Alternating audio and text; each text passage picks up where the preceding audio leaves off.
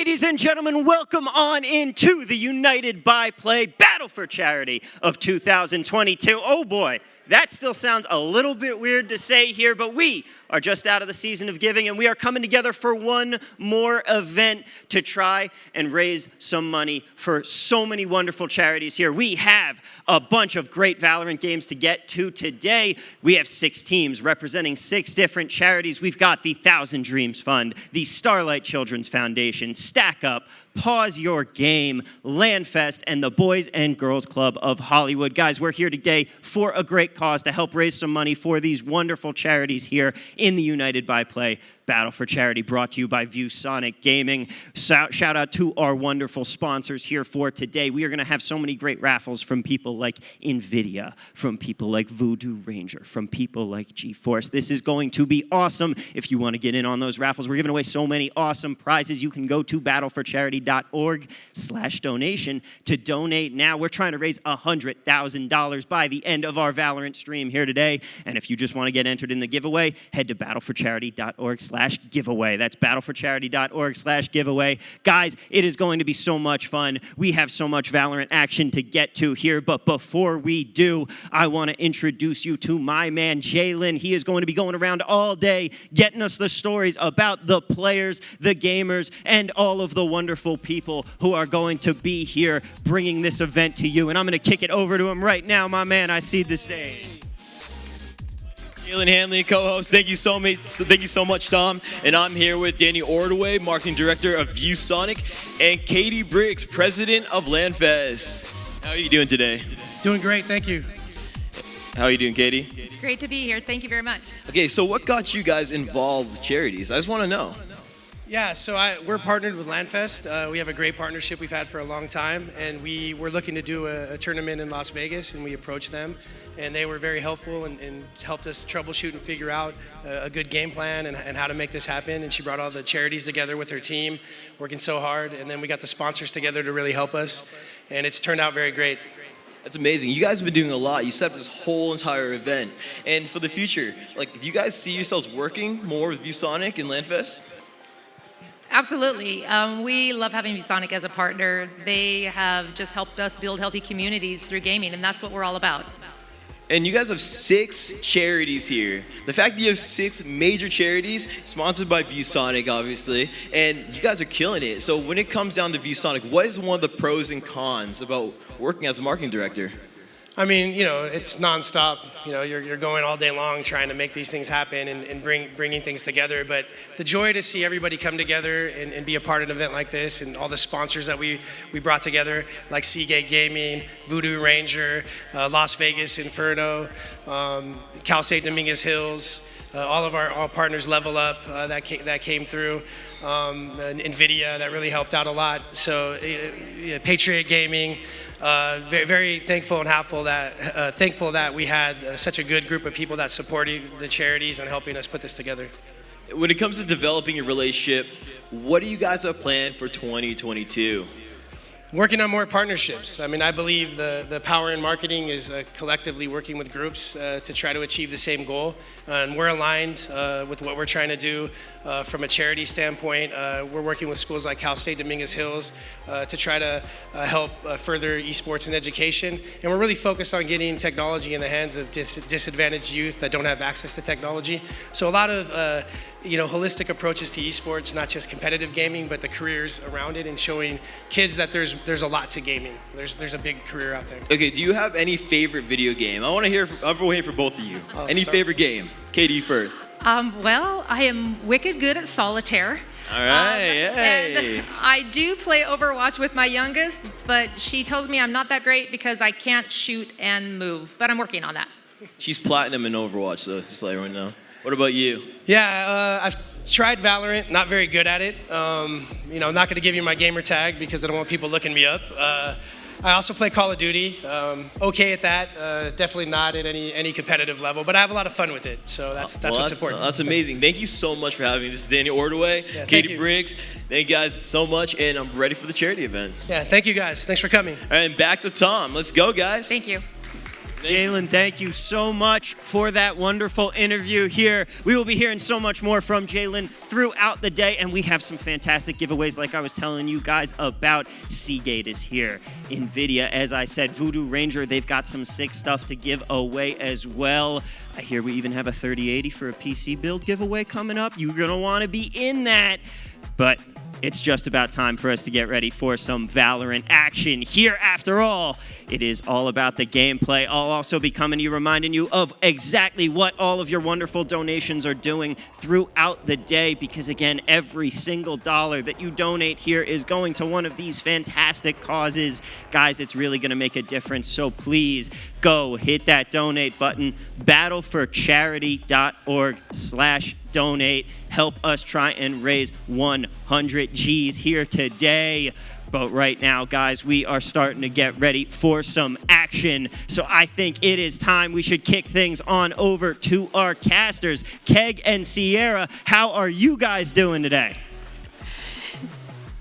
Tom, thank you so much for the introduction. On behalf of both of us, we're so excited to be here and for such a great cause. And this is our first time casting together in person as well. Yes, it was so exciting to see you yesterday. And now, of course, after our practices and everything, this is going to be an amazing event. Of course, though, the charities, too, are going to be even more amazing. They've done so much to help us out, make this whole dream, this whole event come alive. And Sierra, I'm so excited. No, it should be such a fantastic time. 6 teams battling it out for the day today. I don't know. It's going to be such a fantastic time, especially with all these amazing creators that we have on board. All the skills are ranging, you know, what they are doing for content is ranging, and that just should create such a fantastic match on our main stage. I know we have so many different kinds of players all throughout. Anything that you can find in the creator space, TikTok creators, professional players, content creators of all different sorts of platforms, all coming together, united by play to see which team is going to come out on top. And of course, anybody who is interested in donating to charity, there's a bunch of giveaway prizes. So that's always a perk. Anywhere from, you know, monitors coming up from ViewSonic. There's going to be these gaming keyboards, mice. It's going to be a fantastic time, but this is a tournament as well. So we do want to talk about the tournament format. 6 teams. So we're going to be swapping it up a little bit. It's going to be 2 round robins, best of 1. And then the top team from both of those are going to be coming in for our championship match. Yes, and of course, these are going to be best of 1s for each team in the round robin, but then the grand finals is going to be a best of 3 to see which team really is the best.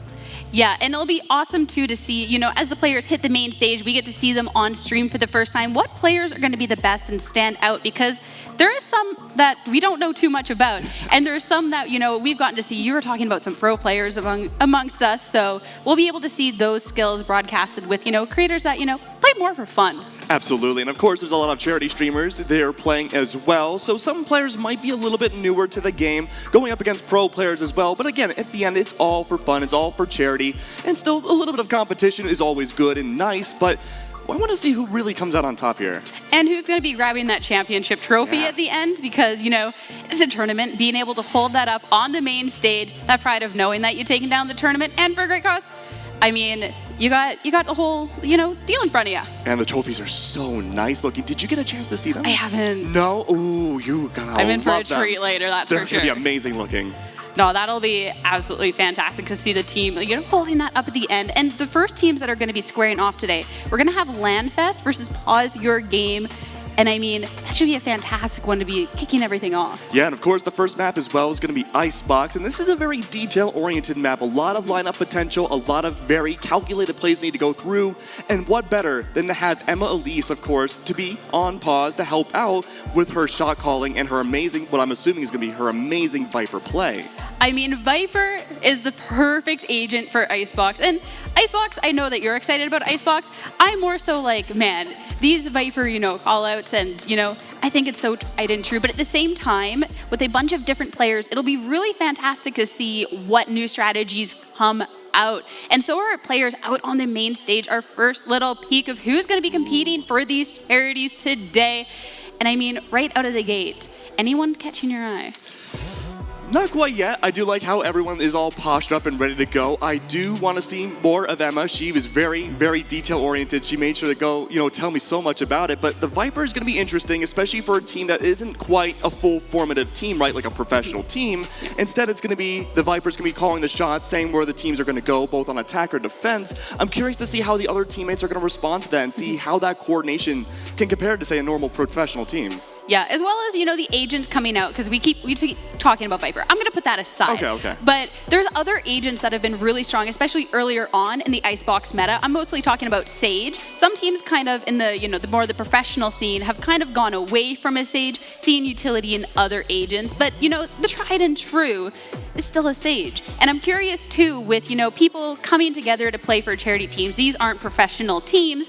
If we're going to be seeing, more of those old comfort picks coming out, or if, there was a little bit of talk and we're going to see something brand new coming out, a little new strategy. Ooh, brand new strategies would be really cool to see. And you're completely right, too. Sage has been one of the most formative picks you could possibly have on this map for the longest time. And we did start to go towards Killjoy a little bit more, but it seems like we are returning again to the Sage. I'd love to see the Sage come out. And I know some players here have some very interesting main picks for other agents. Not the teams we're seeing this match right here, but I think we could see some really interesting, say, duelist picks. Maybe a Yoru could come out. Okay, that's right. That would be a lot of fun. Phoenix. I mean, this is the time to see it. The Yoru as well. I mean, kind of underwhelming in comparison to the other duelists. So if we get to see a Yoru up on this main stage, a couple of memes, there's the shorty, that one's always dangerous on a Yoru. I'm not gonna lie. Oh. How long do you think it's gonna be until we see a Yoru? I'm gonna say game 3. Game 3? Okay, I don't, that's just like middle of the event, right when things start heating up. I think that's when it's gonna come out. I'm gonna say game 4. Okay. I'm gonna one-up you. Okay, yeah, just go for the one-up. Game 4 Yoru. Not have your own opinion on it. It's just a one-up me. I see you over there. I see you.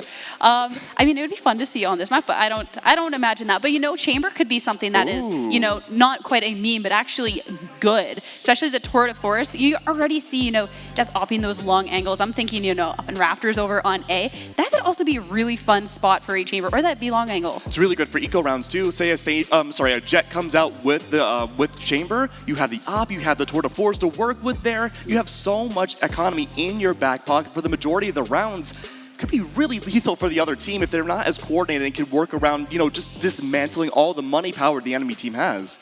Yeah, and Chamber still being new-ish. I mean, some players, the skill levels are varying. I'm sure the amount of play in the game is also a little bit varied. So if somebody is a little bit unfamiliar with going up against a Chamber, especially in a team environment, I feel like that could be absolutely disastrous. Yeah, absolutely too. And plus flank denial as well with his trademarks could be absolutely destructive as well. But again, it comes down to the coordination, right? Are there going to be players on either of these teams that want to go for more solo plays, go for the more hero plays, and go for the clips. Yeah, go for the clips, maybe cost a round or two for their team. And it's all part of the process, right? But could very well happen, and it could be a cool highlight to start off the stream. It definitely could be. I'm not gonna lie there. It'll be interesting to see you bringing up solo plays versus team plays, how it's gonna be shaking out. Because, the teams weren't randomized. They got to, pick the teams, figure out what was happening. So it'll be interesting to see, too, if people got to really practice and gel as a team and try to create some strats, or if it's just going to be people coming together and figuring it all out on stream for the first time. I'm glad that you mentioned that. Some of the teams were DMing me so late into the night. They were like, it was like 4 in the morning, and they're like, okay, we've been strategizing so much. Here are the potential team comps that we have. Here are the maps that we are going to play, and this is how we're going to take down this other team. I'm like, okay, sure, absolutely. I love that kind of stuff. I mean, it is for a great cause. It is for a charity, but it's still a tournament. There is, a little bit of a competitive side to everybody here. So, not surprised. You want to be coming out on top for your charity. You want to be holding that trophy up on the main stage. Hearing that level of strategizing though, absolutely love it. And being able to see that coordination, that'll be really cool. And going back to it again, there are some pro players on these teams. Though I don't believe there's a team with 2 pro players on it at all. I think there might be 1, but even then, the difference is to see how maybe these pro players can take that leadership role for players that are obviously not professional players, could be gigantic and really help them become better gamers. Yeah, it's nice too that the professional players are more, sprinkled around the teams. Yeah. We're not going to have one full team of professionals up there and all of a sudden take everybody down. So thanks to way to keep things even at least. Yeah, and you know what? The organizers, of course, did a fantastic job doing so. They went out of their way. They told us, like, you know what? We're going to make teams as even as possible. We're going to make this the most fun event that we can have to start off the year. And so far, I'm so excited. We see all the players lined up here, all getting ready to go into the lobby here. We do have 2 players in, though. I'm really excited, Sierra. I'm already looking at the lobby. We were talking about this name before the stream, One Mad Bad Dog. Oh, yeah. I mean, a little bit of a tongue twister. Yep, I'm already taking bets on how many times I'm going to be, tripping over my words on that one. And it's going to be playing on the side of Pause Your Game. I think it's a really, fitting name all around, all things considered. Yeah. I mean, we got to say it together, right? One Mad Bad Dog. You got it right. Kudos. Sweet. Well, now it's your turn. You have to do it now. I already introed All it. right, save it for the game. Save it for the cast. I can't get all the the good run-throughs of the name out of the gate. True. Because then I'm gonna screw it up later when it matters the most. We have a container full of them. We don't want to spill them all over before we even start. Yeah, no, exactly. But no, this should be such a fantastic day. And I mean, every team is gonna get the chance to be playing out on this main stage. We can see them out, the crowd getting ready for their own games, but having everybody, go in these round robins, the 2 round robins, mind you, gives everybody a chance to, shine on this main stage before our championship match. And that, that's going to be fantastic too. There's so many fantastic creators here. I'm sure, fans are tuning in to their favorite I hope so. to catch them. So being able to see them play out on the stage, the fancy lights, all the fancy gear, nonetheless. Yeah, we've never been really to a nice. place like this before. Right? Yeah, it's so cool. Like, everything is purple, and I love it. I love purple. It's definitely a vibe. So, we get to admire the purple and the colors a little bit more, a little bit of a keyboard issue, figured that all out as everybody is getting settled in. But no, this HyperX Arena is absolutely insane. Just being able to see everybody get ready for their games. There's really no better way to be starting off the new year. That's true. No, I don't think there is a better way. And I mean, we even have an audience in the crowd. We have the players all almost ready and all set. It's so much to take in all at once, right? And of course, this is all for charity. So many amazing charity organizations have come in, helped out. Already, I believe last I checked, we were almost at $20,000 already donated for the event, and we haven't even started yet. I know, absolutely insane. The real power, of everybody coming together and just, we've got a list. I mean, Tom already went through them, but fantastic charities and everybody, just rooting for theirs, and the fan base and of these creators really just coming together. And if that's how yesterday went before the event even started, it'll be amazing to see what shakes up today. Of course, $100,000 goal by the end of the event. I think we can do it. I think we can. Oh yeah, easily. If we're at 20,000 already, but be a fantastic time. And there is a bunch of giveaway prizes if anybody needs that to tempt their fate. So I believe it's charity.org/donate or /giveaway to find out more about all of those prizes. Thanks to our lovely sponsors, of course. So, of course. I mean, that's eyeing it up. I'm a little bit jealous, I'm not going to lie. Yeah, I mean, some of the giveaways that they have going on, I'm like, oh, Yeah. I wish I could. A PC. The brand Could new... use one of those. Yeah, the brand new graphics card in that one. Those are a little difficult to find, but if you win a computer, you're not even going to have to worry about that. I know, was it a 3080? Yeah. If anybody wants to up their Valorant skills, that's for sure. Yeah, it's a 3080. It's unbelievable what we've all been able to put together here so far. And of course, you can go /giveaway, like you said in chat. It would be great to have go through. But someone's going to get those giveaways. Of course, the charities are going to have so much money all together. We are still waiting for all the players to get into the lobby. But I'm really excited, Sierra. No, it should be so fantastic. And I know, the fact that it's a best of one, there's a lot riding on the first match. And, if it's going to be a, best of one round robin, 3 teams, you're looking for that 2-0. You want to be coming right out of the gate, having a strong side. It's going to be pause your game on defense starting off. But I feel like the agent picks going into Icebox for this is going to be absolutely huge, especially, already having the sides determined. You want to make sure you're getting off on the right foot because you don't want to be, looking at that 1-1 in tiebreakers. And of course, there's tournament nerves too. A lot of these players, it's their very first time ever playing in front of a stage, in front of a crowd. Even for some of the casters too, the first time in person as well. So, it can be a rough first match, especially with a best of one. There's no safety net. There's no map choice that you have going into the second or maybe even playing for the third. This is it. But luckily, though, it's not single elimination. All the teams get to play so many different times today. So there is a little bit of wiggle room there. But going up against certain teams, rivalries are going to be built here, Sierra. And it's going to come down to whether or not, this first game can go very well in one team's favor, or maybe it can be a little bit even over time or go significantly against them.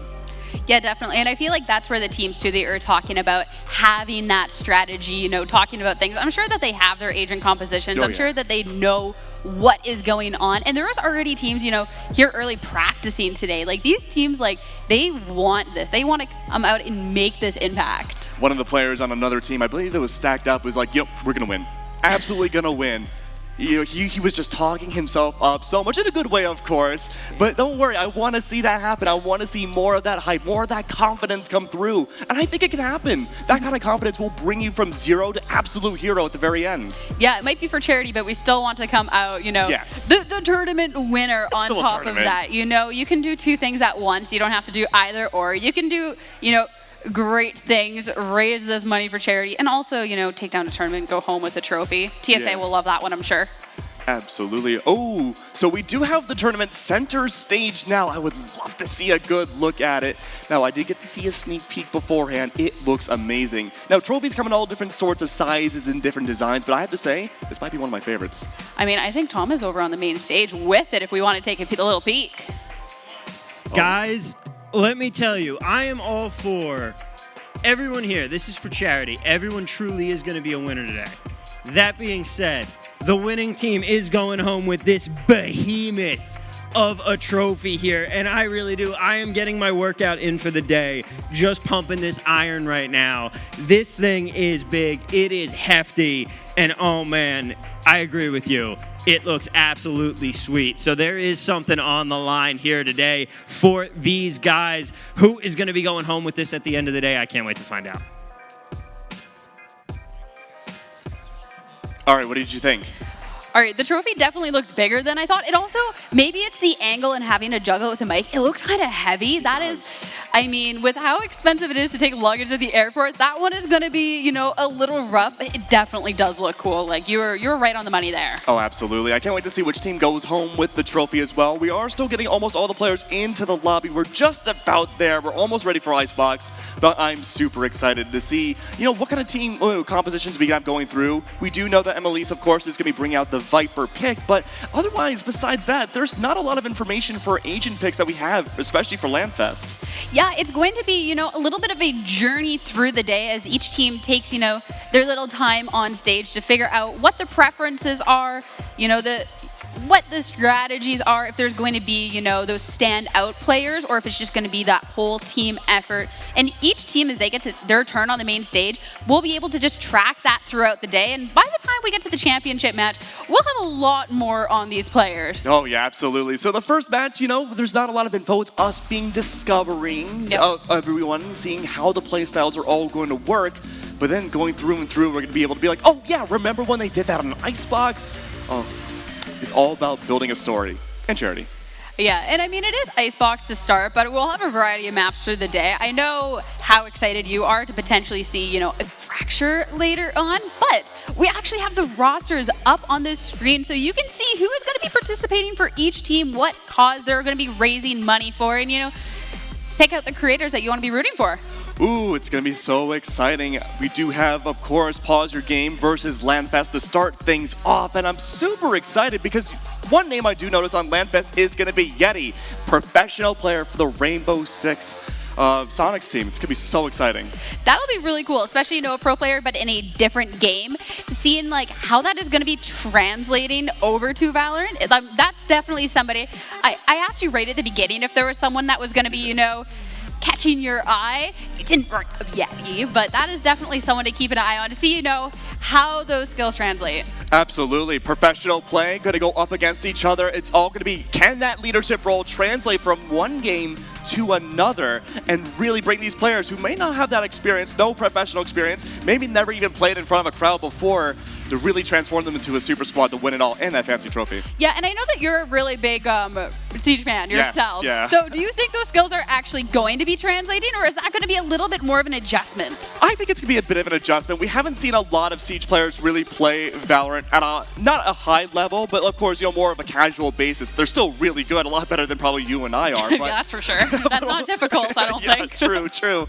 But it's going to be interesting because there's a lot more methodology coming through, and a map that's, I would say, more tactical like Fracture. A lot of those kinds of players from Siege prefer that map because there's different ways of attacking and going through the map itself. So I'm curious, Icebox is a slower map. It's more methodical than some other maps in the pool, so I think this might be the perfect wheelhouse for LANFest. Yeah, that's definitely for sure. And we'll be able to see too, like coming out of the gate, we now know who to keep our eye on. So for the first couple of matches, we can see, if those Rainbow skills are going to be holding up, or if it's going to be a different standout player on the team, because you don't quite know. But I think I hear some match music. I think we're about to start getting into things. Nice. All right, here we go. We're going to the frigid depths of Icebox to start things off, and immediately, some almost insta-lock. We do have the Killjoy coming through for the defense, and already see that Reyna coming by. Genji, Hannah locking it in. The first duelist so far for LANFest. Already, I'm liking this comp. Yeah, I mean, Reyna is so strong over on Icebox, so there's always got to be someone comfortable with the duelist. Not too surprised, but what is a little bit more surprising, I'm looking at that KO. Yeah, the KO is going to be really interesting. Not something we see too often when it comes to Icebox. Normally, we do see, of course, the double duelist with Reyna and Jet when they are brought out. But this also means no Sage, potentially, for Pause. It's going to be really interesting to start things off here, but a little bit more normalized in the attacking side. We do have the double initiator, a Phoenix and a Sage to go through, and end things up with a Killjoy, or possibly a Cypher. Still deciding for Wiki Tricks, but I'm excited to see how a double initiator, all that information is going to go through to possibly deny that Viper. Yeah, definitely. I mean, that's definitely a way to, make the wall not quite as useful. All of a sudden, that line of sight's cut off, but if you could just shoot a recon bolt through that anyways, I mean, definitely a way to be slowing that Viper down. Interesting that only one team opting. Each one is kind of bringing out one part of a different strat. We're going to have the Viper on one side, the Sage on the other, the new meta versus the old meta, perhaps. And just a couple different varying strategies. Though, I also want to highlight, Good Burger Ed, we were talking about the duelist, but it's going to be the Phoenix for the duelist as opposed to like a Reyna or a Jet. Yeah, the Phoenix is definitely an interesting choice. I'm not sure how I feel about it just yet, but of course, this could be some interesting new strats to come through. The coordination has to be there, but Phoenix is also a bit of a solo player at times too, right? You can go for the pop flash, you can run it around, you have to run it back, of course, to help out for info. But it's going to come down to this. The opening round, the pistol, soon to come by. I'm excited. Seems like our issues with the keyboard have been fixed. I would hope so at this point. I mean, we're in the game. This is not the time to be having keyboard issues, but being able to get into the game, this is going to be our first look, almost first look, because we got to, practice runs. We got to see Loco play yesterday. This is going to be mostly our first look, though, at these players and what they're going to be bringing out. And, I mean, it's such a fantastic way to start out the day. Absolutely. That run we had yesterday, we had a Sova get an ace. Turns out they were a player on Genji. We had no idea. But to start things off, though, it's going to be predominantly for the attacking side to go towards A. Already on top of Belt. No information just yet. The double initiator's perfect to go and collapse onto the site, but the defense, they haven't moved just yet. No, they are staying strong. And I mean, they must know, they must hear the footsteps at this point, because this attacking team is just running towards the site. It's going to be Hannah with not just the first kill, but the first 2 kills of the entire tournament. Just slaying this attacking team. It's only going to be one left. Mime a little late to the party. Going to be taken down by Hannah. Nonetheless, though, nobody safe from their wrath, and that is going to be a nice pistol round, a very strong pistol round in favor of Botcher Game. What a good way to start things off. A 4K coming through from Hannah, showing how great professional players can be at this game, and already the Ghost, a lethal weapon for this Reyna here. We didn't get to see too much action, though, from the rest of the defense. Everyone, of course, for LANFest just kind of walked on in, and utility was brought out, but right around the corner, every which way you looked, the crossfire was there for Hannah, and curious to see what the next move is going to be, though, for the attack. Could be, though, it looks like more towards mid. No defaulting just yet. Early pop flash, of course, with the guiding light does come through. Tells us that no one's in tube, but already some kills going by. Yeah, I mean, they're going to be moving as a group over on this pistol round. And I mean, it is working decently well. Not just two, 3 members of Roger Game going to be going down on what was, a little bit of a bonus round for them. So that definitely hurts. Hannah, though, still alive. Spectre in hand. Going to rotate over to that B site where the spike is being planted. Good Burger Ed going down. And with that, the spike planter. It's going to be a second round in favor of Roger Game, but it was kind of a troublesome round. Yeah, it was an interesting round too. We don't really see too many teams go towards mid right off the rip into the second round. It was a bold move. The Guiding Light, I think, was great. They're getting some info early on for Landfest, but as of then, though, the defense has looked very strong, very, very strong as of yet. And I'm wondering, though, maybe we can see a bit of a slower round come by for Land. Yeah, I mean, this is their buy-up. This is where Landfest actually has those weapons. Play a slower round if they wish. Play that default. You don't want to be defaulting on a pistol. I mean, you're not winning. Well, you're mostly not going to be winning those fights. So this is the time where we can start seeing a little bit of those strategies emerge, hopefully, as it's going to be and going to post up, playing a little bit more aggressive of an angle with that jet. It's aggressive inside of Nest. No one clears it out just yet. One top of pipes. They're going to go down so quickly, but the Cloudburst comes by, allows Shan to escape. Fantastic opening pick and being able to get the Sage down from the enemy team. Fantastic. And it's not going to end there. Loco going down. And it's going to be a push through the Cloudburst. Nobody is safe from this jet. Viper with the last 2 kills. Might have even been a cut. We're going to catch one off stream, but 3-0, a very strong start for Roger Game. Unbelievable start right now. And as of then, though, it is a duelist-sided comp for Roger Game. They do have the Reyna, they do have the jet to work off of. So it tells me that's going to be very aggressive. We haven't seen a lot of the KO just yet for information. I don't think we will be seeing a whole lot until maybe from post-plant plays, maybe until the second half. But there is a lot of suppression potential for these executes to completely be shut down against Landfest. No, definitely. I mean, KO and just the 0 point have been so strong, especially with these fast pushes. It's going to be another fast push, but it's actually going to be over on B the side. So be a way to slow things down or at least, a bit of information. And he pushed so far, though. There's going to be that Viper's Cloud in the way, and already one member from Land is going to be falling. It's not a safe push whatsoever, but it looks like they're going to be continuing through. One Mad Bad Dog is going to go down. They keep pushing forward, but at this point, this jet has been on a tear. The knives come out, and Yeti falls with it. Only one left alive, and Weetrick's not going to be having a fantastic time over here. 2 duelists, 2 4Ks coming through now. Shan, unbelievable work with the Blade Storm there, shutting down the attack once again. And from there, I would love to see maybe a little bit more defaulting, a little bit of a diverging. We've seen a lot of Landfest pushing through as a single unit, and no, that's not a bad thing whatsoever. But each time we've seen both of these duos really take advantage of that fact. The Sage Wall up above, Shan glides right over it with her dash and just takes down everybody one by one. Though it's not too late, this will be a bit of a rocky round, though, for Landfest. They do have a little bit of money in their pockets, but not enough for full rifles or even full shields. It's not going to stop, though. Hannah and Shan really looking for that first blood. I mean, you're going for that duelist and you're having such a great game like Hannah is so far. I do not blame you. An aggressive push-up to get that first pick of the game. Outburst, and with that power angle, we forced back up just that little bit, though. Hannah gets the first, Hannah gets the first blood. Great work to see. The duelist now gone. The Sage, of course, for the post plant also no longer in play. That one was a little bit, that was an overconfident peak.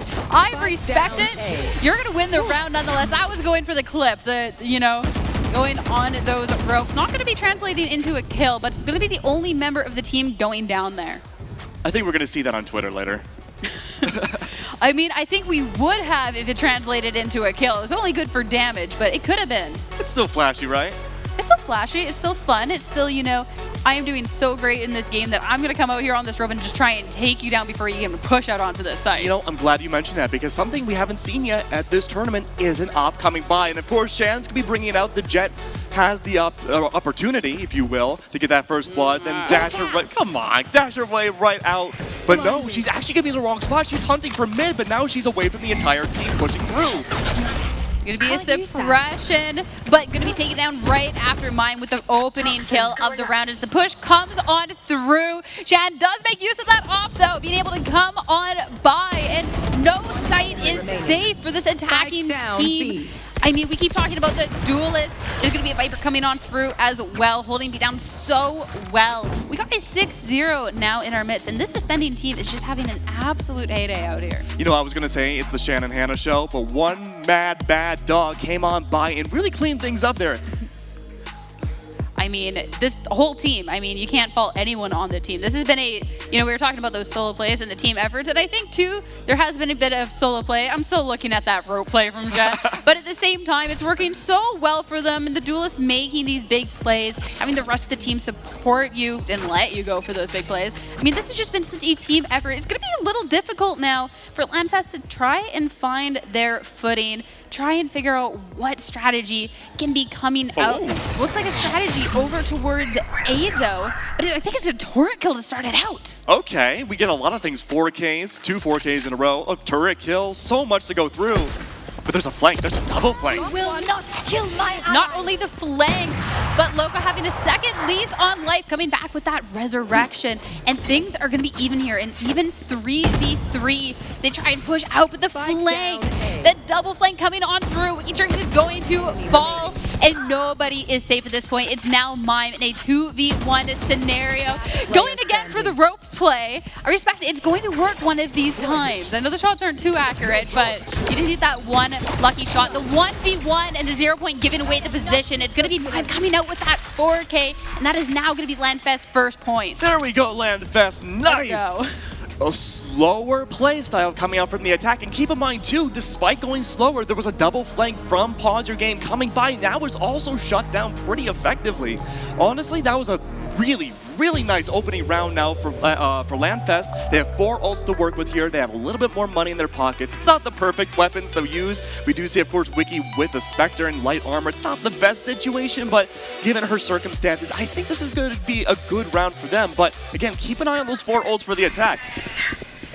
I mean, there's 4 ults for the attack, but there's also going to be that Viper's Pit coming out.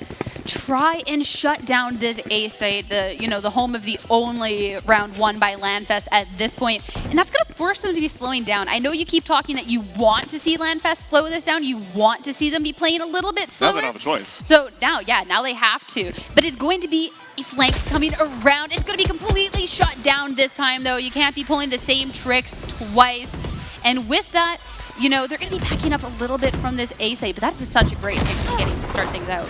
There we go, Shan dodging out of the way. The Viper's Pit slothing all over side. And hey, there's very little room to move around if you're the attacking side. B might be the way to go. Spike down A. Through the other end, though. Not going to be faring too well for another member. This is going to be the round of the ultimates. That lockdown coming out. The Hunter's Fury. But it's not going to be able to stop it at all. Instead, Loco gets taken down. Shan. With that, it's going to be a rotate out. A little bit of, flirting towards B, but it's going to be a rotate back out towards A, but I think the defending team is getting a little antsy. That's right, but keep an eye on who's still on A side. One mad bad dog still on there. The Seekers go through. Even if the Viper's Pit is open, those Seekers will find out where the last 2 are. Oh, that high ground, though, with the judge over the Viper's Pit, going to be translating to 2 kills for one mad bad dog. It's all bad, no bad for this player. Absolutely fantastic. It's only going to be 1 left alive now. Only seconds on the clock. No time to make a move whatsoever. 3 kills for this insane Viper. Now 7 points. This lead is just getting monstrous. It's a monstrous lead, Sierra. You're completely right. But that was such a chaotic last round, too, right? We had the Viper's Pit into the Hunter's Fury, into the Seekers, and then to top it all up, another lockdown comes by. But all that was kind of nullified with the Viper's Pit. It loomed all over side A site, and there was nothing really LANFest could do to get into the site. I like the idea of them rotating towards B and doubling back to A. I thought was a great idea, but these strategies are really nice to have in their back pockets. But keep in mind, there's only a few rounds left in the first half. Yeah, if there's going to be a move being made, they have to start making one now to try and get, as close as possible. You want to try and push for this 4 rounds in a row, get the 7-5. But things already not starting off on a good note as Hannah is going to grab that first kill. Absolutely insane on this Reyna. It's not going to be stopping there either. Going to grab another before backing out. and already that information is gained. This pain train is not slowing down anytime soon. In that flawless round for that 8-1, and any hope of bringing this, closer before this half is just slowly dwindling away. I feel like we need a counter for this first half to see how many 3 and 4Ks Hannah and Shen can get. The competition between the two of them to see, who's going to be grabbing the most 4Ks, who's going to be the first to the ace. True. Yeah, I would love to see an ace. Actually, though, the tie, one Mad Bad Dog leading the lobby right now, leading the server 14-3 with that Viper pick. And it's interesting, right? We talked about how Emma was going to play the Viper role, especially on a map like Icebox. Completely different than what we expected into the server itself. Yeah, definitely. But honestly, I feel like this Viper has just been doing so. I mean, if you're getting all these judge kills over in this Viper's pit, you can have that agent. That one is yours. A bit more of a default spread out position coming this time around, though. So it's not going to be slow. It's going to be an aggressive push up. Not working too well, though. Still going to be a 3v2, but already, Good Burger Ed not having the most health. It's going to be traded, though. It's going to be a resurrection coming out in Mime, grabbing a kill with that Spectre. That is definitely a way to be putting things in your favor. This is a much slower round than we are used to between these two teams. The wall goes up all over side B. A great chance to now block out the spike, make it very difficult for the last two defenders alive to go through and get that spike on the retake. Issue is, though, no real information. Hannah spots one at least. Defender, though, she's propped up for it if they rotate out from A site. Oh, we're right up above. Hannah's in the perfect position to take down Burger Ed. Oh no, they have no idea. The Phoenix going through, missing the shot! Player standing. The angle was there, everything there, and the trigger discipline to get all the information, but unable to grab that kill is going to be the round loss, and that one is a little bit of a blow. Still up ahead by 6 rounds, though. So, it's that you don't get your clip, but you're still doing fantastic in this game. The patience, though, from everybody left alive in that last round was unbelievable. Playing it so slow, methodically. And I think we have the replay here. Dude, look at that. You can even see the Phoenix getting hit as well. To not have the most health, but not being able to grab that shot, not able to grab that headshot. That could have been 2, but instead they turned on it so quickly. But it's in the past now. You still have 8 rounds under your belt, and you're still doing absolutely fantastic job. Not going to be playing so aggressive on the defensive end at this time, though. Instead, going to be playing on site. Does have the Empress to make things a little bit difficult, but that's not going to be the only duelist bringing anything out. The run it back comes out, but it's still going to be Hannah making that impact. And as the dust settles, only one enemy remaining. Only one left alive. Good Burger Ed not only goes down, but gets knifed. Now 9-2 on the board. It's going to be, Last round before the switch. Landfest hoping for that 9-3 curse, if anything. Oh, we can't have all the cool things happen in the first match. 4Ks, 3Ks, a knife kill, and of course we saw the double judge from that same Viper. One Mad Bad Dog has been an absolute beast so far. What? I guess it's just the ace now, right? Just the ace. Also, a knife when it's not the Phoenix or the run it, but I want to see, someone just go all out for the knife. I want to see, the blind coming out and just going at somebody. Really go for the full clip, But this has been such a great way to start things off. You're saying there's only a couple things that we're missing out on our bingo card, but there is still some Valorant to be played. And already a strong stand coming out from one Mad Bad Dog. Grabbing that opening kill, though. Taking a lot of heavy fire in the meantime. Absolute goalie all over side B. But speaking of goalies, too, inside of mid, Shan, unbelievable getting an opening pick. Not going to slow down quite there, though. There's going to be the flank coming out, but Wikitrix with that off shot going to be shutting that down completely. Still the last two, they're having to make a run for it. The whole defending team had already pushed over, but it's going to be popping up through the mid to grab one of those kills. And there it is, 3 still alive. Defender win, 10-2 now going into this swap. Switching sides. It's not the best position to be in for Landfest. The newfound defenders. Team Comp, not really built for defense either. The Phoenix is in play, the Sage and KJ are really good benefits, and of course the double initiators, you can't really go wrong on either side, but there's nothing to really slow down an aggressive playstyle that could come out from Pause Your Game. And already, even if on defense, we've seen that aggressive play from Hannah, we've seen it from Shan, and one Mad Bad Dog. The entire core has done such a great job pushing through. But what's going to happen next now? The odds are stacked up against them. This pistol round is absolutely vital. If we see Landfast not win this first round, this map might already be over, Sierra. Definitely. You want to be, stacking as many rounds as you can in the meantime. Losing the pistol and surely the round after would be absolutely devastating. And, a way that you're going to be leaving this main stage with a loss to start things off. But, Mime's going to be, the hero in the time of need, grabbing 2 kills over on this pistol.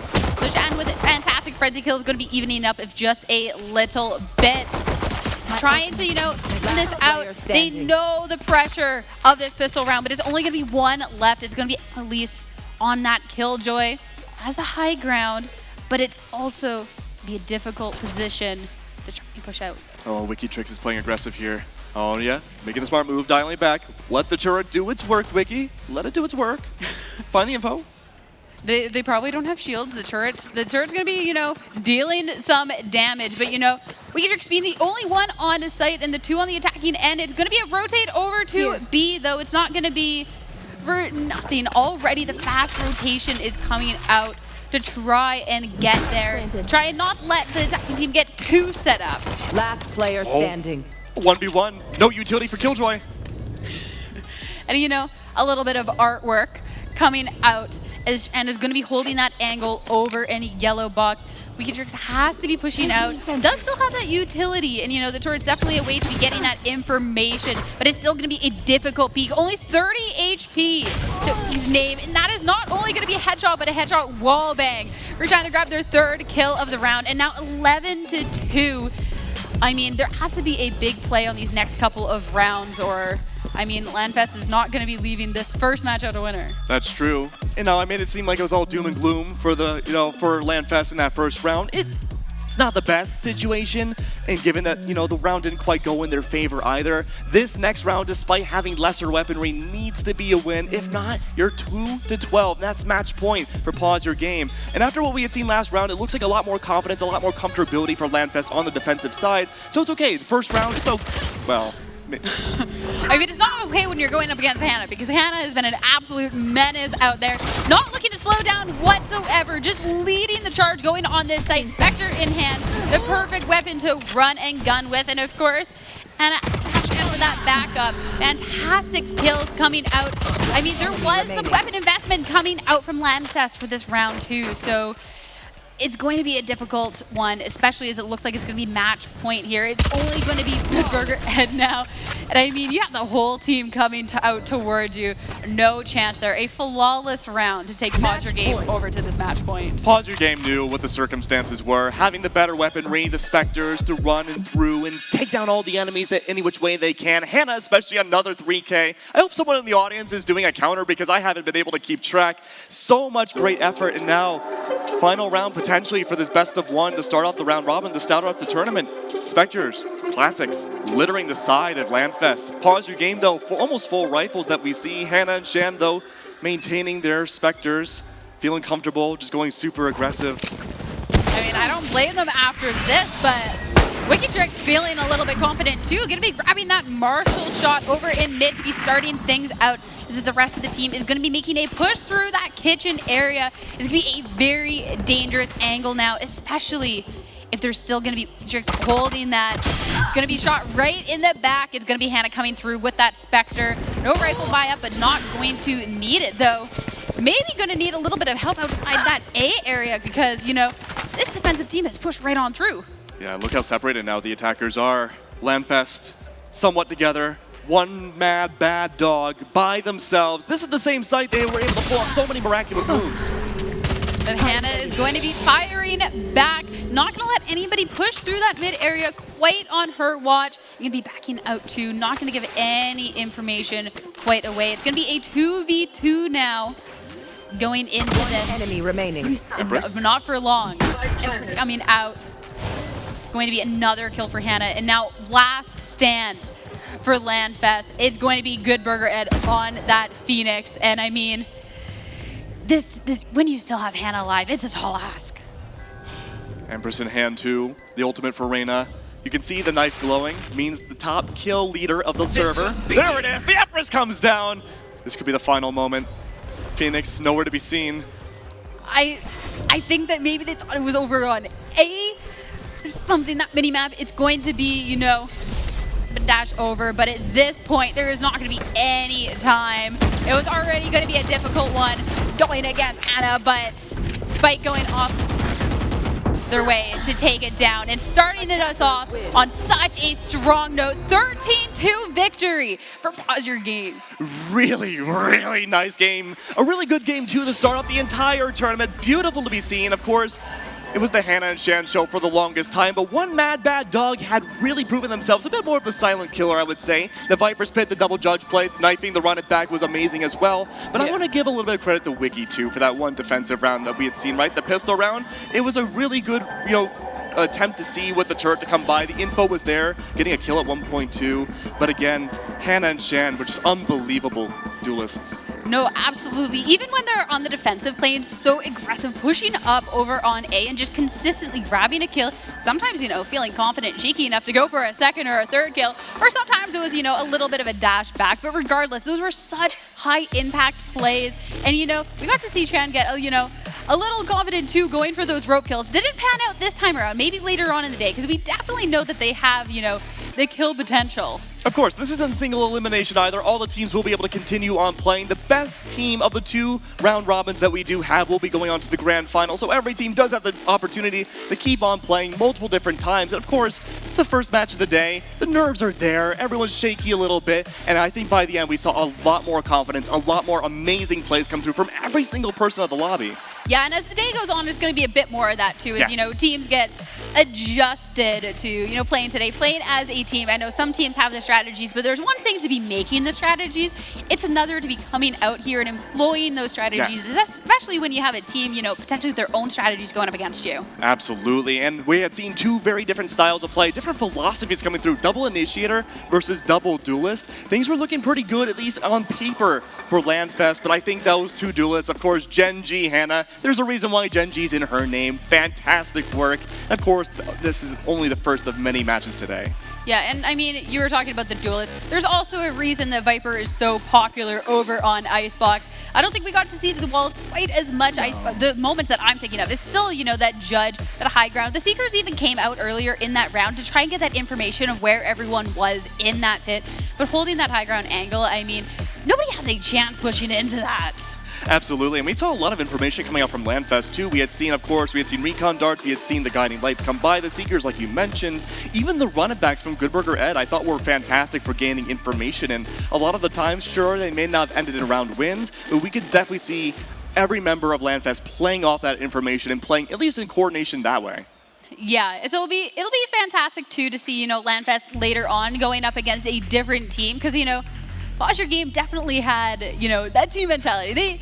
They had that one. That was a very strong showing, but we did get to see some, you know, good moments coming out from LANFest as well, which gives me, you know, a lot of hope seeing them on later in the day, what they can really accomplish as a team. Absolutely. Who knows? Maybe we just casted the grand finals winner. You know, there's still a whole day of Valorant ahead of us, Yeah. so Can't call it just yet. You can't call it just yet. yet, you know. You can maybe bet on that one later, because, you know, I might have to bet on this side of Hannah at this point. That's true, that's true. I don't think we know the definitive winners just yet. Maybe we haven't even casted them, but there is still a lot of opportunities to be seen. So I went through and I asked every player what their favorite map was, and turns out, not gonna be what you think it was. What was it? I'm scared to ask. It wasn't Icebox. You would think it was Icebox because that was the first map. No, Fracture. Of course, their favorite map's going to be your favorite map. Maybe we'll be able to, you know, see a little bit of that later on in the day as all of these different teams, you know, get their different chance to be playing out on this main stage. But, you know, thinking about that main stage, I think it's time that we throw over to Tom now. So, Tom, take it over. Guys, that was a fantastic first match and a great way to start our tournament here today.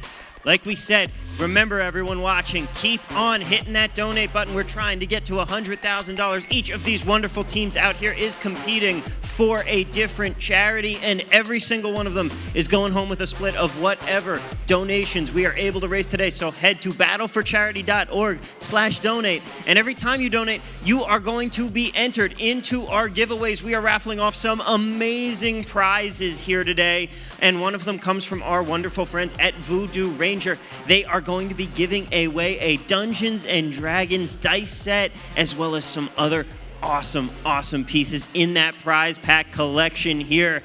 And I believe that we do have our man Jalen with a wonderful interview with one of our friends from Voodoo coming on up in a little bit. But right now, I want to shout out our guy Omar. Thank you so much for a $100 donation. We see you guys rolling in with those donations. We appreciate it so much. Again, we are trying to get to that six-figure mark here today, $100,000, so that each of these charities is going home with some wonderful stuff. It is going to be fantastic, and I am being told we are already at $21,000. Ladies and gentlemen, give it up.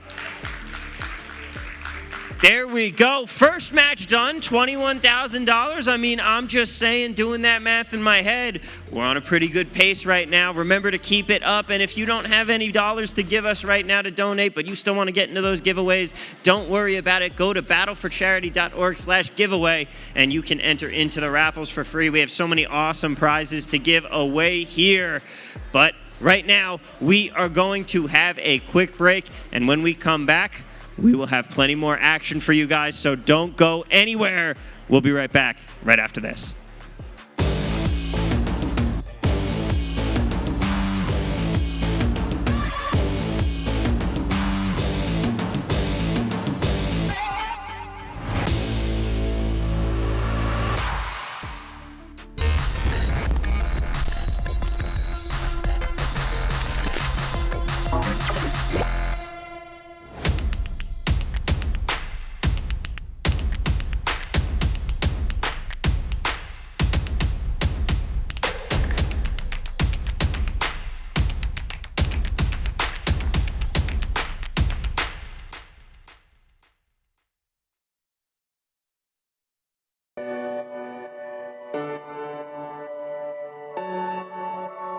LANFest is community.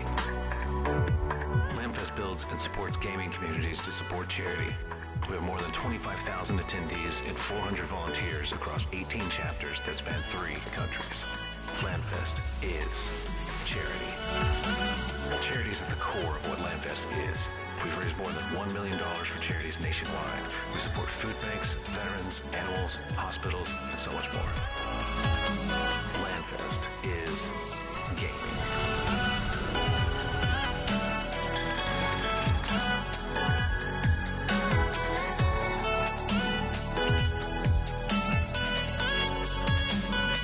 Come join LANFest.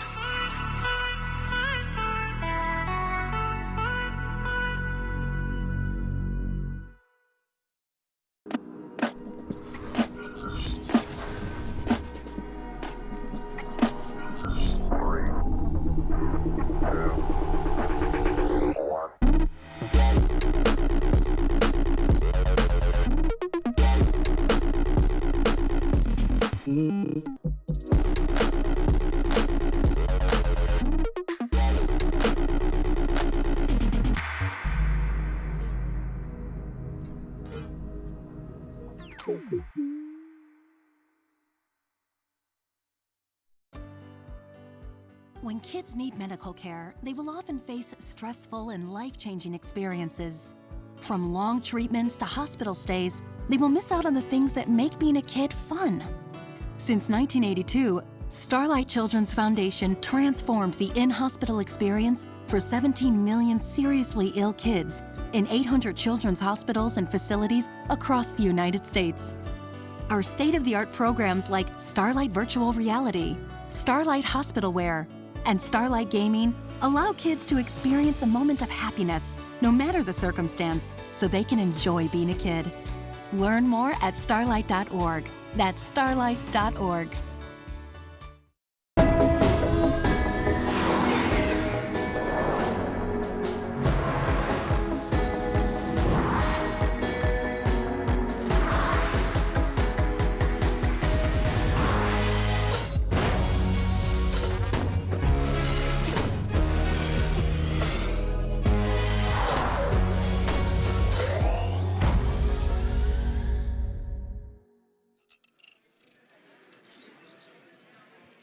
Ladies and gentlemen, welcome back on into the United by Play Battle for Charity 2022 Valorant tournament here today. And folks, we are trying to raise money for 6 wonderful charities here, sponsored by ViewSonic Gaming.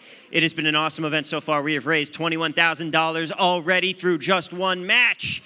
And a moment to remind you what it is that this money is going for. Every $10 you donate, just the $10, that is going to get 10 hours of virtual reality play for 10 kids from the Starlight Children's Foundation, or it is going to go towards school supplies for a low-income child from the Boys and Girls Club. It is going to go to a week of dog food from Pause Your Game, and so much more. Your money is going and making a real difference here. And now here to talk about some of that real difference that's being made, Jalen is with our man Patrick Morgan from Voodoo Ranger, one of our wonderful sponsors. So I'm going to toss it on over to him. Jalen, Patrick, how are you guys doing tonight? We're doing great. Thank you so much. I appreciate it, Tom. And we are here with Patrick Morgan, Voodoo Rangers Communication, and great having you here, man. How's your day going? Thank you so much for having me. It's been a great morning. I mean, first match is underway, or gone. It's awesome to watch. No, it was insane. All the players, I'm very impressed. Like, that last match at LandFest, I mean, they could have done a little better, but they're holding their own there, you know what I mean? But overall, Voodoo Ranger is one of our sponsors, and I really appreciate that. And we would just like to have, like you say, like, how'd you get involved? How did Voodoo Rangers get involved with charities and gaming? So Voodoo Ranger as a whole has been within gaming for about 5 years now. But every single thing that we do when it comes to Voodoo Ranger is to give back to the community. And this is a really good way for us to be involved with like some really cool people, some great sponsors, and just be a part of a community. In Voodoo Rangers, so how long have you been a part of it? Voodoo Ranger's been around for a while. I'm about 8 years now. That's amazing. Anything coming up in 2022? Yeah. Voodoo Rangers. We got a lot of stuff coming in 2022, more charity events, hopefully, but we're also going to be at a lot of conventions this year if things open up. And where can we find you? You can find us at newbelgium.com or on Instagram and Twitter at Voodoo Ranger. Awesome. Thank you so much. I appreciate it, Patrick. All right, back to you, Tom. Jalen, thank you so much there. Patrick, thank you so much to you and everyone at Voodoo Ranger. I know I am a big fan of your delicious adult beverages. But right now, we have some more Valorant to get into. And a reminder here from our wonderful friends at Voodoo Ranger, one of the awesome giveaways that we are giving away. You can get entered just by donating. Again, battleforcharity.org/donate. You can go and be entered to win a Voodoo Ranger Dungeons and Dragons, it's a tongue twister sometimes, people, dice set. It looks really cool. There's an enamel pin. There's even a Voodoo Ranger pint glass, and that is just one of the many awesome prizes that we have to give away to you guys. But right now, let's kick it on over. It is almost time for more Valorant play. So Keg, Sierra, back to you guys. Thank you so much, Tom. And look what, we got to steal from Tom. It is this trophy, and, we're right on this one. This is really heavy. Right? It's very cool, though. It's sleek. When they handed it to us, I almost dropped it. It was so heavy. Yeah, definitely, it already looks heavy, but it was definitely a little bit heavier than expected. So, the players will definitely have fun with this over on the main stage. But we still need to figure out who our champion is or who our champions are going to be over on there. And it's going to be game 2 now. We have Thousand Dreams Foundation versus Starlight for our second match. It's going to be interesting. More pro players going up against, I believe, no pro players on Starlight's side. So it's going to be Emily on 1,000 Dreams to help out. Of course, she is going to be the IGL Dignitas, but I'm curious to see now. This is something we haven't had happen yet. Well, actually, no, we did have it happen, I believe. No, we did have pro players, just from different games. So we did have 2 pro players going up against each other the last match. This time around, though, not quite the same situation. Emily on 1, and I believe all content creators on Starlight. Yeah, so it'll be interesting to see just how much of a difference that is going to make. And we do have that roster up on screen. Everyone can get an eye on the creators that we're going to be seeing over for this. And I mean, you were just talking about Emily. I'm just going to follow up with that. That's definitely someone that we're going to be watching over for this. You already have, a top Valorant player. You already have an IGL. And I'm curious to see how far ahead of the game that's going to be putting Thousand Dreams Foundation. Yeah, I'm really curious to see. We do have our map 2, I believe. Was it? It's Breeze. No, I think we're going back to Icebox. Oh, we are going back to Icebox. That's right. We're- So we're- it's okay. It's Breeze, but it froze over. It froze over. It's, Breeze in a different lifetime. But Yeah. I know we were talking just like how many different maps we could see today. We're going to be seeing, another convert pick. I mean, players are comfortable with Icebox, so I'm not too surprised to see it. As much as you would like to see that fracture, not going to be quite Not yet. yet. And these players locking in that first little idea of what we're going to be seeing. It's going to be a Viper locking in on the defensive side. It's going to be a Thousand Dreams Foundation over on that end. But I see Emily kind of hovering over this Raze. And on the other side, the Euro, though, I'm not ever going to believe it until I see it locked in. That's always a meme, hover This always over. happens. Always happens. Though, It's not going to happen. It's not going to be Oro. I mean, it's for charity. It is for fun. You want to hold the trophy, but if it's a bit too heavy for you, you could also just go for it on this stage. The rest of the team, a bit more of traditional picks, but I'm holding my breath. I'm waiting for it. 35 seconds on that timer. Nice. No! How could you? I can't say I'm surprised. I am just, disappointed. I would have loved to see that come out. But, that's for later on. I did say map 3 was when we were going to be seeing this. But going right away off of these teams, it's going to be, a little bit of a more of aggressive. We got, those double duelists over on Thousand Dreams Foundation's end. But it's only going to be, a single on the other side. But, round out with the Brimstone instead to kind of slow things down with those smokes. So what we know so far from Landfest is that the team with the double duelist did end up winning a very decisive Icebox win, but now that was against a team that was double initiator. This time around, double duelist with 2 pro players, of course, on 1,000 Dreams. This time, though, against double controller. It's not something we see terribly often on Icebox. It's not unknown, but oftentimes what we do see is maybe the Astra Viper to come into play, sometimes Brim as well, but now the Brim Viper, I think, will be interesting to cut off those lines of sight. It'll be able to deny a lot of the positions that maybe 1,000 Dreams were hoping to use here, but I guess only time will tell now. Only a few seconds before we get started with the first pistol, and already TKO with that Viper lineup.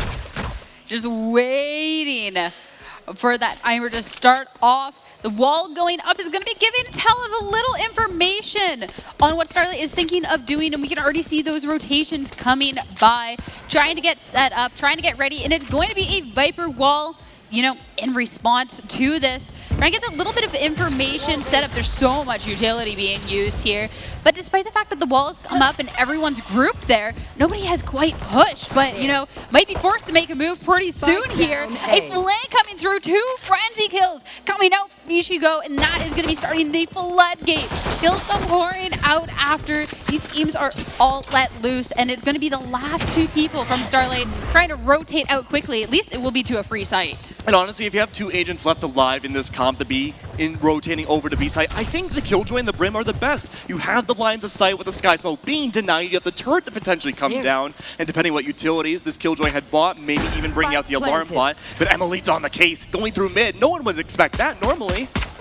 Already, we see that there's an attempt to set up with the nanoswarms instantly shot up Emily, though. You do not want to be messing around with Killjoys with lineups. That is for sure.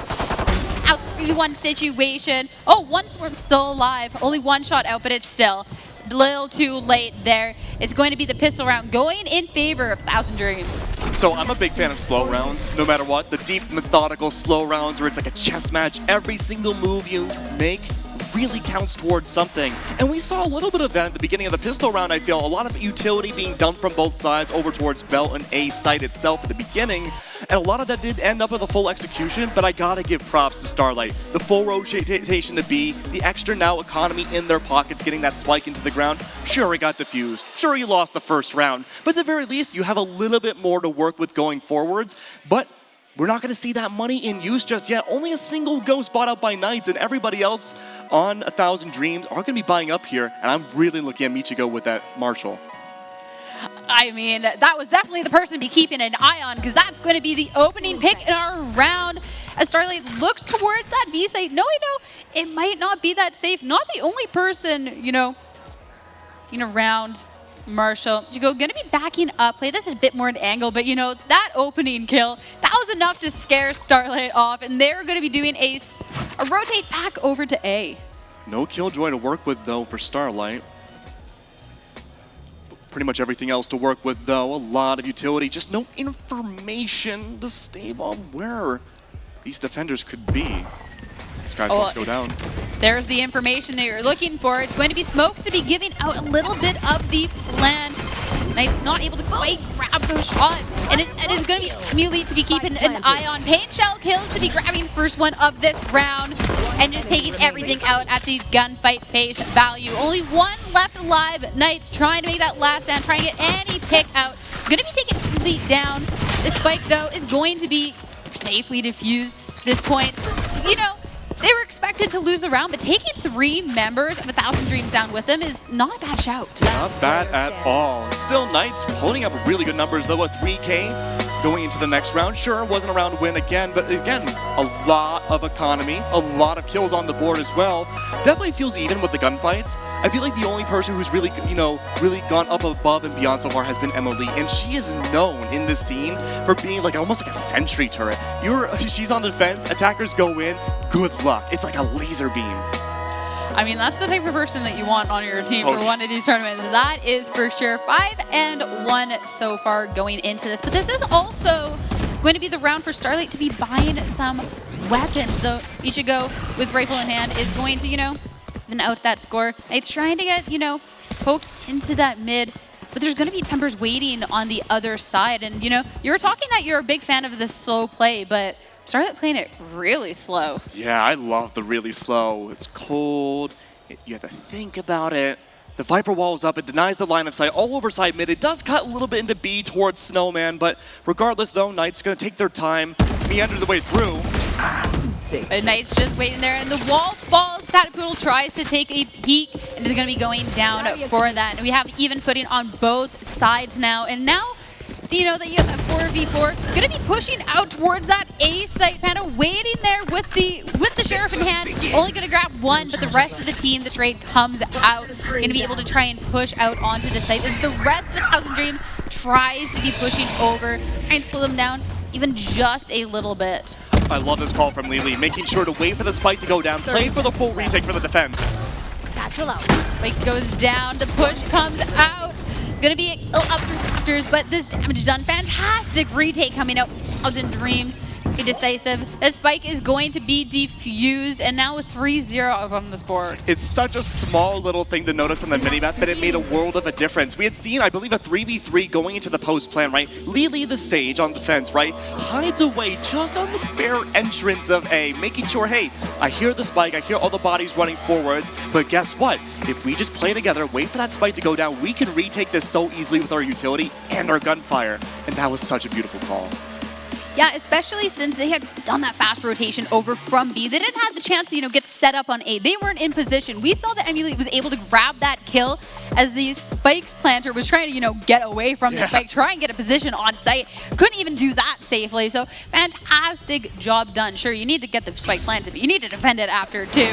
Not being allowed to set it up, doing fantastic impact. Speaking of back, it's going to be a kill coming out for Greylex to start this out. Attackers looking to be this impact, but no, that showstopper coming out. Any push out onto A is not going to be safe, and TKO going to find that one out the hard way.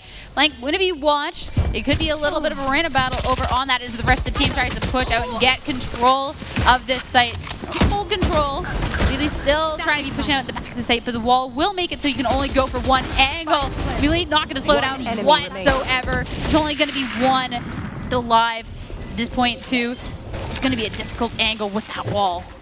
Halfway, diffused. Still no word from Knights. Saw Emily up above, has to relinquish their life. The economy has been looking great for 1,000 for Starlight, so it makes sense to kind of back away and keep that Vandal alive. Go and save it for the next round, maybe hand it off to someone else. But regardless though, Vandal's still in the possession. Anybody else can buy up maybe Spectres or what, but more money in the pockets too to buy up for somebody else. And look at that, full rifles on the board now for the attacking Starlight. This could be the first formidable round we have seen in quite a while. Yeah, definitely. There is the one light shield, so it's not, it's not the 100% like perfect buy that you could get, but it's really darn close. I mean, that might just make that difference. I love this wall. That's a fantastic wall coming out, but the team's not quite committing to it yet. It's going to be somebody like kind of peeking out towards B and playing it a little bit slower towards this A. So that wall will go up, right, as the rotate goes over to B potentially, or even an entryway into A through mid. Tatapoodle, none the wiser though, still hides away towards 410. But look at this though, a little indecisiveness from Starlight, a lot of potential that could be used with this Viper wall, or it could be a fake towards B. Beacon here. Going to be peeking out and just making that rotation over. Nobody had pushed up through B for the defending side, but Knight's trying to be peeking that angle is going to be going down, and they already know that Lily is holding this now. Not going to be slowing them down whatsoever, though. It's going to be 3 kills coming out before TKO's finally going to put an end to that, and so much damage done already. Only 2 to be pushing out, though. There is going to be a Viper's hit in hand. The 0 point coming real close. Not quite able to suppress that just in time.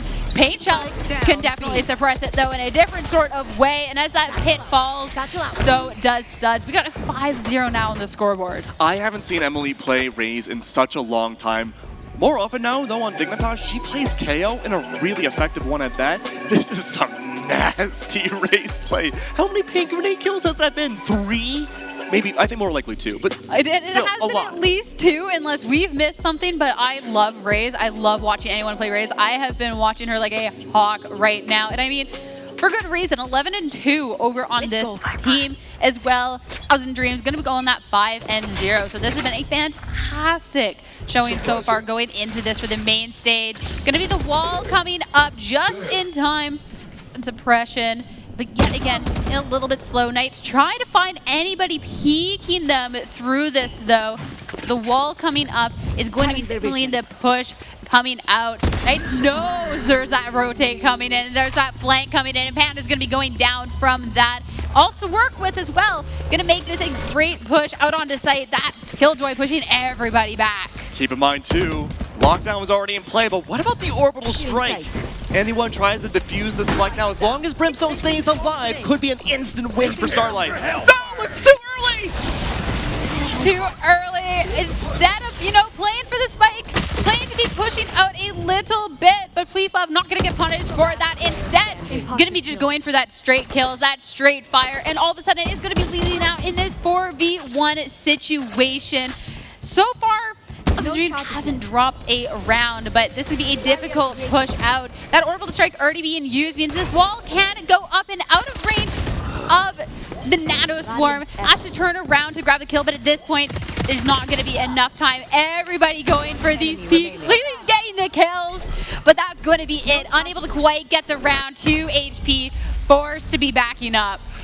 So immediately I wasn't a big fan of the orbital strike being brought out on the rotate to A site. But now thinking about it, it was really smart. It denied a lot of that potential from anyone on 1,000 Dreams to immediately flood onto the site like we've seen already. Remember, Lily, I believe round 3, had done the same call, just hiding away in that same area behind maps. So denying that out with the orbital strike on top of the lockdown just recently finishing, really smart move.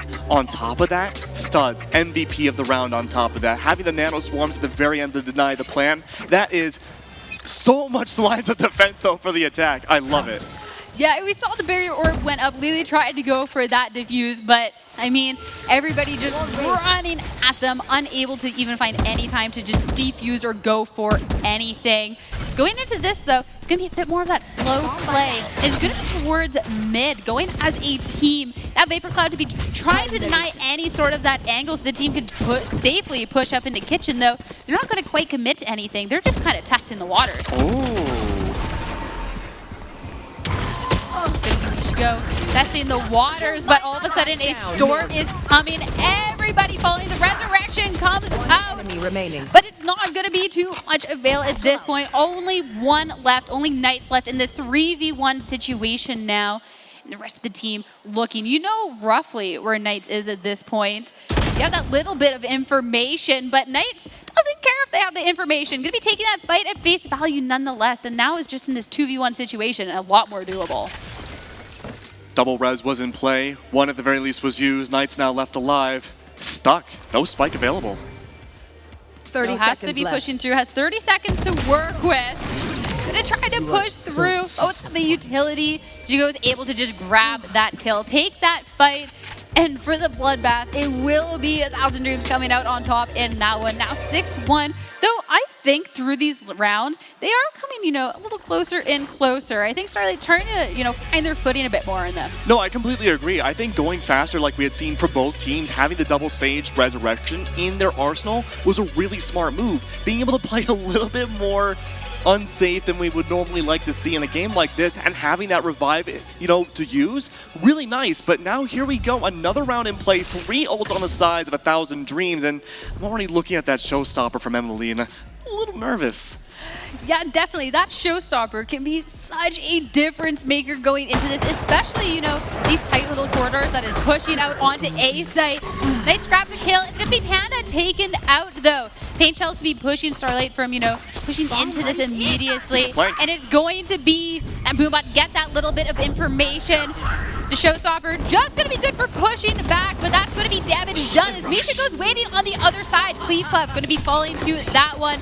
At this point, they are pinched. They are trapped. There is nowhere for Starlight to go, and you can see that evidently. Knights trying to go with that last stand, Guardian in hand. This point, though, there's too many angles to hold. Going to be falling. Fantastic round coming out. And I mean, we talked about Starlight finding their footing, but 1,000 Dreams, so are they. They've been doing such a great job as a team. The coordination on the flank from Ichigo, waiting for that showstopper for Emily to end and see what damage was done, knowing possibly there would be a rotate off of it, and waiting for that slow flank. That's some team play that you see on our professional level. That's the difference we were talking about that we wanted to see. Whether or not pro players in a charity tournament like this could really help that coordination, bring that chemistry up, and so far I think the answer is a hard yes.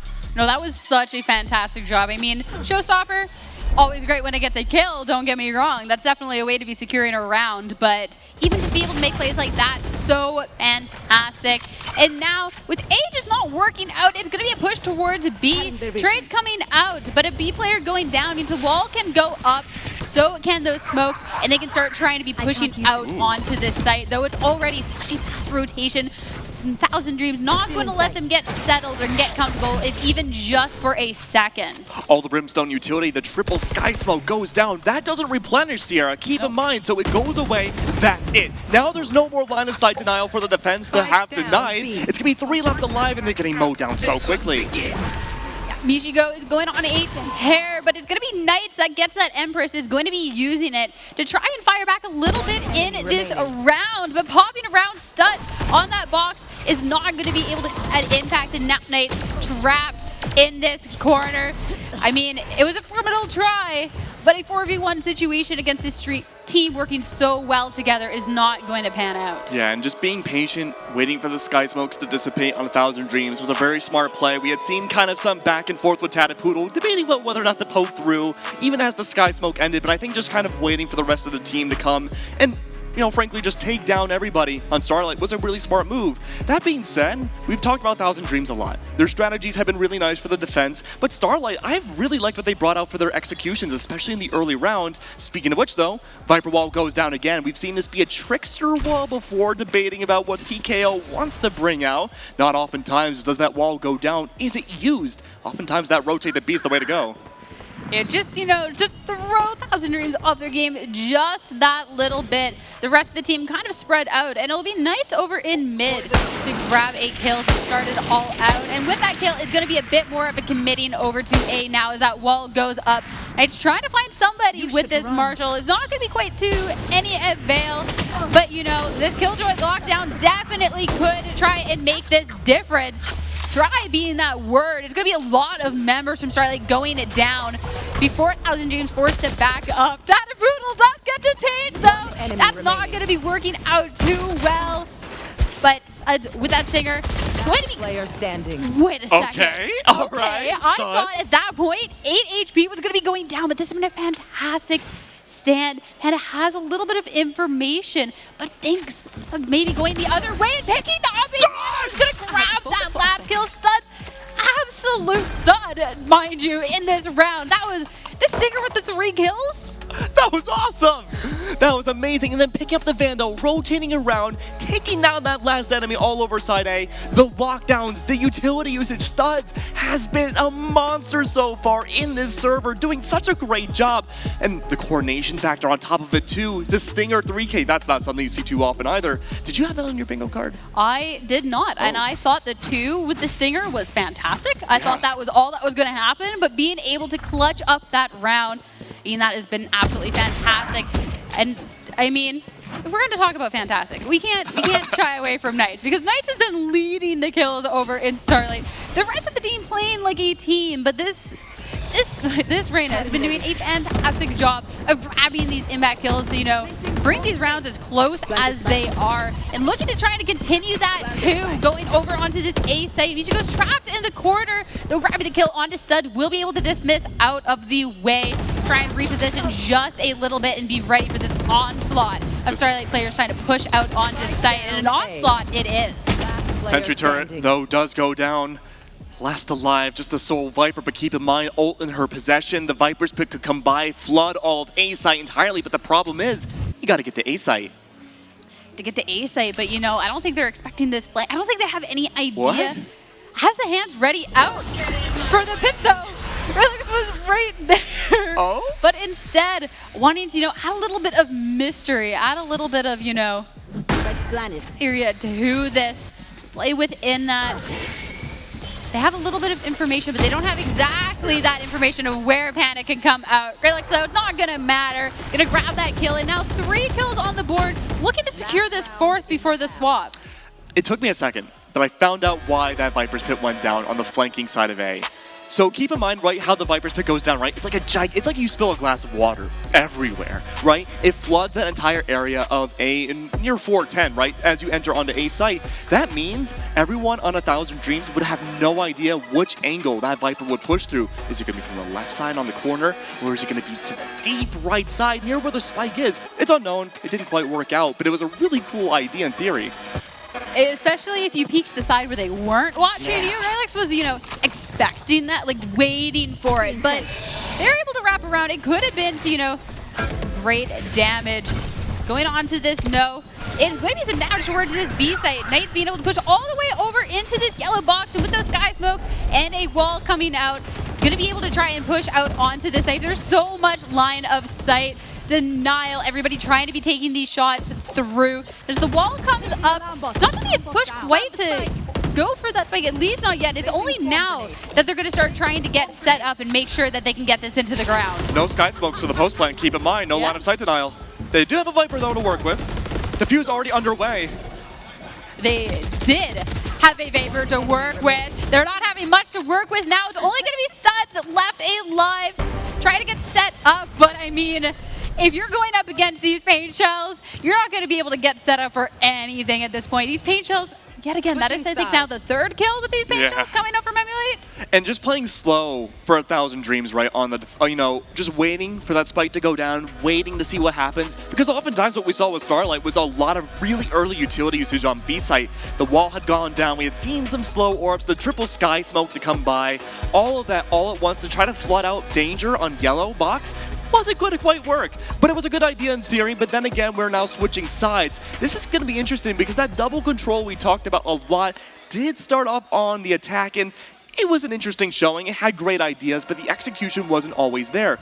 This time, though, all the controller utility needs to come down early to make sure 1,000 Dreams have a horrible time executing. But they have a raise. No. They have a raise, and it's going to be a satchel to get that information. TKO forced to be backing up as Emily. She's going to be pushing on forward. I mean, when you're up against a raise, nonetheless a raise that's doing so fantastic, it's going to be a little bit of a difficult time. It's going to be the wall up as well to try and be getting this safe plant, make it a little bit more difficult for Starlight to be pushing through. The smokes do go up. You have a little bit of denial. But at this point, it's just going to be taking shots through, and especially around the sage wall that's still up. Back and forth, back and forth. It's an absolute bloodbath all over. There's only one left alive. Only one. is going to be trying to push out, but Knights putting an end to that. Panda, at that point, you have the spike in your hand. There's a wall up. There's not too much you can do in that situation. But that was a great pistol round coming out from Starlight. And I mean, that's just that little bit of momentum shift that you might need, because now this next round, they're going to have some money in their pockets. Yeah, and speaking of momentum, right, besides that one last final round in the first half, things have been looking a lot better for Starlight. They've been able to get together a few rounds in a row, get that momentum going like you said, and now starting off the pistol round in their favor for the second half is a really good start. Definitely. And I mean, going over on the defense now, Knights, I mean, we've seen just how Arena can play aggressive on this before, and Knights looking to be following up with that. Gonna grab that first kill, and not just a first kill, but taking down Emulate, the duelist, the other end, or one of the two duelists. Ichigo still on that Reyna, still popping around the corner, but definitely outgunned here. Only a frenzy in hand. This as smokes go down. It's going to be shutting down a little bit of this a denial, and at this point, any push through is not going too well. Though Ichigo with the stand coming out is going to take TKO down. Absolutely, keep an eye on the flank, or well, was flank potential, had gone down. Still a minute left on the clock. Lines of sight denied by the Viper's wall, cutting through all side of A, but No charges left. these attacking positions are not the best. They definitely aren't whatsoever, and Fleepuff going to be taking advantage of that. And Knights pushing on through, will get third kill of the round. It's only now a Marshall in the hands of Ichigo to try and find anybody, try and take these fights one-on-one. At this point, Spike not in possession either, and 30 seconds left. 30 seconds it doesn't left. seem like anybody's going to really peek her. Still nothing just yet. Last one alive, Michigo. No utility to work with at all, just a single heal potentially if they find the shots. Unable to do so though. Again, another round in the favor of Starlight. Knights is really in their element right now. I mean, 3K after 3K has just been able to mow down everyone on 1,000 Dreams in these last two rounds. That momentum just keeps on going, but this is where things matter the most. If you're unfamiliar with Valorant, if you're more new to the scene, watching your favorite content creators, this third round is absolutely pivotal to the success of your team. Right now, you're not seeing these defenders buy up the better weapons. Why is that? They have all their weapons already. They want to, at times, almost purposely kind of lose this round and allow the other team to buy up their weapons and maybe take those away from them. Yeah, so with that being such a big round, such a big impact, this is the time for 1,000 Dreams to start taking, you know, that momentum back in their favor.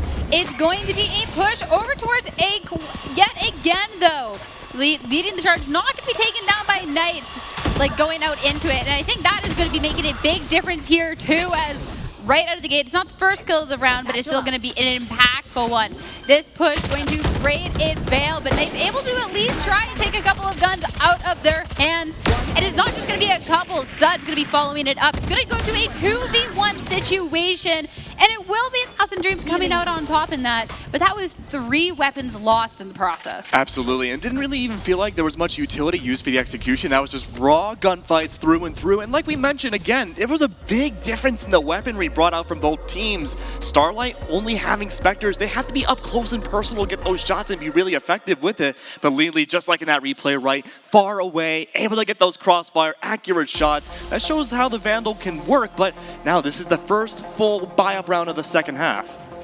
It is, and I mean, with the fact that 1,000 Dreams has such a successful defensive half, being able to go for this full weapons now, being 2 away from being on their match point, each round is going to be so important for Starlight to, you know, not let them get any favor. Instead, they need to be taking these rounds, taking these weapons. You know, you can't really give them too much grace, if only just a little bit. It's not looking to try and give them any, though, and that high angle is only good for 1. But with the trades coming out, the team has their back. And making such great avail, it's only going to be 1 left. It's going to be Panda with very little health. That will be Panda taken down, still 4 alive, and 10-6. Things are starting to get just a little closer as the time goes by. One that we haven't talked about is Knight's kill line, right? It's 26 and 12.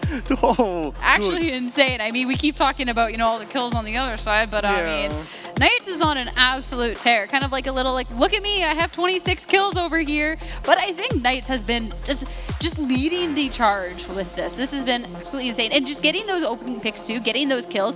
really just leading the pace for the rest of the team to support them. And the patience too, right? Not just your typical run and gun Reyna, just hiding away, playing patient. We saw that Lear come out before, but round's already starting now. A default from A in mid. No real decision just yet for the attack of what they want to bring out, but opening utility is going to be huge to see, or at least push everyone in defense towards A.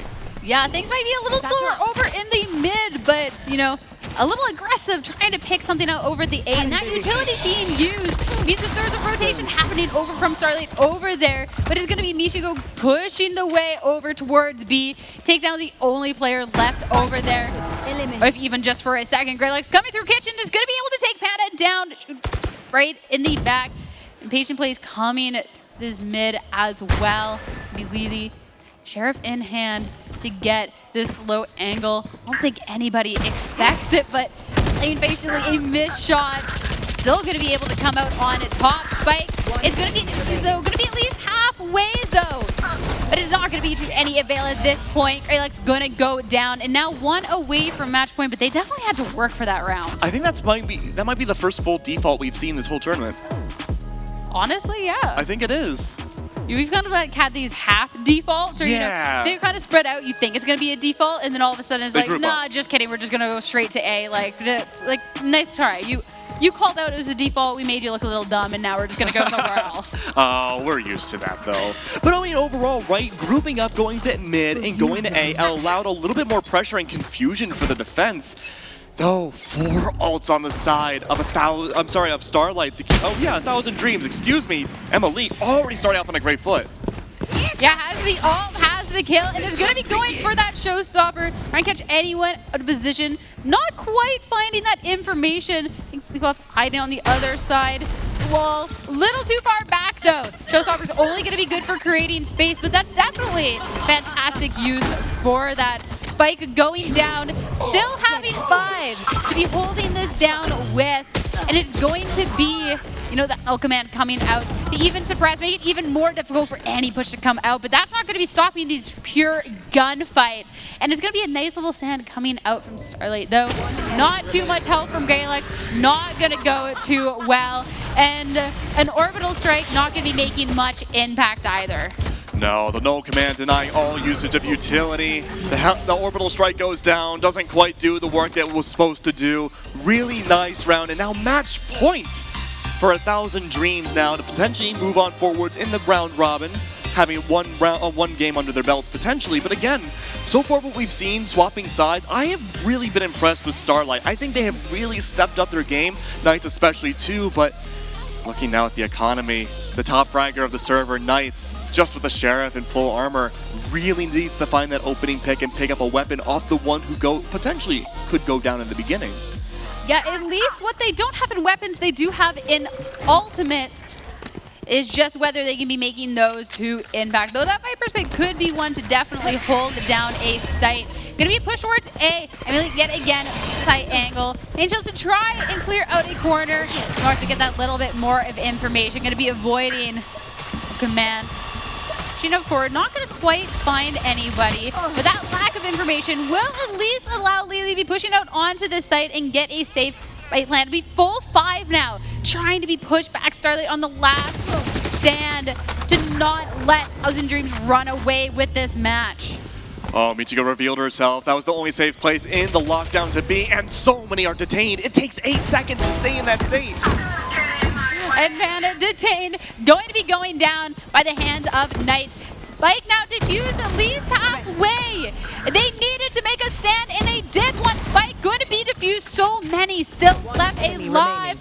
The bodies fall, but it is a little too late on that one. And I mean, they grabbed that one. They had that their teeth, but they managed to take the round. The money still doesn't look so great, but you know, they can still make things happen out there. Still a lot of ults in the favor of Starlight too. We didn't see the Resurrection come through. We did see the lockdown, of course, and the Viper's Pit. Those are very high impact ults, don't get me wrong, but at least though the Revive does have a little bit more flexibility for the defense.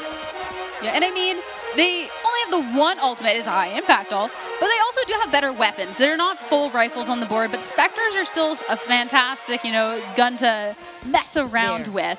And definitely something you could be holding in those close angles. Like we see Knights here. Elite has been pushing this. they're not going to be going with the team this time. Instead, looking to be grabbing that kill. It is not going to be successful in that. The resurrection coming out is going to be putting Starlight now in favor. To try and push out onto the site. Wall goes up, going to make it, you know, a safe place to go now for this spike plant. All right, the wall goes up, makes it very difficult for these defenders to go through, especially from mid. Angles are set. Viper's pit is down. It is down. We talked about how it's high impact. We didn't talk about how it's high impact for the other team, though. It's going to be a difficult one now for Starlight to try and push out onto. For members to do that in, we saw as long as they have some people alive that they can go for those defuses, but it's going to be tough, and even tougher still as the trades come out. It's going to be going down to a 1v1. Fleepuff now trying to fight this Viper, holding out, waiting in this ultimate. The time is going up. At this point, do they have it? I don't They think do, so. they do. Oh, 0.12 seconds. They got that. Fleepuff, good job. Literally, Justin, I know you said that he had it. I was holding my breath. I didn't quite believe you. That was right down to Those audio cues, you know, you never really know, right? I mean, you can tell from the audio cues at times, but even then, it's like you don't have the exact number up above. You never really know, but really nice work through the Viper's pit, no less, taking a rogue shot, and it works. Now, if you're 1,000 dreams, you gotta make those dreams come true. I mean, Starlight has 1,000 dreams right now of their own, and I mean, those dreams slowly but maybe surely starting to be realized. Now 12-8. These have been some dangerous rounds. Both of these two rounds from match point have been very dangerous. Absolutely. But Starlight being able to just grab that. Those dreams so close, though. They're going to be pushing out onto B, and there's nobody there. This is going to be a free site for them to take. All these rounds that were won so far by Starlight right on match point were all because of ults, and there aren't any now for this round. Oh, these trades come out. Spike is planted and a push coming out. As you know, Starlight tries to collect themselves, try and make this push out. They do have, you know, this Sky Smokes lock down a bit of these angles that we held, but they still have to be playing around this barrier orb. They try to get that little bit of information. But I mean, these rounds have been so close, and this looks like it's going to be another close one. Going to go try and stick that, try and get it halfway, get that information. But it's not going to be working out now. It's only one against the world. Fleepuff last time to be clutching it up. But, you know, Lightning doesn't strike twice in the same place, unable to quite do it again. And 1,000 Dreams finally taking this map. Really nice work from Starlight, of course, too, bringing it back on the defensive side. You got to give that to almost every player in the lobby. I wish there was one we could specifically say that did a phenomenal job, but honestly, all of them at certain points just exploded with talent. Emily, especially in the early rounds, were doing such a great job, like, again, being almost like a sentry turret, taking out anybody who tried to execute onto the site. But the ult usage on Starlight, I think, was the most impressive thing for me out of everything in this game.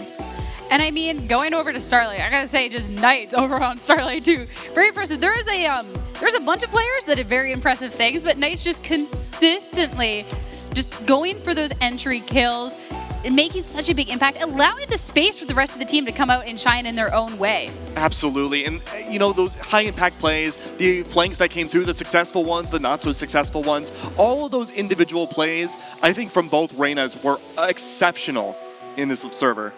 Yeah, no, I mean, this was a duelist map. This was just a fantastic time for all the duelists. I mean, we talked so much about Emulate, even before the match, because we already knew that we had to keep our eye on her. Let's be real. She did not disappoint, especially on this raise. I think that was 3 or 4 at the end. I kind of lost track of the paint shell kills, I'm not going to lie. I did too. It felt like they were every round at some point. Such a great work. But Studs too, remember, having the Molly plays. We talked about the high kill utility coming up from Emily, but those Nanoswarms did a phenomenal job denying out the spike diffuse. Yeah, and I gotta say too, I mean, I just gotta say the best play of the whole thing. There are so many fantastic ones from 1,000 Dreams, but I have to give it to Studs. I mean, that play over on A site, the 3 kills with the Stinger, I thought it was over after 2. Being able to grab that 3rd, pick up a Vandal, grab that last, that was just absolutely insane. And I feel like it was rounds like that that really gave the momentum for Starlight to, you know, they did lose, but bringing it into the closer scoreline that it was, because that didn't seem how it's going to be after the first half, I'm not going to lie. That's true. I really thought maybe at times we could have seen 1,000 Dreams really bring it home at the beginning, but that first pistol round, it shows how important those opening 2, maybe even 3 rounds can be for a side that was not looking in the best situation to be in, but then turning it all back. Such a great way to go through. But I'm curious though, we had 2 pro players and they had a bit of a struggle at times in that second half. I'm wondering though, as we keep going forwards in the round robin and eventually the championships, how each of these teammates, because you know they're taking notes in the audience, I wonder what kind of counter strategies we can see going forwards. I mean, we know the pro players. We know the ones to keep our eye out on, but the fantastic thing about having a bunch of different creators is, there's going to be varying skill levels and there's going to be other people that are emerging out as someone to try and contest that, especially in a team setting. It is a team game. Yes. And it's not a whole team of pros. You're going to have, one to lead the charge, and that's fantastic. That's going to put you a foot ahead. But at the same time, it's still a team game. So they can try and make all the difference they want, but if the team doesn't quite have your back, or the other team's just playing as a team, that's going to be what comes out on top. I want to see more slow rounds. I want to see more methodical usage of that rifle wall. That's exactly what we saw that last game. That's exactly what we had seen, and towards the very end, the ult usage, the lockdowns, the orbital strikes. Oh, that just makes me fall in love with this game all over again. I mean, it's obviously a little bit difficult when there's a KO to quite get the ult usage that you want, but I still feel like the players did a fantastic way of, kind of moving around that, still be able to find that space to where they're able to be making that impact. And I feel like it was just a really big impact throughout. Even things like the showstopper, I think it only got a kill once. Yes. But at the same time, just being able to clear out that space, or even when there was that space cleared out towards A, sending the team right into Michiko, waiting there on that flank. Even things like that were just so great to see. That made me so happy. That small little play, that small little call to just wait for the showstopper, go in for the flank, and it paid off. That was a 3K for Michiko. Yeah, no, that was absolutely well done. And I feel like that just plays into the whole team aspect, because that's going to be the comms going into this. Hey, I'm doing this, or just being able to play as that team. I mean, we were talking about needing to play as a team. And it was moments like that that you could really see these players come together to be making those strats. Absolutely. And who knows going forwards? We've only seen, 4 teams so far? We still have so much more gameplay to go through today, and the strategies are only going to evolve from here. If that's what we're seeing for the first 2 maps, I mean, our expectations are pretty high. Especially as people, this is the second game. I think you touched on that a couple of times. The fact that the other teams are out there playing their matches, getting comfortable, seeing what's working, what's not.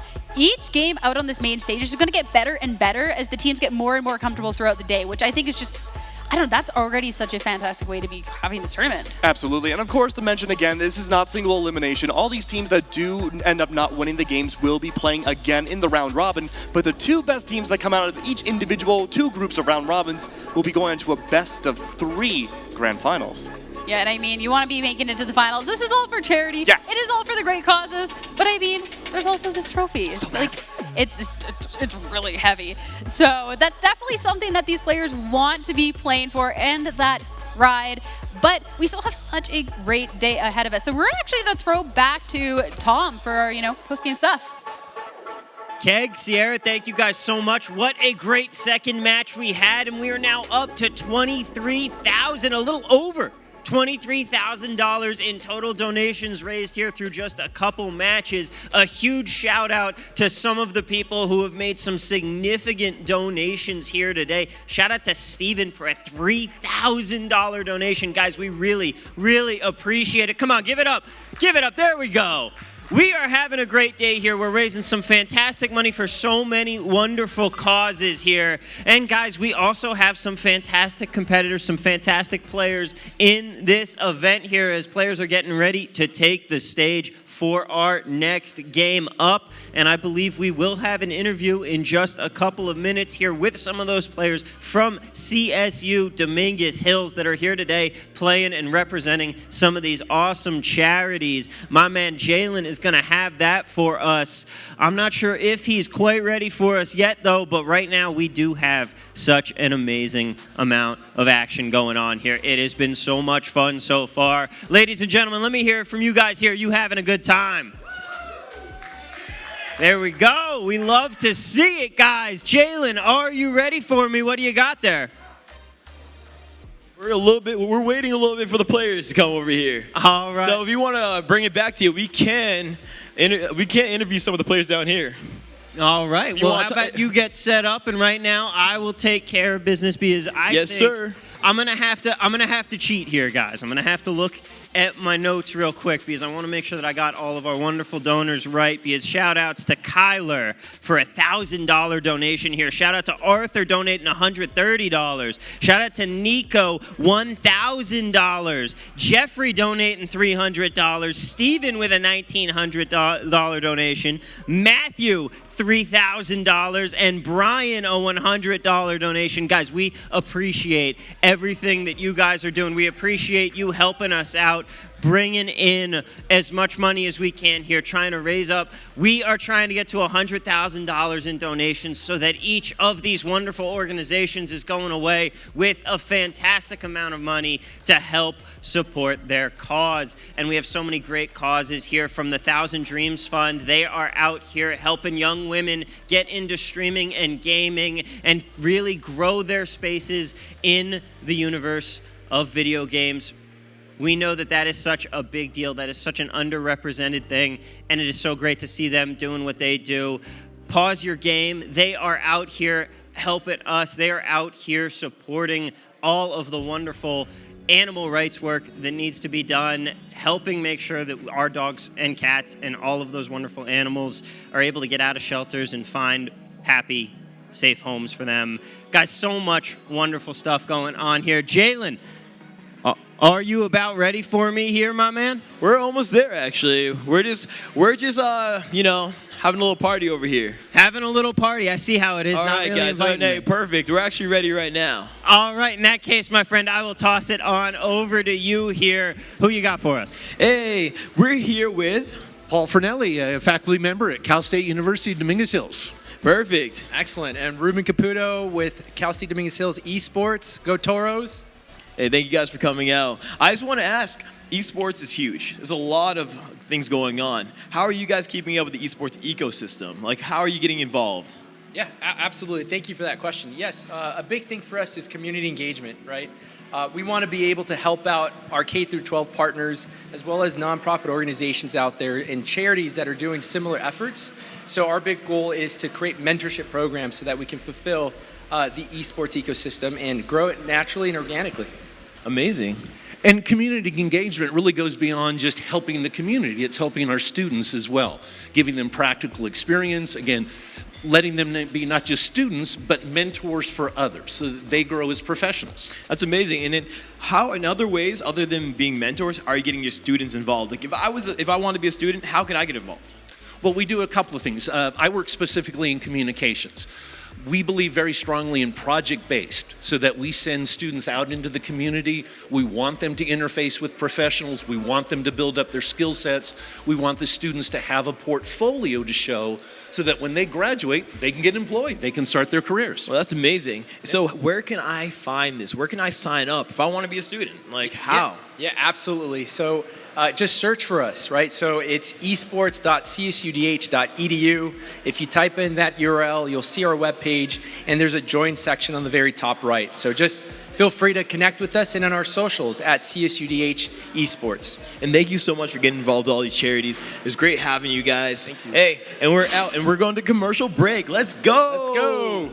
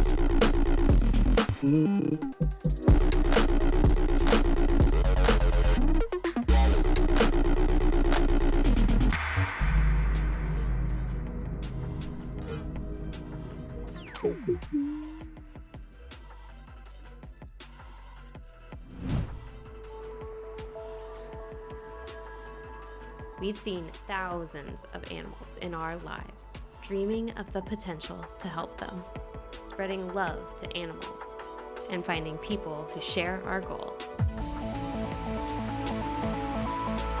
We're on a journey to aid shelters, fundraise with gamers, and find animals their forever home.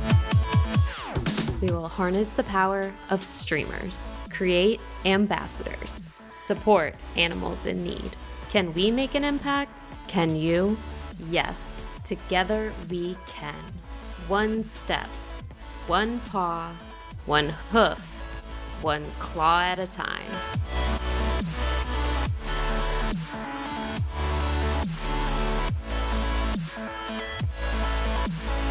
Play games for those without a voice. It's time to pause your game.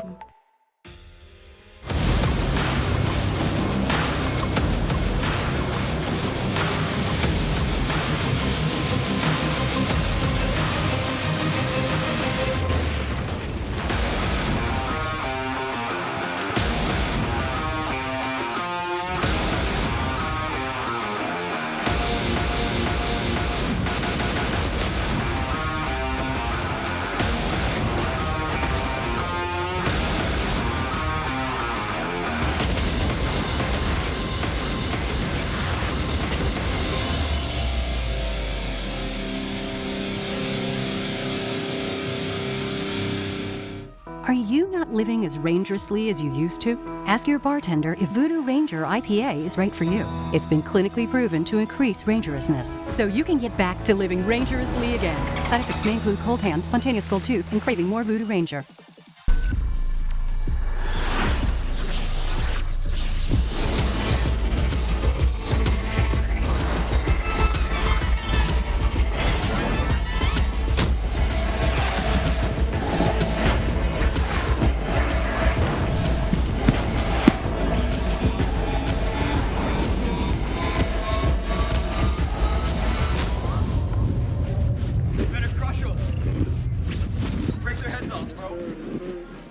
Ladies and gentlemen, welcome back on into the United by Play Battle for Charity 2022. We are here playing some Valorant for 6 wonderful charities here, trying to raise money for them. We have the Thousand Dreams Fund, we have Stack Up, we have Landfest, we have the Boys and Girls Club of Hollywood, we have Pause Your Game, and, of course, we also have the Starlight Children's Foundation. Guys, 6 great causes here. If you want to get in on the action and help us out by donating, all you have to do is go to battleforcharity.org/donate, or you can simply in Twitch chat go !donate, and that is going to bring up the link for you. And guys, if you do help us donate, try and reach that goal of $100,000 today, you get entered into our wonderful giveaways here, including our sponsor and one of our wonderful partners here, Seagate. They are giving away multiple hard drives here. If you're on Xbox, they are giving away multiple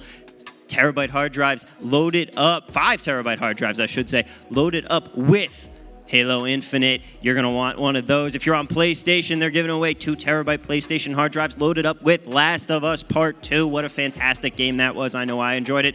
And if you're a PC player, we've got multiple Fire CUDA hard drives from Seagate given away, and 1 Iron Wolf 8 terabyte hard disk drive from Seagate. Thank you guys so much for being out there, for helping us donate. And thank you to our wonderful partner here, Seagate. All you have to do is go and donate. Your money is going to a wonderful cause here. But right now, it is time for me to stop talking. We need to get back into some Valorant action here. Keg, Sierra, who do we have up on deck? Back over to us. Hello, everyone. Today has been such a great day so far.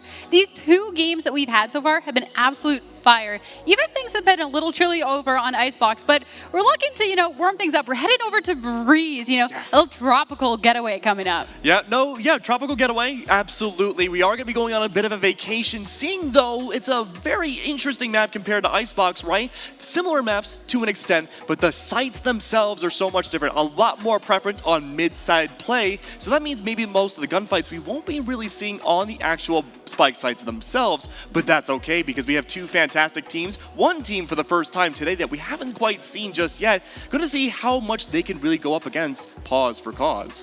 Yeah, we're having Pause Your Game and Boys and Girls Club of Hollywood going on for our third game of the day. We did get to see Pause Your Game going on earlier on and do a fantastic match. But now that, they've gotten the chance to, play around. They've played another game since then. It'll be interesting to see if there's any strategies are a little bit different going into this, or if, it's just the same old working out for them. Absolutely. I mean, there were some interesting changes going even into that first map, right? We had talked about how Emma loves to go for the Viper pick, but we didn't see that Viper come down. Instead, one mad bad dog did so instead and became the absolute leader of the kills inside the server lobby. So it's going to be interesting to see if that same dynamic continues, or if Emma's like, you had your fun, you had your double judge kills inside the Vipers, but it's my turn now. It's my turn on Breeze. I mean, you never know, right? And especially going over to a different map. If it was Icebox, and we'd be like, okay, we're going to see the same thing. Yeah. It worked out. But going on to this, it'll be really interesting to see if, it is going to be Emma taking over that Viper, or if the same thing's working, don't switch it up. True. True. At least, especially where Viper still has that great utility with the walls, being able to play, a little similarly. I know we're talking about, the differences of the map and the similarities, but Viper can still kind of the same. So if it was working out the first time around, why really change it too much? That's true. I mean, the core similarity between both maps is that Viper is a mainstay staple for both of them on the execution for attacks. If you don't have a Viper, things become significantly more difficult for when you're on the attacking side. Of course, there are other controllers you could use, but Viper is just so good about taking over an entire site and controlling when that utility goes up and denying the lines of sights for the defense. Of course, also good for the defensive side as well, but I think we're going to see a lot more aggression if we see the double Viper come by. Yeah, definitely. And we keep talking about the different sites, too. Yes. I mean, they're huge. It's a huge map. But also that mid-control going on. There is that little bit of mid-control over in Icebox, but it's a lot smaller. You got a couple of tight corners. You have the one elevated angle. But in Breeze, a couple of different angles coming out. You got the doors. You got, have an area up above, and just the sheer size of this mid-control area. It'll be interesting to see if, the team that's able to take that over is going to be able to take full reign of this map. And we saw what happened last time for Pause for Cause, right? 2 duelists came out, of course, on top of the Viper. I'm wondering, though, is that going to be the same case again? My gut is telling me yes, but it's more of an unknown factor what Boys and Girls Club want to bring out.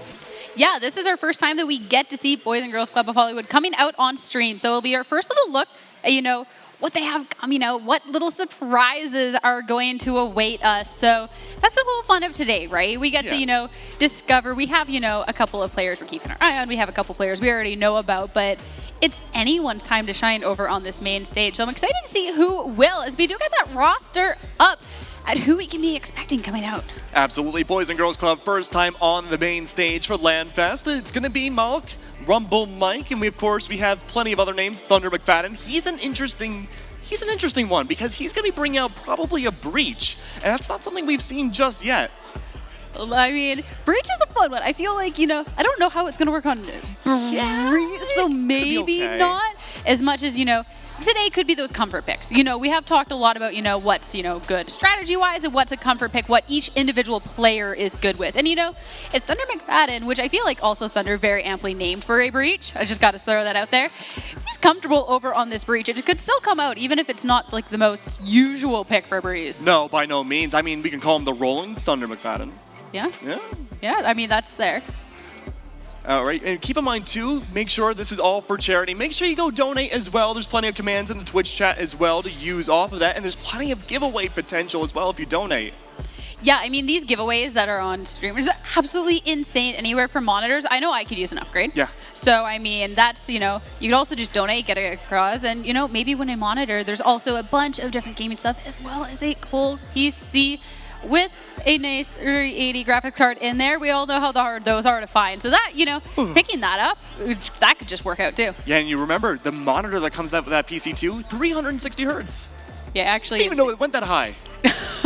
Yeah, I thought I was doing good with my 144. I thought that was good. I thought I could see all the colors and all the pretty things, but I feel like that's just a transcendent experience over there. That monitor shows colors that we didn't even know existed until that monitor was invented. But look at that. We can go to our vacation. We can go over to Breeze. First time seeing this map. First time for this tournament seeing a map that's not Icebox. We go from the coldest to the hottest.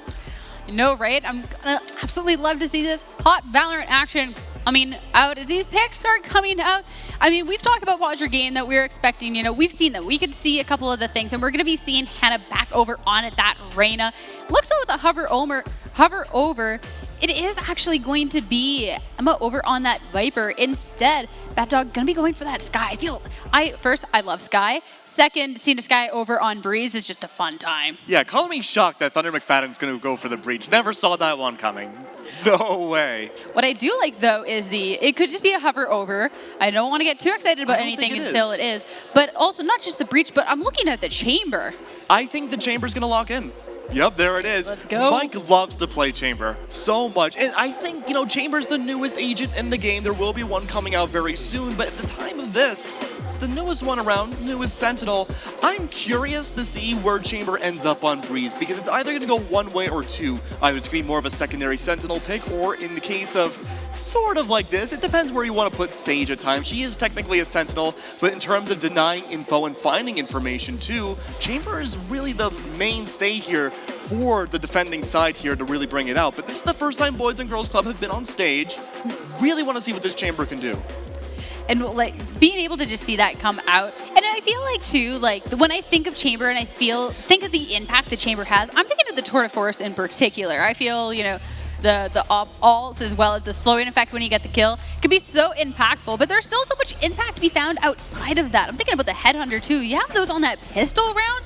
That is difference making. That is humongous. Yeah, the economic impact that can be brought out from Chamber's utility, all of his utility, including his ult, is going to be paramount for Boys and Girls Club of Hollywood. Depends, though, how they want to go about this. Headhunter comes down immediately for this first round, could be huge. That means more money in the pockets for that second and potentially even third round. But if things start to go a little south and an eco round is needed later on, we could very well see the Blade Storm come out from Jet, along with the Tour de Force.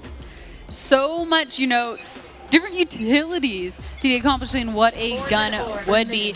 But heading into this one, it looks like the fun is not only going to be over on A, but it's going to be a push through this tunnel instead to storming the way on the other end. And I'm going to be going down. That is going to be the opening pick of our game. And it's going to be a dash through the crossing Viper walls here. That's going to be the downfall. Rimsey. This point now, just shots back and forth, a vibe for control of sight. But Pause Your Game doing a good job of grabbing that control. Only one left for Boys and Girls Club, and not for long. I think it might have been the quickest pistol round we've had so far. Maybe it wasn't too fast of a round, but it was definitely a very fast. Decisive. It was a little more fast paced. Well, it was interesting, right? Because at the beginning of that round, we had seen a Viper for a Viper, right? A soul for a soul go down, and when that's your primary controller for a big map like Breeze, losing Viper is devastating. So when both teams lose Viper right off the rip, it just requires all gunfights to really take the round home. And looks like though, so far, Pause for a Cause starting off on a really, really good foot. And going away from A, though, it's going to be a B-side execute. Viper Walls haven't gone down yet, though, so I'm curious to see how it's going to divide out the site.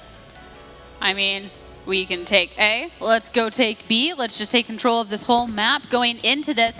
Thunder McFadden going to be holding the back of the site. It has that classic in hand. It is going to be getting that information for the team, but still the Cloudburst going to go out, is going to make it so it's a pretty safe push out onto this site, and going to be definitely outgunned here. It's going to be two falling for the hands of Boys and Girls Clubs so quickly. With only two left alive and, in hand. One enemy They're going to be very well outpaced and on the way to potentially a flawless. Now keep in mind too, Chamber's utility does require a lot of money to work off of here, so we haven't seen a slowdown just yet for the defensive side.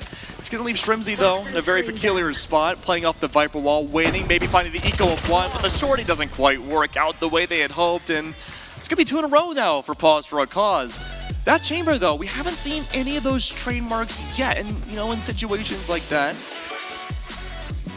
in situations like that, though, it's going to be interesting to see how someone like a solo defender like Thunder McFadden was on B really try to hold down a site, especially against something like a Viper wall. Yeah, I mean, I feel like, too, it'll be more impactful, too, once we see that there's, the better weapons. Because, I mean, you're not going to be able to really hold down a site when you got a classic in hand, especially with how big this map is. You're not going to be able to grab that. So being able to pie up going into this, instead, it's just a back and forth coming out from Pause Your Game. It's going to be back towards this A site. pushing right on through, but it's not going to be too quite as great effect this time. Jimsy holding the back is going to be grabbing that first kill, but they're not going to be slowing it down, but neither is Jimsy at this point. Already 2 going to be falling for pause your game and being forced to slow down just a little bit and face this threat that is this Viper. Escape option could be possible. However, keep an eye on Mike, though, coming in behind. Does have the flank. There it is. First round on the board for Boys and Girls Club. A great shutdown to deny all of Pause for a Cause getting onto the site.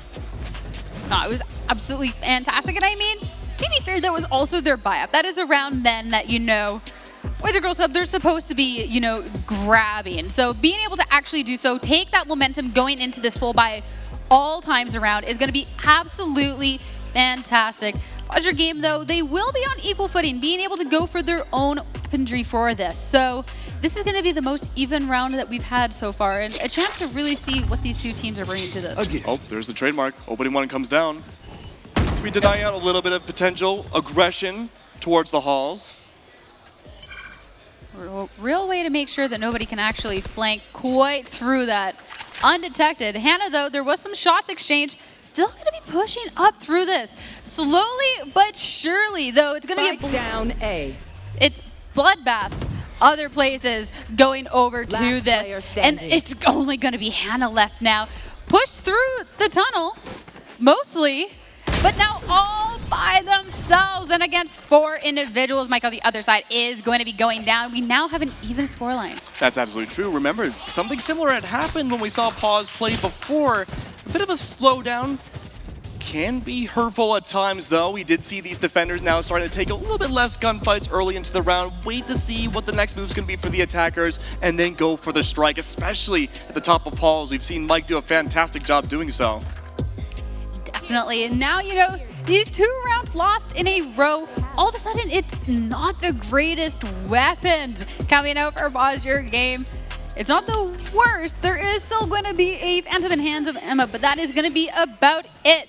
And with, you know, this downgraded weapons, it's going to be a push out onto this B side. Tries to go for the Cloudburst, trying to go for the push through, but to no avail. Already 2 going to be falling. This site is locked out. It is locked down well, and now it's going to be a little bit of a bench coming through as well. Thunder McFadden trying to be pushing through, and you know, we talked about we're not sure if Breach is going to work on this map, but it's definitely going to work out there. So free, beautiful work. Now we're seeing this start. We're starting to see those rotates coming through now for the defense Boys and Girls Club, finding a little bit more warmth. They're finding a little bit more confidence going through. Pause though, single entry coming by for most of these attacking rounds. We haven't seen a default just yet. We haven't really even seen any mid-play going through. It's not too late though. This could be the start of something beautiful. We are seeing though more predominance again towards B. B main looking like it could be the way to go here. No Viper Wall going down just yet. They want to keep that hidden until the start of the round.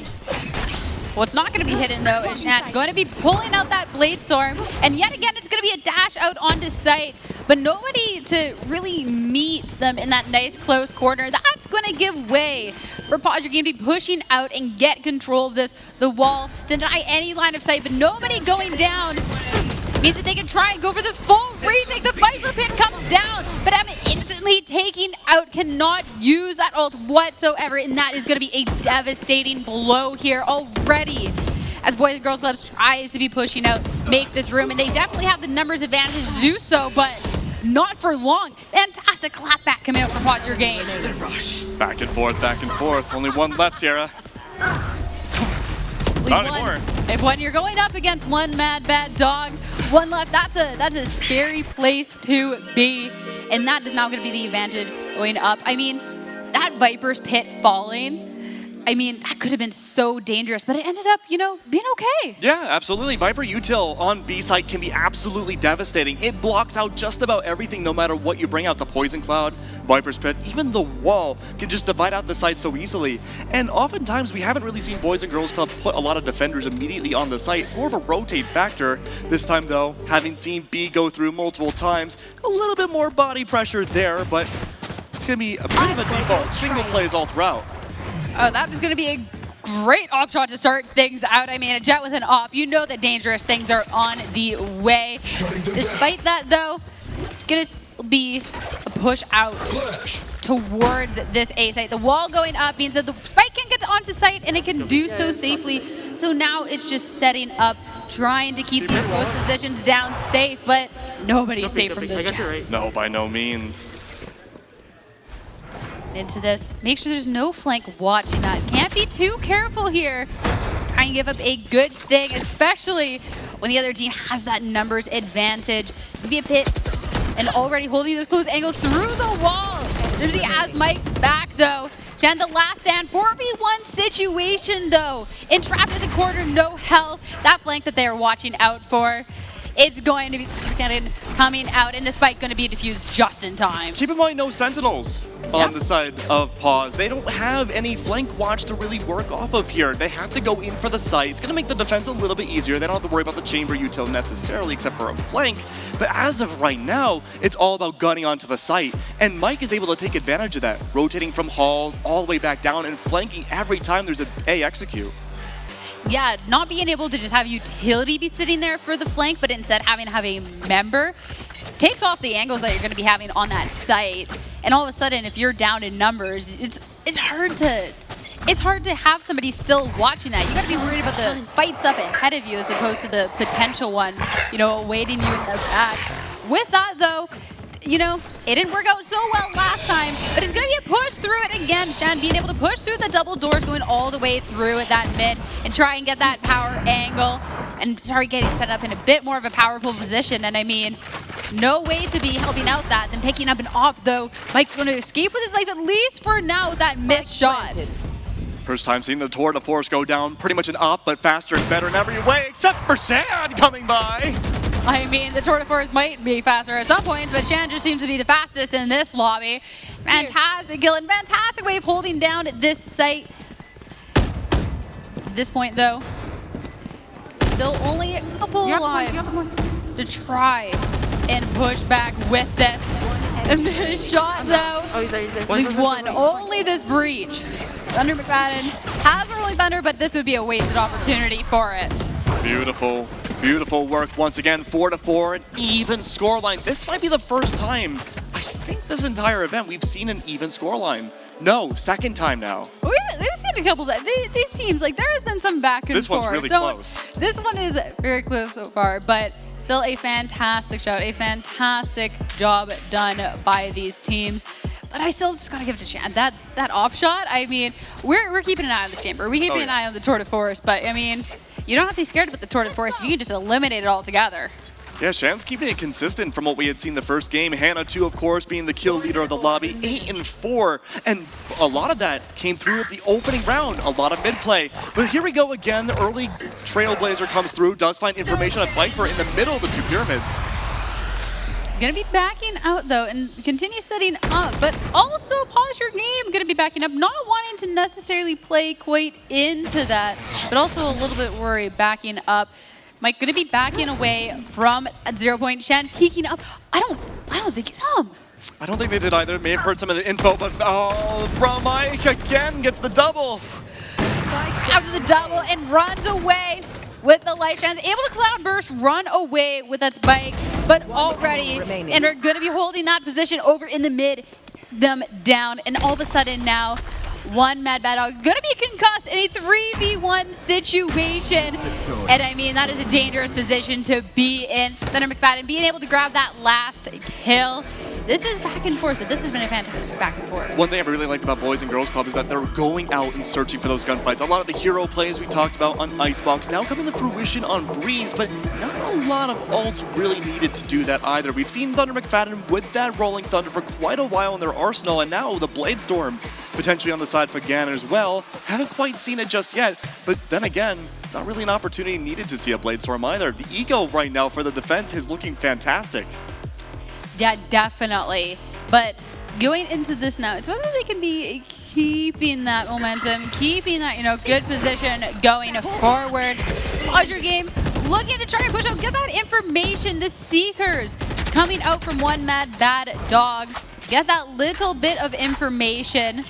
But it's not going to be, stopping from the defense, holding these angles whatsoever. As Posture Games tries to push out onto site, it's going to be that Rolling Thunder. McFadden coming out though, Try and slow this down just a little bit and get repositioned, and that is going to put in this damage. Shrimzy played off of that Rolling Thunder so unbelievably well. Now there's a crossfire from both sides of the pyramids. Holding these angles. Already set up now. The momentum that Podger Game had to try and push out onto the site lost as soon as that ultimate came out. But still looking to try and push it. They're though coming out with that KO to grab 2 kills. And it's all of a sudden a 1v1 now, as this Viper is doing fantastic work, just moving around these pyramids. 1v1 fight, and the information now given away.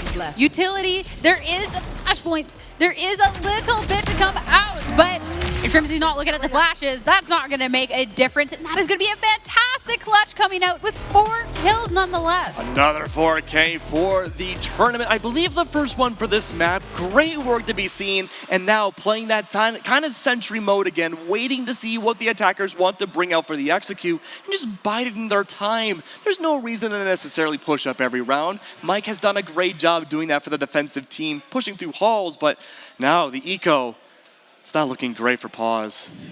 They do have a lot of firepower to work with, just the agents alone for utility, but Sheriff's in hand. Get out of my way.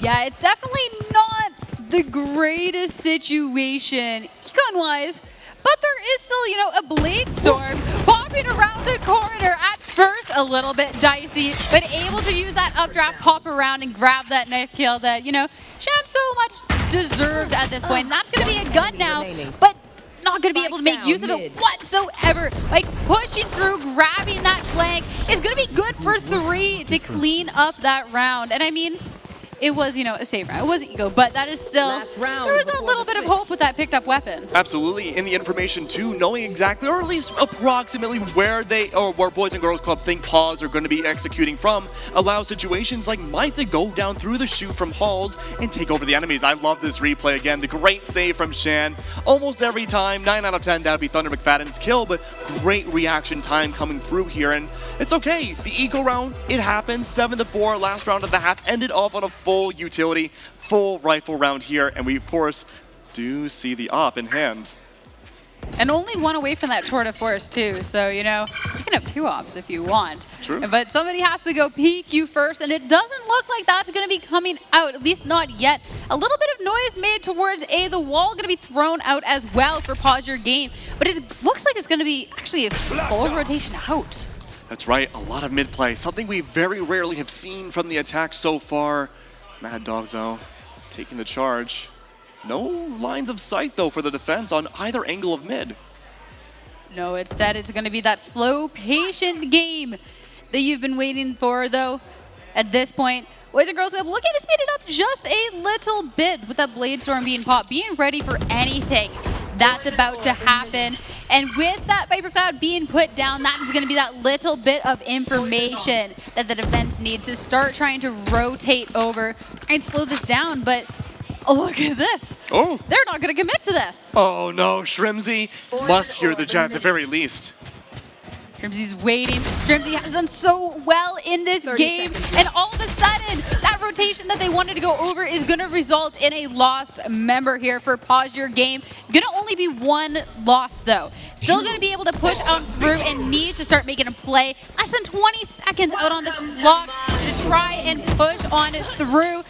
With the angles, only going to be able to grab 1, but with seconds ticking away, the spike will be planted in time. Gonna let this play out to fruition. 3v3 situation with that Viper's Pit up.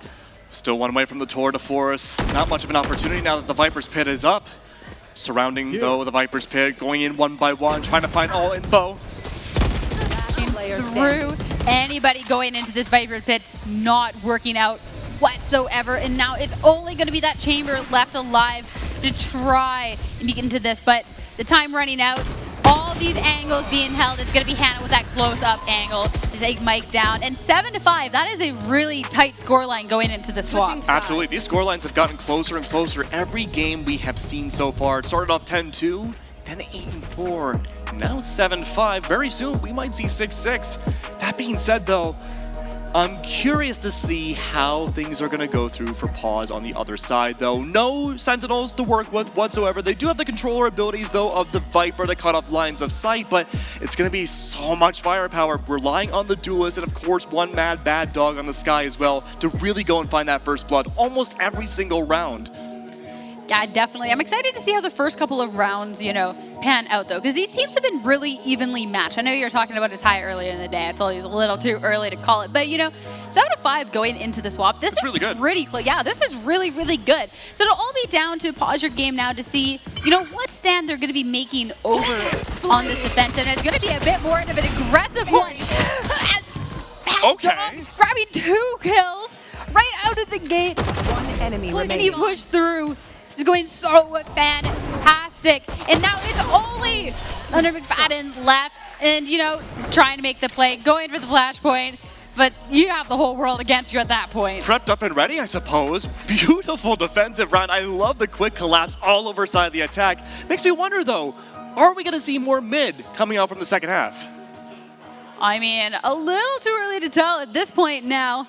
It's going to be your game grabbing that pistol round. They're going to be able to try and get some weapons. So I think going into this, Boys and Girls Club might start playing, a little more together. Try and catch somebody off guard going into this. But, that pistol round 1 for Pause Your Game means that this score line, especially if they can take this round, is going to be even, potentially yet again. And, I mean, a Spectre kill right over in mid coming out from Mad Dog, that could be the case. Double Viper walls planted all over side A. Might not make a difference, though. At the back of A, pretty much near spawn, is all a bunch of gunfights.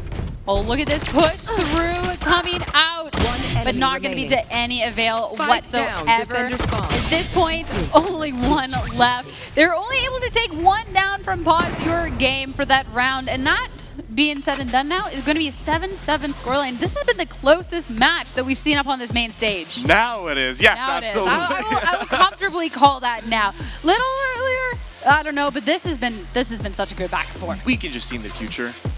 Just a few rounds ahead. But honestly, really nice work so far. Early op coming out from Shans, definitely something I want to keep an eye on. Makes me wonder, though, you have to look on the other side. 2 out of 7 points now for the old towards that tour de force. Not going to quite see it just yet. No up versus up, so Shan has a huge advantage to find the first blood out of A cave. Man, just going for this op on the 3rd round. It's unexpected. Absolutely, yeah. Absolutely crazy. It's not going to be a crazy push over towards A, though, so not being able to quite use that. Instead, the push is going to be over through mid, but it's going to be from the defensive. Mad Bad Dog going to be grabbing the 1 kill, tries to go for the Hawks, tries to get a little bit more, but nobody going to quite give that. And, that op shot, that rang out. The other team knows now this is a scary site to be pushing out onto.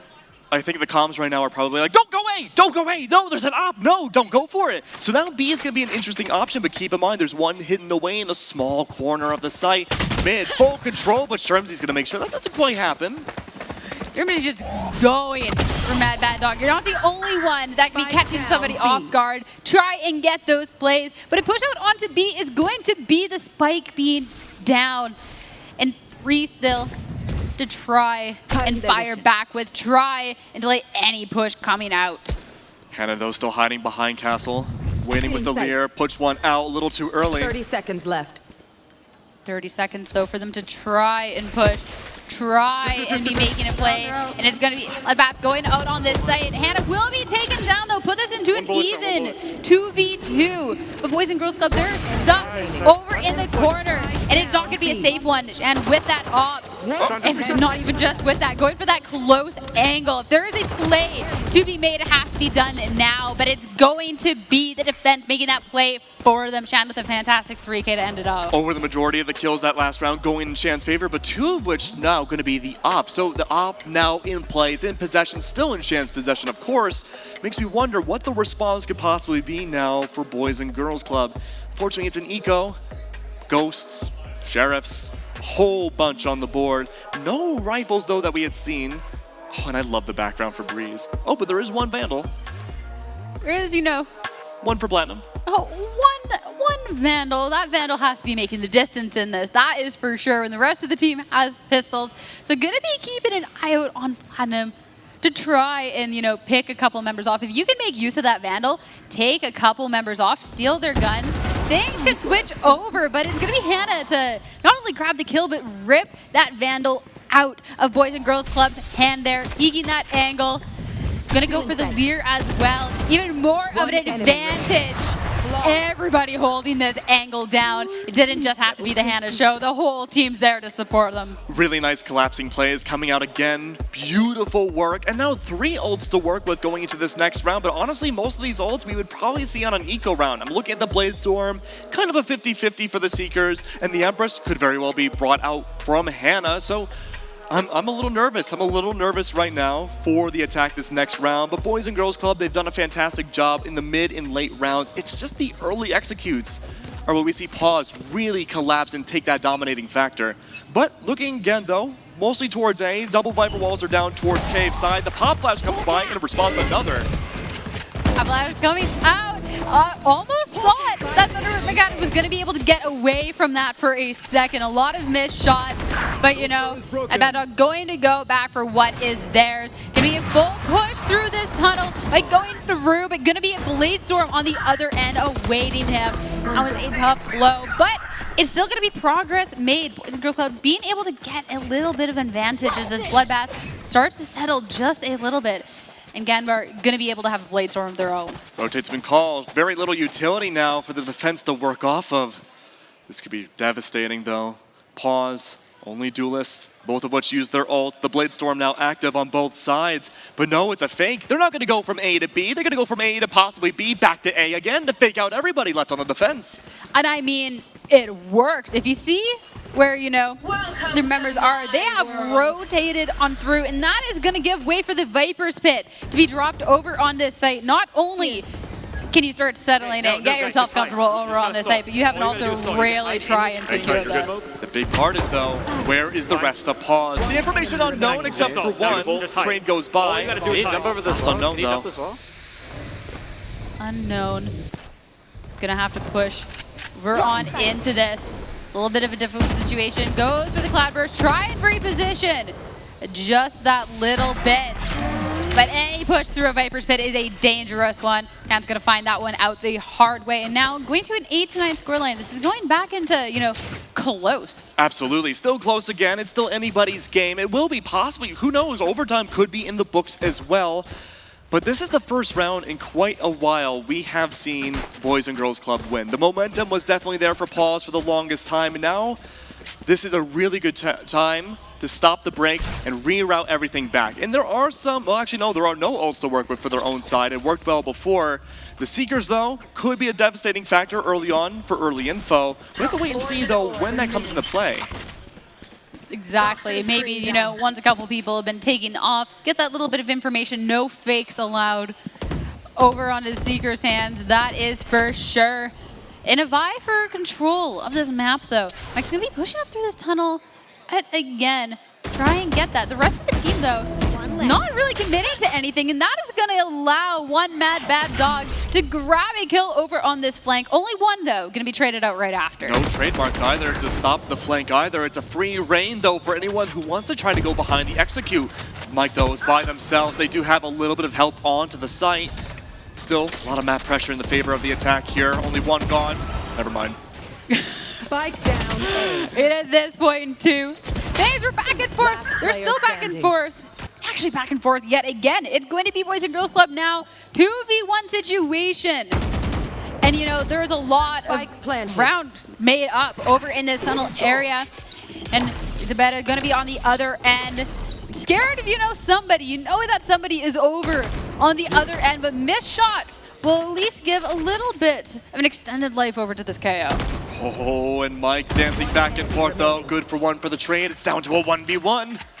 The little Dan going in KO's favor. Still has a dangerous push there. Pulls out the knife to try and get there a little faster. Shrimsy, though, going to be holding that close angle. Put a end to that nonsense. Now 2 rounds won in a row. We're back to a 9-9, back to our tied game. And this has just been a fantastic one to watch. Every player stepping up when, the time calls for them. Yeah, the chemistry, I feel like, for Boys and Girls Club has really stepped up over the last few rounds. We saw first contact come out from Mike in that final 2v1, able to find the information about what was going to go down and allowed that final kill to come by and get Boys and Girls Club to get another round onto the board, make it even out. Rolling Thunder in effect, Tour de Force now in full effect, the Super Op now coming out. But there's nobody, it seems, on B. Nobody wants to play, that's for sure. I do not blame them. This Tour de Force is absolutely terrifying. Though, they're not going to wait for anyone to come, play. They're going to go push out onto the site. The Rolling Thunder coming out. Hannah over in the back of site tries to peek into that, but a push through from Trimsy going to be putting an end to that. But the spike going down Player standing. doesn't mean too much of unable to hold it, and it's only going to be that Tour de Force with that chamber now. Defuse already halfway, stuck in the corner, getting cussed, and not... What? Another one? Was able... Excuse me? Okay, it wasn't the Tour de Force, but it certainly does the job. Great hole again from Mike. Mike has been one of the best Sentinels we have seen today, just because he doesn't overextend. He waits, he buys his time, ingests all the information, and finds out, okay, I know what the best play has to be, and it's to get a 4K right in B main. I'm still, honestly, it's like a blink and you miss it moment. Honestly, concussed, trapped in the corner, Spike halfway defused. Every little bit of disaster was spelled out for Boys and Girls Club. And Mike just, the hero in the time of need. Absolutely insane. And with that play, it's going to be the lead going into this as both teams find it out. Going for that mid control and the standout player last time. That chamber going to be going down by the hands of Hannah. That's going to be that little bit. No ground really gained over in the mid for the side of Boys and Girls Club, and it's not going to be, coming to fruition anytime soon. Hannah really slicing the pie there. Good for one. Get some information about what could be going on inside of mid, and possibly the execute going through as well. Notice how everyone on the defense now, biding their time, waiting, playing off the poison cloud. They know mid is going to be the hot zone for Boys and Girls Club to push on by, but by where? I mean, it's going to be a little bit of a push through this double door coming out from Rimsey. Try and get that position onto site. And any push onto site for anyone else not going so well. Am I able to grab that kill? And it's going to be the Cloud, allowing just a little bit of a moment. Rimsey to be poking on through. Grab this. Still a 3v1 situation, though. And only 30 seconds left on the clock to work with. 30 seconds left. Not much time. Viper's Pit, though, in the arsenal of Shrimsy. Not too late. They can just get onto the site. They might have a chance to go for the ult and plant. And I mean, being able to grab that kill, that's definitely a way to be pushing out. There's still another person there, but you got just enough of that space to be going on. Push that. Still have to go for the spike plant, though. And that means anyone can be pushing on through or just fire these shots out into the pit. Hannah to take Shrimsy down. And yet again, eyeing this up. This has been the most back and forth. I feel like we keep saying that, but I cannot stress this. Because it keeps going back and forth. Yeah, these teams are so evenly matched. You don't know where the team's skill levels are going to be in a event like this, a charity tournament like this. But these are the two most evenly matched teams out here. And I'm really sad to see in this round robin that only one of them is going to go on to a championship match. I know. I don't know who it's going to be. I think it could be anybody's game still. We've seen so much impressive effort, both solo and team play, for almost every team here today so far. It's going to be curious, though. Hannah, though, biding her time. A lot of spread out potential for the defense. Pause, taking their time, looking for that first blood. Nothing just yet, though. And little do they know, Boys and Girls Club are doing the same thing with their default. A lot of a slower gameplay coming out for this one. There's been a lot of, aggressive pushes, or, one side of the map, someone's pushing, someone's making a play, but definitely going a little bit slower this time around. Each team just vying for that little bit of information, trying to pick out where anybody is. Snakebite's a good start. Get some information. Viper Wall goes up, allows Shrimsy to push solo by herself to find info. That is definitely a dangerous push, that's for sure. Not going to be coming to any avail, though, and going to be backing up. A little push through the mid. The Cloudburst just in time. Shan was able to poke right on through. Not going to get shot in the back, at least not for a moment. It's actually going to be taken down from Mad Dog over mid, and that is a blow. Gonna go back into position over on double doors and having that information now that there is a Vipers amongst the midst. Resurrection, I mean, each person counts so much. That is a huge resurrection. But Mad Dog going on the absolute tear. I mean, 2 more kills to put in their back pocket. A 4th one now. Absolute shutdown inside mid. No one can get past the Mad Dog. Beautiful work. Could be almost an ace. No ace, but at this point too, there has been so much damage done. Only seconds left on the clock. Still so many people left alive. You're not going to be able to grab that round by kills. You have no time to grab the spike. It's going to be a round win for Pause Your Game. I mean, it wasn't the ace. I know we would love to see that ace, but still, that was a winning round play coming out. I loved the default coming out from Boys and Girls Club. Being able to have the 3 different lanes to take over, a lot of mid, some in elbow, control, a little bit of halls, and at times on a cave as well. That's what you want to do for the info. When you have a team that has potential for info, but there's no Sova, there's no Sky. It's not native info other than face checking what you can directly see and communicate to your teammates. But it looks like the default won't be happening again. It's all towards A this time, and there's only one body on the defense on site to really hold it down. Only one body like right on the site, but it's Emma, a Viper with the Viper's pit. So if there's going to be a body on the site, that is the body that you would like to have there. Gonna be trying to buy a little bit of that information though. Mike gonna be playing a little more aggressive. Gonna go on the other side of the pyramid, and Emma not playing inside of the pit is going to be falling. And with that, the Viper's pit, that's gonna give way for a little bit of room for Boys and Girls Club be able to try and push through it. But one Bad Dog over on the door is just tearing through this team yet again. Just such a power position inside of mid. Platinum the fall too, but again, the power position of that Sky inside of mid, it hasn't been contested ever. And we've seen attempts of doing so. We've seen small little bands of players attempting to go through inside of mid, but it never quite works. It never does quite. And with that now, a 10-12 scoreline. Pause Your Game.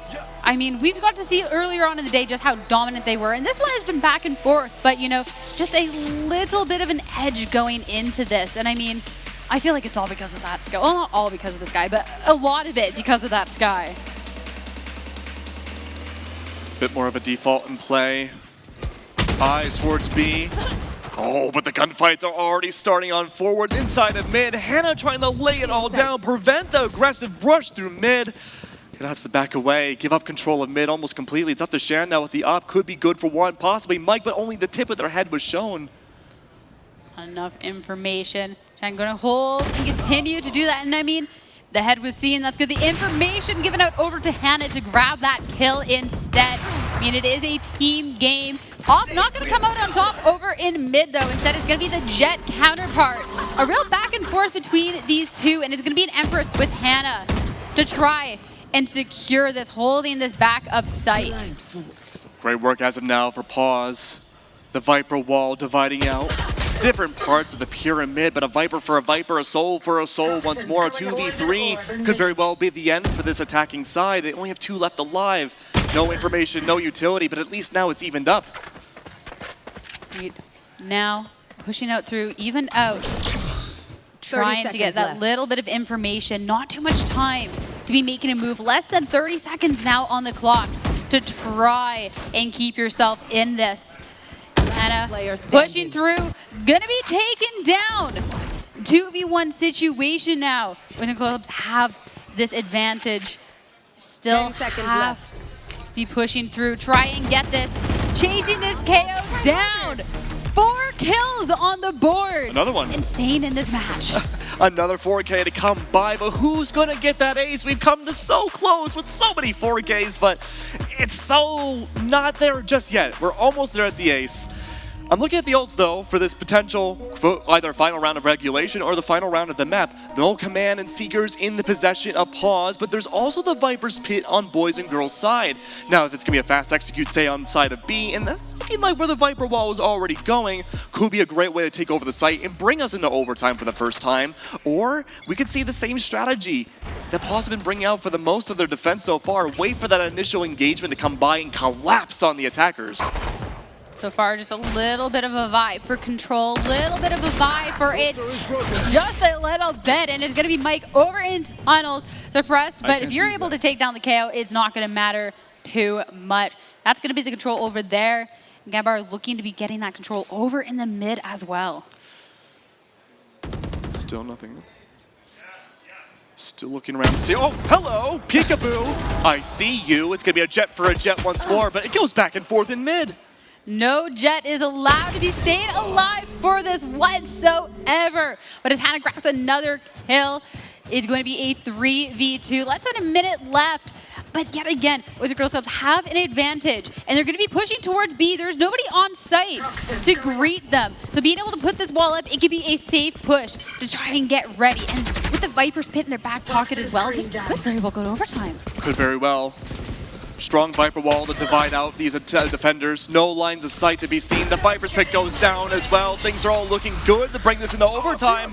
But the Rolling Thunder is going to go on top of it all. It's just a gigantic mess, and Hannah struggling to break the wall. May not be able to go for a flank. No, it might have to just take these fights as they come. There's he poking around the angle, gets that little bit of information, but forced to back up. You do not want to be falling and have that wall tumbling with it, exposing all of your teammates. At this point, any push on is going to be almost impossible here. Hannah has been such a standout, such a strong player, but a 3v1 now. A difficult one. Emma falling. We have 12-12. We have our first overtime of the day. Yes! All right, there we go. The bingo card, another one clicked off. Overtime now. And for those that might be a little bit newer to Valorant, best of 2 to win. You have to have 2 rounds in a row. That means things at times can be very difficult for either the attack or the defense. That means it's infinite overtime. Could very well be a very long match, but we have to wait and see. We've seen a lot of macro and micro strategies to really help divide these teams apart. Notice in the later rounds, we have seen a lot more predominance towards mid for when Boys and Girls Club attacked, making sure that one bad dog didn't quite have as many 4Ks inside of mid as before. That being said though, could see some more strategies come out for just overtime. Everyone always gets rifles, and they have the potential to get their heavy shields as well. It's a matter of whether or not we see an up, I think is the big make or break question.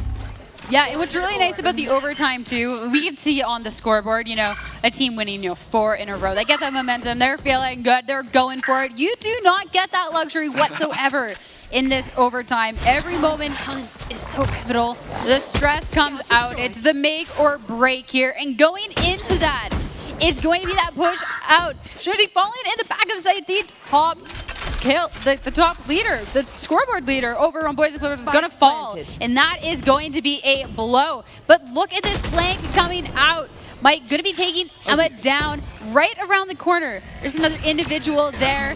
Not even going to be able to use any utilities. Not going to need it though whatsoever. Successful flank, good for 2, but still a 2v3. Still not out of the woods just yet. There's still so many different bodies all over side pyramids.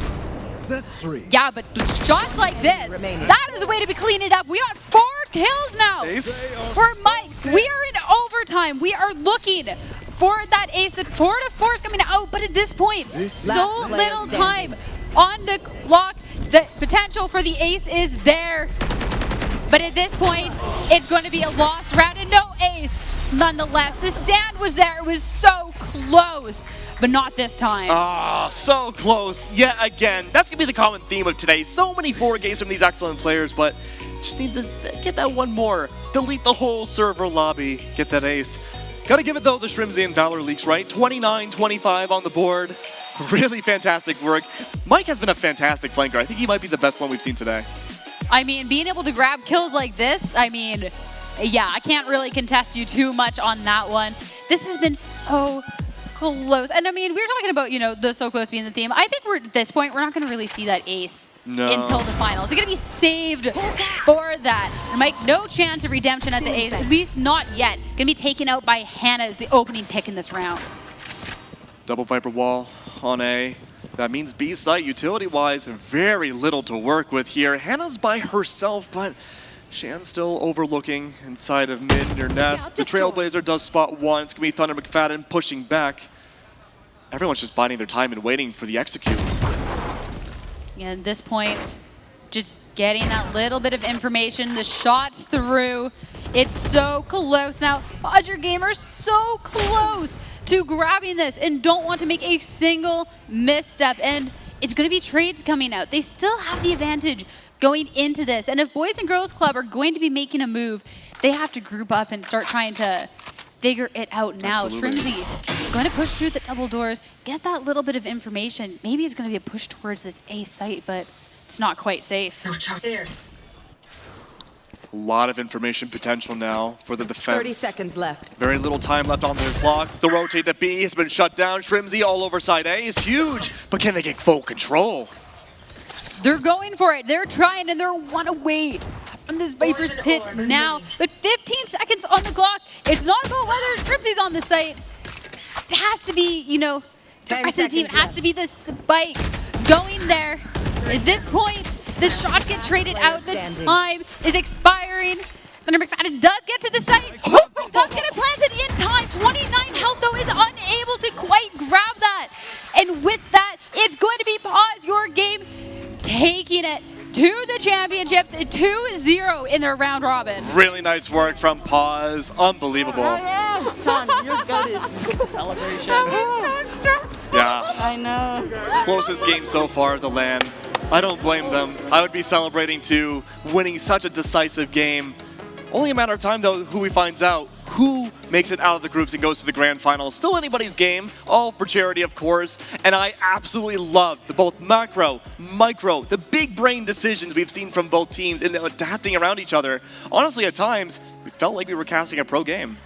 Honestly, yeah, the plays that were coming out, this was some fantastic Valorant coming out. The third game, you know, we were thinking maybe some memes coming out, but no, this was just pure gameplay. This was just pure top action coming out. And Pause Your Game now, with that 2-0 that they've had, are going to be our first championship team. That's right, but who's the second one going to be? Who can face up against Pause Your Game? They've done a fantastic job through and through. Breeze, Icebox, their domains. It's going to be up to that team in the best of three to take them away from one of those maps and see what can they do with an unknown factor.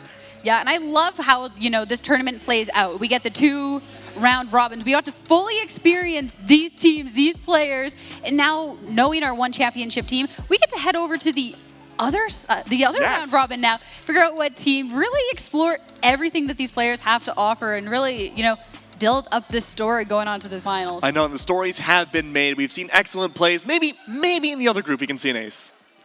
I still think it should be saved for the championship game. I feel like it's just fitting. It's been so close, though. I mean, I thought that Mike had it there, though. But that was so close. But at the same time, that isn't the round you want to have an ace. If you're going to lose the round, the ace is cool, but you need to win the round and get the ace for the clutch. That's very true. And keep in mind, too, this is all for charity. Make sure you go and donate. Thank you for all the amazing charities who have brought forward, helped out, making this event possible. It's been amazing. And keep in mind, too, charities, it's great. Tournaments are also great. But this trophy here that we have in the middle is fantastic. We tried lifting it before. I struggled. I think you were able to lift it up more than I was able to. I'm jealous, but it is one of the most stunning trophies I've ever seen in my life. Nah, it's the whole day is for a great cause, but you can support a great cause and be up on that main stage and hold up a trophy with your team and, you know, celebrate a But don't win. drop it. So don't this would take off a toe. That is for sure. This thing is heavy. It is, yeah, it is sharp too, but it's nice. It is clean. And I'm so excited to, you know, go over to the other, you know, side of the round robin and figure out what team's going to be trying to get this. I know, there's so many amazing teams that we have yet to see at all, but that's okay though, because I loved all the teams that we had brought out here. Pro players, content creators, figures in the industry as well have put up really great numbers. And I mean, going back to that match, right, the flank potential from Mike was absolutely beautiful. I love Thunder McFadden bringing out the kind of the off-breach pick in going for the Rolling Thunders. Had a lot of impact at times. So it makes me wonder, are we going to see the Yoru in the second group stage? Are we going to see an ace? And are we going to see some more kind of off-agent picks that we don't normally get to see or even cast often? It's whether the second round robin group has, you know, the memers, the people, you know, going for the clips, creating that content here today. But that's coming up soon. But we're actually going to throw back to Tom now to sum up everything. So back to you, Tom. Guys, thank you so much. I am happy to say we are so close to raising $30,000 after just our first 3 games here. We are just about to get there. We have so many people that I will be shouting out who hit us up with some fantastic donations. We appreciate each and every one of them. Again, all you have to do, battleforcharity.org/donate, or just !donate in the Twitch chat to bring it on up for you. Help us reach $100,000 today for all of these wonderful charities. All of these teams that are competing here for them right now. And our next game up, it is going to be Starlight versus Stack Up. And they are just about ready to head down right now, ladies and gentlemen.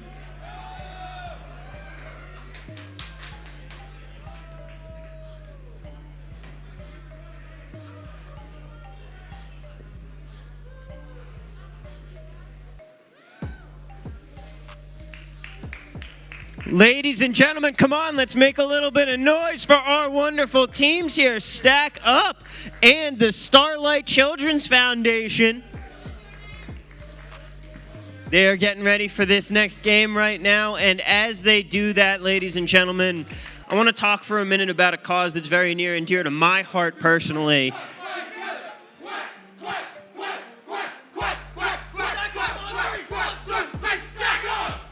And that is indeed the Stack Up team, folks. They are they're a team entirely made up of either active duty or veteran military personnel. And Stack Up is a charity that is helping get veterans involved in gaming to help try and combat veteran suicide. We all know PTSD is such a serious thing.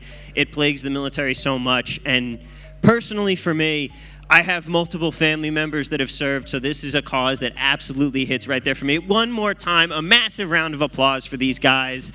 They are the real heroes. And guys, a reminder, all of that money that you're donating, the way it works, it will help out all of these organizations for Stack Up. It could be helping get veterans to gaming events, helping get them set up with PC builds, helping them get set up with a fancy crate full of gaming supplies. All of that comes with your donations here. Absolutely, all the love for what they're doing, and a shout out to some of you who are donating today. Shout out to Tactical Grandma giving us a $300 donation, but she is doing so much more than that. And as a matter of fact, Jalen, I believe that you are with Tactical Grandma right now. Hey, I'm Jalen. You can find me at Jalen. I'm with Tactical Grandma, also named Michelle.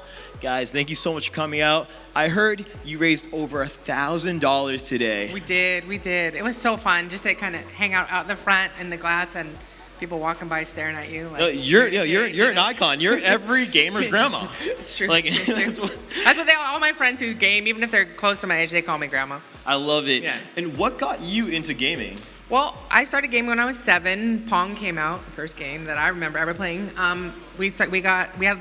It was just Pong by itself before Atari we would play, and then we had Atari 2600, then all the Nintendos, Xbox, PlayStation, now PC. Oh, dang, okay. Yeah. And then you have 1.2 million on TikTok for gaming. I've seen your plays. I've seen you. You're good.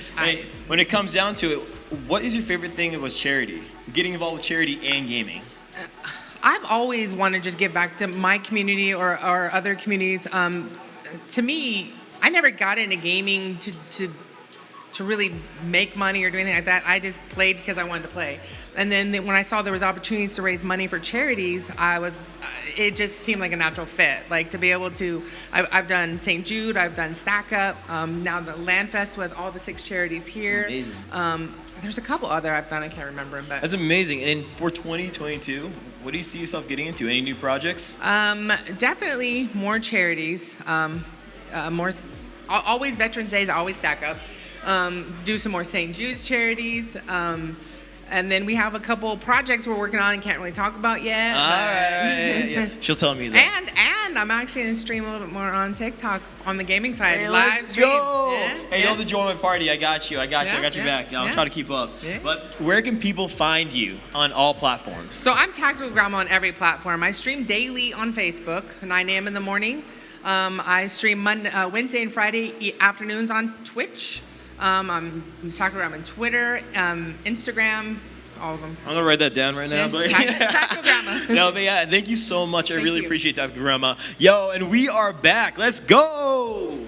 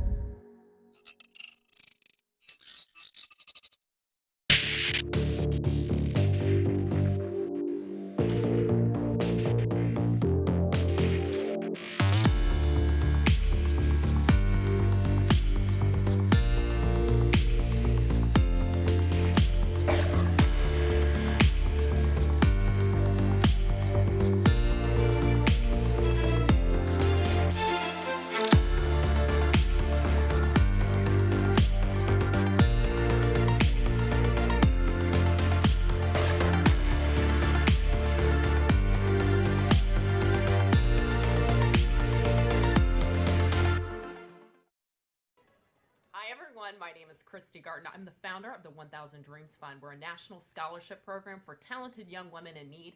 We provide microgrants and mentorship so they can help reach their awesome goals and dreams. And we're doing it in the streaming and gaming space with our broadcaster initiative. Our 1000 Dreams Fund Twitch broadcaster grant, we've been able to grant out over $65,000 to talented young women in this industry. And it's all because of the awesome Twitch women partners we've partnered with to run fundraisers, and we're going to be doing one this fall called Fall Dreams. So if you're interested in doing something like that and helping empower the next generation, partner with us. We'd love to team up. Definitely check us out on social media. You can find us at 1000dreamsfund.org. You can learn all about what we're doing to support women in streaming and gaming, and I can't wait to meet you.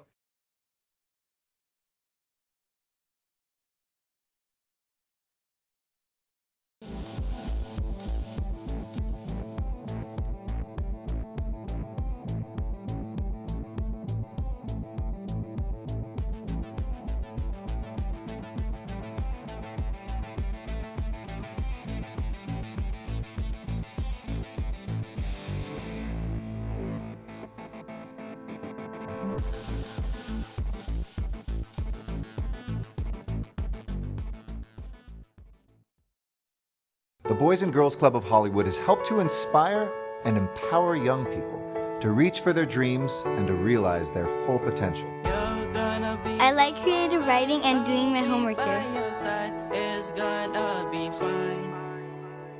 I can't believe I get to work with computers. I like building stuff and making things work. Going to art class is what I'm most excited. I love drawing and painting. The Boys and Girls Club has given me confidence I never had. I now feel like I'm ready to take on college. I never knew that I would love to play the piano so much. I love soccer, and I would like to play for my high school team someday. The Boys and Girls Club of Hollywood isn't just a place for kids to hang out. It is a place for us to see the Los Angeles of tomorrow.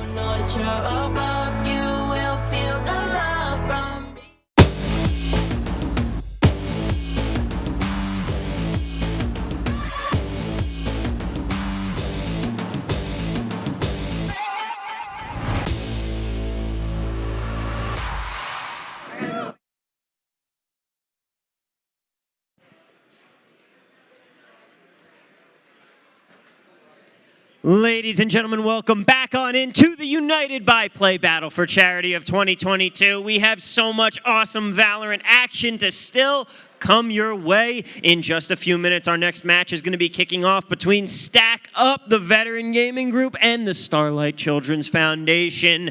But before we get on to that, a couple shout outs here to Ryan, Farnaz, Edward, and Lily. Thank you guys so much for your donations today. And a huge shout out to Steven donating what might be our largest donation of the day so far at $4,000. Huge shout out, huge round of applause for Steven. Guys, keep the donations coming in here. battleforcharity.org/donate or just !donate in your Twitch chat. I'll bring the link right up for you. And every time you donate, you are entered into our giveaways for so many of our awesome prizes, including our grand prize, an incredible PC build. All of our sponsors coming together here. It's got an NVIDIA 3080 graphics card. It's got a Seagate Iron Wolf 8 terabyte hard drive, and it's got a ViewSonic Elite monitor. Let me tell you, I have one of those bad boys at home. It is the snazziest thing. It looks so good. A huge shout out to all of our wonderful sponsors here. And don't forget to donate, get entered into that giveaway now.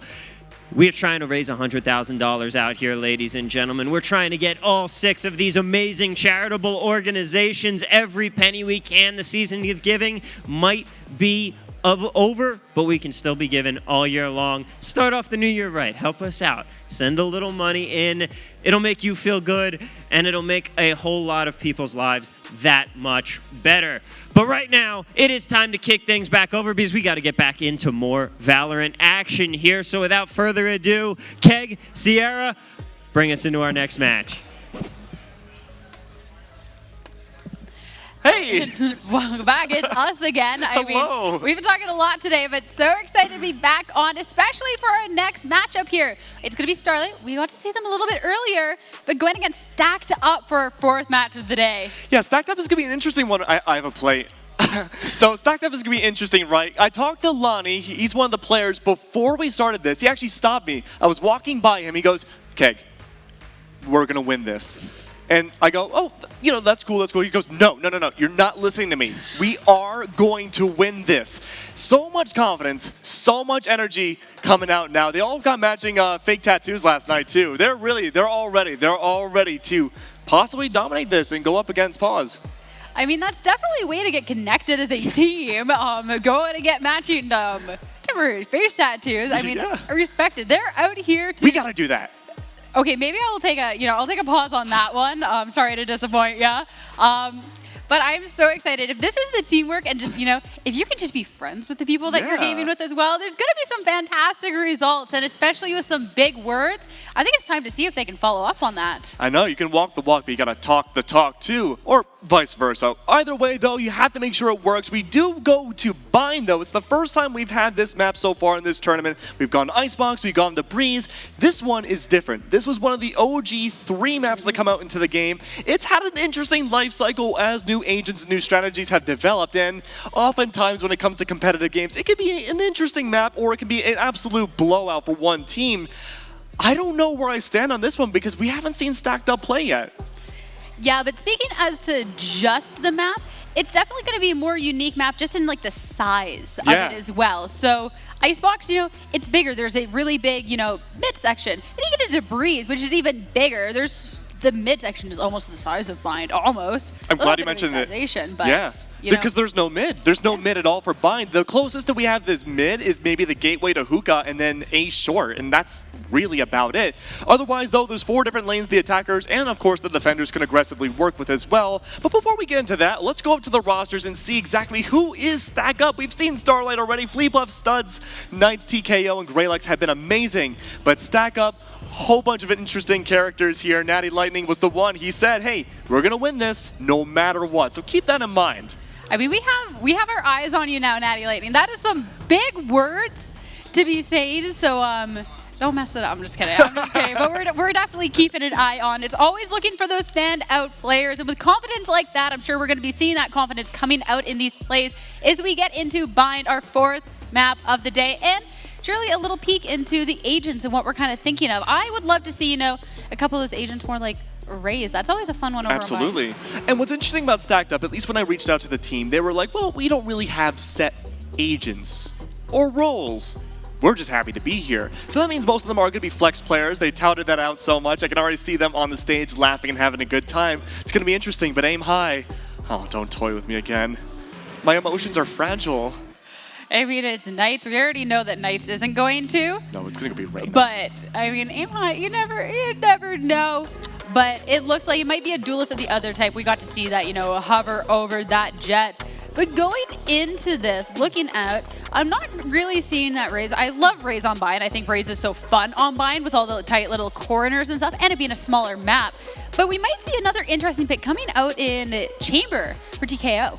Yeah, Chamber, I don't think we have competitively seen a Chamber yet in professional play, so this will be an interesting one. A lot of opportunities with the trademarks as well. We had seen Mike bring out the tour de force in the last matchup fantastically at times, but it's going to be interesting to see how versatile it can be. The core difference I feel with the trademarks versus any of the utility that Studs' Killjoy can bring out is that almost all the utility that KJ has to be bound within 40 meters of the physical presence of the agent. But no, same can't be said for Chamber. You can put the trademark down on B and go on to the farthest corner of the map map that you want and still potentially find out where the rotate or a flank could be. Yeah, I mean, at least in this case, it's not, Killjoy versus Chamber, which one's coming out on top, but instead playing on the same team, playing in harmony, and I mean, just the lockdown potential in everything at that point. You can have the Killjoy for the one side, you can have the Chamber for the other. That's going to be absolutely insane and definitely something that Second has to watch out for. Absolutely, and already the stacking defensively when it comes to A and B, I think is one of the most interesting parts of this map. And I think more than almost any other map in the game, it's been figured out oftentimes how you want to play this on the competitive level. Of course, this is for charity. It's not as competitive, so there could be a little bit more unknown factors, more who knows what, right, in each round. But look at how the agents are stacked on the defense, each half that we're on. And right away, though, 2 on B, 3 on A. There's a lot of confidence that this execute for the attack should be starting off on A site. And right, they seemingly are. At this point, we can throw that the wall goes up. But looking to just break that, have that potential to be pushing on through. There's going to be the smokes that have the potential to be coming out as well. But as shots get fired, it's kind of a little bit of a standstill, at least for this moment. Worried about a potential flank, but not really making too much ground ahead of them. I say as Knights, it just has to prove me wrong. I feel like Knights this whole time today is just proving us wrong. In a good way. In a good way, yes. But with all the shots that the kills over on A, and now that the rotation has come out, it's going to be a rotate back over to a B, and all of a sudden, Second has to scramble back over there to meet them. 3 Sentinels on the side of the attack. Luckily, though, they're on the attack, not on the defense, because there's no utility at all to stop on B for the push. Just going to be these gunfights coming out, and a wall. And a wall after, the gunfights have been realized, have been made. And with that, now the spike can get attempted to be planted, but only 2 left from Stack Up to try and fire back. It's going to be one over in Hookah, and I mean, it's not going to be anything coming out this time around. Absolutely. 3K coming out from Knights. Really impressive work to be seen. And something that we didn't mention in the Agent Select is that there are 3 Sentinels for Starlight's attack. That's going to be interesting. It's going to make the executes a little bit less have firepower, I would say. There's certainly no chance at all that the flanks are going to be happening for the defense. But keep in mind, though, Killjoy, Chamber, all on the board. This is definitely set up to be a defender side of comp, though. All right, so we actually just got word there might be a little bit of, tech issues. There always has to be one. There of course. Always. It's a tournament. Yeah, there's going to be something happening. So I think we might remake this lobby. So y'all are stuck with us for just half a second. A couple of things are for certain, though. Hello, it's us again. Probably sick of seeing our faces.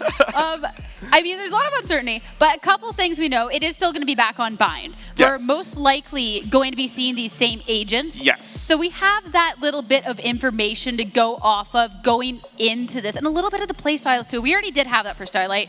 Yes. Fairly, but we get a little bit of a peek into what's in the minds of Stack Up. Yeah, the minds of Stack Up, I'm curious to see what's going to be brought out. We did see the early Sage Wall come by on the defense. That's the only Sentinel utility the entire team has. So bringing that up right away, definitely a good move to stop out the A-sided push. But if you're on Starlight's side on attack, you have so many different methods of entry besides that single wall. Sure, you could brute force if you wanted to, or you could just rotate the B like we had seen, or even go through showers. Plus, this is a default heavy map. That single Sage Wall is only going to stop at most one of maybe even, who knows, at 3 at times different ways of pushing. I mean, it didn't really stop the push either. No. They broke the wall. Yeah. Knights went and got their kill, and they just backed up after that. It was a good try. It was a good try. I mean, it definitely can be effective, and maybe more so on the rifle rounds, where people are playing a little more of an angle, playing it a little further back. You're not playing close up to that wall. But I mean, it's still the strategy, but it'll be interesting to see going back into it. They do have now that little bit of information about the other team. They have that little bit of information of what they can expect. So it'll be interesting to see if there's any, talk and strategizing. Yeah, I think what's going to happen, though, if I'm the coach right now, Coach Keg moment, I think what's going to happen is if I'm on the defensive team, I'm going to put at least one body on B. We did see 2B, 3A at the beginning of the round, but then very quickly we saw those rotates happen. And Bind is a small map compared to Breeze or Icebox or even Fracture. Those rotates are so quick at times that you would think it's a good thing, right, to be on top of the enemy. But the rotates are also quick for the attackers too. They can just go over to B and you're left with absolutely nothing to defend with. And especially being a smaller map, we got to see that for the attacking team, that the barrier orb went out in place, so there was the fast rotation from the defense. They went and met them there, but there's, you know, the 2 points of entries onto that site. You can go all the way through elbow, you can go for the long flank. That's not going to get you there in time at that point, let's not lie. Or there's that little main entrance. If that's walled off, all of a sudden your whole team's sitting there, and the attacking team can just go get set up, have these angles, and cut down your only couple ways onto the site. Absolutely, and you mentioned too how great Raze can be on this map, and Raze would be perfect to just blast back over that sage wall. That's normally what we would see, especially on top of the brimstone being picked out as well.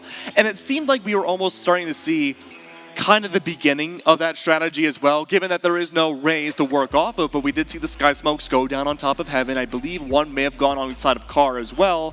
So the idea is definitely there. It's just that you have to reorient yourself to have a good execute as an attacking side when using almost every single Sentinel in the game. Yeah, definitely. And I'm excited to see it later on too. Once we do get Starlight over on the defensive with the Killjoy. And we got that chamber. I'm excited to see how that gets played out, but also just maybe on the attacking end, like how they can be used up even in a post-plant situation. Because we keep talking about, just the defensive end of it, but that has a lot of utilities in that way. That there was a little bit of a flank potential through Hookah last time. It was a little too late. At that point, the rest of your team is gone. But even something like that can be completely shut down with that little bit of information. Absolutely. There's a lot of potential in the mid and late rounds for all these Sentinel different players. And I am curious to see what the Tour de Force and the lockdown in conjunction can bring out with each other. Small map, again, KOG's lockdown can pretty much block an entire site by itself, especially B. That can be nasty. And Stack Up, they have a little bit more time to formulate their plan going into this remake lobby.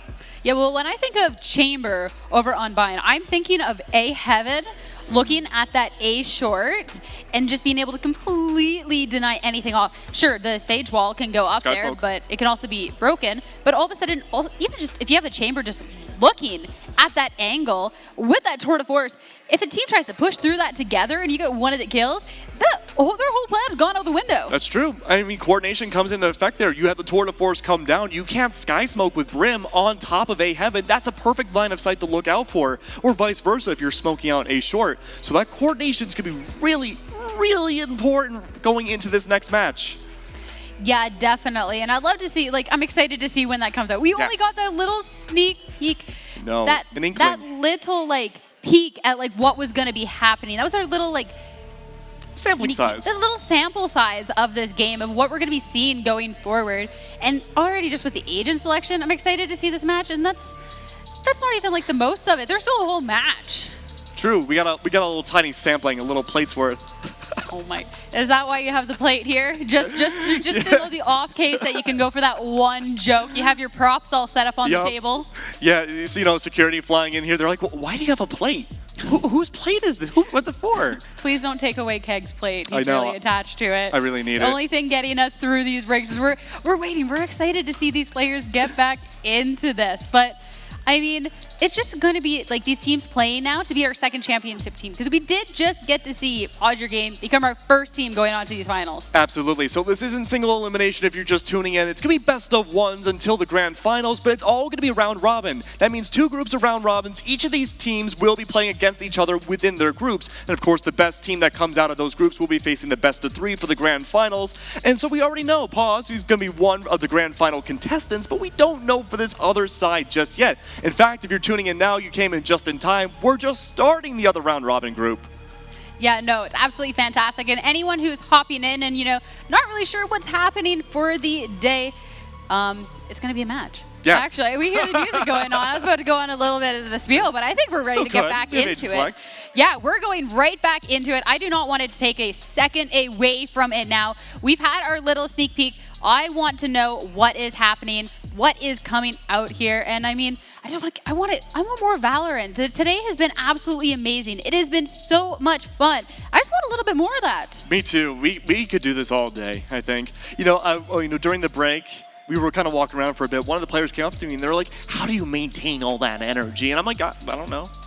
Valorant? Because we love this game and it is so much fun to watch and cast and watch these players come out. When you have great Valorant like this, how could you not love what you do? That is for sure. Exactly. And you know what? We've said it so many times now behind the scenes. I've never had this much fun before. No, this is absolutely amazing, especially being at the HyperX Arena, being able to sit here. We can see the players on stream, like on stage. We can see when they pop off. We can see the people here watching and cheering people on and just having a bunch of different creators. Like, the energy here is amazing. This place is so cool. Yeah, you know, the people in the crowd, everyone, you know, the production, of course, as well. Everyone just adding to the vibe, adding to the energy here. And it's so amazing. You know, it's one of those breathtaking moments. Remember, the first time we walked in here, it was just like, whoa. Yeah, like this is mad cool. And I'm sure for a lot of the players, it is the same. But now we've got the dust settled. We have a remade lobby. And the last time we got to see a slower push towards A. But this is all Whereas ahead is going to be everybody stomping down this B-Long. All this utility coming out. There is the Viper Wall in the way. And with that, we're just going to take the teleporter. We're just going to head back over to A. Why not? 2 Sky Smokes already used by the Brimstone on Starlight's side. That means only 1 left available for this pistol round. It's going to go on top of A Heaven, but now there's no more smokes. They only have a Sage Wall to work off of. Put the Sage Wall up, though. This Sky Smoke will make it so there's safely push out onto site. Not going to be worried about that, at least for now. It can also start getting set up. The Killjoy setup going to be coming in strong. We can already see those nanoswarms waiting on that spike. But still so many members from Sackup to fire back, and they're doing a great job of doing so. There's a couple of ways to get onto this site, but at the same time, the attackers, they can't leave. They can't go too far. These are going to be close-up fights. Going down to a 1v1 now. Ergendad on that Phoenix. The other side of the wall is going up against a Killjoy. That is one of the last people that you want to be seen in this 1v1 situation. The Nano Swarm goes up, but Suds is just going to take the kill with the gun nonetheless and take down the pistol round that they wanted the first time. Really good attempt nonetheless, though. We had seen some isolated 1v1s, kind of pushing through, of course, 1 by 1 past triple, and it just went straight into the grasp of Starlight in that beginning round, right? But you're completely right. Having 3 of those Sentinels into the post plant, even having just 1 alive, is such a huge benefit. Information, or in the case of Studs and Killjoy, damage to go through. If we can see Starlight get those post plants, it's almost a guaranteed win, I would say, with the amount of control they can have onto the site. But the problem is, those early rounds, that's where we have to see Stack Up capitalize. I mean, I do feel like Sackup has some fantastic tools in their back pocket to be firing back with that, though maybe not going to be realized this time around, of course. It is going to be classics in the lake going against these newly, freshly bought up Spectres coming out from Starlight. And push out onto site, it's actually going really well for Stack Up. This push through the Viper Wall has been devastating for Starlight. Absolutely. Now able to pick up a little bit better weaponry now. Last one alive. It's going to be down to Flea by themselves. Not much more control on a 1v3. Yeah, but does have the Spectre in hand, but a couple guns being able to be picked up by the other team. Sparks being one of them, holding the more so around the boxes of sight with that in hand. And Fleabuff not looking the greatest shape either. Only half health left and doesn't have Spike in hand either. Has to be peeking into this. Going off the information, is able to grab 1 kill, but that's going to be it. A fantastic thrifty round, a fantastic little upset coming out from Stack Up. I definitely did not expect that to be that close of a round, especially, like you said, a bit of an upsetting round 2. Really, really nice, and good control as well, finding the information, dividing out the site with the Sky Smokes. This controller abilities are going to be paramount for both sides to play off of, especially because Brimstone Smokes last the longest out of any controller in the game. They're there for a long time, but here's the catch. They don't regenerate. That means once you use them per the round, it's gone. Definitely have to be a little smart with when and where they're being used. This time around, Stack Up, that A short is definitely fortified. There is the Viper Wall, there is the Sage Wall. They don't want anything to be going through that. And not through showers either. They're Graffy only going to be good for that 1 kill. Teammates gather back, going to be traded out going into this. A lot of utilities slowing down Starlight, pushing through. Can no longer do so from showers. Full A control again, but we saw a lot of success when it came to Starlight, at least attempting to push into B, but we haven't seen a full execution yet. This point, too, it's the whole team rotating back around, but we touched on this earlier. It's a small map. Sure, it doesn't really take you too long to get to the other side. It will in this case. They actually took the long way around. The longest possible. Yeah, right? The almost longest way possible. Yeah. And then this is given way for Stack Up to already get onto site. 2 bodies over there, not fully committing to it, but instead having that information and then contact. But look at this. We should have known. They've done that before. We've done this before. We should have known. Pushing out, and that is going to give way too for the resurrection to come out. Knights having that second lease on life. Not everyone had rotated over though. There's still Stack Up over on A. Sky smokes down. So much line of sight denial. Spike's still on the ground. 17 seconds left, and the gunfights, they're all completely blind. There is nobody can see anything. It's like finding a needle in a haystack, but as everything falls, so does every member of Starlight. Absolute slaughter there. A nice little team ace. You know that team spirit coming out with these face tattoos. It's the matching tattoo. It has to be. It has to be. That was in like perfect harmony there. Beautiful to be seen. And what I really liked about Stacked Up in that instance, right, is that you mentioned the rotates and how often they can happen when you don't know where the attackers are. You don't really have that outwards information to spot out that rotate into B and the teleport, right? So just hiding onto the site and hoping for the best and really staying there for an uncomfortably long time paid off. But are we going to see that again? Oh, Lonnie, he is the preventer of that teleporter, making sure, no, that's not going to happen again. You are forced to go to A. I mean, also let them take the teleporter over to A if the rest of the teams are going to get slaughtered there. I mean, gonna lie. Lear around the corner. The information that at least one is there and be forcing him to back up. An attempt to push the hookah there, not working well for Studs whatsoever. Just a vibe back and forth for this control. A lot of utility to the back of site. American Dad still able to at least hold on there. Not taken down by the utility, but forced to position nonetheless. Try to take someone down, but Rafi, that was a fantastic little use of breach utility. It's going to be the shot to grab a kill. We love to see there, but I mean, it's going to be Knights yet again to try and grab enough kills, but it's not going to be quite enough to secure it, but enough to put their team in an advantageous position. 1v1s were all isolated outside of B long. A bit of a massacre, all different parts of the map. It's the bread and butter at this point for Starlight. Almost every round we've seen so far, these big, elaborate, grandiose, if you will, rotates that come through. The wall goes up. That means the plant surely must go down, right? That's going to be so hard to rotate around. Pretty much the only way as a defender to get into the site now and defuse is to go through, you have to go through U-Haul. Yeah, Phantom in hand. Slowly walking, not too far. They lined up. There was that potential. There was the hand. Relic's not going to let it happen, at least not that way, though. Going back to that tied scoreline, going up here.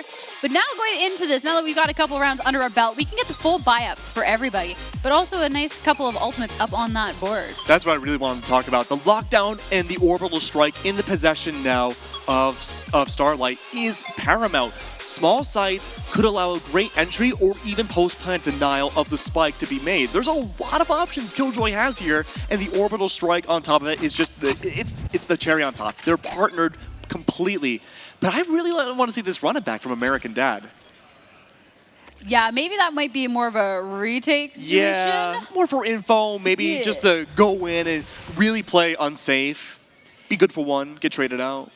Yeah, and at this point, despite the fact that, you know, others may be playing it safe, Graphy getting a little antsy with it, pushing all the way through showers and then some before backing up, seeing a little bit of utility, but enough little bit of information that there's at least someone on the other side. Starlight gonna be picked up, all trying to be pushing through that A short now that the wall is broken.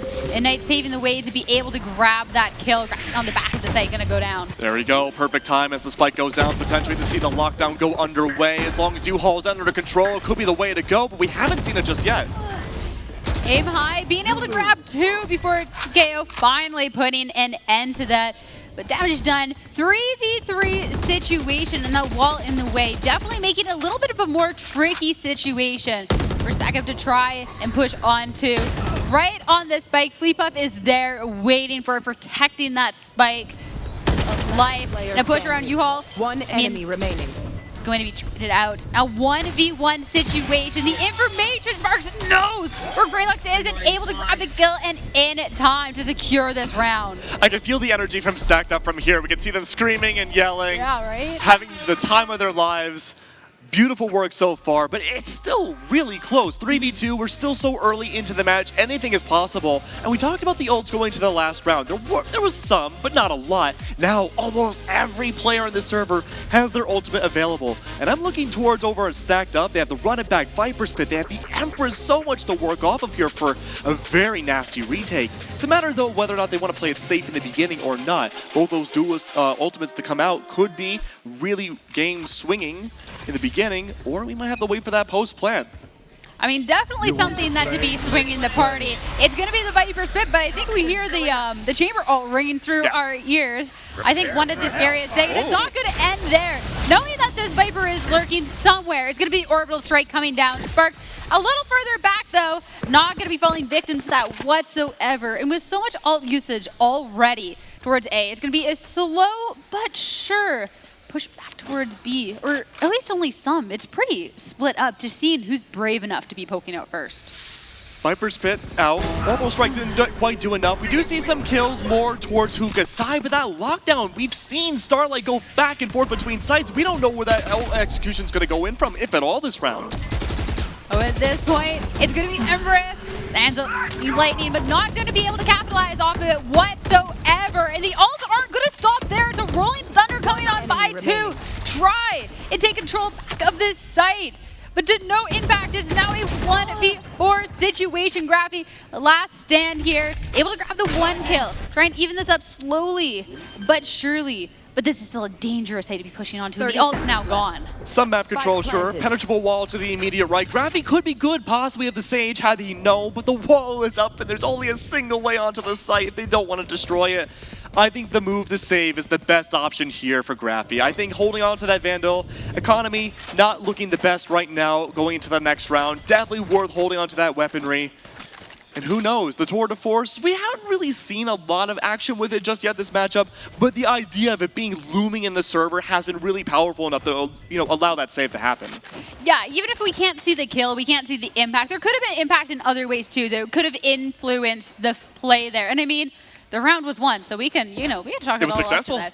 Yeah, exactly. But the amount of ultimates that came out in that round, one after another, all stacked up. You were talking last round about how, these can all make an impact. I mean, they certainly did, and majority of them are now gone. Absolutely. Most of them were used. How many was that?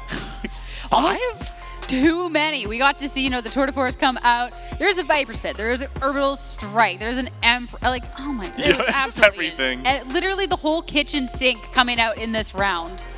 It's not looking good, though, for Stacked Up. Sheriffs across the board. We do see Graphy's holding on to the saved Vandal. Could have handed off to Aim High. Aim High's been fantastic about holding down A site. Giving them the Vandal could be a good way to start things off, but Lonnie's playing it bold. Gonna be holding this close quarter. Grabbing that one with the right click and just missing out. Chasing him down in any attempt to try and chase Lonnie Lightning down. It's going to be the team having their back. I mean, but that was a fantastic way to do so. And, now they're just going to hightail it out of there. But that might have been a couple of dropped guns. Sparks is playing this really interestingly. Has the audio of the footsteps of everyone on Starlight rotating over into B. We know the rotates for the attackers are happening often. So holding on there, getting the info early on, really good for those fast rotates for the defense. Still going to be a dangerous rotate coming on through. The wall goes up.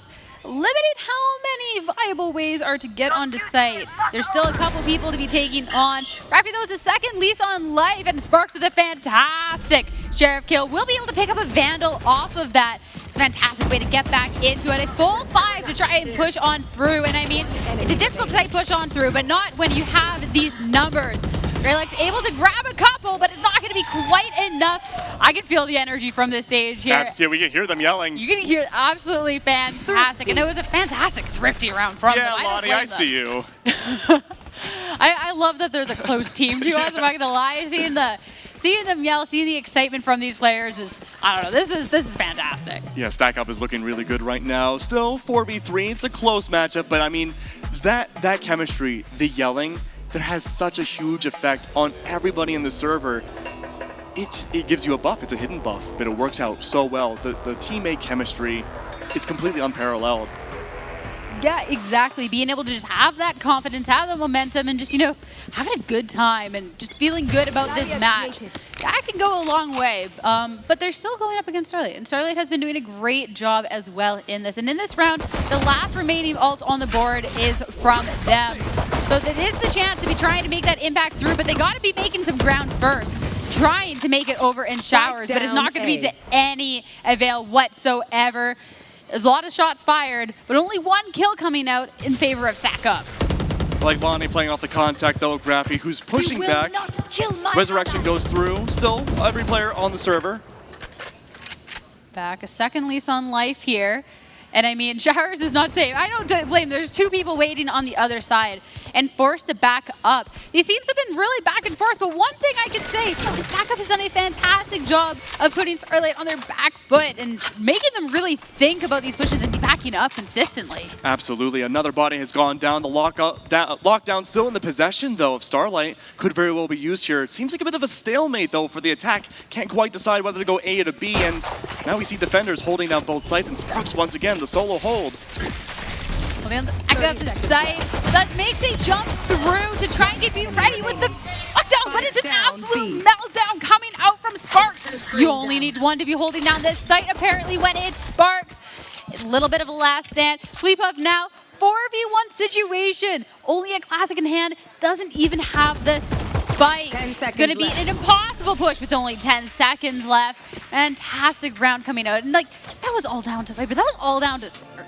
Stack Up is looking really good right now. Their defensive hold, the rotates, they're not over-rotating, and that's a common flaw that we see on a lot of even competitive teams, is just thinking, okay, the attacker has to be going on this site now. We have to rotate everybody over so we have all hands on deck, but no, just holding out for one, maybe a 4-1 stack going into it is a really good method as well. 10-4 now, we can see it paying off for Sparks here. Still 2 ults on the board, though, for Starlight to use off of. But you can see Stack Up, they're pretty liberal about their ult usage. Definitely. Looking to get set up over in B long. And I mean, don't blame them. This is actually going to be where Starlight's looking. They're going to be going for that little bit of a push-up. I get that information, but not much is going to be given. They already know that Sparks is playing over on this site. And now they have to try and figure out where they are. Mollies have gone down on top of the poison orb. Can't play off of each other too well just yet. A minute left on the board. Fault lines in hand. Could promote the teleport usage for Starlight to go to A. I mean, the teleporter's cute, but they also use it so often. And yet again, not everybody had made that rotation over. And that's such a loud way to signal that you're looking to go towards this other site. Rotation already happening. There's a little bit of ground gain over in Showers, but that's only half the battle. They have to get out onto this site, and these angles being held down. A lockdown will come into play, but that doesn't cover heaven at all. Oh, it got destroyed through the walls of Showers. Lonnie holding a powerful position on top. Wow, something that could be so impactful, all of a sudden completely gone to no impact whatsoever in less than 30 seconds now. Trying to be pushing on through. Fleep Up being able to push into Lamps. But already someone waiting on the other end. And it's going to be Knights now. Knights has been such a strong player, but 3v1 situation like that is not going to be able to clutch it up. Knights came fairly close too, getting a triple kill that round, having so much impact. Wasn't quite enough though, and already we do see Stack Up good for the half. They're good for 6. Now at most there are 12 rounds. Could be 6-6 for the half still. Could have the chance to see Starlight even it up. But as of now, though, this raw aggression once the execute comes by. Wait and see once again what this first move could be from Starlight. And catching out those rotates has been the biggest make or break factor to really transform this lobby. I'm really intrigued to see once Starlight goes over to the defensive, because considering they have the chamber, they have the killjoy. Those agents are great once you're onto a site and they've locked it down. But Stack Up has been kind of denying them that at all. So it will be a different story once things switch over. And they need a different story at this point. Already, just a few seconds into the round, 2 members of Starlight gone. Oh, I completely agree, Sierra. A lot of what we see now from Starlight's team is defender-sided. And that's okay. Getting 3 rounds, having a defender-sided team on the attack, really good start. That being said, though, playing it to their own strengths, playing it slower, Viper's Pit is out, Sparks now all over side B, promoting a rotate towards A. This might be a trap. especially considering who we see on the other side. Oh no! Oh, Just walk right by him. Trigger Lonnie's just waiting, being able to bone out to right in the back. Somehow trapped in the corner. The team, they're jumping up on the stage. Oh my god. That was absolutely fantastic. I know Lonnie was talking a big game, and I mean, it's being backed up. Talk the talk. Well, certainly walk the walk there. What? Holding on top of a barrel. But I mean, yeah, we got to see that replay again. Great trigger discipline. Many players would have gone for that first killjoy, but no, waiting for the full rotate. That's what we need to see, and that is a play that could very well bring you to the grand finals. I mean, if the turret was like, you know, just like half a foot, like above 2, it would have called out the whole play. But no, not quite catching that angle. Don't trust technology. Not always gonna work He clipped out. into the wall. Right? It was close. But that's gonna give the clips. It's gonna give Lonnie that moment. And now, more than positive for this half. Starlight really having to regroup, try and figure out how to try and bring this as close as possible to positive before their swap. Lonnie again hiding on top. Some boxes right outside showers. A big stack up from Starlight right outside A main. Full aggression to push through on a single part of the site. But nothing as of yet. I see Lonnie Lightning as being patient, just waiting. The rest of the, all of Starlight is over in this A short, each up on this elevated angle, waiting for someone to be kind of peeking out a little too far. Sparks' way away is waiting out for the rotate, giving information that yes, they're still outside of A. You're hearing all the footsteps. A little bit, just trying to wait, but the flashpoint coming out, Knight's gonna fall. And with that, while going out, the orbital strike is gonna be pushing Aim High out of position. At this point too. Clears out so much space. 30 seconds left. But at this point, they're not even gonna use it. They're just gonna back up and go towards B.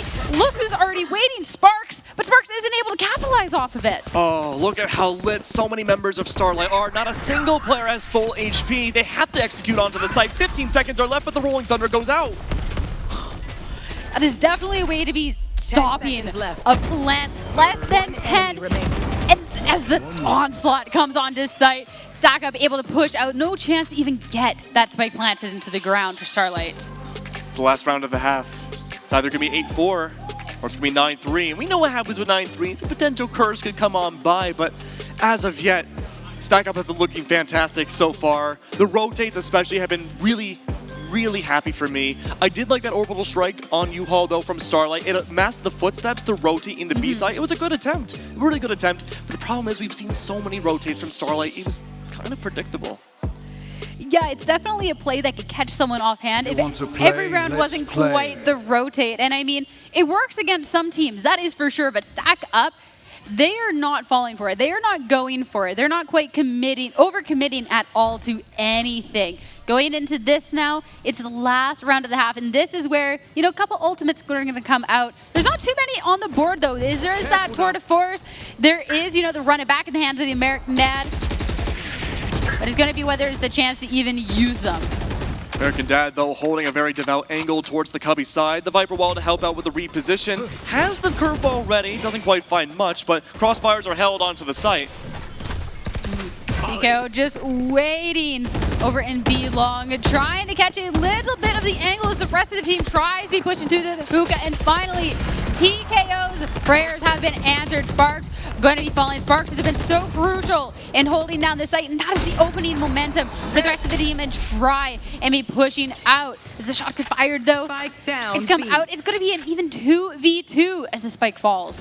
Oh, McGraffy now last alive, has so little HP to work off of. No place to hide other than rotating towards the back of elbow. No place to hide whatsoever, and going to get flanked by Knight. But, I mean, at this point, the damage has been done. That was a fantastic defensive end coming out from Stack Up. It's going to be whether they can keep that going over on the attack, though. They do have the aggression to be able to go for it. but they're also going up against a team that seems a bit more built for this defense. This is really interesting. I can't remember the last time we casted a game where we had 3 Sentinels on one team. Especially on a map like Bind where it's very condensed, and we've seen the struggle of the executes when you don't have an initiator, just like how Starlight was not too long ago. No initiator, no Sova recon, no information to natively get onto the site. It can be a struggle, and it allowed just much don't, of stack no, up. Just don't wait, hold wait a for line me, of wait for me fire. real They quick. got the cross angle too, especially on B. Last Just round give was it a perfect like example. 10 seconds, nobody make Having any 3 sound. Sentinels could really mix things up a little bit here. Yeah, I feel like the first couple of rounds will be really interesting to see how those are played out and being able to just lock down these sites. And if Sackup can adjust through it, because, you know, this team, this is aggressive going into this. And they're looking to be playing aggressive. The Lear comes out, and with that, Lonnie is looking to be pushing into Lamps, taking a lot of heavy fire and unable to quite translate with a kill, but it created enough space. The wall goes up and the spike goes down. And 5v5 as it's a battle over in Lamps. Beautiful as if, yeah, a 3v3. The molly goes down, wall is broken. Looks trying to be pushed on through, and as one wall gets broken, another wall goes up. Viper wall, the push around the corner, 2v1 now. Last player standing. But as the snake bite goes down, gonna even up the scoreline just a little bit, and Fleepoff has taken so much damage at this point. Sparks barely taking anything, just needs to hold this down as the time ticking away. I like Fleepuff's dodging with the bullets earlier on inside of U-Haul. Lonnie not able to hit the shot though. Did have a bit of a stall at the very end, but the spike still went into the ground, and that's the win condition now for Stack Up. They were able to get onto the site, like you said, very aggressively. And these early rounds, we're not going to see a lot of the heavy lifting Sentinel utility right off the rip. No trademarks, no alarm bots just yet. But now in rounds 2 and 3, this is where that aggressive play might not work as well. Yeah, it'll be just interesting to really see how that pans out. But that was a fantastic round. I like the everybody pushing into Lamps, the little fight there in the very tiny area. It's really fantastic. And now that they have some bigger, better weapons, it's gonna be a push up into Hookah. Nice chilling around the corner though with the shorty. Gonna be able to get out of there with his life. Unable to quite pick up the weapon though. But there's nobody's on the other side to really contest. Dancing around the one way. Almost into the teleporter. Looks like wall will go up. It's a full execute on an A. Yeah, I mean, B doesn't quite seem safe. This has been working out well. There's the double wall potential, and now these angles can be held. These Spectres can be putting in the work. Sure, there's still 4 from Starlight can be trying to push on through. But Classics, especially now that the right click ain't what it used to be, is not going to be working out well, and we're going to see a prime example of that over here. Knights does have that Spectre in hand and trying to fire back. Sparks going down is the first little step in this plan of trying to take the site back, but 3 members, that slow orb, and everyone chasing him down, it's not going to pan out too much. Notice the differences about how the approach of the 1B or the 1BXs happened between both teams. When we saw U-Haul push up for Starlight, we had seen members push in one by one. They were grouped together, but we saw the first contact from the Killjoy come by in the wide swing. Then we'd seen another one on the short swing, but by then, Lonnie was able to melt down both of them because they weren't able to play off each other as well. But at the very end, sure, the win condition was already met for Stack Up. The difference was, though, is that we saw both members swing against each other to take down Knights right away. Small, tiny differences like that can make a world of a difference. Oh, definitely. And that difference has definitely earned them the 10 points that they have on the board going into this. But this is Starlight's chance to be grabbing those rifles. They have the one up now in this weaponry, be able to try and hold them off whatsoever. And now the Sackup has to be pushing in with, just these SMGs. They're going to be pushing a little bit into Hookah, but they're not going to commit. See if anyone's around the corner. Back up a little bit and, take that teamwork somewhere else. There is so much Sentinel utility all over side B. I don't even think it's possible to push into it. And look at that, the full stack onto A, taking the wall, taking over the site again. U-Haul not in the control, though, of the attack. And these Spectres at these close angles, not quite going to do it, at least not to what they want to be.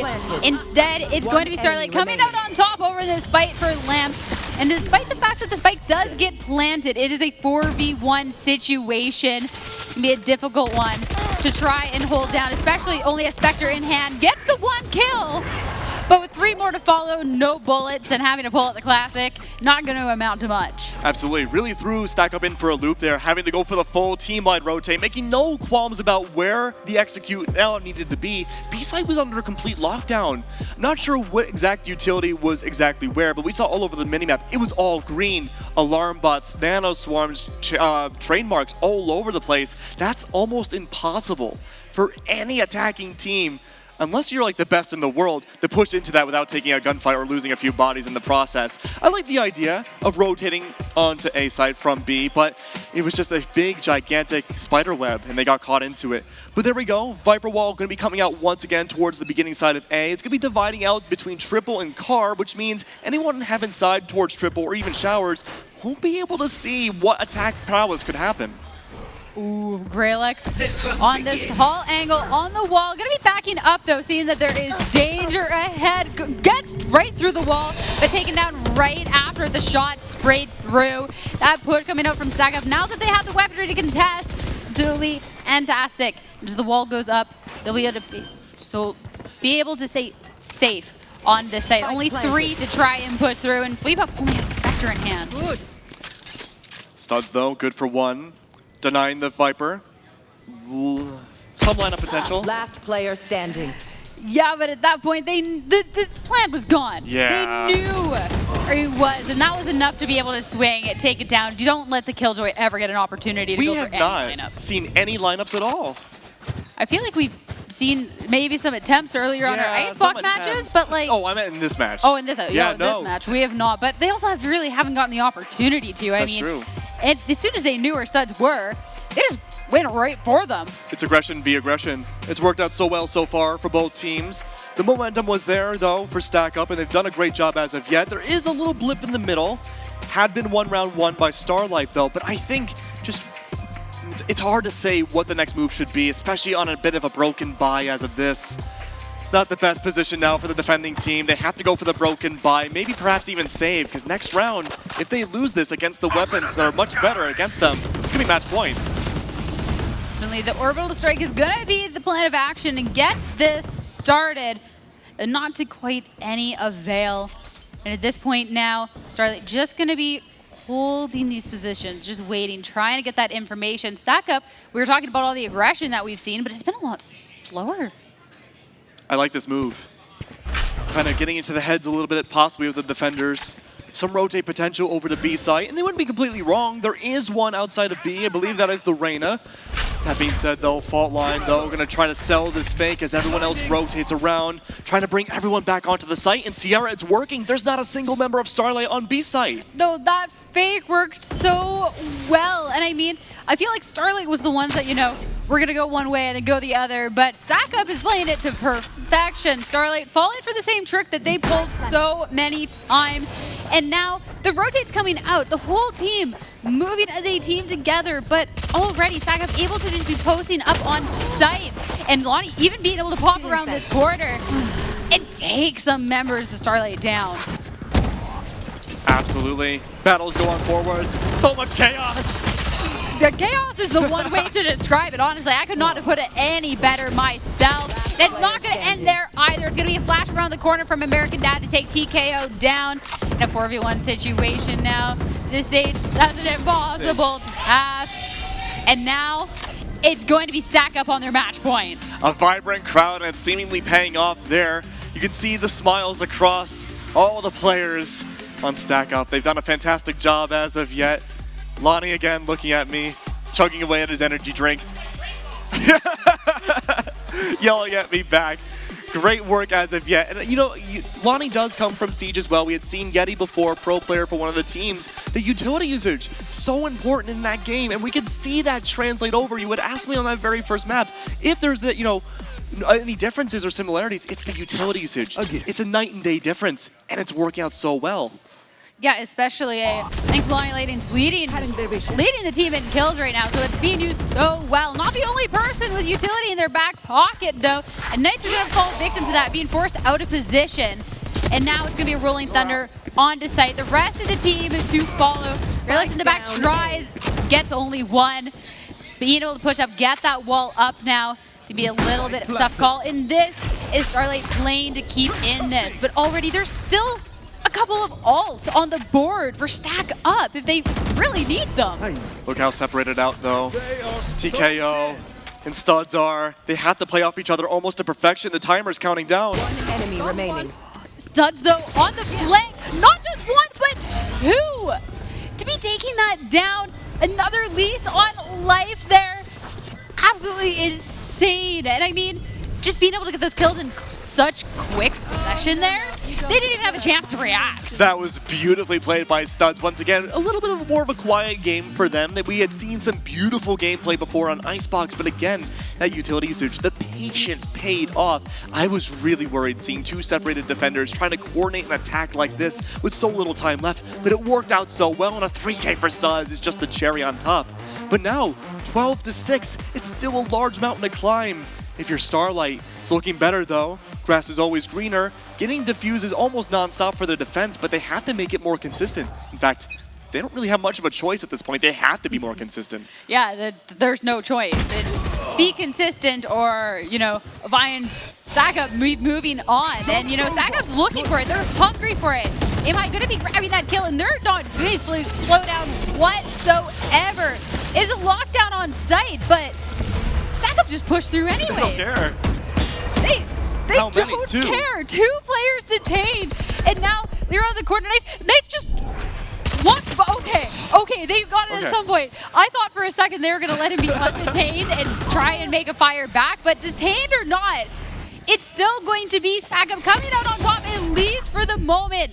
Nate's trying to be putting in that work, but it's a little bit of advantage on the other side. Double resurrection in play to be seen. Viper's Pit as well for Stack Up. Could be the execute still on A. We see the rotate through Marketplace, and there's already a push up. Aim High could make or break this round and bring us again to another match.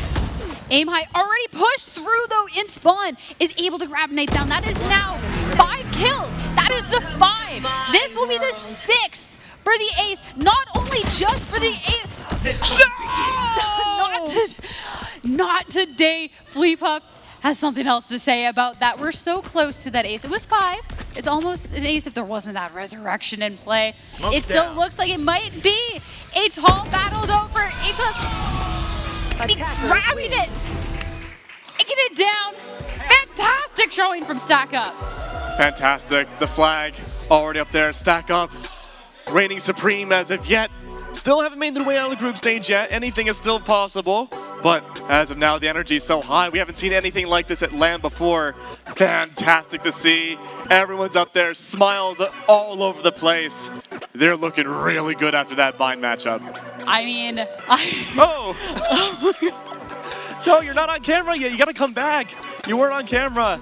I mean, not just, you know, they're looking strong. I think it was the champ beforehand. There's the flag. There's the team energy. It's actually just insane coming out from Stack Up. And I mean, this is a team that wants it. I mean, they've told us that they want it, and they've showed us just what lengths they're willing to go through to grab it. Absolutely. And we talked about 3 Sentinel comp could be devastating on the defense, but no. Every single round there was a strategy in play. It looked formidable. It looked like, again, another pro team we were casting. Oh, beautiful, beautiful. But how far can it go? I mean, I'm sure they're looking to, you know, they got all the way to the trophy. I mean, they have the little plushie. They have the flag. Yeah, I want the plushie. Yeah, at this point now, all they need is the trophy up on this stage to be really rounding out everything that they have. Look at how cute. Wait, put them on the plate. Okay. Ah, you can't eat it though. No, this is one that will eat you. This plushie is absolutely adorable, though, and I mean, it's beautiful. Love to see this energy coming out to the HyperX Arena for this, and I mean, what is that 13-6 game? Like, yeah, this energy is, you know, it's almost contagious. It is contagious. We see screams everywhere. People are cheering in the crowd. I love it. Oh, it is. It has been absolutely fantastic. That is the whole fun of being able to grab everybody together, not only just play some Valorant, but for, you know, for charity. That's a great cause. It's a great reason to be here and have so much fun while doing so. Like, I mean, this is still not even our championship match. Yeah, and best of one again, still on the group stage, still plenty to be seen. No one's been eliminated just yet on this side of the group stage, but whoever's the best one of, or best winner of the groups will be going on to the grand finals in a best of 3. So not quite just one map like we've been casting for each team. No, there will be map bans, there will be 1 map, 2 map, and who knows, maybe even a 3rd one to make it an awesome grand finals. I mean, at this point, if Stack Up makes it to the finals, I'm expecting to hear some screaming out on this stage. I don't know if you can hear it on the mics the first time around, but I'm sure you'll certainly be able to hear it if they're one of the teams to make it onto the finals. Oh, I can't wait. I mean, they were getting out of their chairs, they were smiling, they were doing all these things. They got matching face tattoos too. Oh, really nice to see, but there's still plenty of other matchups we have to go for before we go for the grand finals as well.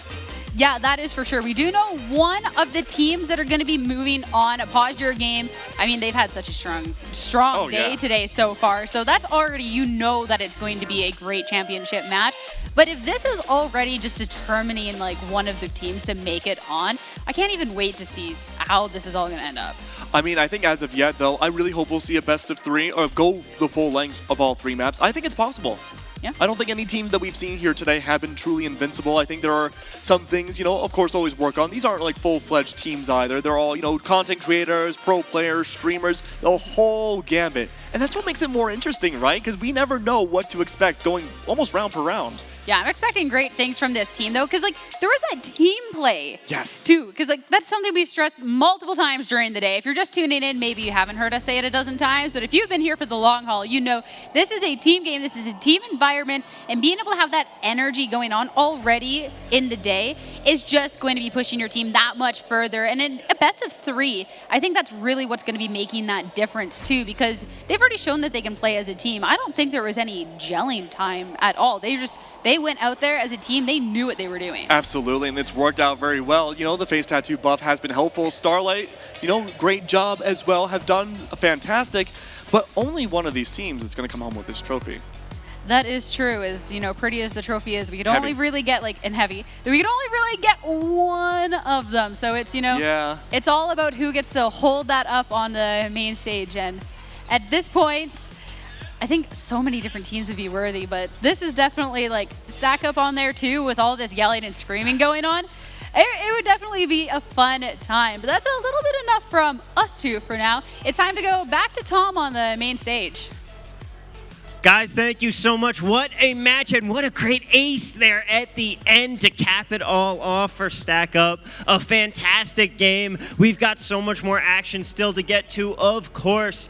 But real quick before we do, we want to give a huge, huge shout out to an amazing fundraiser doing a fantastic job. Shout out to Graylux from the Starlight Children's Foundation. She has raised almost $10,000 so far for us here. We are well above our $30,000 benchmark here. We're shooting for that $100,000. Help us get as much as we can for all of these wonderful organizations. And by donating, you also are entered into our giveaways, and we actually have some winners to announce here for you. So again, I got to cheat a little bit and pull out my notes here so I don't mess up any names. But Ethan Petts, Jennifer McGraw, Catherine Overman, Jennifer Thompson, and Jonathan DeLacy. They are all winners of a Voodoo Ranger swag bag with a Dungeons & Dragons dice set, enamel pin, can cover, and pint glass, valued at over $150. Guys, we'll also be announcing these winners on Twitter, so you can head over there to make sure that you know exactly who the winners are and where they are from. Head on over to LandFest on Twitter at LandFest. They've got a bunch of great stuff for you. They are one of our wonderful, wonderful organizations here helping make this entire event possible. And of course, a thank you to Voodoo Ranger. Now, ladies and gentlemen, I believe it is time for another fantastic interview. My man Jalen, who do you got for us? Hey, how's it going? How's it going? I'm Jalen, you're back, and thank you so much, Tom. And I'm here with Ray Hedrick. I'm the product manager for ViewSonic, specifically for our gaming displays. So taking you guys through some of the really cool 2022 offerings. And we're excited. And we're going to have Ray show us a little about the specs. He's going to talk about all these amazing monitors for 2022. Yeah, absolutely. So let's jump right into it here. So one of the first monitors we want to show you guys is this 25-inch. This is our 360 hertz monitor. So this is really our G-Sync dedicated. This is what we want all professional teams to be using. This is the perfect Goldilocks 25-inch spec. Just came to market last month, and we really hope this is going to do really well for us. So this is sort of showing how hardcore we go in the gaming side, and this is sort of the most extreme example. So we actually have some other stuff too that's pretty fun. For maybe those who are a little bit less esports focused, but they still want a really good gaming experience, even a better gaming experience, we now have our 271 QG. This is the XG 271 QG. I like that. Quad HD, IPS, 240 hertz, just came to market, G-Sync, R4, color calibrated, everything you need. So you'll be hooking me up with one of those, right? Exactly. Well, we've got some more. So actually here, we're not showing any demos yet. We're actually setting up for a live demonstration here that we're going to do with one of the Sonics players a little bit later, because this is a prototype. So this looks just like the 27-inch that we just looked at, but this is actually a 272. That's a 271. This is a 272 prototype. This is a mini LED. So this has a 1,152 zone backlight that allows for a whole nother level of HDR that we just haven't experienced on the desktop yet, tied to 300 hertz refresh rate. So we think this is the lowest latency monitor in the world, and we're actually going to do some testing with that a little bit later today. That's amazing. Going on to something big and beautiful, this is our first mini LED ultra wide. This is the XG341 C2K. This will be coming out in about 3 to 4 months' time, kind of rounding out the end of our Q1. And this is going to be the world's fastest 34-inch mini LED gaming monitor. So world's fastest. World's fastest. Always a title that doesn't last very long, but for a little while it'll have that. Oh, love it. And then also we will have a 34-inch version of that Elite monitor without the mini LED at a much more affordable price. So we're showing both of those off here. If we can flip around real quick, I've got one more thing to show you guys, and that's some of the stuff that we're doing with Omni. So you're probably not familiar with Omni. It's new to us. It is a sub-brand that we're introducing as a rebrand on some of our more entry-level gaming monitors to bring them under a really beautiful moniker where they're all working together. And one I just want to point out real quick, our first ever portable gaming monitor, IPS, 17-inch, 144 hertz, AMD FreeSync. Say less. Exactly. Say less. This is how you get them on the go. This is how you kill them. Wow. So I can actually game on the go. You can actually game on the go with that. Bluetooth? Not Bluetooth. Supports USB Type-C and HDMI. Wow. I'm getting that one right there. Yeah, this is a really good one. Just started selling it $299 as it's flying off the shelf. So we're trying to get more of them. But this has just been kind of give you guys an idea of all the awesome stuff we'll be having in 2022 for gaming LCDs. It's gonna be really cool. Absolutely amazing. I was gonna ask you, out of all these monitors there, which one are you getting? Oh, I got to go for that 300 hertz with the mini LED. It's really fast. It's really a cool prototype. Well, thank you so much, Ray. I really appreciate it. Thank you so much. And how can they purchase these?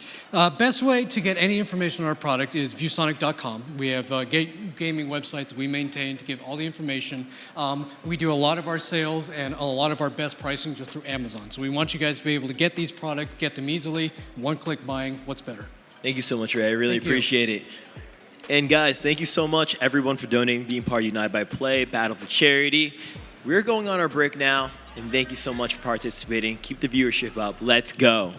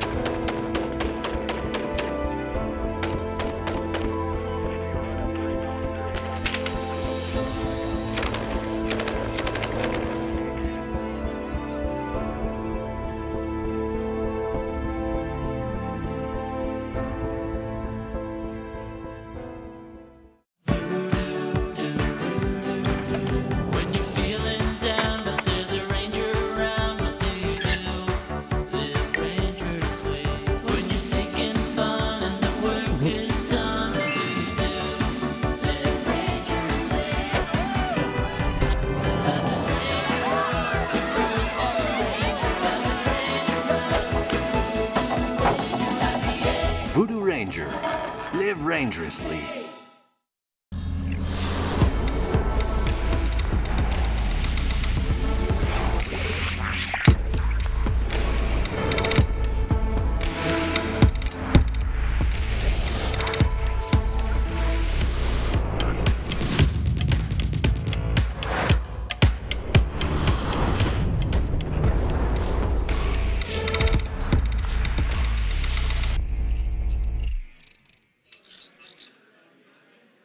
Ladies and gentlemen, welcome back on into the United by Play Battle for Charity 2022 Valorant tournament, where we are in the process of raising some sweet, sweet cash for 6 wonderful charities. It's all going to a good cause here, and in addition to donating, every time you donate, you guys get entered into our fantastic raffles. We're giving away so many amazing prizes. As a matter of fact, if you want to see what those prizes are, just head on into the Twitch chat, use the command !prizes, and that is going to bring up the entire prize page. You can see all of the fantastic giveaways. We have some serious stuff, including our grand prize, a massively souped up PC build. Thanks to all of our sponsors here. It's going to have a wonderful, wonderful NVIDIA 3080 graphics card. It's going to have a ViewSonic monitor. It's going to have a Seagate 8 terabyte hard drive, and so much more. Thank you so much to all of our wonderful sponsors here today, especially our friends at ViewSonic, who you talked to with Jalen just a few minutes ago. And of course, if you want to donate, head to battleforcharity.org/donate or !donate in the Twitch chat. And you can also enter our raffles for free. If you don't have any bucks to toss us, we understand. You can still get in on the action. Use that !raffle to see how you could get in. And head over to Twitter to see who's winning. Use @JoinLandFest. @JoinLandFest. That is who you can follow to stay up to date on who is winning all of these fantastic prizes. And hey, it could be you. But right now, we have our next battle coming up between LandFest and the Boys and Girls Club of Hollywood. The Boys and Girls Club, a fantastic foundation, of course, helping out boys and girls across the country. It's a great organization. You've definitely heard of them. They are one of the biggest charities around. And guys, it's such a great cause. It's such a great thing to donate to. So please toss us a couple bucks if you can, like some of our wonderful, wonderful donors have so far tonight. We are over $30,000. We're still trying to raise as much as we can. So please help us out. Help us give back and do just everything we can to help make everything a better place. That's what we're here for. But right now, we're here for some fantastic Valorant action, and that means it is time to toss things back over to Keg and Sierra. Guys, what's up next?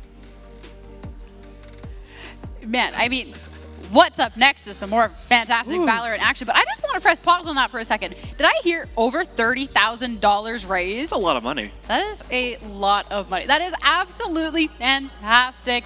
Love to see that. We're about halfway through our day. We do have a fantastic goal in mind of 100K. I think we can reach it, especially with the giveaways that we have going on. So, I mean, Tom stressed it enough, but come on, y'all. This is some great stuff and some great Valorant. And the match that we're going to be seeing up next, these two teams playing it out for their charities, is going to be LandFest versus Boys and Girls Club. Yeah, it's going to be interesting. We haven't seen Haven yet. It's going to be the map for this next best of one. We haven't seen it yet. We're slowly checking through the checklist of all the different maps in this game. We've seen so much Icebox, and we've seen a little bit of every other map, sort of. We haven't seen Ascent or Fracture yet, but Haven already, knowing what we know about these teams, could be a devastating map for Sentinel play. We saw Mike go through so many different flanks so much earlier with his chamber pick, and so imagine now a wide map like Breeze, able to go for all those amazing plays. Imagine now adding a third site to it.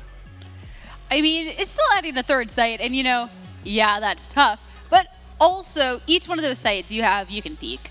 B with that op or the tour de force. The A and B also have those long angles. Like, yes, it kind of sucks when you have 3 spike sites to account for, but there's also more cutesy little angles to be playing on a chamber, or just anybody who wants to be picking up an op. Absolutely. There's a lot of potential here, and of course we've seen plenty of Jet play today. I'm sure we'll have Jets on both sides, but let's talk about the teams again, right? We have Boys and Girls Club and we have LandFest. We have so many different teams. We talked about the pro play potential from before, and of course Yeti's there as well. And on the other side, there is some more Sonic's potential as well. In fact, Sonic's litter the entire roster here on both sides. No, this will be great. And like the fact that there's that little bit of a, showdown, like, I don't know, that'll be a lot of fun. That'll be absolutely fantastic. And what's really cool about these teams as well, the fact that we got to see a little sneak peek of what each of them has to offer. There's already players we can start looking out for, like, we can maybe expect to see that Breach again. Breach, I feel like, would be a lot of fun, actually, over on Haven. So that'll be cool to see coming out from Thunder McFadden. And, we can see, like, the agent tendencies. Of course, yes. We do have the Thunder, like you said, the Breach. We have Mike as well for the Chamber. So we're starting to piece together a lot of different things, but the duelist potential and how many there could be for Boys and Girls Club, we don't quite know yet. We had seen some, but it didn't seem like it was that big of a preference for when we had Breeze. But it's a different story. Haven, a lot more rotate potential, similar to Bind, but it's a much smaller map and many different pivotal areas. Yeah, there's still the 3 spike sites, but it's still smaller of a map, which is kind of weird to say when you're thinking about it. You're like, more sites, bigger map. But no, especially when comparison to something like Breeze. So it'll be really cool to see just how that is going to be differing, especially since we saw Boys and Girls Club of Hollywood coming out. It was on a big map, So being able to see that on a smaller map, more of those tight corners, to see what kind of changes up. It's going to be interesting for defense, though, too, right? Because this is one of the most unique maps in the game, or really any tactical FPS, because you don't see 3 spike or whatever the other game is, bomb sites often, right? And so it's going to stretch out your defense so much. At times, there's 1 or 2 players per site, and there has to be a lot of those quick rotates like we talked about on Bind, but those quick rotates need to be there almost immediately to help a full execute of 5 against 1, potentially on a site. It can be really rough at times. And there's going to be a lot of, flanking and lurking coming out as well. We got to see Chamber. That's literally what I was thinking. I was thinking back to my over on Breeze, those little flanks coming out. And this is a map, a lot more built for it. Sure, maybe on the defensive end, you might only have 1 or 2 people on the site. But also, once you get that information, start flanking your way over. That could really switch things up. And Starlight already set the precedent. 3 different Sentinels brought out on Bind. I mean, that wouldn't be the worst option in the world, I would say, for Haven. I think it could be viable. You have Killjoy on one side, Chamber on another, and then you could maybe have the Sage on a side to block off one of the 2 entryways on. Very well could work, but there's a lot of different things and nuances. These attackers on both sides have so much to work with, and that's what we have to keep an eye out here for this next match. Yeah, definitely. And being able to just get that sneak peek once we get that agent select too, to see where there's a difference. Oh, yeah. We go back to, comfort picks. Maybe there's going to be, a Chamber just because, I feel good with Chamber. Oh, yeah. And stuff like that. But you could also see if there's going to be a bit more of the team mentality and like, okay, we actually really need to be switching this up because this isn't really going to be suited for a 3 spike site sort of map, something that's a little bit more flank heavy. No, I agree with that too. And, Thunder McFadden bringing out Breach every single time we've seen him play. This is an upcoming map for Breach. Yep. A lot of potential for information. Granted, there normally needs to be another initiator in the process too. Normally you need to have Sentinels like a Killjoy to bring that information and facilitate it. But if you want to go for fast, aggressive plays and really get onto a site super quickly, at least from the attacking end, yeah, bringing out that Breach is probably one of the most viable options we can bring out here today. Yeah, I feel like we talk a lot too right now. Maybe just because I'm a Chamber fan. So I keep wanting to talk about Boys and Girls Club. But at the same time, going up against Landfest, this is a team we saw way earlier on in the day. Might also be why it's a little escape from our memory at this point. It was over on Icebox though, but this team composition that they had going over to that is actually not the worst. They're not the worst pieces going into that. They had the Sage, they had the Killjoy. They even had a Sova for getting like that little bit of information. Yeah. They actually went for the double initiator with the Sky. I feel like that information with the 3 spike sites, insane. Absolutely, and I thought on paper it would have been a much better team comp for Landfest to bring out. You have the Sage, you have the Killjoy. We talked about the evolution of Icebox and how at times there was Sage and then moved on to Killjoy once there was a bit of a tweak to the map, but then went back to Sage, and now having that Killjoy accompanying you as well for Icebox would have been perfect, but looks like that wasn't quite the case. They didn't quite win out that very first match of the day, but here we go. This is the redemption match. We could see the same exact viable team comps come out again and really throw in Boys and Girls Club for their money. Yeah, no, and the fact that we've seen them play with that comp and knowing that it's something that they could be going for, we even had the Phoenix. I don't hate Phoenix over on Haven, honestly. Like, not bad for info. Exactly, and especially with such an info-oriented team composition that they had earlier on. So it'll be interesting to see if there's any little tweaks or if it's like okay, no, like we feel comfortable with this, and I think this is actually a comp that's much better suited for Haven.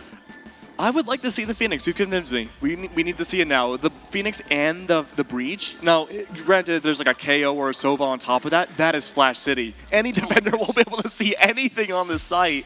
It's just going to be, they'll have to put on sunglasses. Okay, maybe you've convinced me away from this. I don't like the Flash City. Oh, no. I like not uninstalling my game halfway through from Rage. It is fun to, spectate and watch from a caster aspect, I'm not going to lie, but I definitely would feel bad for the players if that's what they're going up against. What if we compromise and bring out Yoru instead of Phoenix? Okay, I could deal with that, only because, there is the meme plays, there is, but as the day goes on and, the players are, trying to get ready, trying to make it to the main stage, maybe people talked about meme strategies before, but after seeing the trophy, I think a lot of that might be, out the window now. Like, we're getting serious. We want to win this thing. Absolutely. And here's the trophy, by the way. One of these teams will be taking it home. It is heavy. Oh. My New Year's resolution. I've seen him lift this off stream, and it was just as difficult. I'm not playing it up. Too much Valorant, not enough juice. Hey, that's my New Year's resolution. I'm going to hit the gym more. Oh. Then you can try and win your own trophy to lift up on that main stage. For the next event. Yeah, there you go. There you go. Next event. But no, it's pretty cute. It's pretty fantastic. So not only like just being out here having a good time, but being able to walk away with a little symbol of we kicked some butt. Like that's what all these teams are playing for, right? Absolutely. That charity, and being a tournament in itself as well. Everyone has something to prove. They want to come out as winners here. Yeah, definitely. And they're all winners, and potentially there could be some, giveaway winners too. That's always you can be a winner over at home. I'm just saying. We're talking about the winners over here. Don't miss your chance out for that one. There's so many giveaways going on right now. Oh, I'm jealous. I wish we participated in that. Yeah, but then we wouldn't be here. I know. It's a struggle, right? Which one do we choose? We're stuck here now, that is for sure. The headset's on, feet taped to the ground. Y'all stuck with us too, so. We still have the plate. Enough of the plate, please. Please. So we're just getting a couple things settled. You're going to have to put your plate to the side, just like the match is being, put to the side for just that moment. Figuring out computer things. The usual. There is a computer over in the giveaway, so maybe we can just pull, that out of our back pocket. Yeah, exactly. Why don't we use that one? I'm sure the giveaway winner won't mind. It was the winning team's PC. Get it autographed. That is definitely a way to do it. I'm not gonna lie. But going into this, now that we've seen the teams, we know a little bit of the agents. Is there any, things that you're thinking that could be really just impactful going into it? Like first impressions going into it. I don't want to put you on the spot like that. Oh, I love being put on the spot. But as we're waiting as a computer replacement, it's the perfect time for it. Oh, let's quiz me. I got you. So, we know some basic facts already. We know probably Thunder McFadden will be bringing out the Breach. We know probably Rumble Mike will be bringing out the Chamber as well. We can assume probably a safe bet of a Sage, maybe a double duelist for the side of Landfest. But I think Landfest is the big unknown factor. We touched upon that a few minutes ago where it was the first match of the day. We saw a little bit of team comp from Icebox, but those are two different maps. There was nothing really to, I'm trying to think how to describe this, main-oriented, right? Like, it's not something you play every single match. Or maybe it is. We don't have that information yet. Could very well be the same exact comp, but as of yet, it's really hard to find out. I would like to see Initiator, maybe double duelist, and of course the Sentinel, and of course like a controller to boot. And I just realized something. Of all the matches we've played today, we have not seen a single Omen, and we haven't seen a single Astra. Astra I'm a little bit more surprised about. Yeah. Omen, I'm not considering, I think Omen kind of fell off once Astra came out. You always get an Omen in the hands of a player that's really comfortable, can absolutely devastating. I think Astra maybe just because we haven't really seen the smaller maps. We've seen Icebox twice now. Yeah, you don't really bring up Icebox. Could have been okay, but we saw the Brimstone instead. But Haven could be, the opportunity, the chance for that. Yeah, you know what? I'm going to put it down here. Put me on the spot. Astra. Astra for Landfest. I feel like that would be a good call. And you're making the call, and now we're hearing the music. We hear that we get to go into this and start trying to figure out what agents these teams are going to be bringing into this match. There's the hover picks. There's always going to be the hover picks. And the picks that we're not going to be too surprised about, it is going to be that Phoenix coming out Landfest. But on the opposite end, gonna be Thunder McFadden on that breach. Oh, surprise, surprise. Right? I do like, though, double Yoru, of course, the most viable strategy in this game. If you're not running double Yoru, I mean, you can't even get close to competitive play. We all know the championship winners brought out 3 Yorus at once. This is going too far in the memes. What's not, though, is there is the hover over the Astra, and that wouldn't be a meme pick. That's just a genuinely good pick over on this map. I would have been wrong, though. I said Astra for Landfest, and it looks like, though, still waiting on one. Could see the Astra in play. Astra's fantastic on this map. Her stars can range just about anywhere across the map from where you are itself. Oh, there we go, Astra. I looked up for a second when you made that sound, thinking that maybe somebody actually locked in the Yoru. Oh, no, don't be silly. Should have known better over than that one. Gonna be a different picks coming out. It's gonna be the Reyna for Shrimzy. I believe we saw Shrimzy over on the Viper earlier on, so going for a bit more aggressive, but Shrimzy was definitely a standout Absolutely. in the match as well. So that'll be exciting. Wait a second. No way. Do you see what I just see locked in over there? Coming out from Mike, going from the chamber to the Yoru? Mike and I are locking eyes right now from across the stage. He's laughing. I can see him laughing. He's nodding. Thumbs up at me. I see how it is. All right. You know what? I had a lot of respect for Mike. It's gone up even more. I'm with it. I respect anyone going to be bringing out a Euro out on this main stage. Absolutely. We've been talking about it all day. This is, game number 5 now, though, so I think I've lost track. It's been a long day, but, coming out a little later than expected, but we actually do get to see that that is going to be a lot of fun. We were close, though. You said map 3, I said 4. If it is 5, you know what? I think we're both winners. I think that makes us both losers at this point. Probably not. We're not yeah, right. You can try and sugarcoat that whatever way you want. I'm excited. I'm going to be I was already keeping an eye on Mike because of Chamber, even more so with the Euro, especially with that meme potential. And that's just such a great time. I'm looking for those shorty plays. We'll have to wait much longer, though. 4 seconds left until we get started into the matchup. A seems to be the way to go for the attacking side. Boys and Girls Club already going out with a bang. That's Thunder McFadden with the flash point. And hey, first kill of the match. It's going to be followed up as well with another kill as, they are pushing out onto that. All of that Astra utility coming out. But it's going to be a push onto the side nonetheless. And look at this. We talked about this beforehand.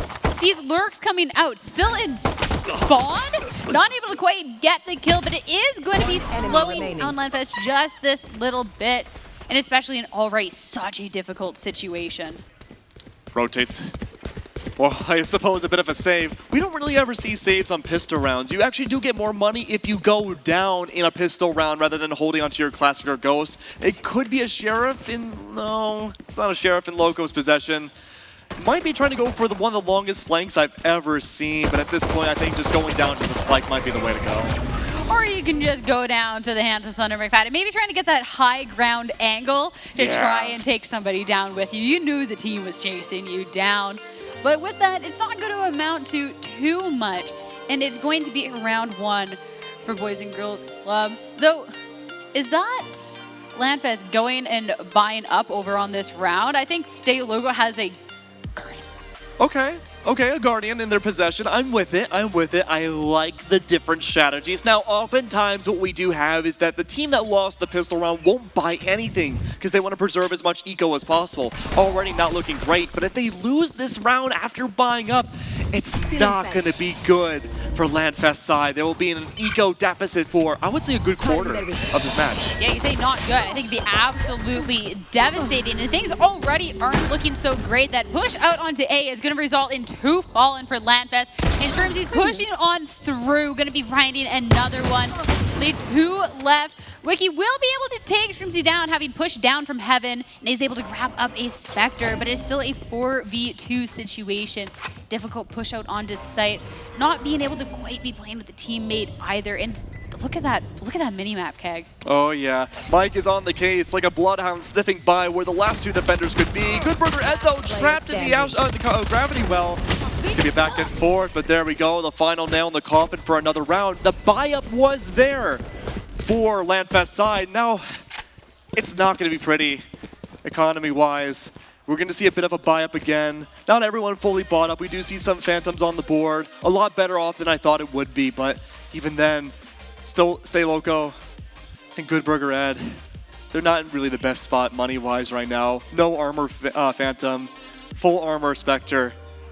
This is still a lot better than I thought it would be. It could be worse. And I don't think Spectres is the worst thing on a map like Aiden 2. I mean, you can play those closer angles with that. You can try to be pushing into Garage, try and get onto that B site instead. Looks like it's going to be a little bit of a split here. Decoy. Going on for Boys and Girls Club. Trying to be pushing up through a longer angle, not be caught off guard with those close range weapons. Attempted aggressive flank that goes down immediately. Great work from the Astra. Still a lot of pressure towards C side. Garage now taking over as well. So much map control. One enemy remaining. Just absolutely. And I mean, they don't even need to go for the spike. They got the 5v1 situation, but putting the pressure on a Yeti. Yeti actually popping around, able to grab 2 kills. With Phantom looking for the other 3 members. Speaking a little too far out, though. It's going to be taken down by Mike, but at least a couple weapons to try and take out of their hands. That is the first piece of Euro utility I think we've seen on I so think far this map. actually, yeah, I think you're right. And it just goes to show that it feels like Mike doesn't really rely on utility as much now that he's not on Chamber. It's more so map control and just positioning to work out well. We saw the deep flank last round, didn't culminate to any kills, but the pressure was certainly still there. I think going forwards, we're probably not going to see a lot of that Euro util, which is that is not a good thing for the attacking side. They need that entry flash. They need possibly the gate crash for the escape. But something to keep in mind as well. And there we go. Gate crash comes out along with the flash. Good to start things off. Doubling the utility count, that's for sure. Everything going up around that corner. I know, that's times 2 already, but the Rolling Thunder already comes down all over side A. A lot of destruction going through. We see how spread out all these defenders are all over the site, and they're getting penalized for it heavily. Player standing. Yeti over in the back of the site. They caught off position. The last member, though. For Ed, though, being absolutely harassed by Mike right now over on C. The spike's all the way over on A, and Boys and Girls Club Hollywood, they're running away. Nobody really stayed on site. Instead, they have him cornered. They're going to be taking him down, and that's now 4 points on the scoreboard. So already 3, I suppose 4 rounds in, right? 2 ults have already been brought out from Boys and Girls Club. We've seen the Dimensional Drift from Yoro. We had seen the Rolling Thunder come out from Thunder McFadden. Really nice work for the executes onto the site. And of course, the Dimensional Drift, we have it on the replay. It was good for information as well. So far, though, Empress now in display. The lockdown is in the possession of Landfest side. That could be good for the post-plant. Not really too much for the initial execute. There's way too much utility, specifically that aftershock from Thunder McFadden to instantly destroy it. The hunt begins. What a peek around the corner. Coming out for Mike to take Wiggy down. Pushing up further, though. I mean, Ed with a little bit of revenge there. You were harassed last time with a Dimensional Drift, but you're going to be able to come down. Blake already planted on B, though, instantly, and rotate over, just holding the C-Ling. Platinum Legends is not going to allow anything to happen there. Only 2 to try and be pushing up, and every angle is covered at this point. Not looking great now. Surrounded. Not even good for 1. Stay Loco falls. That's another round. 5 in a row. Now for Boys and Girls Club. Fantastic work overall. This could be where the tides turn, though. Economy still not looking great for Landfest side, but what they do have is the run it back, and they do have the Blade Storm to kind of offset that a little bit more. So sure, you give Good Burger Ed, maybe you give him the Phantom like we do see on screen, give him the run it back, go super risky, really bold, find 2 kills to start off the round, and then there you go. Things get offset a little bit more, weapons in the favor of these defenders, but that's all hypothetical, right? We need to see it in execution. Come on, let's go! Definitely. Going into this round 2, you're going to be the run it back. Not going to be able to capitalize quite off of it. Going to get some damage. Going to get that information. A lot of utility going to be used over in this C-Long from a multitude of players. Any push-up to even try and join the party is going to be stopped instantly by Shrimsy. Cosmic Divide to be further slowing this down. And despite all the utility that's been used over on this site, they're going to keep pushing on towards it. Blade Storm from Yeti, going to grab 1 kill, but that's all going to be it. The lockdown will try and push back, get the little bit of pushback from site, and Platinum Legends going to be detained. That was a perfect lockdown from Wiki, but now As perfect as it was, it doesn't last much longer for the round that is. Wiki soon falls, but stopping that Cosmic Divide was beautiful from Wiki's side. Now, keep in mind the Astral Divide, we haven't seen it just yet. What it does, it's a giant Viper wall. But the thing is, though, you can't shoot through it, and as we've seen from the many content creators here in LANFest, we have seen a lot of knives go through that as well, but the lockdown being brought by completely nullifies the execution. It made everybody on Boys and Girls Club just stop in their tracks and wait out the lockdown, thus waiting out the Astro ult itself. But in the end, the gunfights reign supreme, and we're going to be going to the next round, but it's the first full rifle round I think we've had so far. Yeah, it's definitely been a little bit of a struggle bus out here, to say the least, in terms of this weaponry. It is not going to stop there either. Stay Loco down, first pick of the round as the push comes out onto A site. We're in the back of site. Mime Concussed is not going to be able to make any impact there, and yet again on the other side of the map, Mike just causing a boatload of trouble. Bodies are falling left and right. Mike's still so far away off world. Yeti, though, holding the site, but still needs to push in directly onto the spike. Still, Thunder McFadden alive towards A long. It's going to be the Astro, of course, to help out from short side. But there's a flank. There's a counter flank on both sides.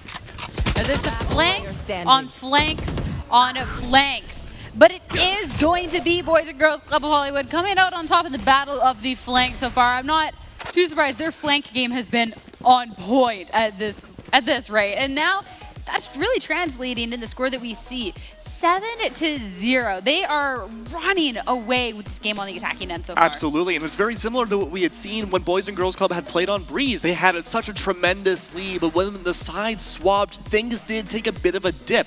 Though, could very well be the same case here. We'll have to wait and see. We're not quite done with the first half just yet, but something to keep in mind.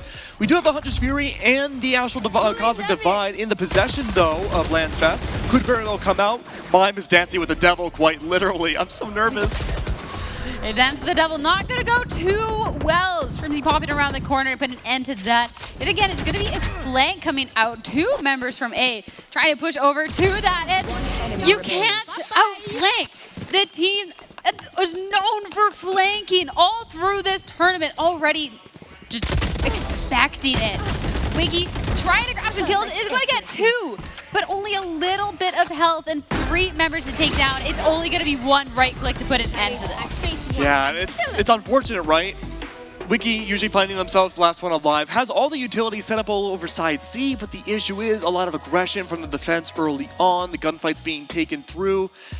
You can have as much Sentinel utility on C-side as you want, but there's still two other sites that Boys and Girls Club can take advantage of, and more often than not, we've seen those small rotates go by, or just the gunfights going in their favor. Yeah, and I mean, plays like that too, the flank from A, the two bodies, and just the trigger discipline, knowing there's going to be two, or just wait out just a second longer, is making it a really difficult one for LANFest to find their footing whatsoever. Oni pick though in the way, Boys and Girls Club, but at least it looks like they might find their footing a little bit. LANFest able to fire back with a couple of kills, but this Astra is too strong. I blinked and now here we are. 5 players left in the whole server, a 2v3. Spike has gone down. The Hunter's Fury, though, in the possession of Stay Loco, could be good to at least drive some of the members of Boys and Clubs away from A site. Could be. I mean, nobody's even like, you have like one kind of lurking around this way. Enemy remaining. That's about it. Everyone is just hunting for these kills. It's almost not even the objective. The spike gets put down, but they're just going for these. Yeah. For the kills. 2v1 now. Hunter's Fury might be a little too late for it to be brought out. Stay Loco choosing to save the Spectre instead, looking to maybe find some of those exits. And of course, Thunder McFadden loves the op, tries to go for the first shot, maybe the second. Just holding, oh, poor Local just blinded. Someone on both ends flanking. There's nothing you can do. They're just running into the wall like, you can't see me, I can't see you. Like, please let me go. So many flashes going through. Not as many flashes as I thought there would be going into this, but one thing I am excited for is double Cosmic Divide. this is the best map in the game for the double Cosmic Divide. You plant down on A, defenders will put down their Cosmic Divide on the entryway where the attackers need to get onto the site, and then in return, the attackers themselves will put one towards Heaven's side. It just locks everything in. And I only described A. There's 2 other sites that's very well viable. Look at this, though. Landfast looking to be playing a bit more aggressive going into this, pushing right up through that mid. Sure, a couple people going over the flank hasn't worked out, but what about if our whole team just goes instead? That might just paint a little bit of a different story. Cosmic Divide does go down. More bodies strung along. There's only 2 left alive. He tries to poke through, but he will find one, but already Mike is just like come along, also going to be holding that angle, and now this 3v1 situation. And again, Landfast, I mean, it's good individual plays, but it's been a difficult time to try and find any footing going into this, and being left in this position more often than not, it's been a tough one for them. Yeti going to grab another kill, but still having to push out onto the site. Platinum holding that angle is going to be grabbing that 10-0 now, and the last couple of games have been close, but this one has just been Boys and Girls Club, like, this has been their playground. Yeah, I mean, the most divisive half we've seen so far was 10-2 in the very first match of the day, and I think that was also with Landfest. Keep in mind, though, really good eco round from Landfest themselves. They were able to take off so many different guns away from Boys and Girls Club, but still not able to win the round, not able to capitalize on that. You get the 50%. Yeah, definitely. And I mean, that's really showing here. I think, I don't want to speak too soon. I don't want to jinx it. So going for the clip, but at the same yeah, you looked away for half a second and all the kills happened in this round. Absolutely insane. I was talking about potential for this to be the first, you know, almost flawless game, and I think Boys and Girls Club just heard that and went for it. It's looking really good so far for Boys and Girls Club. Yeti trying to keep the dream alive. Good for one at the very least. The dream still reigns true. But I mean, this has been very divisive. And look at how many ults are on the board too for Boys and Girls Club. They have the Dimensional Drift. Who knows what that's going to bring out here. The Rolling Thunder, Resurrection, a lot of promotion for that aggressive play where they can even have a second chance at life if they get revived. Yeah, this is, I mean, all the ultimates on the board. This has been a rough one. The Dimensional Drift, you asked what it's going to be used for. I feel like, you know, a little bit of these memes. Last time it was used, it was just to harass Good Burger, and potentially the similar thing coming out for this. It's going to be a push through. Denver pushing that window, though, peeking that. It's going to be taken down, and that's going to be now a Phantom in the hands of Mime. A push through the little bit, getting a little bit antsy there, though. Mime going on a tear. Going to grab 3 of these kills, and I think this might be the first time that Boys and Girls Club not in the lead, though it's going to be evened up just a little bit. Mike also with 3 kills. I mean, this is just a TDM at this point. Everyone's all over the place, very little utility. You could say it's selfish, but honestly, a lot of impact plays have been coming out from both teams doing so, especially Mike. Spike planted. That's 4 kills now? I don't think there's a resurrection. This could be the first ace of the day. It's Thunder McFadden on the other end, though, with that off. Gonna go for the Rolling Thunder. It's Loco gonna be poking around, but that is gonna be then Mike popping around. I think Thunder McFadden died. So that ace could be had, but finally, first ace of the tournament. Woohoo! Another one off the bingo board. Beautiful, beautiful work. And it was by a Yoru. Yeah. Yeah, you're right. It was by a Yoru. Did not see that one coming for the tournament. That wasn't even on the bingo card. That wasn't even in contention, but... That's like a joke bingo card. Like, you'll never get that one. That was absolutely fantastic, though. And now this has been still a flawless game. Landfast unable to quite find one. Going into the swap now, it's actually match point. That's ace for match point. Almost flawless game. Just 1 away from closing this up. This is normally where we say this is the chance to bring it back for the lesser amount of points team, right? This pistol round is very pivotal. But yeah, it's pretty pivotal because if you lose this one, it's the end of the match. And I mean, at this point, too, not slowing down whatsoever. The jumps through Chansey with the knife. Going to be grabbing that. Absolutely, that is a way to be ending off a game. We just saw an ace. I didn't think that the ace was going to get topped, but grabbing that knife, just going straight at him too. There wasn't, this sneaking up on somebody. That was just a pure knife right to your face. That we need a replay for that one. That was a mid-air knife to the face. I've never, ever in my time watching, casting Valorant seen that. Oh, here it is. Yes. I think we get to see we see the makings of that. Someone else going for the knife, but Loco getting absolutely destroyed there. Which Shrimsy, we were talking about the meme strats. We were talking about the Euro with the meme, but that's going to be the biggest one. Shrimsy going for that knife. Absolutely love it. I don't know what to say. I don't know. I'm speechless. I was curious what was going to one up the ace for the match point, but the knife going into the win. I think that'll do it. Unbelievable. I feel like a proud dad right now. I'm really impressed. We still have another match. We still have finals. Oh yeah. Absolutely insane. And I mean, with a showing like that, I'm expecting, to see Boys and Girls Club in the finals. And if that's what they're bringing out for this, that's going to be a great time. The expectations right now are sky high for all the teams left. I mean, unbelievable. I don't know what else to say. I'm speechless. That was beautiful to be seen. The flank potential, the utility, the ace from a Yoru, no less, the running knife in the air. Only here would you see that.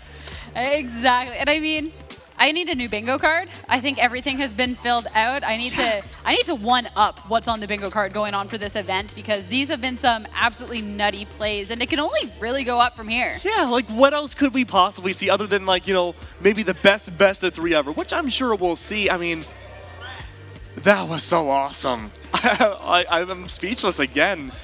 No, that was unbelievable. That was great. I mean, it's all for a great cause, and we're going to have some great fun. And I mean, you can tell with this game. It was a flawless game. I still feel like we breezed over that one because we were too busy talking about the knife and the ace. That was a flawless game. It was, yeah. I mean, it were really, really close calls at times. And again, those gigantic flanks at the last minute, oftentimes from Mike or from other players in the server, came through and really made sure, nope, it's flawless. 13-0 across the board. Yeah, we're not gonna let you take that flawless away from us at the last second. I thought kind of maybe towards the end it kind of got a little bit dicey, but no, this is gonna be the flawless game through and through. The eco strats were cool. Remember we saw the Astra Smokes outside of B window, and we had seen everyone on the defense or on LANFest push up and try to contest head on with the rest of the Boys and Girls Club. I love that strat. We've seen that before in pro play, but it's a good idea. It was a really good eco round, but there was just no conversion off of that. Sometimes that's how it is. Yeah, it's how it be. It not only the strat could maybe work against some teams, but also when you're playing against a team that kind of had everything together going for them, what can you do, right? It's hard to say, macro, micro decisions. I don't think any of these teams necessarily have a coach. It's all over the place. But keep in mind, too, these aren't professional teams. They're content creators. There's some professional players. I mean, we had some in the server here. There are a whole bunch of different people, and it's that big brain logic from all different parts of the sphere of esports, right? Coming together and giving us amazing, flawless games like that. I mean, the big brains, but also just, the big plays, the knife, the ace. Absolutely insane. But there's enough, fangirling from us from now. We're going to give the mic over to Tom to sum things up. Wow, guys, how about that? A clean sweep there. Absolutely impressive. I don't know, every match seems to be topping the one before it. They have just all been so fantastic so far. And we have been having a fantastic audience here, guys. Everyone helping us out. We're over $30,000 already raised here for all these wonderful charities, thanks to you guys with the donations. Let's hear it. Let's hear it. We are making some money happen for these fantastic groups here. And it's just going to keep on going because right now we are getting ready for the next match up, and it is going to be our friends from Stack Up going against the Thousand Dreams Foundation. Let's take a look in at them because I think they're ready to come on down in just a moment here, guys.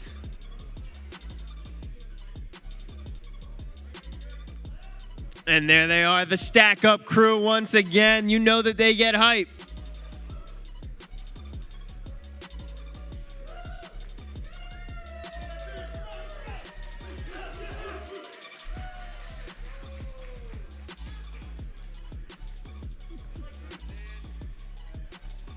our wonderful friends from Stack Up. Here they are, of course, our veteran and active military gaming group here, helping out with the cause of trying to get veterans engaged in gaming to help prevent veteran suicide. And there they go again. They are about to, I have a feeling they're about to do their signature huddle up here. As we, of course, also have our wonderful competitors for the 1,000 Dreams Fund and their fantastic initiative. They are...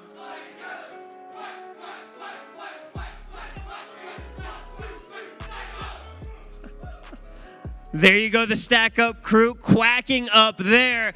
And meanwhile, on the other side, we do have the 1,000 Dreams Fund and their fantastic initiative helping to get women involved in gaming and streaming. Guys, so many great groups here, so many great causes. Please donate now. You know how to do it. Go to battleforcharity.org/donate. Help us raise as much money as we can. And every time that you donate, you are entered into our raffles for some fantastic giveaways. And as a matter of fact, we have some of those to announce right now. Our second round of winners here. They're going to be going home with some fantastic swag bags. They've got a Seagate 2 terabyte hard drive for PlayStation 4, for the PlayStation in them. That also includes Last of Us Part 2, a Patriot Viper gaming headset, a Patriot Viper gaming keyboard, and, of course, our friends at Voodoo Ranger with their Dungeons & Dragons Dyson pin set. We have, ladies and gentlemen, Joseph Huck, Owen Bednar, Eric Tapia, Chris A., and Riley Linfors. They are our second round of winners. We're also announcing it on Twitter, so head on over to @JoinLandFest on Twitter to see all of the winners and see if you yourself are going to be a winner. And we also have some shout-outs to give as far as some more donors. $500 from Brandon, $100 from Jacob, $100 from Austin, $300 from Cordell, and $100 from Timothy. Guys, thank you so much for all of the donations. We are up to $31,500, $31.5K here. We are still going strong. We have plenty of games to get to. But first, Jalen, you've got another interview for us. Hey, what's up, guys? We're back. My name is Jalen, and I'm here with Harry Drew, Rowdy Rogan's father. Well, Rowdy Rogan, he's raising money right now. He's streaming. He's doing his thing. So we got the big boy right here. Let's go. What's happening, everybody? What's happening? Man, it's going great. It's going great. The event has been absolutely insane. Rogan's having a blast. Like he said, he's streaming right now. If you guys don't know, Rogan's 7 years old, and he's crushing it. And he's a little upset because he wanted to be in the Valorant tournament, but I said, let's hold on, let's check it out first. Let's check it out. And it's been great. It's been great. So next time we come, he's definitely going to be in the tournament on the main stage, and we're looking forward to it. And this is sponsored by ViewSonic. And I know ViewSonic also sponsored Rowdy Rogan as well. Yep. What is one thing you guys are looking forward to building with ViewSonic in 2022? Their new 360 hertz monitors. Let's go! No, we got like the 240 hertz right now, and they're absolutely insane. We actually picked them up when we were here. We're like, dude, these are awesome. We need to get our hands on these. So we left Esports Arena a few months back with a sponsorship from ViewSonic, and it's been awesome. We're actually building a whole gaming content room right now, and they came through with a projector, a screen, like everything. So it's going to be lit. Absolutely amazing. And as a father, you must be very proud of him because you're young. You're young. You look like you're 25 right now. Thank you. I appreciate that. So when it comes down to it, what are you most proud of for his achievements as a father? Honestly, he made Phase 5 top 20 at the age of 6, which is like by far younger than anybody else that's ever even competed in the competition, out of over 210,000 people. So that's a huge accomplishment right there. He was featured on HBO Real Life Sports with Bryant Gumbel. And like my goal, my vision is to try to just help other parents, motivate them to get involved with their kids, right? Like there's probably a lot of other kids out there as talented as Rogan that just don't have the support with their parents to be able to help push them and keep them going like they would if it was any other sport. So that's my goal. And with him, it's been going great. Our platform has been skyrocketing, and we're getting messages every day from parents about like, hey, we love what you're doing. How do we get involved with our kids? Please help. And that's what I envision is like parents really getting involved with the kids. So the proudest moment is to just help inspire other parents to get involved. There's an education process to this, and that was beautiful, man. I really appreciate that. You're father of the year, for real, bro. Appreciate it. So there's an education process to this, and do you guys see yourself educating other kids? 100%. Absolutely. Yeah, 100%. And I know a lot of other esports teams are getting into that. For one thing that you're very, very looking forward to for 2022, what's one thing that you're looking forward to? You have any new projects coming up? Just be able to compete again in LAN tournaments. It's, obviously things got shut down, but with them reopening, Rogan and I's first LAN tournament, he was 5 years old, and we competed on a main stage in front of people, and the crowd erupted. And so I want to get back to that vibe, that energy of him being able to play on the main stage in front of people, and let's keep pushing these LAN events forward. And do you see yourself getting involved with more charities moving forward? I don't see why not. Yeah, absolutely. Especially with good causes like what we have going on here today. All right. Well, thank you so much. I appreciate it, Harry. Absolutely. You guys have a good one. Father of the Year right here. And let's go. See ya. Peace. Cheers.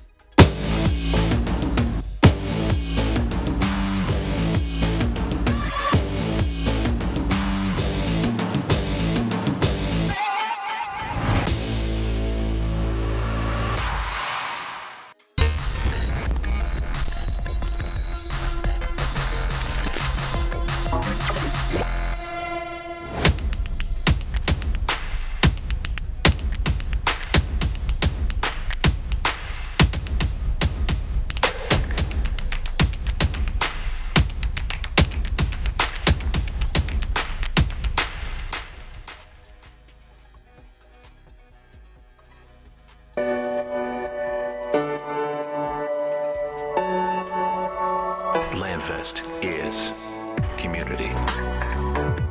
LANFest builds and supports gaming communities to support charity. We have more than 25,000 attendees and 400 volunteers across 18 chapters that span 3 countries. LANFest is charity. Charity is at the core of what LANFest is. We've raised more than $1 million for charities nationwide. We support food banks, veterans, animals, hospitals, and so much more. LANFest is gaming.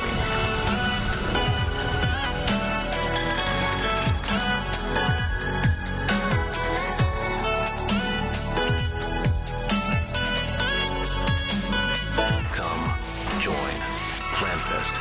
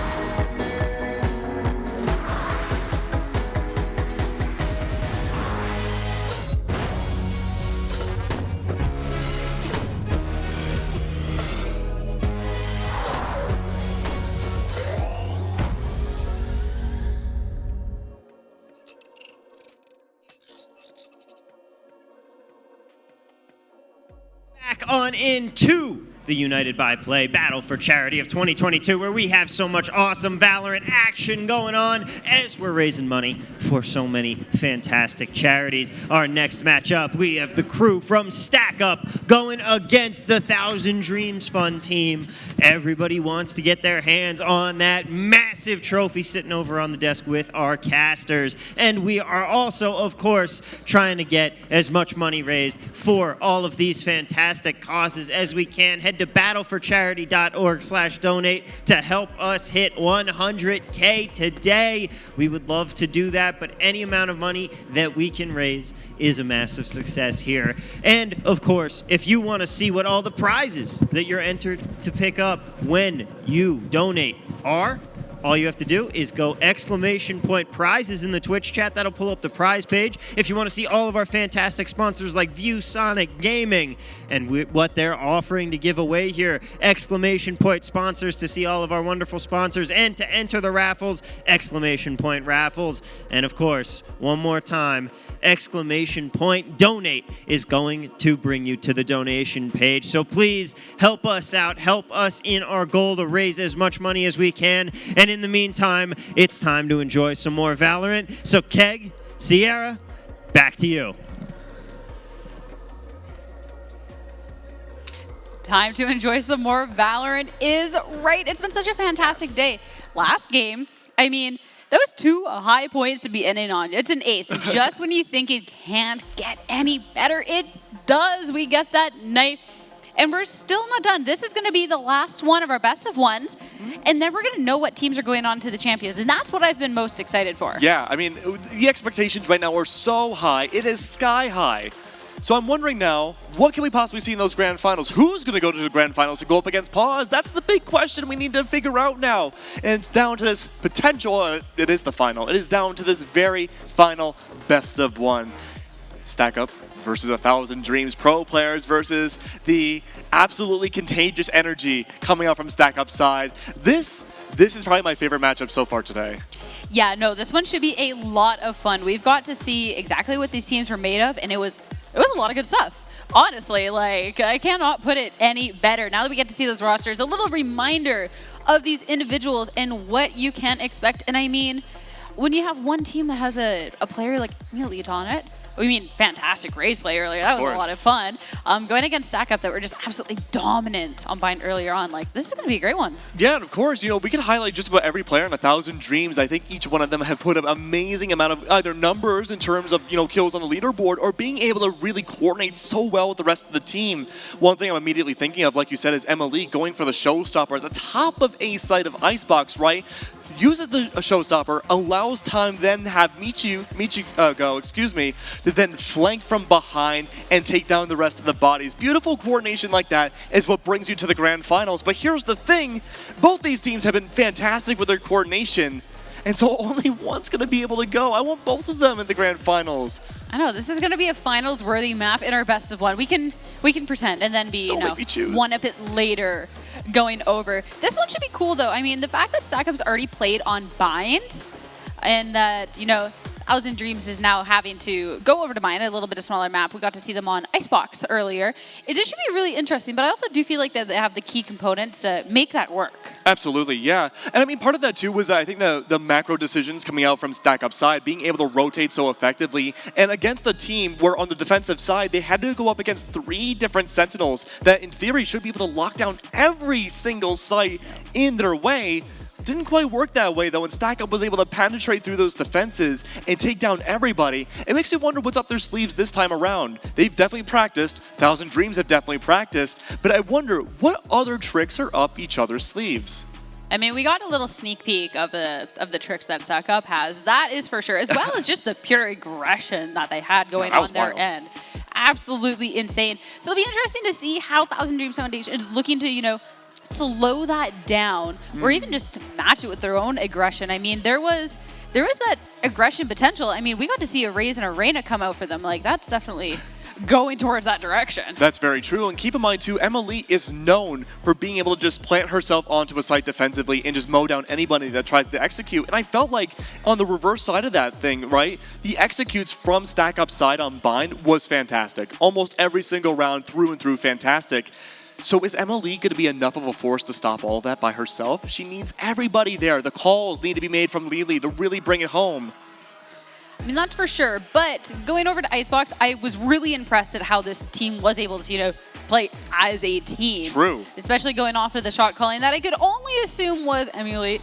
But even just like the plays, I know we keep talking about this one, but the play with the showstopper forced the team back right into the hands of Michigo, waiting there on the flank. Things like that. They really did play as a team. I don't think it's a one-person show, one race trick. I think this is a team that has shown that they can play as a team, and that's maybe just exactly what Stack Up needs to go up against. Absolutely. There is no singular performance, I think, from any player in this server right now that goes above and beyond everybody else. I feel like this is almost a pretty even playing field, all things considered. And I think, again, different macro strategies, micro ones will come out as well to see how exactly you can shut down both the defense and attack. I don't know what to expect. I don't think we're going to see Yoru again, though. Yeah, maybe that one I don't think we're going to be seeing. I feel like just knowing the players and what we've seen, I almost feel like this might be the closest to the competitive. Yeah. Because a lot of this has been creators. It has been fun. It has been competitive. Don't get me wrong. But thinking of the matchup that we have ahead of us, I feel like the drive to win and just the competitive edge just, amplified a bit. I think the rounds are going to be very slow starting off. I think once we see, because you have to keep in mind too, Stack Up is going to be starting off on the defense. I think once we start to see Stack Up warm up and kind of figure out how they think Thousand Dreams are going to be playing, I think only then, maybe 4 or 5 rounds in, are we going to see that monstrous sorts of aggression that we saw last time on Bind. Yeah, it'll just be interesting, though, to see if that aggression's going to work out. Yeah. Or if they're just going to, Thousand Dreams just going to be pushing back, because they showed that they were playing aggressive, too. I'm specifically thinking of Raze pushing out onto the site, the blast pack in, clearing out the corners, using all of that utility. And I mean, if Stack Up is going against a team that is, just as aggressive as they are, can play at that capacity, what are they going to do? Because that seemed to be everything they had going for them. They did it very well. But, if that aggression gets stopped, what else do they have? It could turn into a bloodbath like we saw last match. Just complete chaos, no utility, all gunfight, any which way. The defenders are where the attackers should be. The attackers are where the defenders should be. And of course, you get the Yoru ace. Okay, maybe not this time. Maybe a different agent ace? Because, I feel like both of these teams, they definitely had the moments. The ace was very close for both of the teams. We almost got the C. We got the 5 kills, but the resurrection, it was 6. You can count it. But also, you want to wipe the team. I'm saying the ace is the wiping all 6 members. I think there's going to be a Yoru. I mean, you do you. I think that this is going to be the most, competitive, we're getting down to the nitty-gritty. This is the comp strats coming out. I don't think there's going to be any time for memes. All memes aside, I think you're right. I think this will be a very competitive matchup. I think this will be slow. I think it'll be methodical, articulate. And I'm wondering then, if that's the case, how much of the teleporters are going to see? Because Starlight used them almost every single round for the attack, and I don't think we are going to be seeing as much as we did the last time Stack Up was here. I mean, I did love that Starlight, they did play as a team. And yeah, they did some great things, but I don't think that any team has rotated or moved around the map as much as they have today. So maybe a little bit of, cheeky flanks, maybe a little bit of, the rotations. I don't think we're going to see anything to that extent, though. No, I don't think so. I mean, we could see some really crazy utility being brought out, maybe, potentially, especially with Yoru, of course. There's going to be the gate crash. Stop. Okay, all right. Yoru's not going to happen. It's never going to happen. It was American Dad, though, who I think played Phoenix last time. We could see the run it back into teleporter usage, though. Yeah, that could be definitely something cheeky. A little bit more within our realm, I think. More realistic. The Yoru would be cool. Don't get me wrong. I feel like the Phoenix, considering we have seen that on Bind already, might be a little more realistic. But those run-it-back strategies with the teleporter and just that, fake information that can be given, that could be really cool to see coming out. And we've seen a lot of that today. Each time we've seen Stack Up play, we've seen other teams play as well. That Phoenix the ult has been good to find some information, but not so much for the killing power. It's been mostly to identify things straight up. And oftentimes when we do see the Phoenix used, that's often pretty much the only info given for that team for the round, because there's been a lot less initiators in this tournament than I was expecting. There's been some earlier on. I'm Some, thinking, just I'm not as thinking of, much. you know, some of the fun. I'm thinking back to Sky over on Breeze. I think that was, you know, a lot of it. There has been some, but the run it back has been a really important source of information, or lack of, you know, clear out those angles, be able to know, okay, this part of the site is safe. We can make this much ground before we have to start pushing out and be a little more worried. Yeah, absolutely. The pop flashes in Breeze mid that we had seen were beautiful. One mad bad dog. I mean, unbelievable Sky that we've seen today. Really the only impactful Sky I think we've seen today as well. I think we've seen mostly other breaches, of course, and we've seen Sovas, but I think that may have been the only Sky. I mean, you know that it's someone that, you know, resonated in our hearts. If we're still like not even in this matchup, and we're like, same with the breach. We loved this. Like, please. And of course, though, one of these teams potentially will be going on to face into the grand finals to possibly get this trophy as well. I feel like we do this before every stream. We've like, wow, it got heavier. There we go. Or we've just been behind this desk for, you know, a hot second. Our muscles are deteriorating in front of us. Only Valorant, no weightlifting for us. So True. keep that. You do not want to be breaking the trophy before anyone gets it. Also, the fingerprints. You want them to have Wipe it down. Wipe it down. Okay, fair play, fair play. But these teams, this is getting close. The fact that only one of these as well can be moving on to the finals, I mean, it's absolutely insane because we've seen such great things coming out from both of them. So I am so intrigued to see what's going to be happening this round. Oh, Jalen, our host, just threw me up. Keeping us, you know, oh my, okay, a little. Oh my it's God. It's literally raining granola bars, a little bit scary. I'm going to have to call in some help over here. I think the rainfall has ended. Oh, and he gave us water balls too. I appreciate Jalen, you Jalen might as for well come in at this point. taking care of us. Appreciate. Hello. Not an unfair. I love you too, man. I love you too. Any words for the teams going into this? Any words for the team? I mean, honestly, just have each other's back, teamwork. There's no I in team, so just put it out there. Put your hearts in the ground, all right? You heard it here first. It's all about teamwork. And we've been saying that all day. Teamwork really makes the dream work here. And keep in mind, too, these are not fully fledged teams. They're pro players and content creators, a whole bunch of different people in the spectrum of esports all coming together here. So that coordination, so unbelievably important to really bring it home. And we've talked about it already. Stack Up and 1,000 Dreams. They've already done a great job doing that so far. But now, two coordinated teams, very coordinated ones at that. We're about to get ready into the lobby, into Agent Select soon. I'm just so hyped up and excited. Yeah, I feel like, too, these have been two of the teams that really stand out in terms of really amplifying that teamwork. Because they have had the, you know, the standout players. They've had, you know, the standout plays. But they have done such a great job of playing together as a team. And from the get-go, too. Because we have seen a couple of other teams, you know, take a couple rounds, figure things out, and then, you know, start doing better later on once they've found that voice, once they've found that synergy. But these teams really just out of the gate did such a great job of playing off of each other. But that's another reason I think this match is really going to be standing out in this. Absolutely, and we're just waiting for one more player to get into the lobby here. We're just about ready to get started. We know it's going to be Bind. We have a sort of an idea of what agents we can expect to see. Lonnie, of course, did a fantastic work as Reyna last time around on Bind. I'm sure we'll see that again in the amazing kind of ratty peaks that he brought out with the trigger discipline was nice. But you could see the Rainbow Six was coming out in Lonnie in those situations. I mean, we did talk about, you know, what skills could be translated from one game to the other. And, you know, it showed. It did. So excited to see a little bit more of that. And I'm assuming, too, like what we have seen of Stack Up, since it was Bind, it will probably be something similar coming out because it did really seem to work for them. Absolutely, and I can't wait to see it happen again. I don't think there will be any changes in their team composition. I would like to see the Rays on Emily come back, though, for Bind. Oftentimes, you talked about it when we started the map.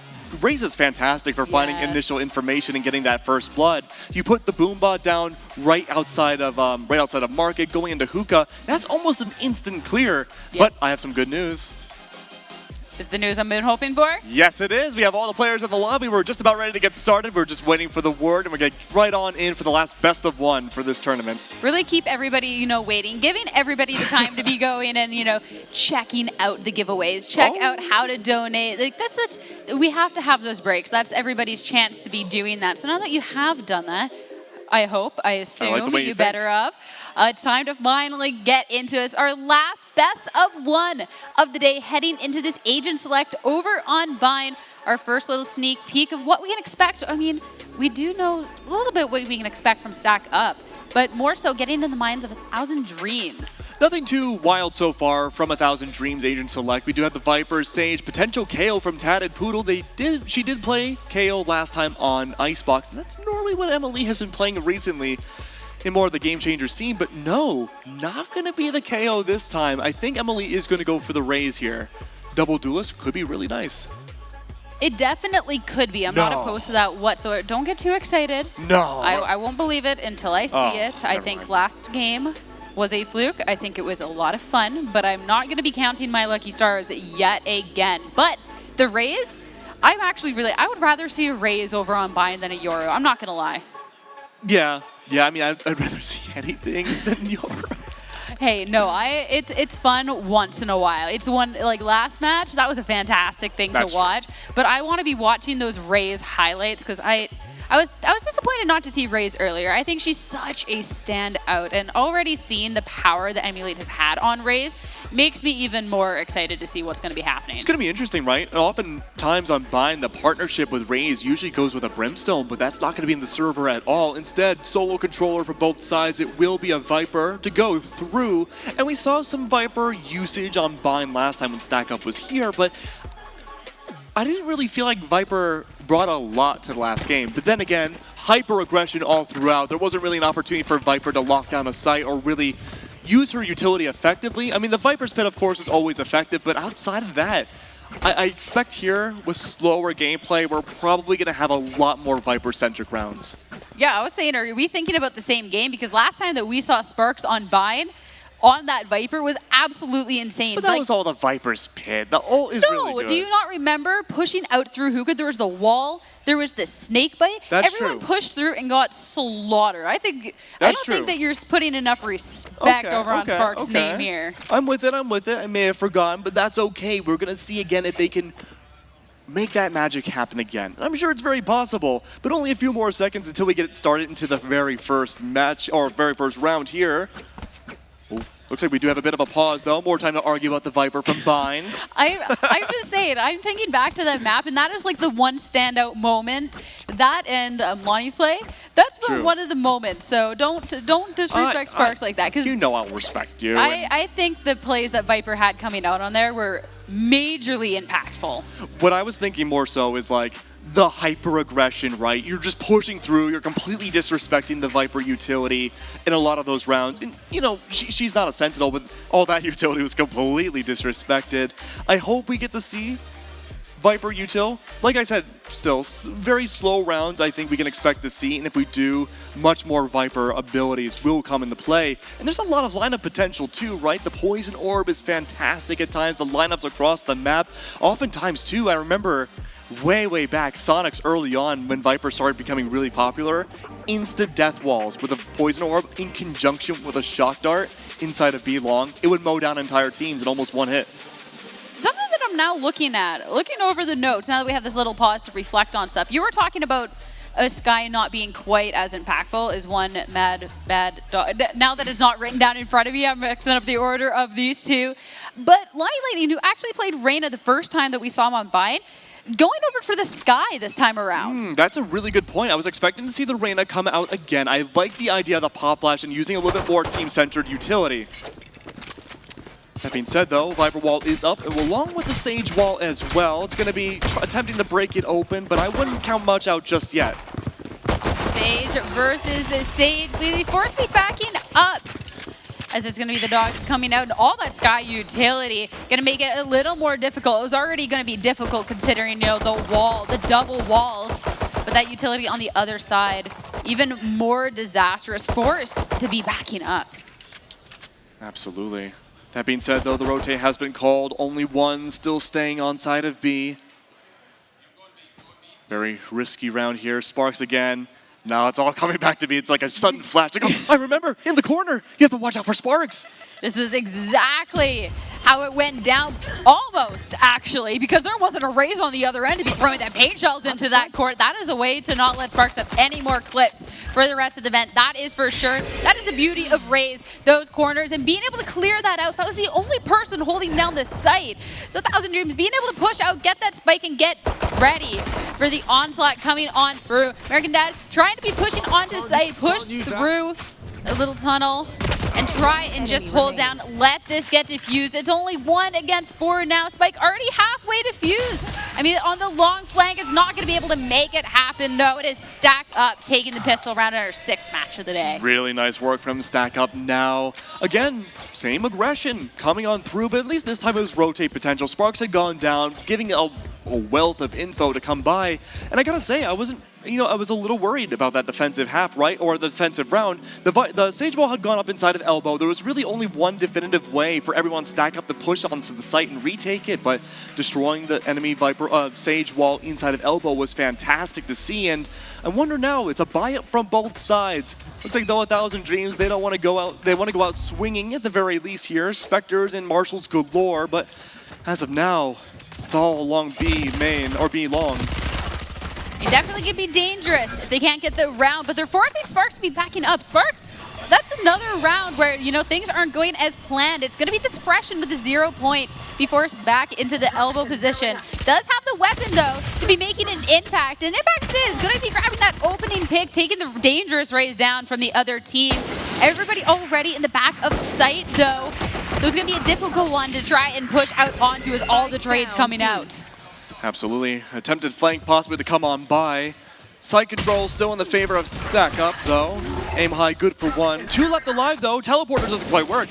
But look at Raffy on the long flank. They try to take the teleporter, but Panda doesn't get there in time. It's only going to be Tatted Poodle able to make their way out.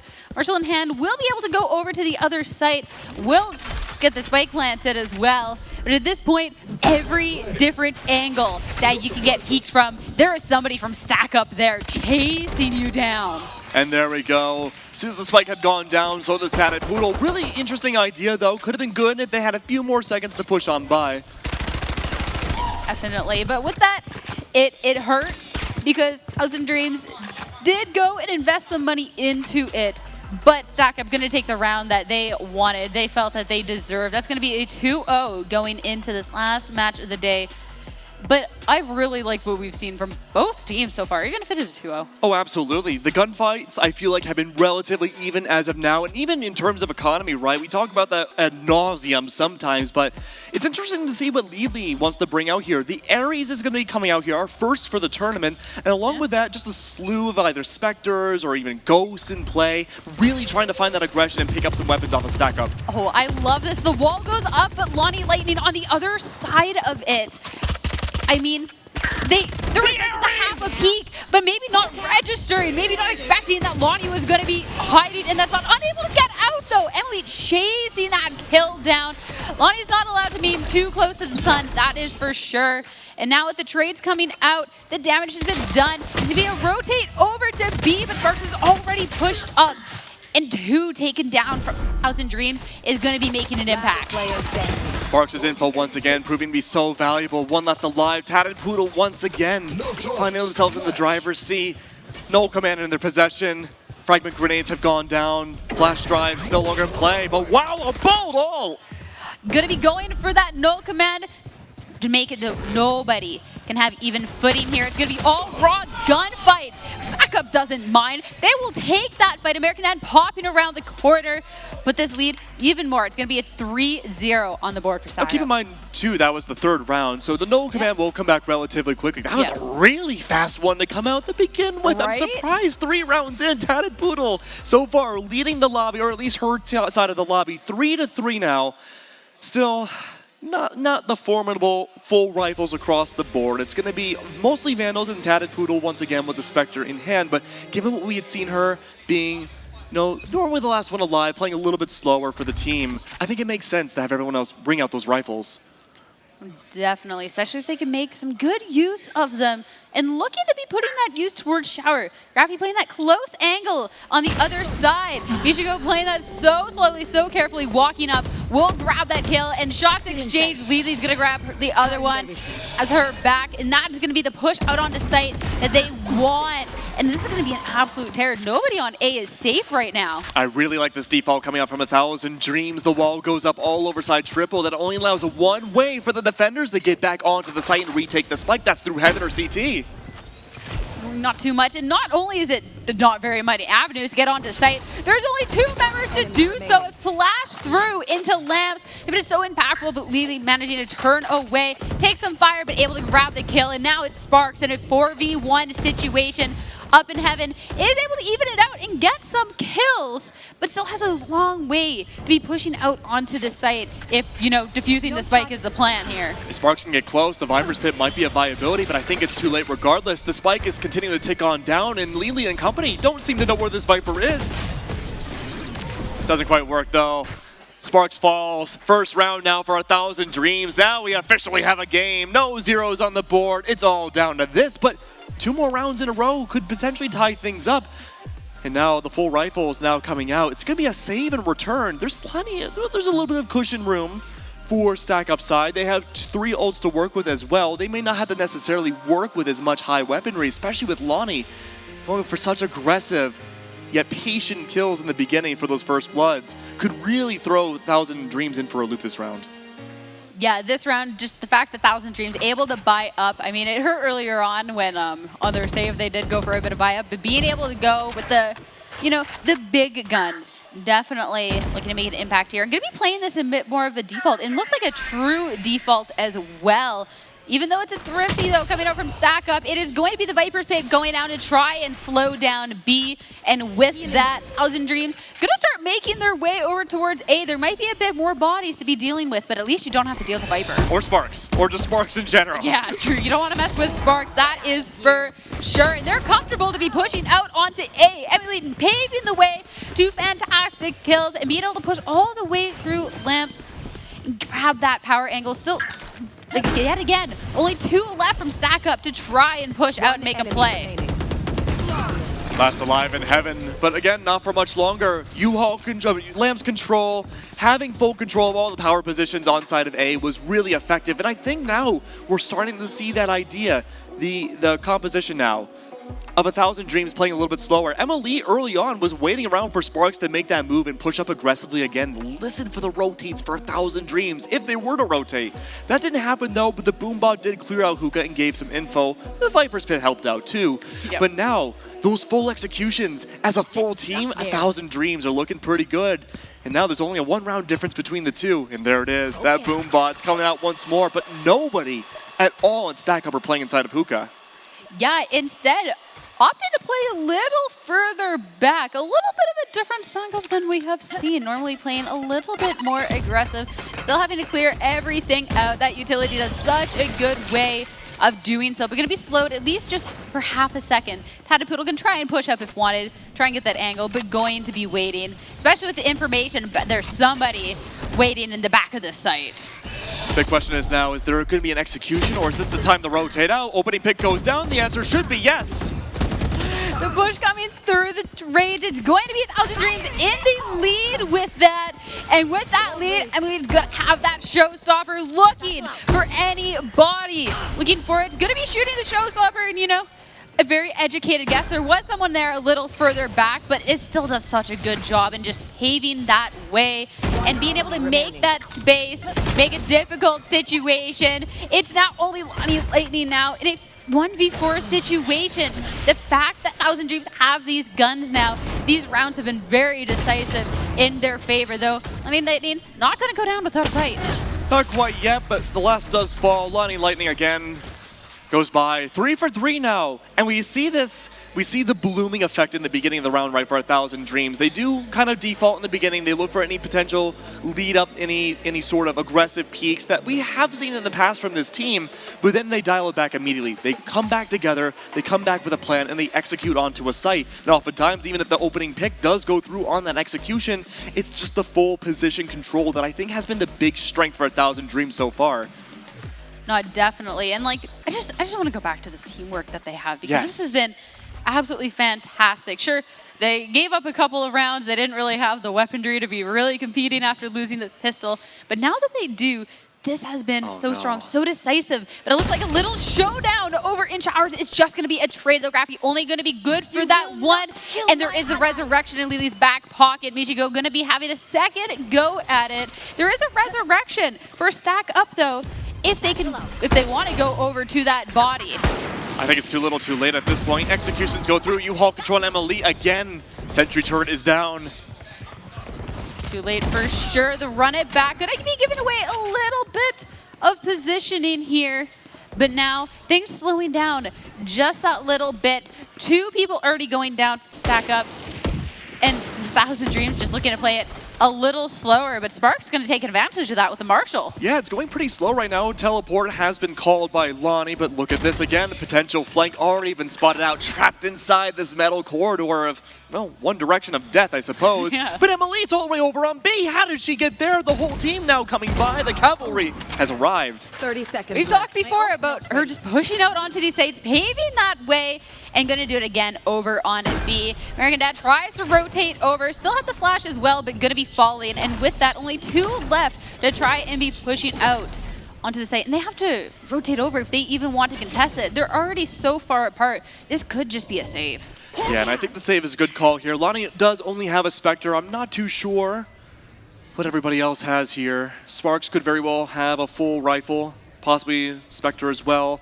But I think looking for exits, really good opportunity here for Lonnie. Loves to play these patient angles, and oftentimes we've already seen some players of 1,000 Dreams caught out in these positions, but looks like, though, playing it safe from 1,000 Dreams and not going to contest their way towards the defender spawn. They're actually going to go back to where they came. All the victor, no gunfights at all, and everybody gets to keep their weapons. Yeah, except for Lonnie. Oh, Lonnie Lightning was actually in range of the blast there at that point. Going to be taken down. I mean, a little karma for being so close waiting for those kills on the exits. It hurts, but I think only a Spectre in hand, so not the end of the world. But 1,000 Dreams really finding their footing now in this match, being able to get this weapon to their econ is absolutely looking fantastic. But at least this round, Stack Up does have, you know, all the rifles, all the armor. This is their chance to really have a good go at this match, especially with a 3-4 scoreline. Yeah, this has been kind of a wild economy game so far. We do see the opening boombot go through. Sageball in return is actually a really interesting counter. Look at all the utility being dumped for something that seemingly can't go through. Yeah, not looking to have that go any way wrong whatsoever, and not trusting to those high angles either. Do not believe you. Never know with these stages. It's going to be pushed out just through beat long, though. That null command to suppress anybody onto this site, making so only abilities can come out. 1,000 Dreams, and they don't even need the abilities. Lily just going with these pure gunfights. He's going to be grabbing 3 kills and going to lock down another angle for Stack Up to try and push through. Absolutely. Only one body now going down from the aftershock. Good to see, but 2 left alive now. A double kill, make that a triple for Graphy's huge. So you can say, I mean, what looked like a not so fantastic situation, now a 2v2. But things going wrong so fast. When you're up against a Raze, Graphy didn't have much health either to work with, but that aftershock right through where you know the spike is most likely to be planted. I love that. I love to see that sort of breach play come out. That's the second one today we've seen. Spin. Yeah. I don't think it's enough. I want to see. Yeah, I want to see more. We don't. Like, today has been a bit of a deception because Thunder McFadden, I mean, has been on that breach. So we've seen a bit more breach than usual. Like, you're lucky sometimes in like a month of competitive. Like, it's full range pro to ever see one of those at all. Now we see 2 in one day. It's like a unicorn. No, it's definitely fun. A breach can definitely be fun coming out. The kit, the utility can definitely be cool. Graphy looking again. Graphy's been playing this close angle a lot of these rounds. But I feel like every round Michigo is, you know, kind of had that one up there, being able to push through and grab that ground once again. Yeah, I like the wide swing coming up from Michigo here. We do see the Poison Orb in play. Sparks playing the Lonnie angle, though. Works out beautifully. That's going to be the spike to go down. A trade does come by, but look at this. It's just a back and forth again. Absolute bloodbath. I have this spike. Yeah, especially the paint shells being thrown in there to make it just, you know, A little hallway of death there. Tricky situation. Popping around the corner with the satchel. The kill's already going to be taken down by Lily though. And now that's double the score on the board for for 1,000 Dreams. That is 6-3. 1,000 Dreams now are good for the half. Now, if they get one more round at the very least, they'll be even more good. There's still a chance, though, for Stack Up to go 6-6 even for this first half, though. That being said, we talked about the comfortability in the pre-show. We talked about warming up, feeling a little bit more cool with the team, the chemistry, figuring out how other teams work. And that being said, I can definitely tell that 1,000 Dreams have really warmed up and figured out, it seems, at least on the attack, how Stack Up like to play. And they haven't really changed much in these last few rounds, especially in the beginning. No, I mean, if it's not really broken, don't fix it. It has been working, but it's been working for good reason. And this time around, they're going to be using that and be pushing up through. The American Dad hiding in that corner is going to be called out, and the pain shell's over in the corner. I mean, we all know how that story goes. That is not a safe corner to be hiding in. Showstopper is going to come out, but not going to be able to use it. Sparks to take down Emily before anything could come to fruition. 1,000 Dreams still do have an advantage going into this, and the wall over to Hookah is going to cut Lonnie Lightning off from the rest of the world. At long last, the Rolling Thunder rolls by. Spike down, B. Last player standing. Aim high, a little bit of a tear. Gets a couple, but that's all it's going to be this time around. And I have the real question here. Okay. We were talking about the power of the face tattoos that Stack Up had earlier. I want to know when 1,000 Dreams got their face tattoos, because they are on some next level right now. You know what? That's a very good point. You know, they are temporary tattoos, so they do wash off over time. All the sweat of, preparing for all day. Maybe on Stack Up. I have to whisper this one. Maybe they're wiping away the face tattoo. Yeah, maybe it's melting off. It's a little temporary. Yeah. No, both of these teams have been doing so well. Oh, yeah, it's just fantastic. That's so good. It's just 1,000 Dreams. They're just a little bit of a step ahead at this point. And I mean, going over on the attack, this has been really strong for them. I'll obviously, make up my mind once we get to see Stack Up back on the attack, because they did such a great job on that earlier on in the day. I think both of these teams are built for the attack. But so far, this is just 1,000 Dreams' time to shine. They've been doing a good job of that so far. Going to be a bit of utility over on B, but at this time, Stack Up not really going to give them too much to work with. Instead, going to make them push out onto the site if they want to be taking a fight. Molly, though, coming out from American Dad, stifling on Michigo for a little bit. The Leer had been used to no avail, but the Blast Pack now is a fake. Could be the entry onto the site. Something tells me there's probably going to be a teleporter play. No? It was a fake of a fake. I don't even think it's a fake. I think it's just a push out onto the site, trying to be clearing out these corners. American Dad on the back of the site is going to go down and turning around. No chance at anyone chilling Hookah, at least for the means. Actually, not at any time. Laylee has that down on lock. And now, yet again, 2 alive. There is the Viper's Pit, but even trying to be pushing out onto site has been difficult, and Sparks only has a Sheriff unless, can get to anybody and pick anything back up. Last player standing. Lonnie, though, good for one, but the immediate trade goes down. I have to say, though, one thing I've really liked about Stack Up in their defense is that their rotates have always been on point. Sure, it's not always been, worked out well for them, but one thing to consider, though, is that early on the consistently early on these rotates have worked out so well. It's just that being able to push onto the site and take the exact needed power positions, and oftentimes Emily leading the charge doing so, has been really effective on both A and B, and that's why we've seen 8 rounds in a row go in the favor of 1,000 Dreams. I mean, we talked about, just the space that Emily's clearing out, but can we talk about Lily? I think 17 kills. I mean, a lot of kills. Emily is clearing the space and getting kills, mind you, but being able to be followed up with a team that's just, anything that you're not grabbing, they're going to get. I mean, they're making a way for themselves going into this, and Michigo almost always winning the shower fight. Is going to be having a good time to be clearing through there. Grappy's not even safe around the corner either. It was a good setup, though. Down. It was a good setup. Trying to play more on, his terms. Not going to come to anything this time around. Had the slow orb come out a second earlier, that would have been amazing. There is a one-way, though, with the poison orb right outside of Showers. Emily, though, has to coordinate with the Showers play exactly, but no, the Blast Pack doesn't connect to the wall. It's going to break just a second later, though. Having to go through another wall. The Seeker's coming out, pushed through that wall right into the Seeker. Not going to be in too much danger, at least for the second. And, we made enough noise. It is time to get out of here. It's going to be the push on through. Panda didn't get to quite clear it. Might have to go to B in another way. But already the spike gets to get planted, and it doesn't take much time for a rotation to come on through. But already it seems a little late as Thousand Dreams gets the opportunity to start already setting up. 4v3, more bodies in the favor of 1,000 Dreams. Still resurrecting the potential side as well, but Emily making that even go lesser of a number. One enemy Well, left remaining. alive, does have the Viper's Pit. Could be good to take over site. Got to get onto site first if you want to be using that Viper's Pit, that's for sure. And you have 70 HP against 4 members of 1,000 Dreams that they're having a fantastic game, honestly. Cannot put it in lightly. And you have everybody just chasing you down. Lulu was the only casualty there in that little scuffle.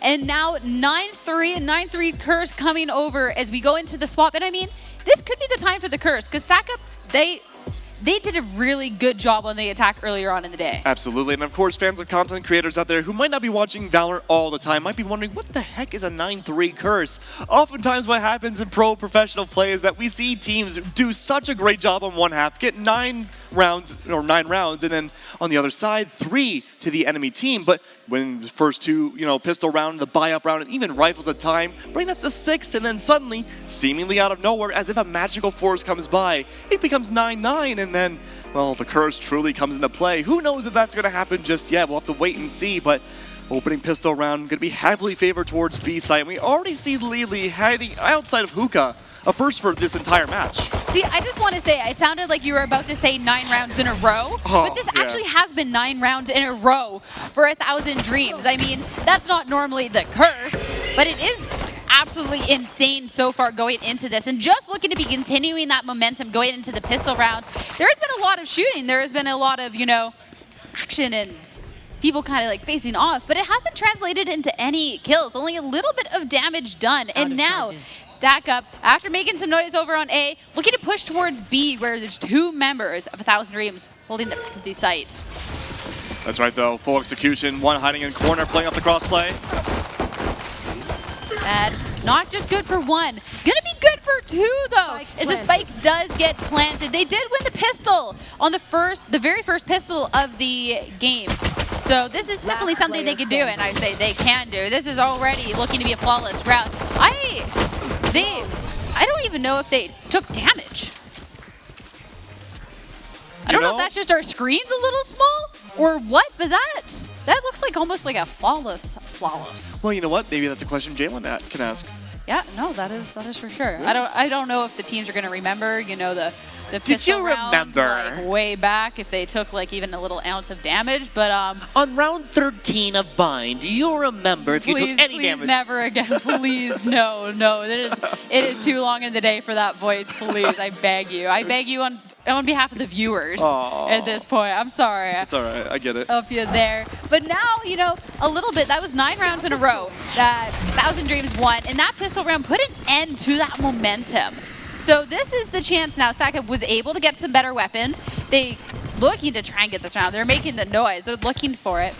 But this is slow. This is slow, yeah. Yeah. Blinded. But rotate potential again. We saw a lot of rotates from Starlight. We saw some from Stack Up, but this is taking a page off Starlight's book. Rotates every single round. Last round had a bit of a fake going from A to B, almost to A, but just ended on B. This time though, Michigo hiding in that corner once more. Execute's already in play. Double flashes going onto the site.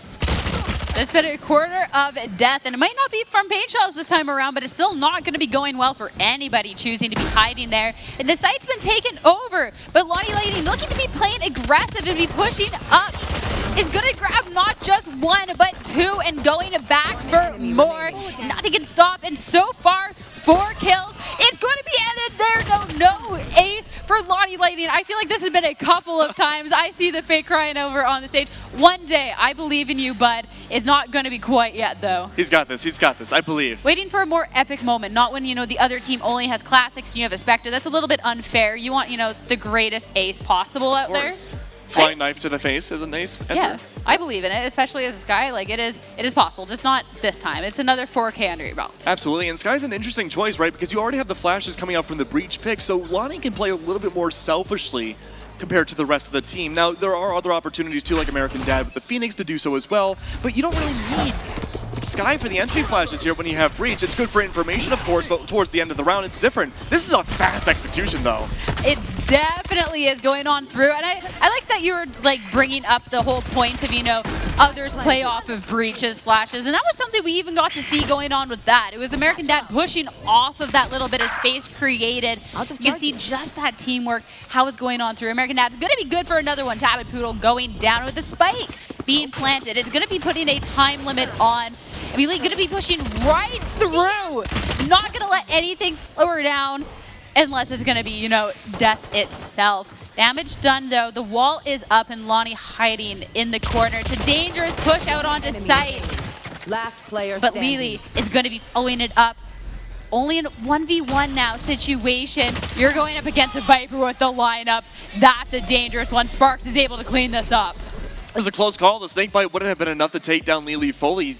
We had to see Sparks go in and go for that final swing as well. Really good work of the utility usage. I did like the retake potential that we had seen come by, almost come by from 1,000 Dreams. But overall, stack up their attack. We talked about the curse. We talked about how great their attack was against Starlight. Things are looking fantastic right now for the team. Their economy, still pretty good. I feel like, though, if they do end up losing this round and all the bodies are gone, it might go into an eco, but the same could be said for either team as of yet. No one has that stability right now, but there are Seekers in the possession of Lonnie. Something to keep out for the execution.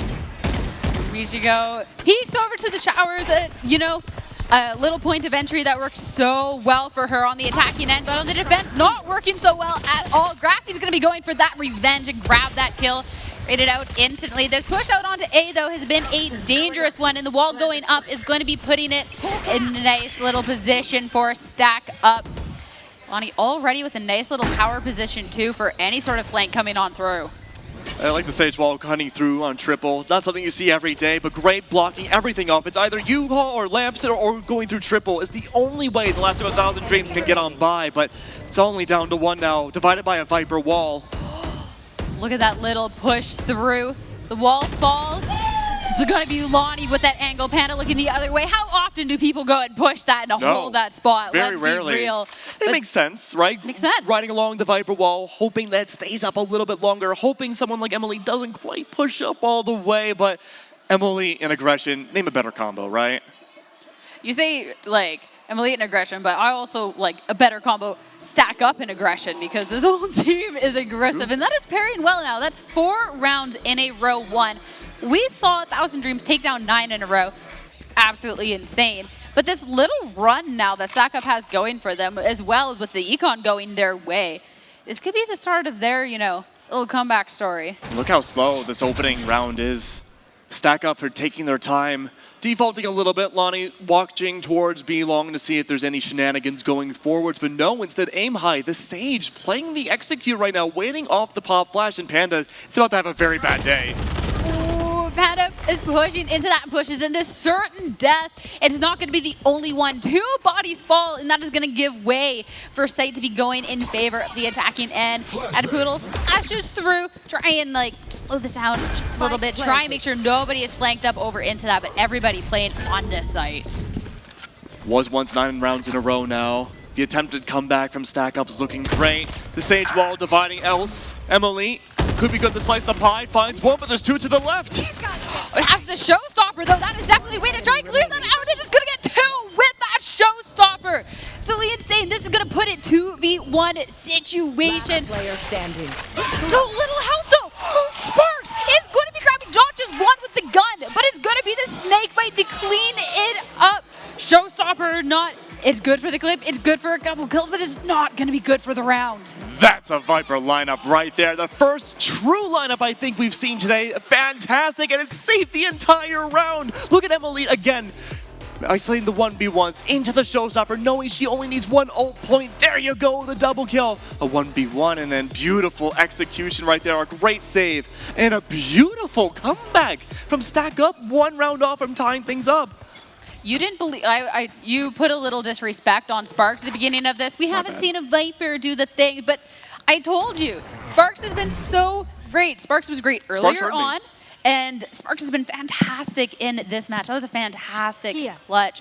Another way, this momentum is going to continue building now for Stack Up. Going towards, there's been so much success over on A. looking over B, gonna be playing it slow, quiet, until they're not. American Dad with the run it back, gonna be trying to clear this space. Not only that, the Wizards are to be following it up, push all the way up forward and take full control of this. Oh, there we go. Fast execution once again. Viper Wall, so much utility all over at once, but there's a Rolling Thunder to keep an eye out for, staving away 1,000 dreams, potentially. There's so much utility, so much that can happen, but it's already going to be Michigo with that opening onto site. But as the trades come out, as you know, 1,000 Dreams trying to push their way out onto site. It's going to be even footing here. 2v2 situation. Time for the Rolling Thunder. But Emily's able to be grabbing that kill nonetheless. Rolling Thunder not going to slow her down whatsoever, but you know who they're going up against. It is a Viper. It is a Viper that has been very strong going into this. It has been a Viper with lineups, but that is going to be the end of that this time around. Diffuse coming out just in time. Finally, 1,000 Dreams putting an end to this nice little streak that Stack Up has built. And look at the streaks. Look at it. It goes red and then all green and then red back again. This could very well be the streak that end the match here. Things continue the way they have in the past, but I think that might not be. I think it might be a bit of a back and forth. It was disappointing though. Sparks didn't have any snake bites at the very end there for the lineups. Had used them a little too early. But I mean, the Rolling Thunder proved to be so pivotal at times as well. One thing I want to keep an eye on, though, are the 2 resurrections on the board for both teams. We saw the running back come by, but still, wild, aggressive plays could be promoted here, as long as there's a revive afterwards. Let's see if that happens, though. True, you also need to be in a position that, you know, your teammate can go for the revive. True, you have to be in a good spot to die. Good spot to die, yeah. I mean, you can't put it any better. That is literally what it is. But it's going to be a little bit of just pushing up, trying to get this information out. The dog just running right over that ice to try and be clearing out these corners. Are you able to get that flash? Go around the corner as the wall goes up. You know that there's people over on the other side. It's just being able to take care of them. Once you get onto this site, the Viper Pit goes down. Lily tries to be pushing and put an end to that before it goes fully up. It is going to fall instead. 1 by 1, 1,000 Dreams fall. There is the flank, though. Emily approaching to the Viper's Pit. And Stack Up doesn't know about it. They don't have to know about it. They can just re-grab that kill at that face value. They're holding the angles. They don't have to know the flank's there. They just have to hold these angles down. And with the number advantage, they're able to do so. And it's now only Panda left. Opposing Viper, 1 away from the Viper's Pit, but it's not going to make a difference in this case, especially not when Graffy's there to be pushing you. Take it down. Now 10-9. This game has been back and forth. We got the 9-3 curse, and we're almost to a tied game. Absolutely. We've been in this position before. 9-10. It was, I believe, 9-8 as well. Back and forth once again. The weaponry, though, I think this is a big point of consideration. There is almost no economy for 1,000 Dreams going into this round. Spectre, sure, a Stinger from Tatted Poodle. I'm afraid of Stingers now after that one play we had seen so long ago now. But there is a Sheriff from Panda as well. The ults on the board may have to carry them to victory here. The Viper's Pit, the no command, maybe even a resurrection on an eco round. It could all very well be seen, but no, Stack Up goes to full offense. Ooh. Lily, though they all knew where she was able to grab one of the kills, but it's going to be all for nothing as the resurrection does come out. That was a good place to die. That is for sure. And with that, being able to get control of this site, put that wall down. And I mean, they're so close to tying this up. Catapoodle around the corner, have the null command, but throwing out the flashpoint is going to be caught with hands out and going to be going down. The suppression is going to be ending up as the kill finally goes through and is going to give even more way for Stack Up to just take control of this site. 2 members to be holding down this Lamps position, and only 2 left from 1,000 Dreams to try and push back. Oh, 2 left alive now for 1,000 Dreams. Tad forced the push up, unable to succeed. It's down to a Sheriff, and that's not going to work against the 5 different Stack Up members. But I love that null command. That is such a cool way of using it. It was great to just kind of be sitting aside, not even really needing the push-up. The fragment grenade was there for the push-up initially, but no, lucky timing from Lonnie comes by. But I like it. Just holding it down, making sure for the post-plant, no utility, especially Viper, could be used. But the problem with that is that usually we see Viper util, like the snake bites in the post-plant, way too far away from the range of the null command. So if anyone was up close on site, that would have been a bad story. But now, 10-10. This is it. Can we see the curse, or can it be lifted by 1,000 Dreams again? Oh, this is definitely been a back and forth. And honestly, I don't even know which team's going to be coming out on top at this point, because this match has been so even. It looked a little one-sided, but I believed in Stack Up and their ability to be playing on the attacking end, and they have not disappointed whatsoever with the successes over on A, looking over on B, but already the rotation has come on through from Thousand Dreams. Adopito going to be holding that back of sight, popping around. The flash comes out and unable to be grabbing the kill. Instead, going to be falling. There is a couple of ults in the back pocket for Thousand Dreams, but they got to be pushing onto sight if they want to make use of that Viper's Pit. Split push needs to come by. 2 outside of CT, 1 in elbow. Michigo forced to break open the wall, revealing her location. Everyone has been spotted on 1,000 Dreams. No control of the site. They've been spotted, but a kill as well as a resurrection coming up from Lily is going to be putting things in their favor. And all of a sudden, what looked so great for Stack Up is a 4v1 situation with Sparks against the world. Sparks gets 1 kill, but the showstopper, it is going to be able to put in the impact to win the round this time around. Thousand Dreams taking the lead back. And I mean, these rounds have been so close. Emily didn't need to go for that showstopper. That was That's that just was to a stop message. the show. That is- yeah, there that was is a message behind that. Yep. Like, nah, this is our game. This is our game now. No, absolutely. Well, also, you're going up against Sparks. So, I mean, you want to make sure Sparks is 6 feet under after that, because you don't want to be going up against a Viper in any sort of lineups at that point. And you might as well use the ult while you have it. 11-10 now going into this. Anyone's game, and Stack Up looking to try and get that little bit of momentum back. They've had such a great job. It's a shakeup too. It's a shakeup too, right? We have seen almost flawless executions for attacking side of Stack, on side of B, almost every time. And now that huge retake from 1,000 Dreams, it's back to being anything is possible. Anything is possible, that is for sure. Going back towards A, where things were not only possible, but heavily in their favor. Main shells, but no corner is going to be trapping them too far. But they don't even quite need that, despite the fact that things went in Stack Up favors at first. 1,000 Dreams going to be firing back. Lonnie Lightning, though, doing good to at least get 2 to even it out. But it's going to be putting him still in a disadvantageous position at 2v1. Seekers is good for info, but no spike in Lonnie's possession. On the other side of A, you can have all the info in the world, but if there's a crossfire angle against you, and we see one in heaven, oh, this is very dangerous. Good for 1, though! It's a 1v1! They didn't have to peek the angles, but it just going out a little too far past that wall is going to give Lonnie Lightning the back into this game. You are up against Elite, though. Not having the most health, though, either. Being able to peek that Ash around the corner, you know where she is, but Elite able to come out on top nonetheless. I mean, pro players got a pro. Emily woke up. Yep. Woke up and chose violence. Yep. These last few rounds has been great for everybody, but Emily has just gone in full force and says, I don't care about utility. I don't care about being safe anymore. It is blood now. It is a message written in blood. And the message is, we are on match point. We are 1 away from taking this game. And they have such a huge impactful ult to be able to try and make that happen to that Viper's Pit. That can completely close down his sight by itself. And Stack Up really going to have to find a way to be pushing through this. The run it back, slow down for the wall, even just for a second, giving way for everyone to back up. Boombot, though, will be used up on that. A big piece of utility that they now can't use. The wall going up, they're trying to get any way into the site.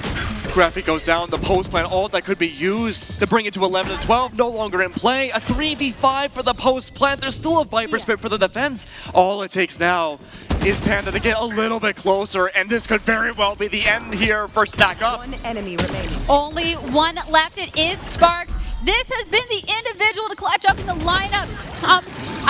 But it's going to be Lily with that 4th kill, and you know, it had to be the utility used up.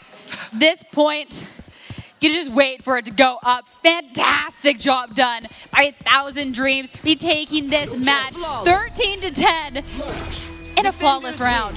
I am unbelievably proud of both of these teams. We said it was going to be a close match, and I think that's one of the closest we could possibly get without going to overtime. But overall, I think there was so much going on there.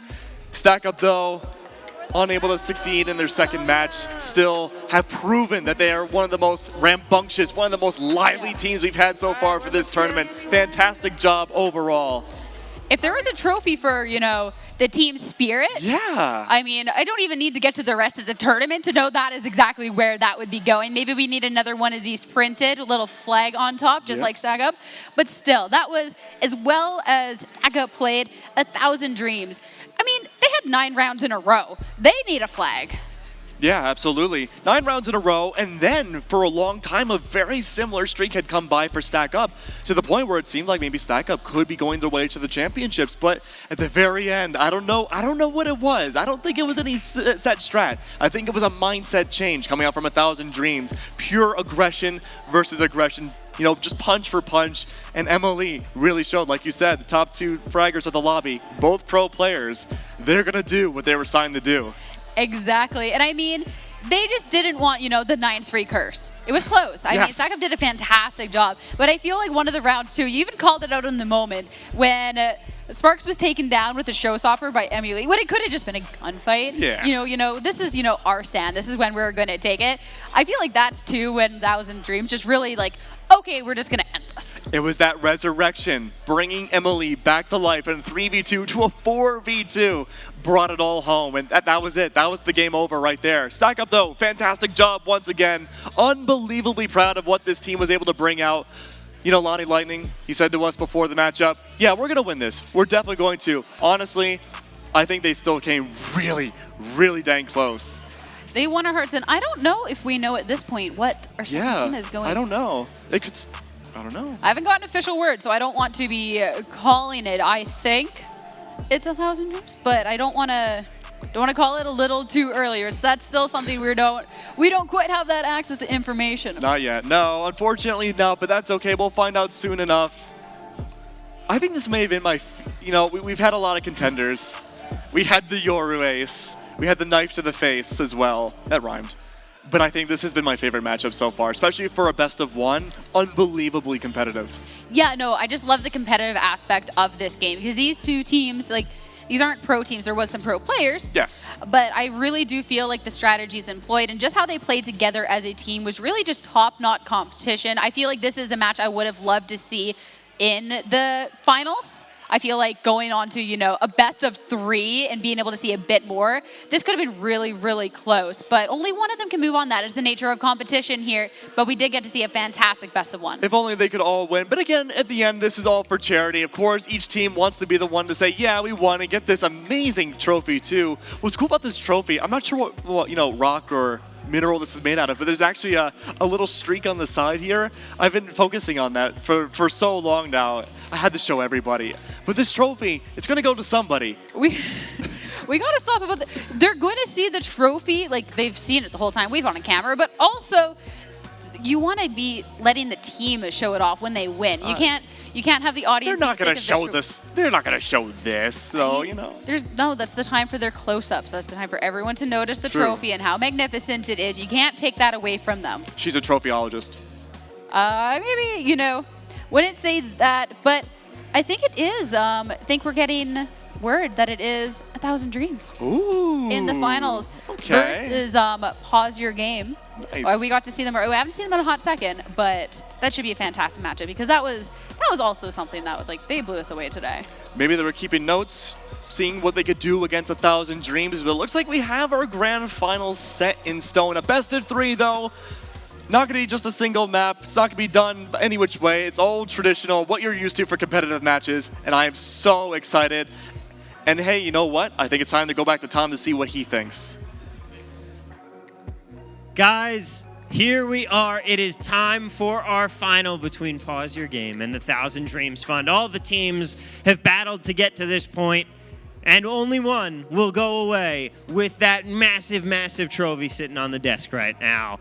But oh boy, it has been a fantastic day here so far, and it isn't over yet. Guys, we're still out here trying to raise as much money as possible for all 6 of our wonderful charities, because while only one can go home with that trophy, everyone is a winner.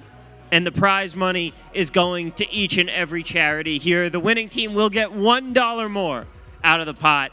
but this is about raising money. This is about doing some good and helping out people and organizations that are trying to do as much good as they possibly can. We've had 6 wonderful charities here today competing for this awesome goal that we have. And guys, you can keep on donating at battleforcharity.org/donate.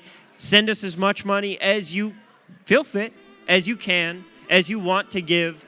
Every single donation is appreciated, including a $1,000 donation from Virginia that just came in. We are sitting above $30,000 here. We have had a fantastic day so far, and it is not over yet. A reminder, once again, you can donate, just !donate on the Twitch chat, and that is going to get you to the donation page. And every time that you donate, you are entered into one of our fantastic raffles that we have for some amazing prizes, including our latest prize that we have to give away right now. We have some winners to announce for you for a fantastic prize pack that includes a 5 terabyte hard drive from Seagate for the Xbox that comes loaded with Halo Infinite.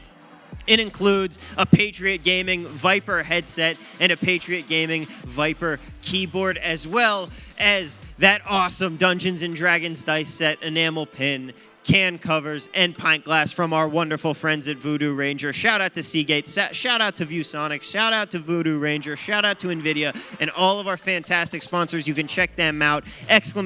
Sponsor in the Twitch chat. But right now, without further ado, our new raffle winners here: Luisa Paredes, Cheng Chun Lee, Michael Duncan, Timothy Hasha, and Naomi McCardle. You guys have all won. If you are watching right now, you can head on over to Twitter at JoinLandFest, and they will have the announcement that you won, and you will be able to claim your prize, that awesome prize bag. We still have so much more to give away, including our grand prize here, ladies and gentlemen.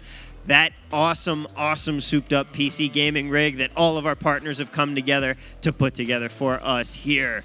But before we get there, we still have some fantastic Valorant to get to, and we have some great interviews as well. And I believe our buddy Jalen is up in the hype tunnel, ready with another one here. Jalen, who have you got with you this time? Yo, guys, I got Michael Cox, COO of Las Vegas Inferno. How's your day going? It's been a busy day. It's been a really, really good day, though, overall. It's good to see you're back fighting with United by Play Battle for Charity event. So far, what have you thought about the gameplay? It's been intense. I mean, there's been some clear winners, but some games have just been back and forth. It's been super, super entertaining. Well, since you are the COO of the Las Vegas Infernos, what is one of the difficulties that you take when managing such a crew?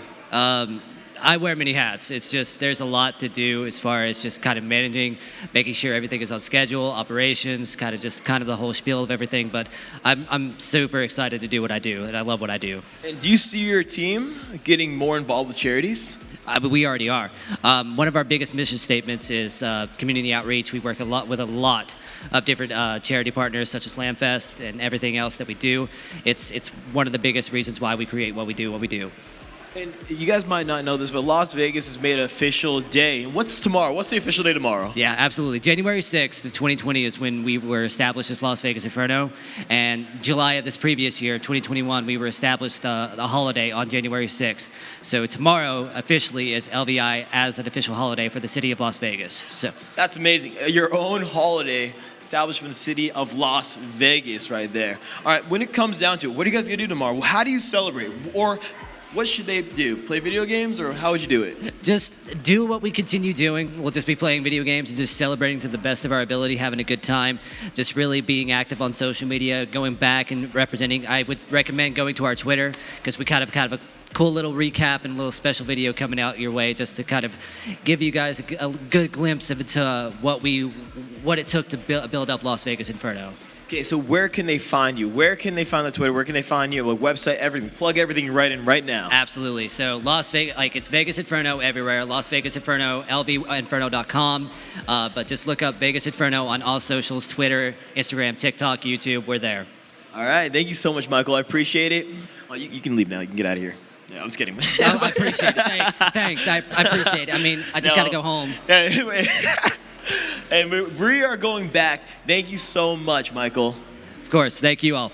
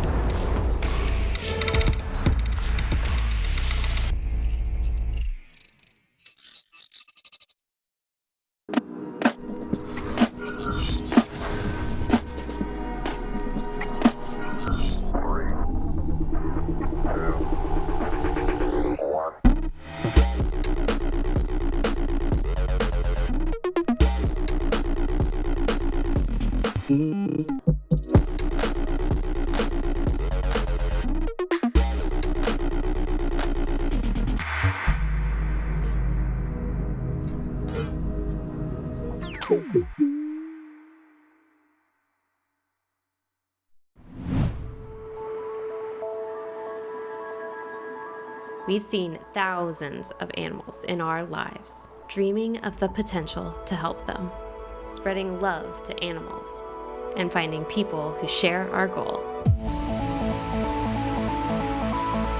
We're on a journey to aid shelters, fundraise with gamers, and find animals their forever home.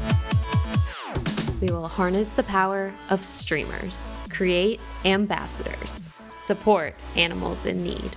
Can we make an impact? Can you? Yes, together we can. One step, one paw, one hoof, one claw at a time.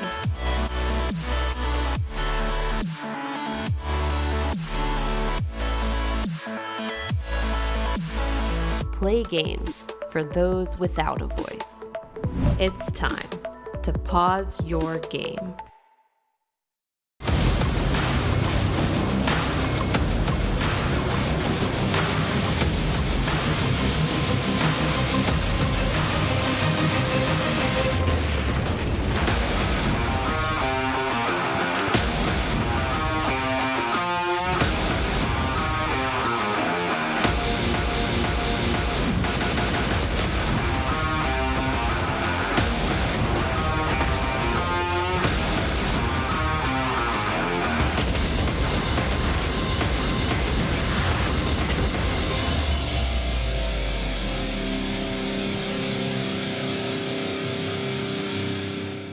Are you not living as rangerously as you used to? Ask your bartender if Voodoo Ranger IPA is right for you. It's been clinically proven to increase rangerousness, so you can get back to living rangerously again. Side effects may include cold hand, spontaneous cold tooth, and craving more Voodoo Ranger.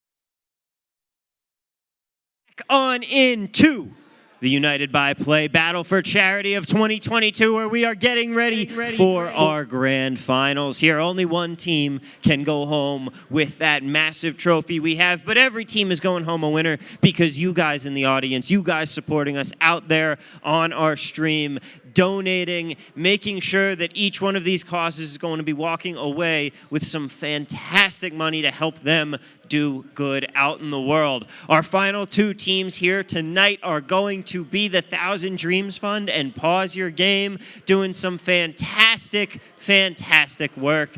But there is still time. You guys can still donate, help us raise even more than the $32,000 that we've already raised here tonight. All you have to do is go to battleforcharity.org/donate, and please send us any donation that you feel you can, any donation that you want.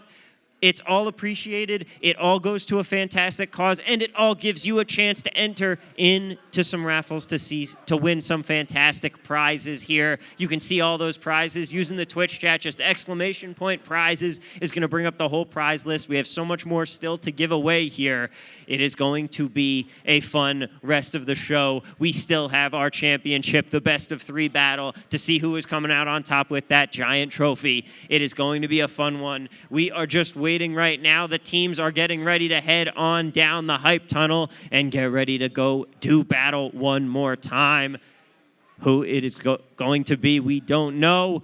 But folks, everyone truly has been a winner, and thank you so much to everyone who was able to help put this on. All of the wonderful sponsors from ViewSonic, NVIDIA, LandFest putting this whole thing together. It has been so much fun. Seagate as well, Voodoo Ranger. It has been a wonderful time. Patriot Gaming, they've been helping us out too. But right now, without further ado, let's head on up to the hype tunnel because 1,000 Dreams and Pause Your Games are ready to go. Ladies and gentlemen, make some noise for your championship contenders here tonight as they head on down.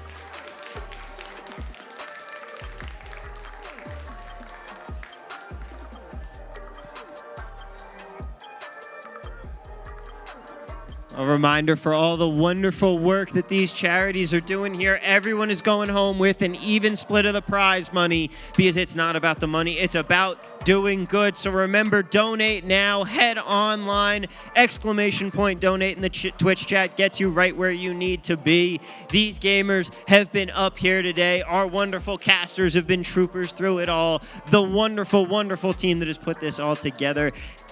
It's been a fantastic show, and it isn't over yet, and there's still time for you guys to donate so we can get even more, even bigger donations here. We appreciate each and every one of you helping us out, but right now, it is time to get back to the Valorant action here, so without further ado, Sierra, Keg, take it home. Thank you so much. I mean, you were saying, you know, it's not too late. It's not too late at all. There's still so much Valorant. This is a best of 3 for our finals. We're not near close to being done with the day. Nope, not even close. But there we go, the champions. Now we get to see the full-fledged, what we normally see in Bro broadcast for Valorant. Best of 3, map bans, of course, going to come through. Not sure what the map bans are, but we do have a little bit of info, though, Sierra. We got our very first map for the grand finals. I feel like that's the important one that we need to know all out of the gate. You know what? That is true. That is very true. So where are we headed? Well, we got to do a drum roll. Oh, come on. Okay, it's a send. It's a send. Okay, you were doing the drum roll. I didn't want to take your drum roll moment away. I was supposed to do it. My bad. I'll make sure to do it, you know, later on.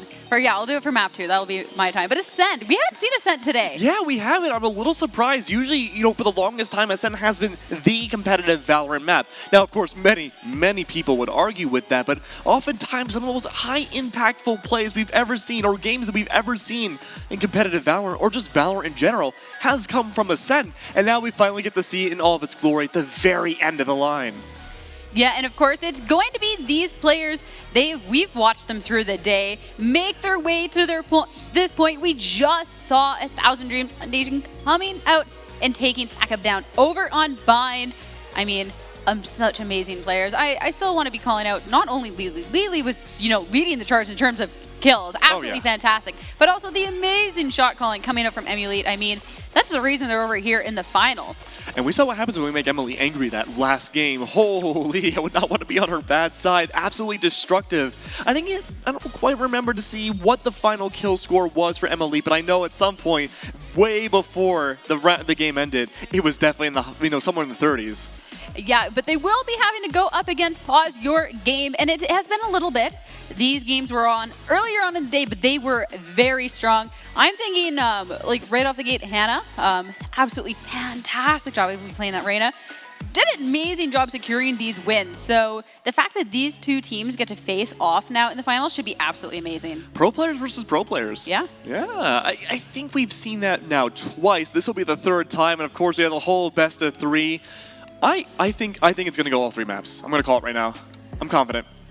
Yeah, no, I'm not going to disagree with you there, honestly, on this one. I would love to see it go to a map 3 as well. Maybe that's when we can see, you know, the fracture out here.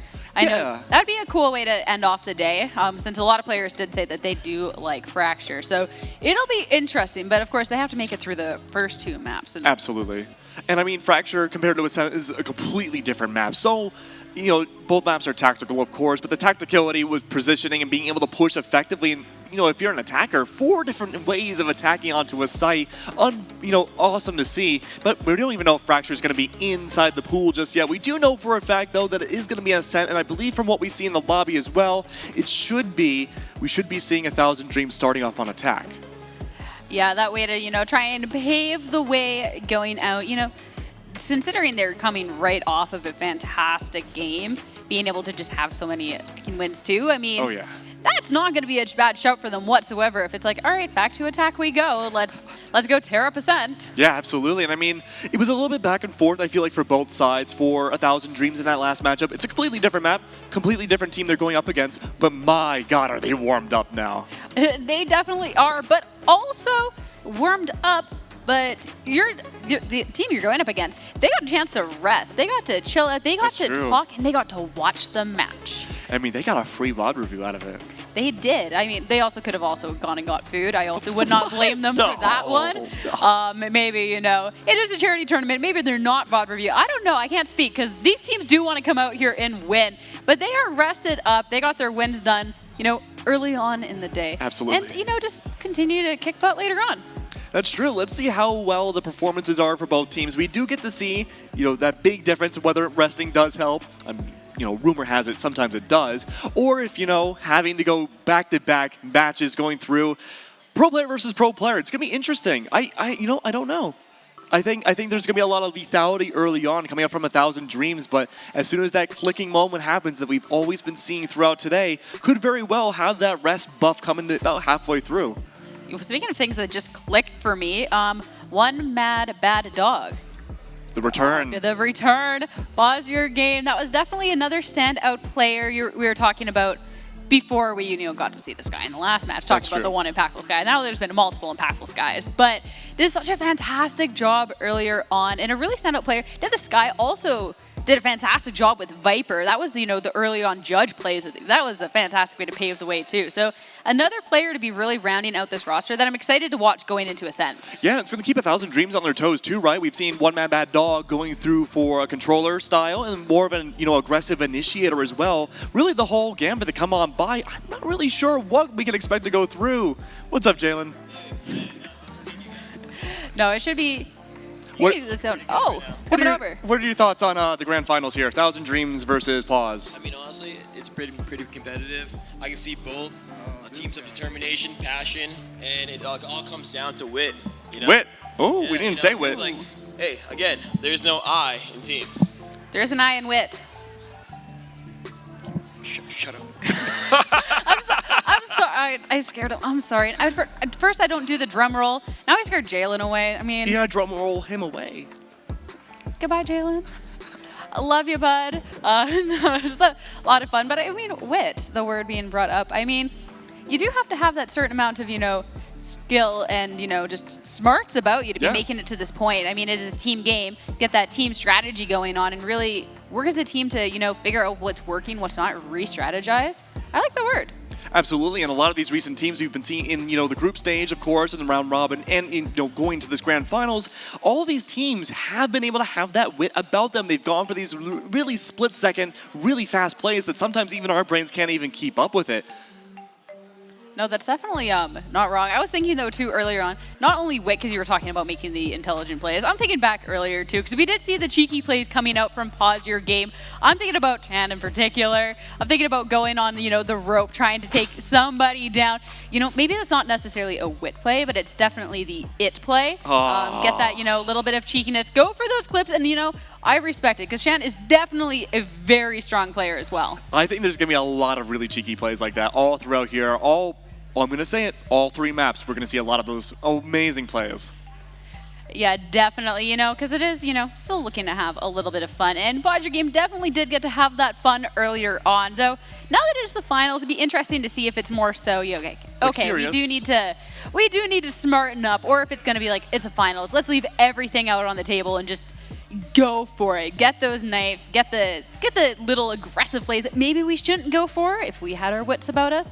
But we want to go for it, and you're gonna try. Absolutely, absolutely. I'm curious though to see if this is gonna be being taken more seriously. Isn't the right word, but if this is gonna be more like, yeah, this feels like a LAN. This feels like our finals again. We've been through this so many times before.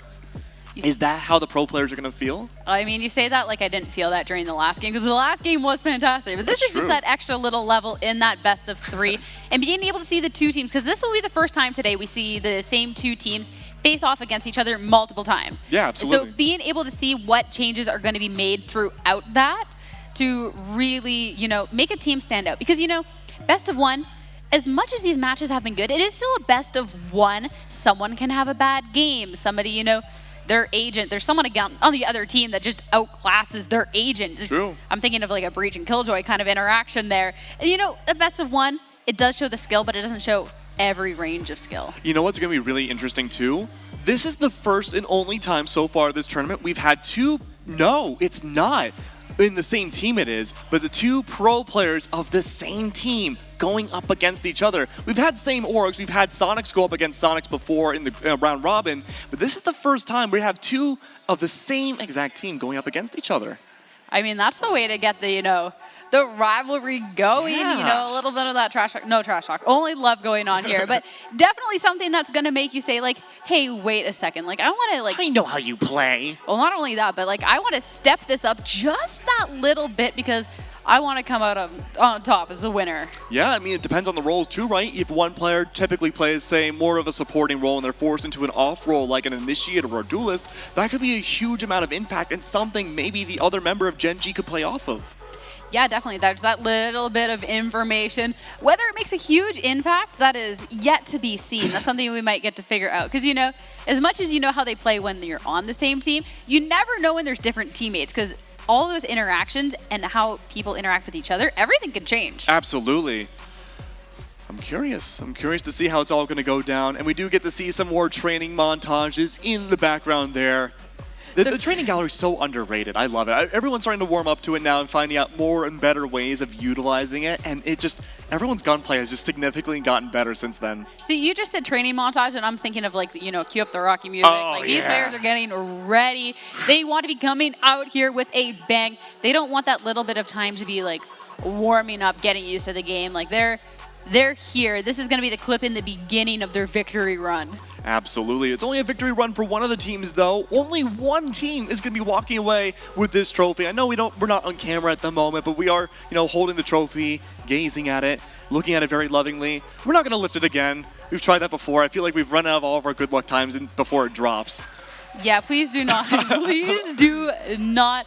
I love this energy on this stage, though. I mean, these players, like, they're excited to be here. This is a good time. And there are some players that, you know, a little bit more accustomed to playing, you know, at a LAN, you know, on a date, having these cameras. Others, not quite as much. But I think that it seems that everyone's loving this energy here. You know, there's something special in the air about this environment, right? The LAN environment. I mean, for us, it's our first time casting on a LAN as well. So, you know, the deep purple lights, having a crowd to, you know, watch us be a part of something so amazing. Everyone combined, the production, everyone's doing a fantastic job. It's something a lot of us just haven't experienced before. Exactly. So being able to see it now, there's so many happy faces. Everybody is seeing themselves, like, on the camera, just waving like, hello, mom, look at me on the big stage, waving to the crowd, watching. I mean, it's just so fantastic. And I mean, I'm excited to get into this match. Me too. I'm sure the players are as well. Like, everyone's antsy. We're all ready to go here. I want to crown our victor, our champion. I mean, I can wait a little bit. I want to, you know, we want to enjoy the moment. We want to see. Get some good Valorant gameplay in get some good Valorant gameplay in there. Really soak it all in and then crown the victor. I'm completely with you there. Yeah, these games have been so good today. And I mean, it is all because this is a charity tournament. This is the whole reason that we're here. I mean, we keep talking about the competitive edge. I feel as casters, that's what we always, like, gravitate towards as well. But the fact is that this is a charity tournament, and you can donate. You can help out. Everybody here is playing for a different fantastic cause. So !donate, get a little bit more information, try and get that little bit of, you know, ways to help out. Of course, there's giveaways as well. I'm not sure of the status of the giveaways, if we've given away all the giveaway stuff just yet, but I mean, there's a lot of really cool prizes. I could sure use a new computer. More giveaways, I'm hearing. Oh, more giveaways. Sure, I'm hearing that is giveaways and giveaways. I mean, all thanks to our sponsors. And we got, you know, everything. We got monitors, we got hard drives, everything, you know, to get going. Computer. We got a whole computer. Okay, I was ramping up to that because that is like the sort of fries. But yeah, no, there's a whole PC as well for anyone who wants to up your Valorant gameplay, because we all know that better specs means that you're going to be getting to Radiant. Oh, absolutely there. And I mean, the monitors are pretty cool too. I know it was being hyped up yesterday when we were kind of wrapping up our production. Like, yeah, you know, 360 hertz, and we're like, monitors can go that high? What colors do they see? It's like an infrared, ultraviolet. Yeah, no, that'll be absolutely fantastic. So definitely any sort of support, it obviously goes to great charities, and getting entered for giveaways, it's like a little like, I give, you know, maybe get a little back. Absolutely fantastic. And not only !donate, but also charity.org/, you know, donate or /giveaway, you know, whatever, you know, perks your fancy there? Because I think there's even free ways to be entering if you're just here supporting the stream. Absolutely, all fantastic ways. You can be involved in the stream as well. Help us out, help all these amazing charities that come on down. We are still just waiting a little bit. I think we are waiting for one player to get into the lobby and then we'll be started. But, you know, we don't know yet what maps 2 and 3 are going to be. If it's going to be Ascent, I usually feel like in these positions we have that one map, right? It's usually the middle map or even the decider map that's like Split, Breeze, Fracture, maybe, perhaps, Icebox. But I wonder what that second map is going to be. I think it's Bind. I'm not sure. We're going to have to... It'll be interesting to see just in terms of like how the maps get picked out. I think it might be loser gets to pick the next one. Ooh. So that's definitely like the normal, typical way that we get to find out what the maps are, the map bands. All of that information, I think, just goes out the window. This is, That's you know, true. the Wild West out here. Anything can happen. I kind of like that, you know, little playing field aspect as well. Yeah, and I mean, it's a surprise for us as well, and I like surprises. It's cool for everybody to see, you know, we don't know necessarily what to expect just yet, and it goes, kind of deviates away from that competitive aspect, right? Oftentimes when we had those really big professional games, teams will be like, well, we're not very good at Split, and that's map 1, but we're really good at Bind being map 2, so if we win out Bind, well, if we lose Split, we can win out Bind, and then we know for a fact we can win out on map 3 of Ascent. But if we don't know, that might be a very different story. Yeah, that could add like a lot of like little fun, Tension. little active, tension. I think we were going on different routes there, but I think, you know, still same destination. Definitely a different, you know, turn of events, but I definitely like it. And then there is always going to be, you know, the first team that manages to take the win. They lose the second. They think like then loser gets to pick the map 3. So then it works out. You get a little bit of a perk for being the, you know, first one. But I do I do think it's nice and even. Yeah, it's a little bit of this, a little bit of that. But we are still just waiting a little bit longer. We do have on our side monitor here some of the training not montages, the training range going through now, and I don't know how players do it. Their aim is just so crisp, so nasty. That is why that we are here, That's and true. they're up on that stage with the pretty lights and everything going on for them. So, I think our lights are pretty. We got the softbox there, we have one up there, we have this one right here. Okay, I think we're going a little No. too off track here. Well, we tried. This is about the players, not about the lights on our faces. That is But there's pretty lights on their faces. That is true. They do have the nice to make main stage. Like this HyperX Arena is absolutely insane. Oh, Like unbelievable. the stage and just the bleachers for everyone to be going out to is insane. That's a cool opportunity because not every player, I mean the pros I'm sure are a little more used to it, but this is not an opportunity that everybody gets. Absolutely, and it's so cool. I don't even know how to follow that, but it's really really so cool. Keg 2022. There's the quote. Oh, There's yeah. it. It's just so cool. No, it really is though. And being able to have everybody come out and support it's absolutely fantastic. I would sure hope that everybody at home who gets to watch, who has been supporting, Wins the giveaways.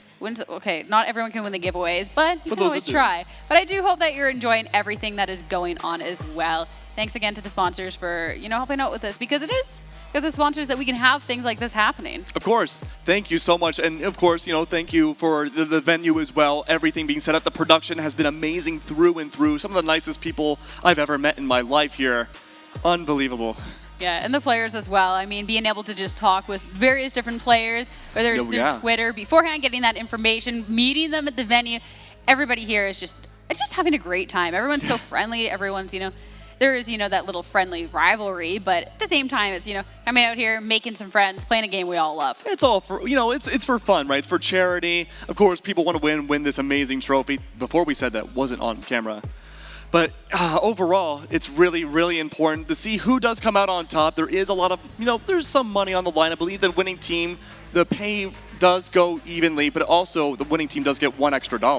Just to say that they raised the most for their charity. Yes. Gotta love it. That is definitely a way to be coming out of Yes. this week. I was about to say weekend. It's not like a Wednesday. But definitely a way to be coming out of this event. And I mean, being able to raise that money for charity in the first place, being able to come out here and do such a great thing. Being able to raise $1 more than everyone else. True, very, very true. We are still just waiting again for that one player at the lobby. I think there was a small tick issue going on, so we are just waiting a little bit longer, waiting for that last player to come on by, but we do know the sides at the very least. It's attack and defense. I believe it's going to be 1,000 Dreams starting off on the attack, and we kind of circled about that early on, but we didn't really dive into how impactful that was against Stack Up in the last matchup. Yeah, no, I think the fact that both of the teams were an attacking side team Yeah. over in the last one, but the fact that Stack Up, sure, they did a fantastic job on attack, but that is going to like a 9-round attack phase going on for 1,000 Dreams. So absolutely insane. Though we'll get to see if that attacking string can go on into Ascent, but for now, we're actually going to be throwing to Tom and Jalen to chat a little bit more about things. Guys, thank you so much. While we're getting ready to get on into our championship here, I'm here with Jalen, and we have a very, very special announcement here, Jalen.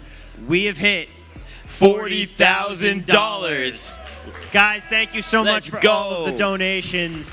It means the world to us. It means the world to all of these fantastic charities that we are here working with today to try and raise as much money as we can so they can keep doing the awesome work they do. And Jalen, you've been going around all day talking with so many people from these different events, from these different charity groups, from these different sponsors we have here. Who have been some of your favorite people to talk to? Well, so far I've talked to all of our sponsors. Danny from ViewSonic. I've talked to all the boys from Voodoo Rangers.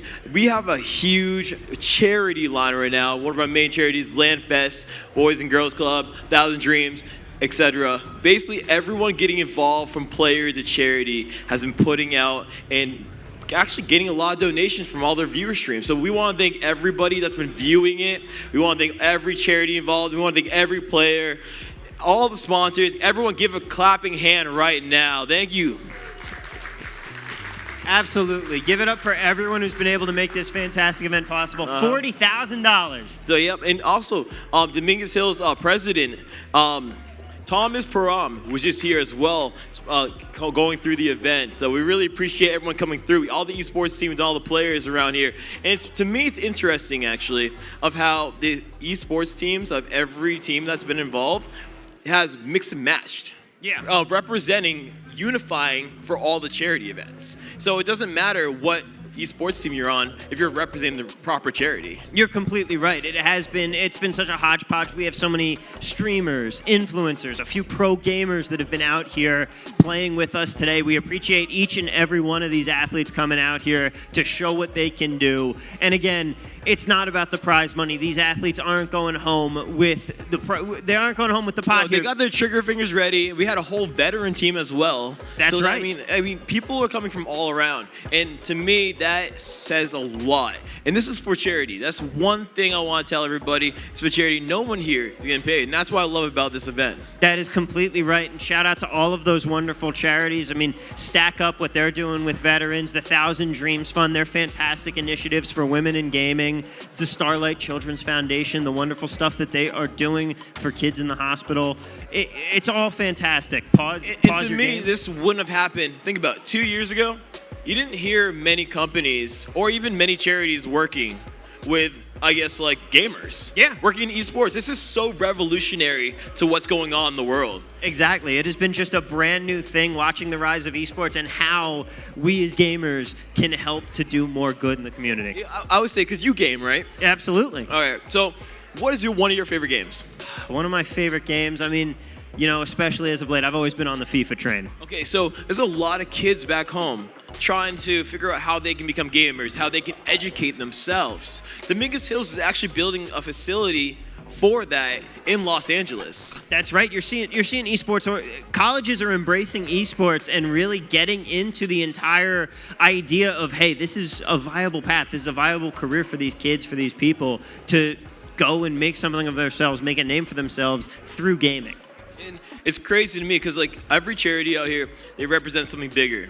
And then when you see esports and all these children watching, and then people they're looking up to, get in the proper education and realize, oh, maybe there's another way. You don't have to be a doctor. You could be a gamer. Absolutely. It's a brave new world out there, and we're seeing it. It is for everybody. I mean, just look at the streamers that you've talked to today. Exactly. And we actually have a lot of big faces. That's right. We have Tactical Grandma. Yeah. Yeah, she raised over $1,000. Okay, we have Empire. We have Empire, Roman Empire here. We have Good Burger Ed. We have Stay Loco. We have a lot of people who are in the celebrity and social media realm here for the charity event that raised quite a few. That's right. I mean, so many people have helped us to raise all of this money. Shout out at home to some of the other streamers that have been doing just that. Graylux was going to be here, unfortunately couldn't make it. That hasn't stopped her from raising $10,000 on her own. I do want to touch base. We actually have Rowdy. What was it? Rowdy. One of the gamers' name. We have Rowdy. Rowdy Rogan. Rowdy Rogan. Thank you. We appreciate you. I appreciate you. So, guys, this is the one thing that's super interesting to me. 7 years of age. Rowdy Rogan, professional gamer. That's wild. 7 years old. Yep. And his dad was giving. I was interviewing his dad earlier. Thank you so much, Harry, absolutely amazing. Rowdy Rogan over there, and to see that at that age, somebody pursue gaming, that says it all right there. That changes the level of gaming. To see somebody at 7 years old put it all out there. It's a different world out there now, man. Hey, but I got you, bro. I got your name now, Rowdy Rogan. Yeah, put it in the books. Wrote that all down. So how about you, man? What games do you like to play lately? Oh, dude, when it comes to gaming, guys, you guys don't want to see me. I'm filthy. Catch me in the ring right now. Fortnite. Smash Bros. You know how it is. Yeah. You guys, I think we'll have to play. We'll have to break it down. But no, well, actually, I do have an esports team. It's called Elemental Nation. We play Fortnite. We play Dead by Daylight. We play a lot of other games like Call of Duty.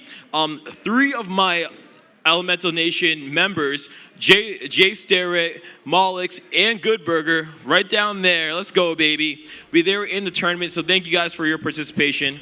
Thank you guys for playing from back home. And then we actually had a lot of remote gamers, too. That is true. We've had a lot of people coming in remotely. I mean, that's one of the great things about being out here and about esports. Even if you can't make it to the event, again, someone like Graylux, who wanted to be out here and help us out any way they could. Fantastic that they've been able to do it from wherever they are. And I'm being told right now, we are getting ready for the championship. So it is time to toss things back over. Keg, Sierra, take it away.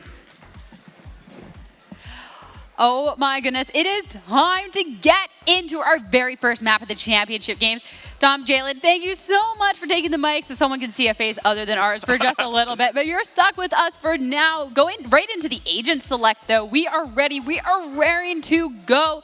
As the players are, locking in KOs on both sides of the boards, as well as these Reynas. Absolutely. Grand Finals, Ascent, a map we have not seen before in this tournament. And it's looking like there's nothing too surprising with the agent selection so far. We did see the hovering Yoru at this point. It's never going to be Yoru except for that one time, but we do have the Astra in play again. And the last time we'd seen Astra was on that same Haven match where we did have the Yoru. Of course, that wasn't really, wasn't the biggest usage of Astra, I would say. I think this is a much better opportunity to see what can really be done here between these two teams. Interesting though, only a single Astra for the defense, but it's going to be Pause going through and using a solo controller for Viper. Yeah, that'll be interesting. There's going to be the Astra versus the Viper here coming out on both ends. Always love when there's a little bit of a, an agent diff happening to really see who's going to be coming out on top, because that's when you're going to be getting these different strategies coming out. And there's going to be, different strategies as well, because we do see over for 1,000 Dreams going for that double initiator. There's going to be the Sky and the KO. A lot of information, and the suppress potential too for A-Site could be devastating for this early attacking side. I love the KO pick here. The Astra though is going to be interesting. You have to keep an eye on that, because starting off on the defense, an Astra play going through could very well use the gravity well and stop any sort of aggressive attack depending on where it's located. Now, normally something we could see for A main is, 2 stars go down, one in front of the other. The one closest to those attackers could very well become a Nebula, but the second one, the more hidden one, a gravity well, and everyone collapses on the defense. There's a lot of big brain logic possibly going in, or of course going into this. There's so many pro players around, but let's see how far they're willing to push the limits.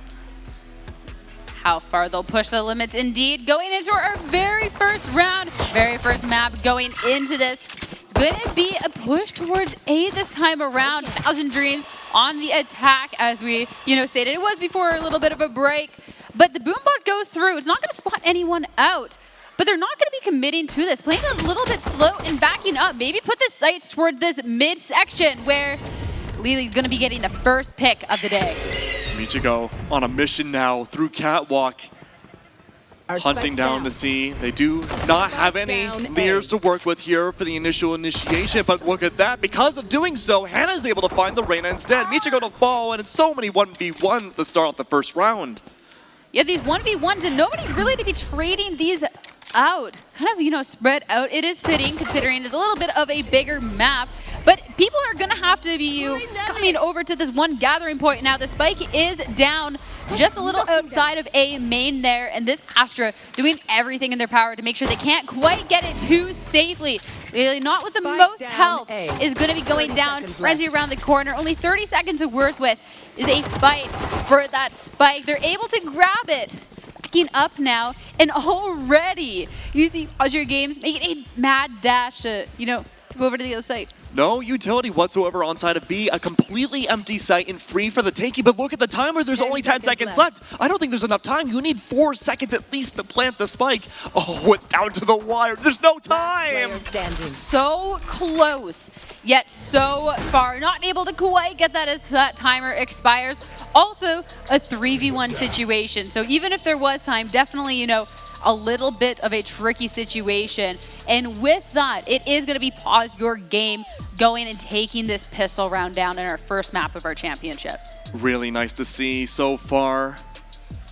Curious to see what the next effect's going to be. We did see that Astra utility set up on side of A main. I love the gravity well usage to try to deny the spike. In doing so, maybe at the end didn't deny the spike fully by the end of the round, but it wasted enough time to make sure those attackers could not get onto the site. But mid, looking like a lot of action early on. A gunfight goes through, but no one connects. Oh, instead, just a couple of little warning shots coming out. Michigo's going to be sticking around, going to hold that angle, not going to be scared off.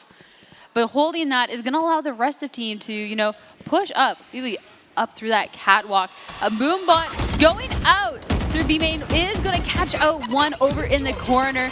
Knowing there's individuals on the other side, contrives to make a mad dash, but can't. But Shan's there as they're back and able to grab 2 kills with that frenzy and looking for more. No overextension from Shan. Good for the double kill. Hides away in the same corner. The Erez was just a few seconds ago. The Cloudburst comes by and escape. Almost was used to help Shan out, but no, instead chooses to hold the corner.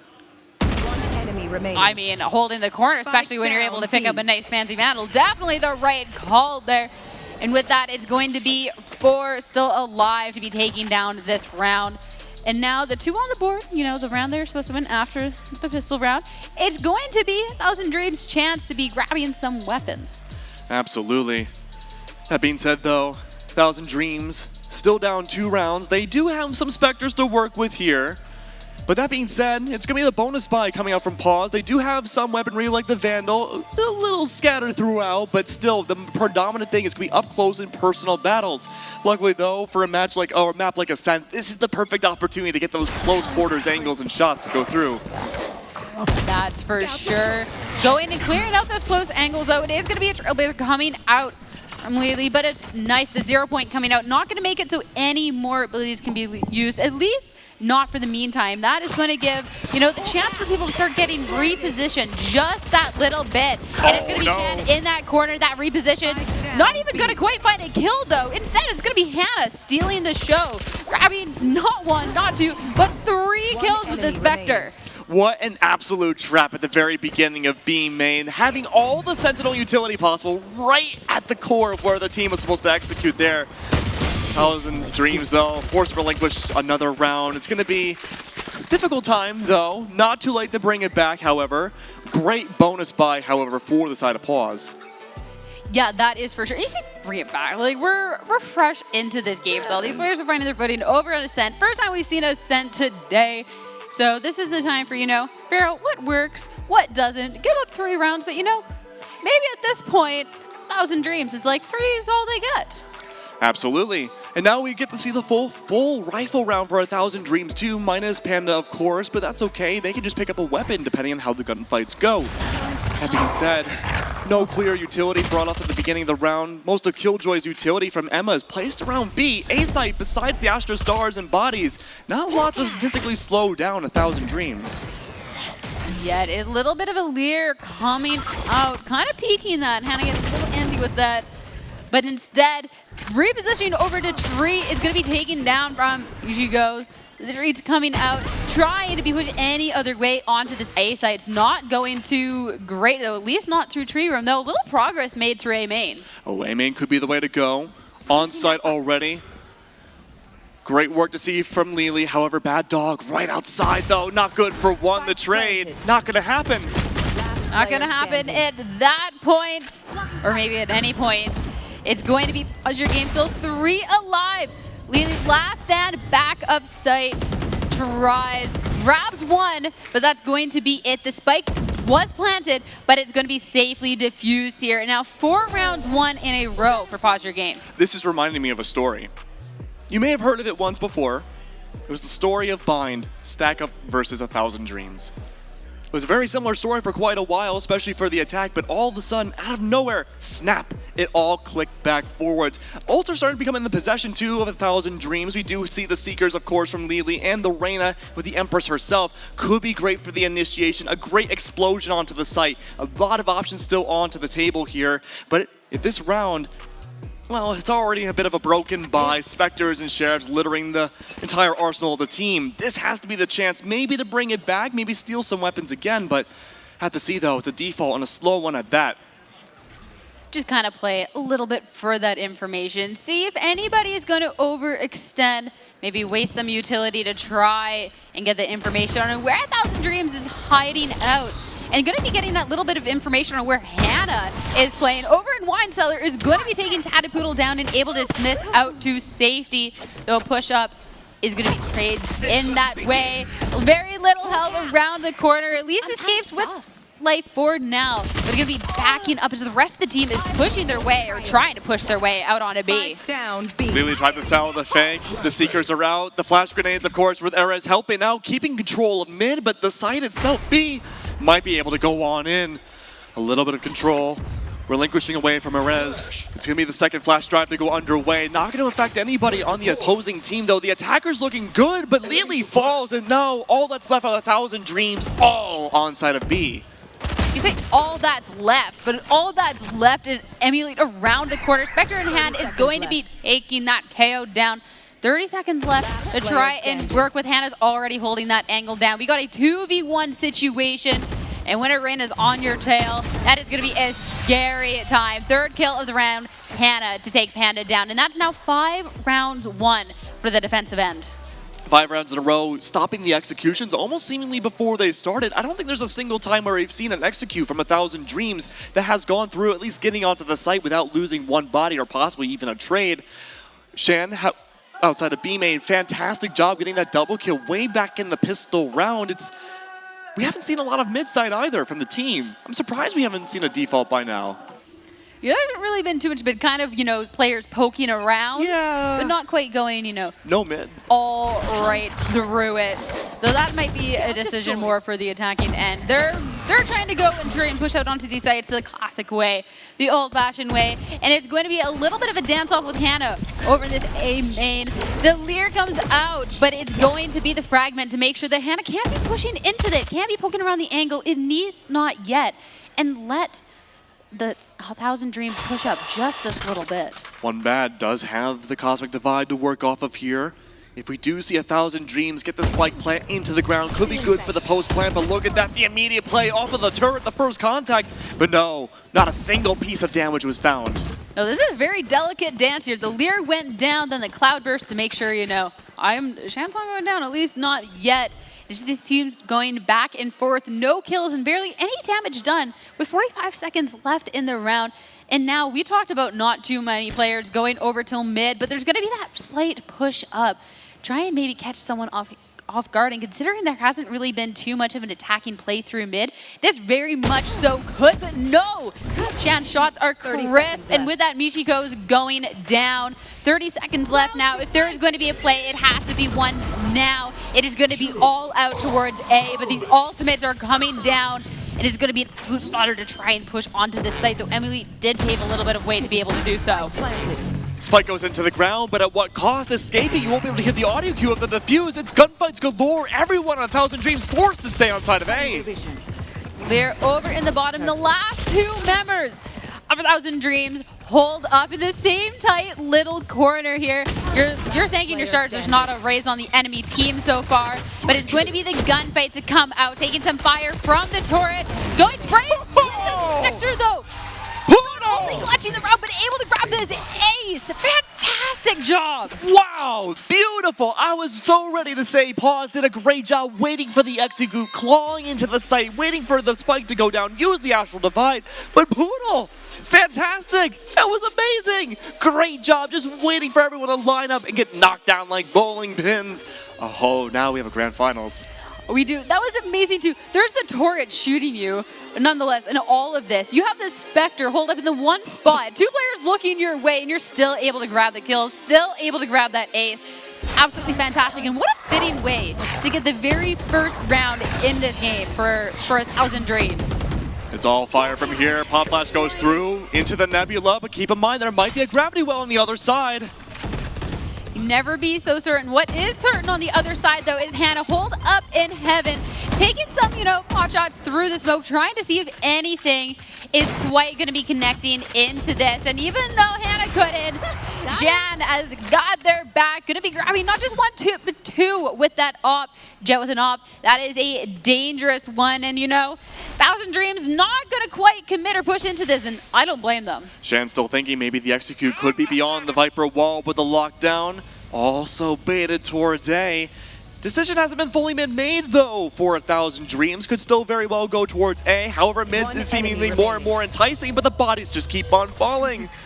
Could go towards A, could go towards B, or could go towards mid to our death. Emily's already waiting there, gonna grab that nice little 3 kills. I mean, 1,000 Dreams, what they did last round, it was nice, it was cute, but at this point, they're just gonna take the round back. They don't want to be giving any more up. So we're going to go, I believe, to a bit of a pause here. Emily, look at chat, says that she doesn't have sound, then goes on to get a 3K off of it. That is just game knowledge right there. That is pure game sense. Honestly, amazing. Absolutely amazing. 6-1 though. Things are not looking great for 1,000 Dreams. They still have to push their way on forwards. And I mean, you've got to give that to Hannah and Shan. We had seen this before way back at Icebox.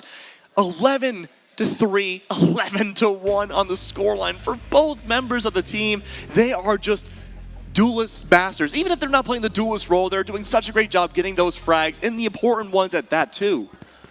Yeah, I gotta say though, going into this, these teams, we've seen how strong they have been throughout the day, but at this point, Foster Game has been dominating a little bit. I don't want to call anything too early, but this has been really strong. 6-1 so far. What do you think that 1,000 Dreams needs to really be switching up to start bringing this a little closer? I would like to see more mid play. I think we have seen one mad bad dog hiding in a small corner towards Catwalk, but if you remember, we actually had seen a player cross on by into mid. There's no line of sight for one mad bad dog to look at into mid from the angle that they normally hold. So that means mid could be more or less open until Marketplace, which is where Shannon has sometimes been hiding out with the op. And that's a bit of a problem in of itself, but there's a lot of possibilities here, and Shannon found so much info.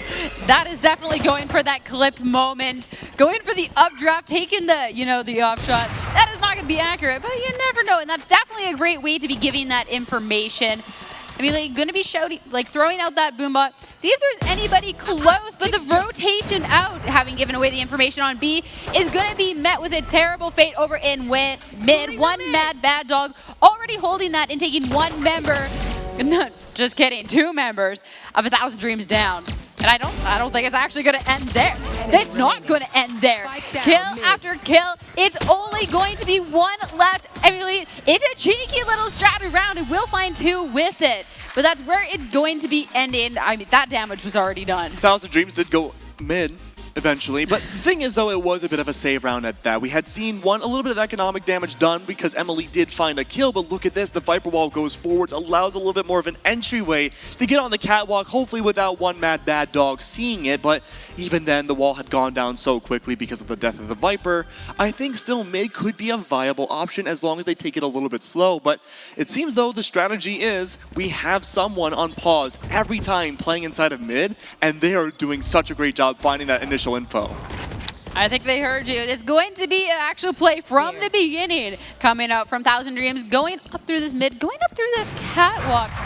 slowly but surely, as you know, there's a little bit of destruction coming up from Shan elsewhere. That kill with the op, gonna lead way to the Blazestorm, and that's not the only ultimate coming out to play. The showstopper from Emily to be grabbing a kill. That's gonna get a little bit of momentum going into this round, as finally being able to successfully push out onto the site with 3 members and being able to hopefully get set up. And it's going to be a little more difficult now, too, to have any surprises with those Seekers. Shan still biding their time. Spike is in the ground. No shots through the wall. 2 down below inside Hell, though. Shan really biding their time, trying to apply that pressure on top of Heaven, looking for anyone else who could be across the way. There is one Emily inside of A main.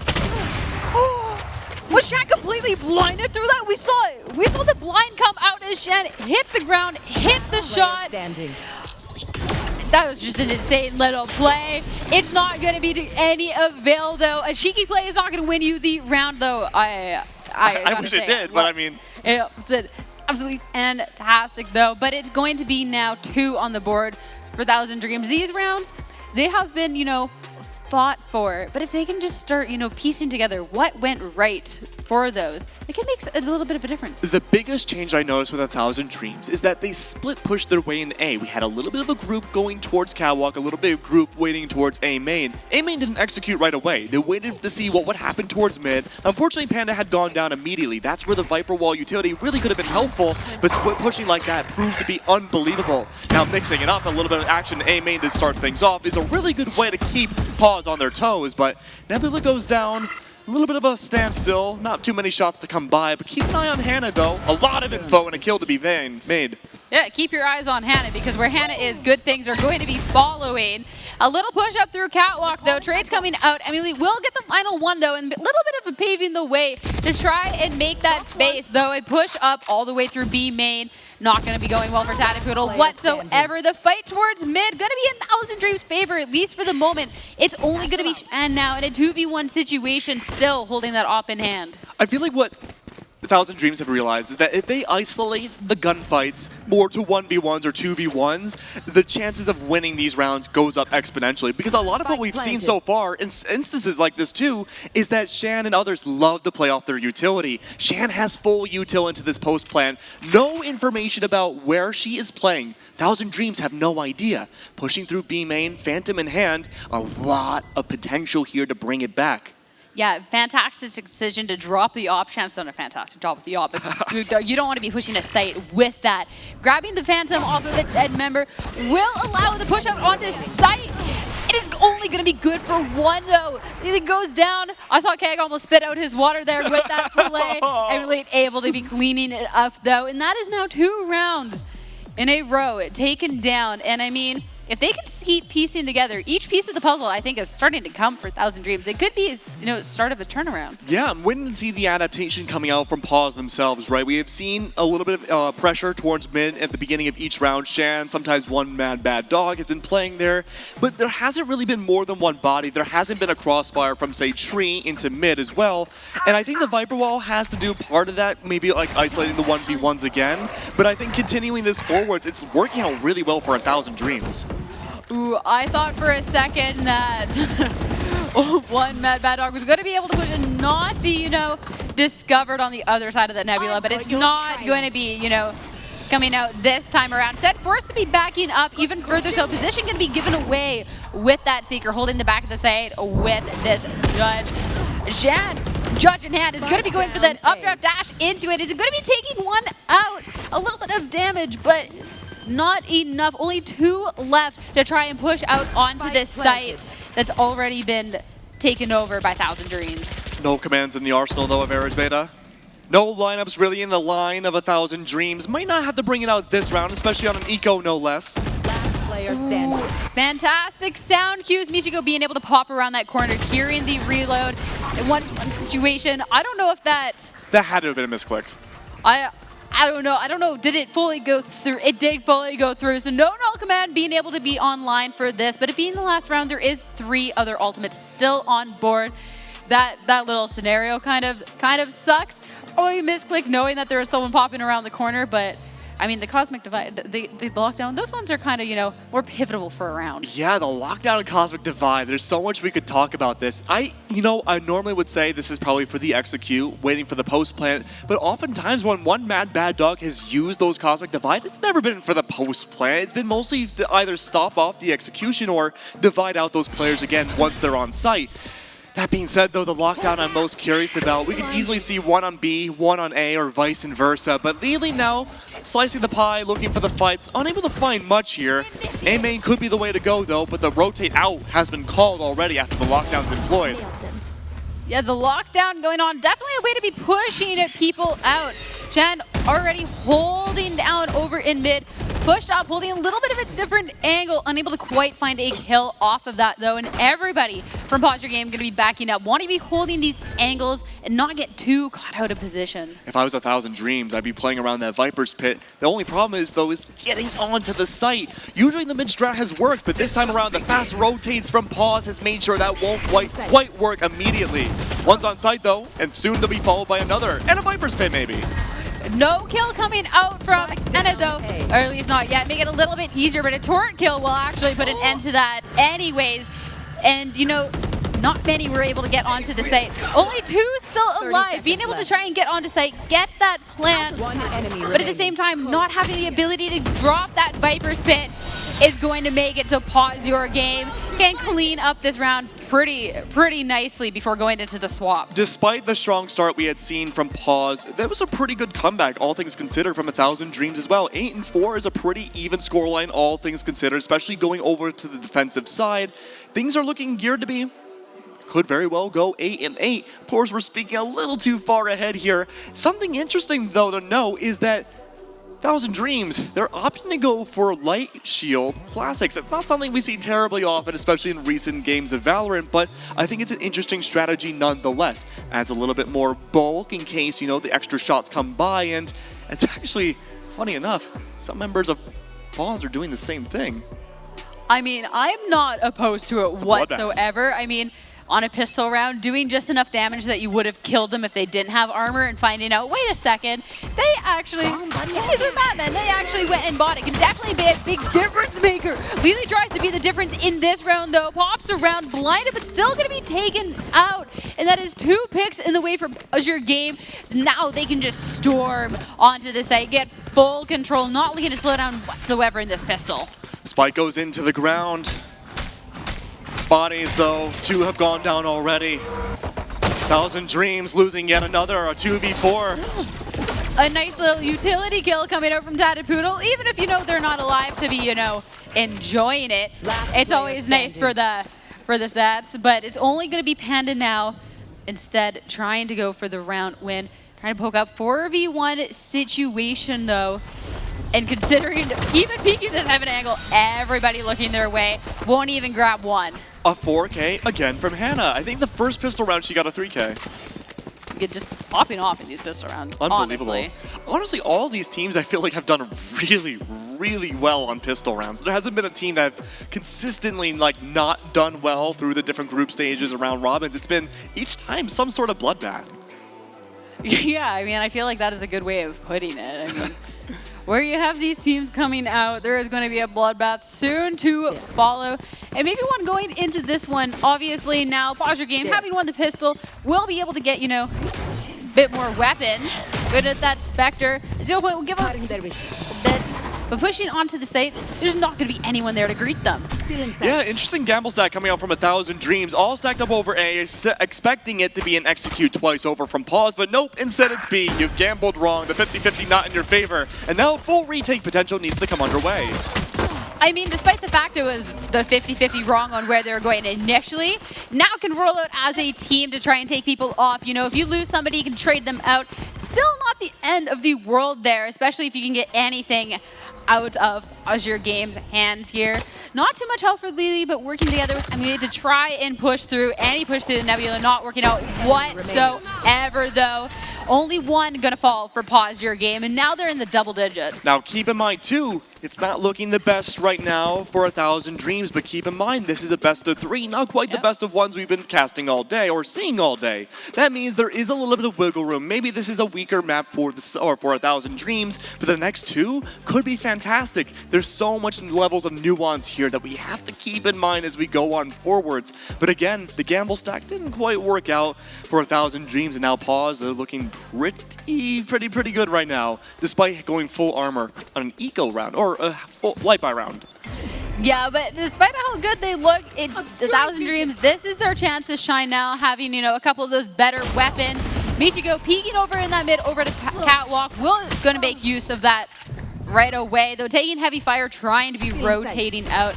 Lear to try and get away to safety, but it's not going to be panning out this time around, and nothing is panning out whatsoever. 1,000 Dreams, another member falls, and Sight gets taken over by Pause Your Game. That's right now. Post plant once again. Lily good for 1. 3 left alive though.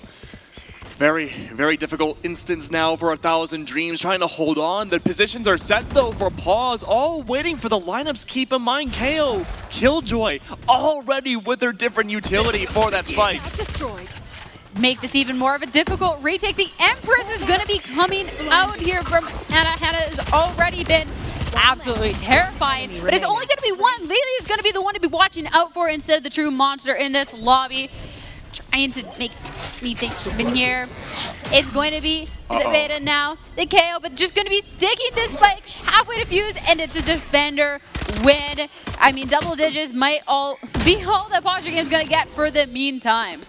Yeah, the 0 point, unfortunately, just a little too far away to be inside, finding the info and spike, just too far into generator, though I like the idea in theory. I think if the fragment grenade had gone out instead of the 0 point, that could have been a very different outcome.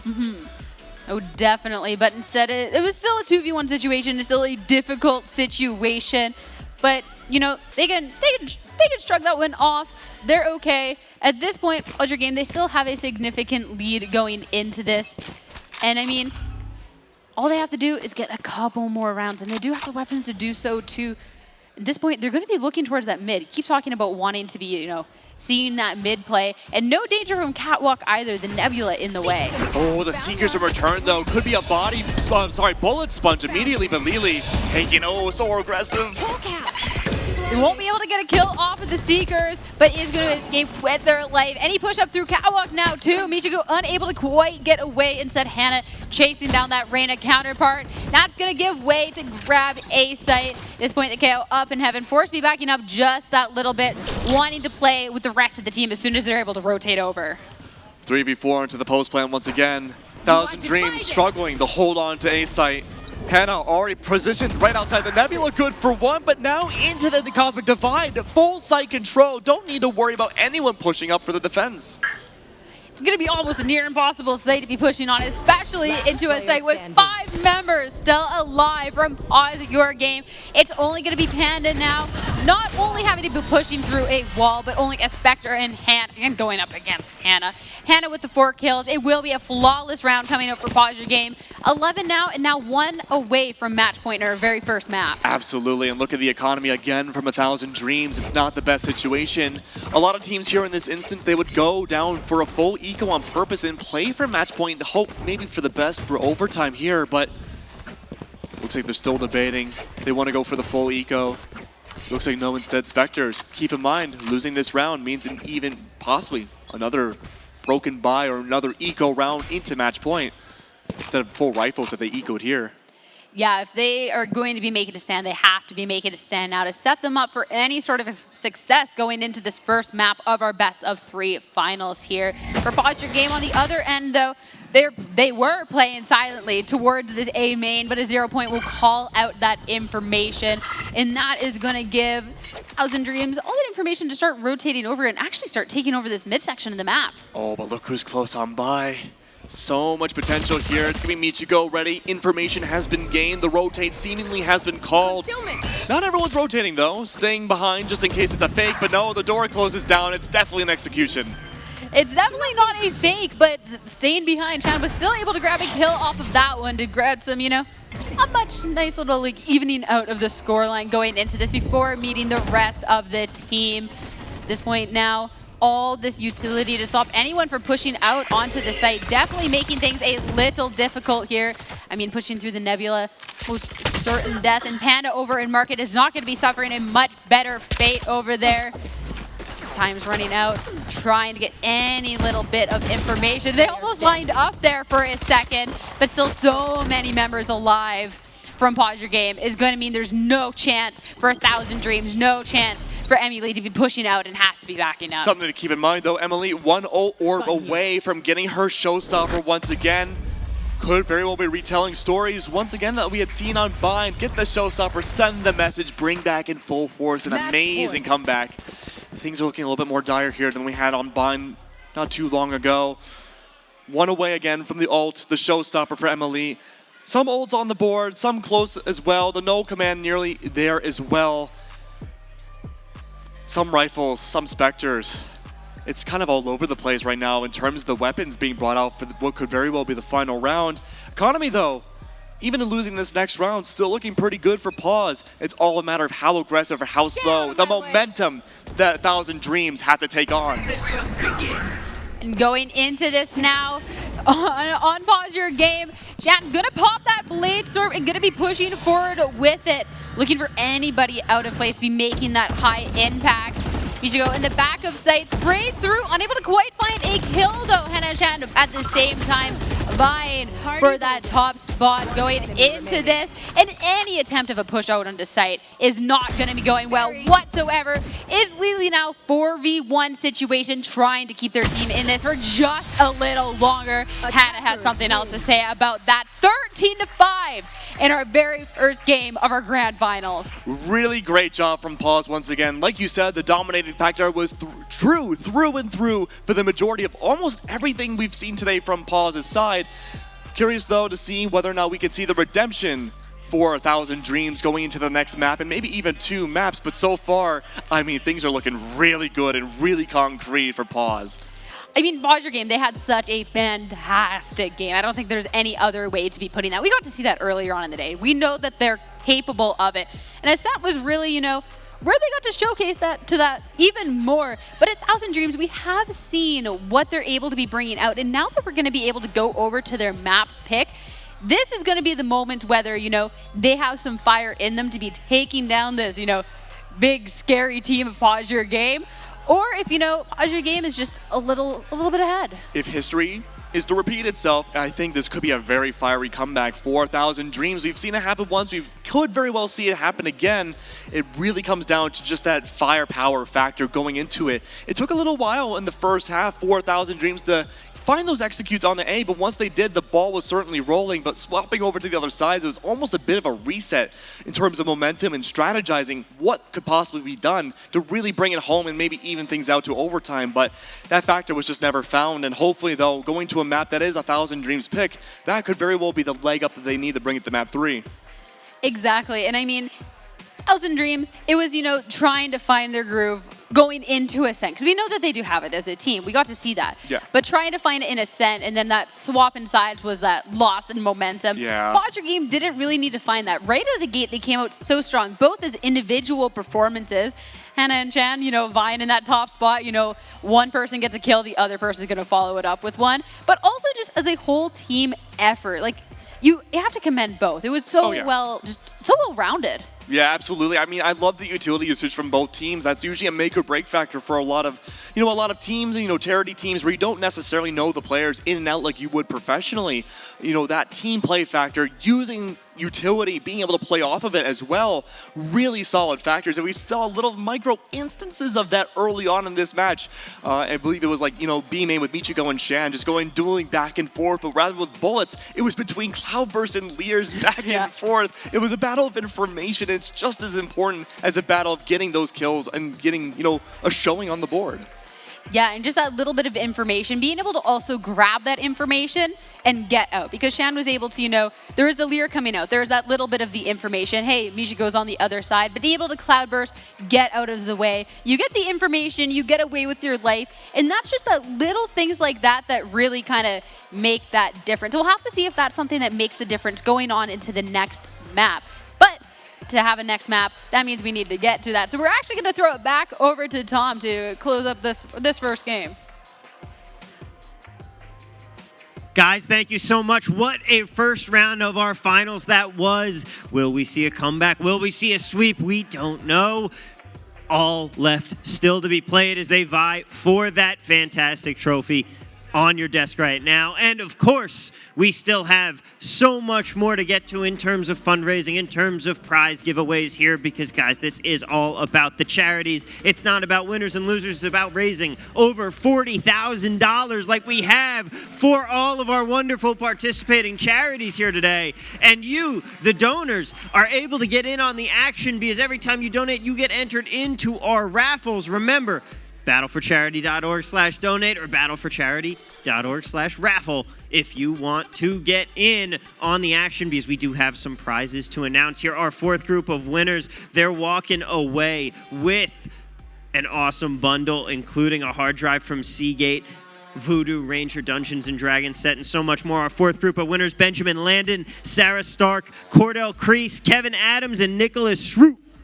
They are winners as well. If you want to keep in mind, if you want to keep track of who is winning, see if you have won any of our prize pack contests, go to @JoinLandFest on Twitter, and we will be announcing all of the winners through them. Thank you so much to LandFest for putting this wonderful event on here, and thank you so much to our head sponsor, ViewSonic, putting this all together. But right now, the Sonic Gaming team has some representatives in the house. Jalen, go.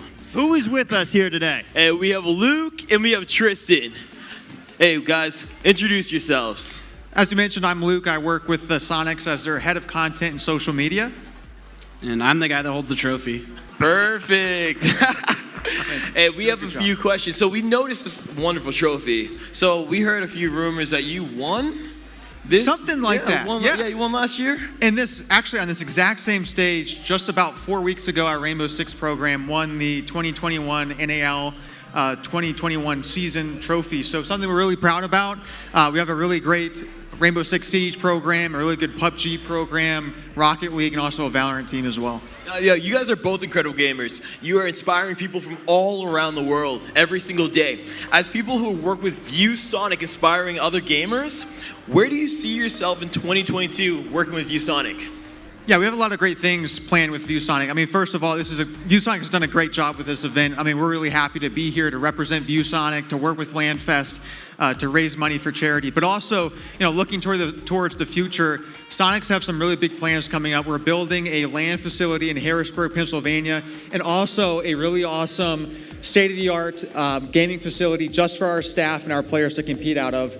And all of those facilities will be the monitors will be provided by ViewSonic. So we're going to be using their gear to provide not just the public, but also our players and staff with the best possible equipment to game on. Okay, so I want to hear before we get off this, what is your favorite game to play from both of you? Favorite game? I mean, right now, it has to be Apex. But overall, it's probably RuneScape. I'm old school. Oh, let's go. All right, what about you, Tristan? I also enjoy RuneScape, but if I don't say PUBG, I'll get in trouble. So I enjoy PUBG. Good answer. Let's go. All right, where can we find you guys? Plug in your ads. Yeah. So I mean, obviously the big one is I'm the social media manager, so I always plug the brand account. Sonic Esports. You can find us on Twitter, Instagram, TikTok, YouTube. Really, any social channel, follow us there. Do you want to plug your private channels as well? Sure. You just follow me at Trimzy or Trimzy PUBG. So if you look up that, you'll get it. All right, let's go. Thank you guys so much. Hey, and we're gonna go back to commercial, and you guys are awesome. Thank you so much for coming up on stage. Thanks. Hey, now get out of here. Go, go, yeah. Hey, it's all good. It's all good, yeah. Let's go.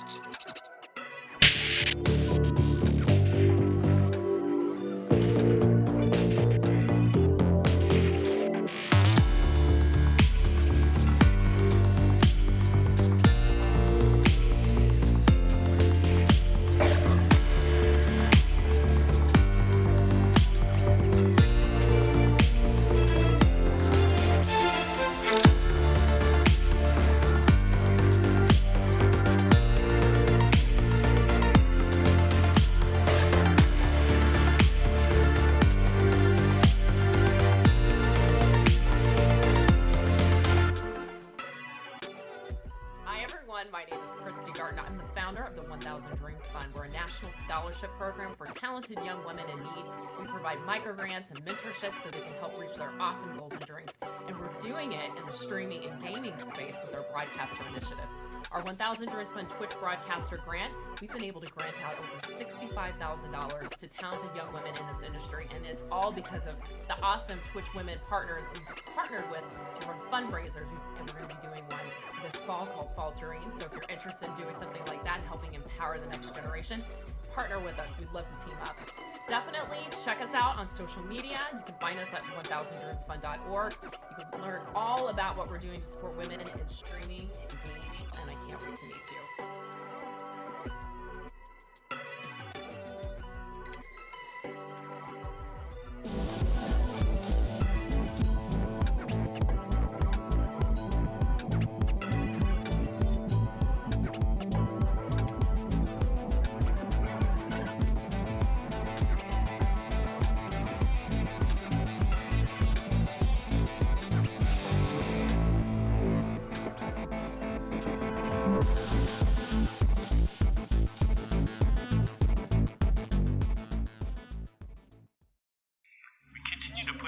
Plans to have students back in schools. This effort is one of the largest responses to a national disaster in this country in the last 20 years. My son Leland is 10 years old. He's in 5th grade. He is diagnosed with ADHD, so he struggles to stay in class and paying attention. I am an essential worker, so now that the kids are home, I can't be home all day with them, which I wish I could. COVID's impacting us a lot. I feel like he's not getting the education he needs.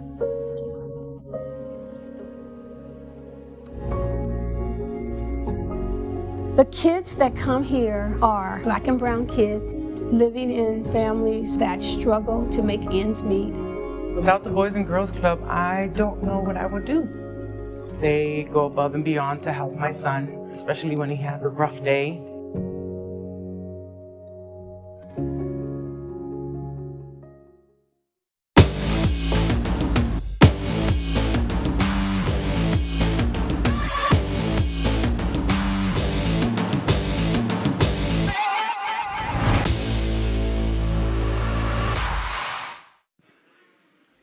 Ladies and gentlemen, welcome back on in once again to the United by Play Battle for Charity 2022 Valorant Finals here. And folks, we are here, of course, 6 charities, 6 teams representing those charities, all in a name to raise money so that these charities go home with something that helps them keep doing the good that they have been doing. We've reached over $40,000 in donations, and it is not too late. As a matter of fact, it still won't be too late to donate, even after this stream is over. All you have to do, head to battleforcharity.org/donate, and that is going to be up and open through Sunday, and we have prizes to give away all throughout, all the way up until Sunday, including a very, very fancy PC build that all of our wonderful sponsors here, from NVIDIA to ViewSonic to Seagate, have come together with Patriot Gaming as well, come together to build a fancy, fantastic PC build for you that you can win just by donating. You're entered into our raffle, and if you don't want to donate, we understand. You can still go to battleforcharity.org/raffle and enter that way. But right now, we do have more prize packages to give away here, including a ViewSonic monitor, a Seagate hard drive, a Patriot Gaming Viper headset and keyboard. And the winner of that prize pack is going to be Mohsen Hussan. And I really do apologize, my good friend, if I am messing up your name there, but you are a winner. If you want to see who the winners are, they will all be posted on @JoinLandFest on Twitter. That's where you can find it. But right now we are getting ready for more Valorant. Actually, I'm receiving here. We have another prize drawing. We have another prize drawing to give out, another ViewSonic monitor, another Seagate hard drive, more awesome gear, a keyboard and headset from Patriot Gaming, and the winner of that is going to be Brian Akers as well. Ladies and gentlemen, it is not too late. Donate, get in. You can still be in the raffles. We have some awesome stuff from NVIDIA, from Seagate, from Voodoo Ranger, from ViewSonic still to give away.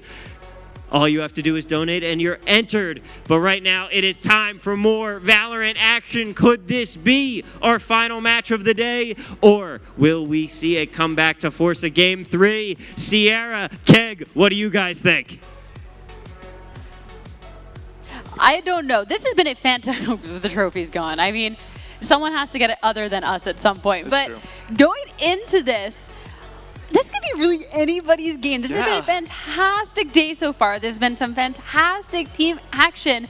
And despite the fact that Podger Game did have a very strong showing over on his set, the fact that we've seen such great things come out of 1,000 Dreams, this could really be, up in the air, especially because I believe we're heading over to Bind for our map 2. Yeah, we saw what happened with Bind before with 1,000 Dreams. The miraculous comeback, almost a not comeback as well. Emily really popped off at the very end. And because they took that trophy away, that's how you know we're getting close to the very, very end of the tournament here. Already in Grand Finals, up to map 2 now. And keep in mind how it works is that this could very well be the final map of the tournament, depending on how things go. If Pause can really pop off again, could be a 2-0 victory for them. Yeah, or if, 1,000 Dreams can pause them in their tracks. I like the way you think. I think something along those lines there. But going over to Bind, we did get to see how strong 1,000 Dreams was on this earlier. They went up against Stack Up. Stack Up was also doing a great job.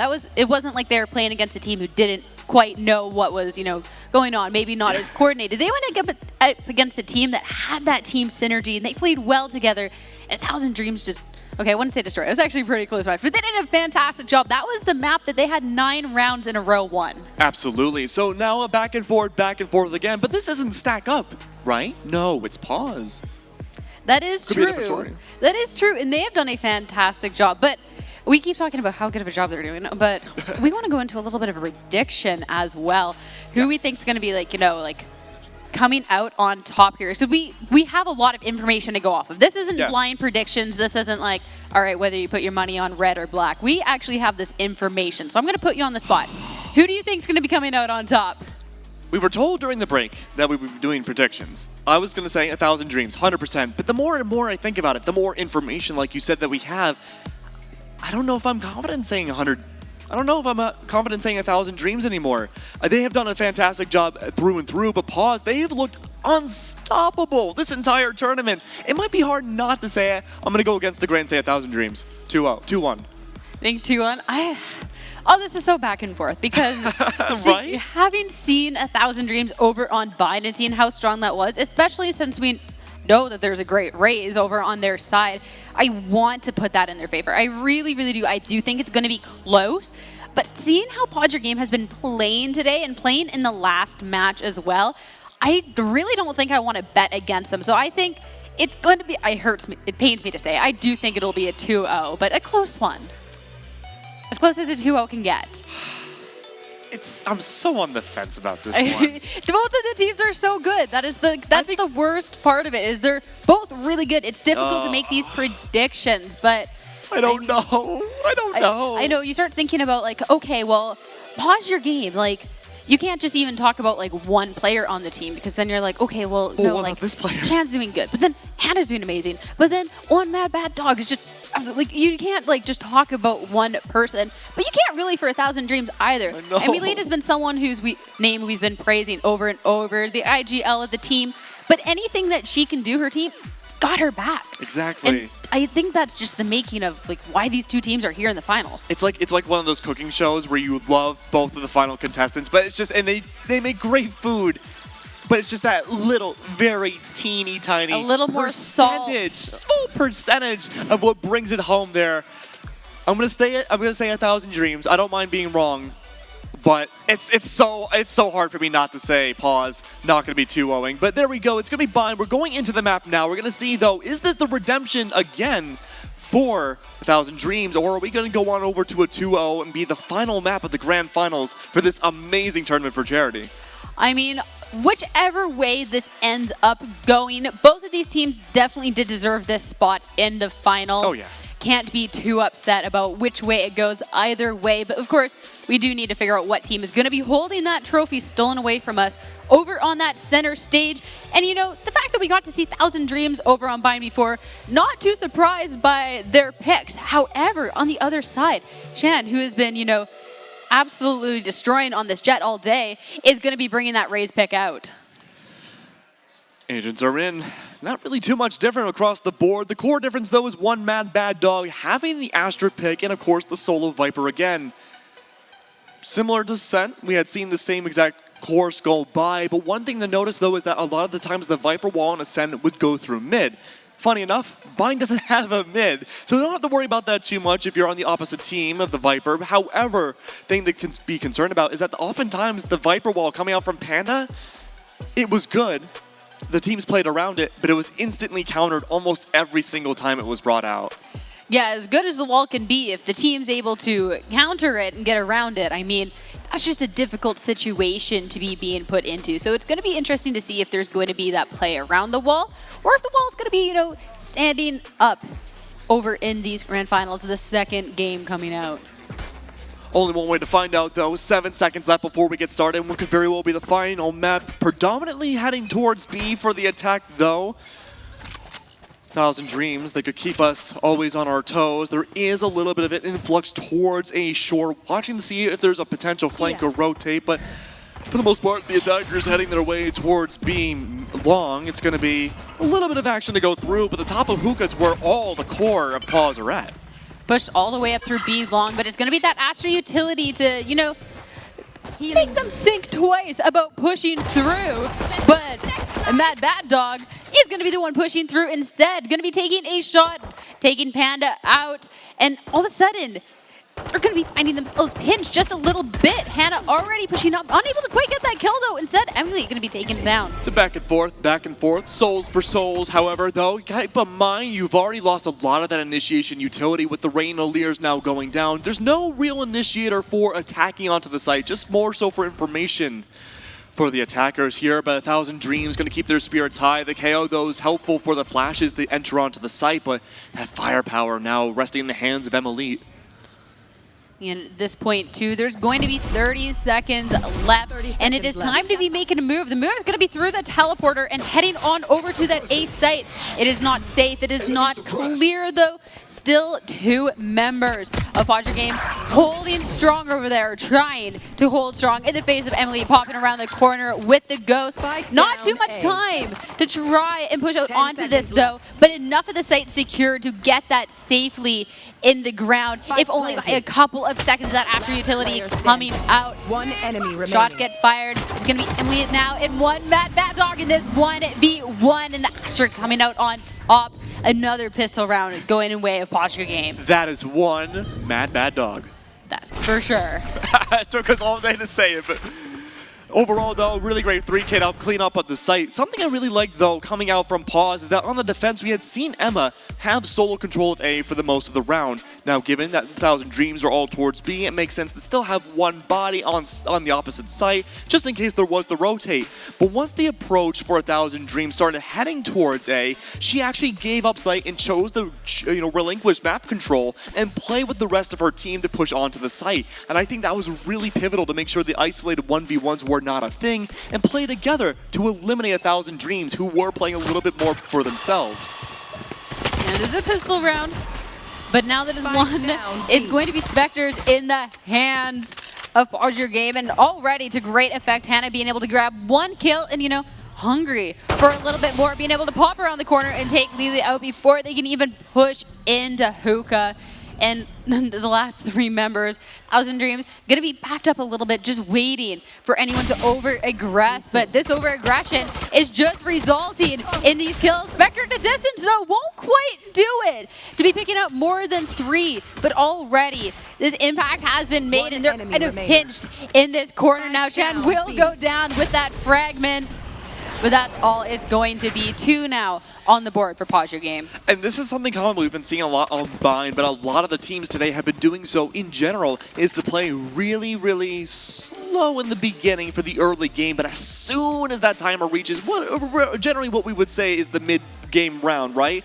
It was just full-blown aggression, and Paws have played that to a T, to perfection. 2 rounds in a row, though, and it was better weaponry in the hands of those defenders, but now this is the opportunity for 1,000 Dreams to bring it home. A little bit better weaponry. We see Lily, of course, with the Vandal. Emily, all the same as well. But the same can't be said for the rest of the teammates. I think there was a Ghost online as well. It's going to be the Boombot and call out there. There's at least one in who not too surprised to see that it was Hannah. That position worked so well last round, but forced to be backing up this time around. And instead, maybe put the sights towards A with the rest of the team.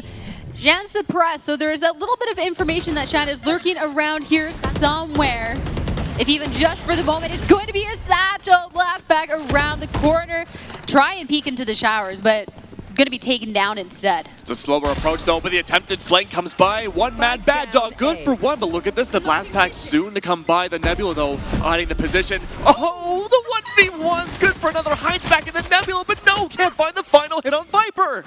Can't get the hit, but gets away almost with their life. All of a sudden going to be hinged by me to go out on the other side, and it's going to be Hannah now. 3v1 situation, Spectre in hand, does have the Leer and a chance to go for the overheal.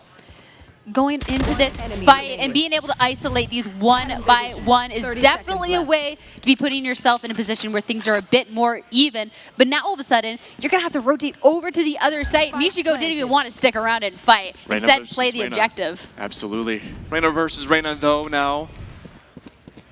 Do see for the attacking side though. Michigo hiding inside of elbow, trying to take some map pressure, listening for the audio cues. Hannah doesn't have time to play slow. She has to run fast. Her feet are going to stomp on the metal floors as she enters the sands.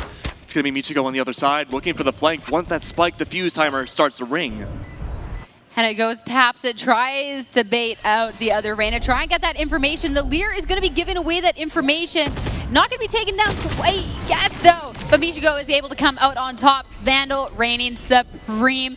Fantastic way to be grabbing the first point. Michigo has been playing Reyna so much more differently than any other Reyna we've seen today. A lot slower, a lot more methodical. The closest I think we would have seen is a few rounds from Lonnie Lightning on Stack Up.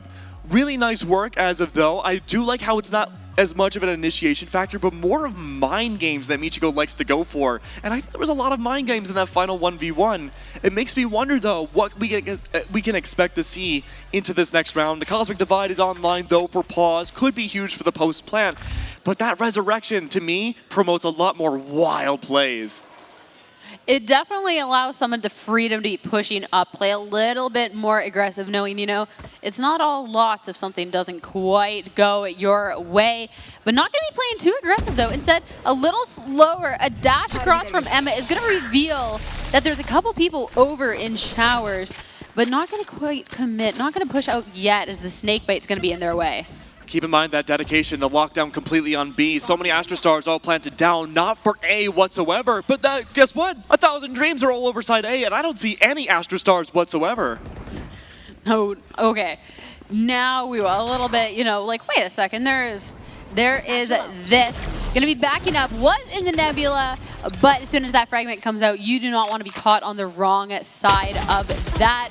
It peeks out, but it's gonna be peeking into two members, airing them down, and that's gonna be the first pick of the round with, I mean, so little has happened despite all the shots happening. Only one member down with 30 seconds left. There's no information gatherer on 1,000 Dreams. 30 seconds left. left. Actually, no. There is the null command, and there is this the KO as well, but they don't know where Astra's playing. They don't know it's a complete trap of all the stars all over side, both entries of B.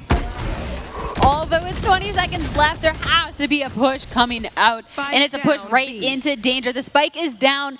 Hannah making sure of that and going to grab this power angle to make sure there's no chance to try and recover it. The seconds taken away and push through the cloud. Not going to go well. And Panda on the other side. Hannah with the game sense knows there is one more lurking around. Defender win. Great job coming out from Pause Your Game. One Bad Dog has been playing in so many different angles and different positions. I think every time we have watched them on Bind, they have changed their position per round. The only instance where I think we've seen pretty much the same pushes was on Ascend, and that was for the defense too. So far, I really like just keeping 1,000 Dreams on their toes.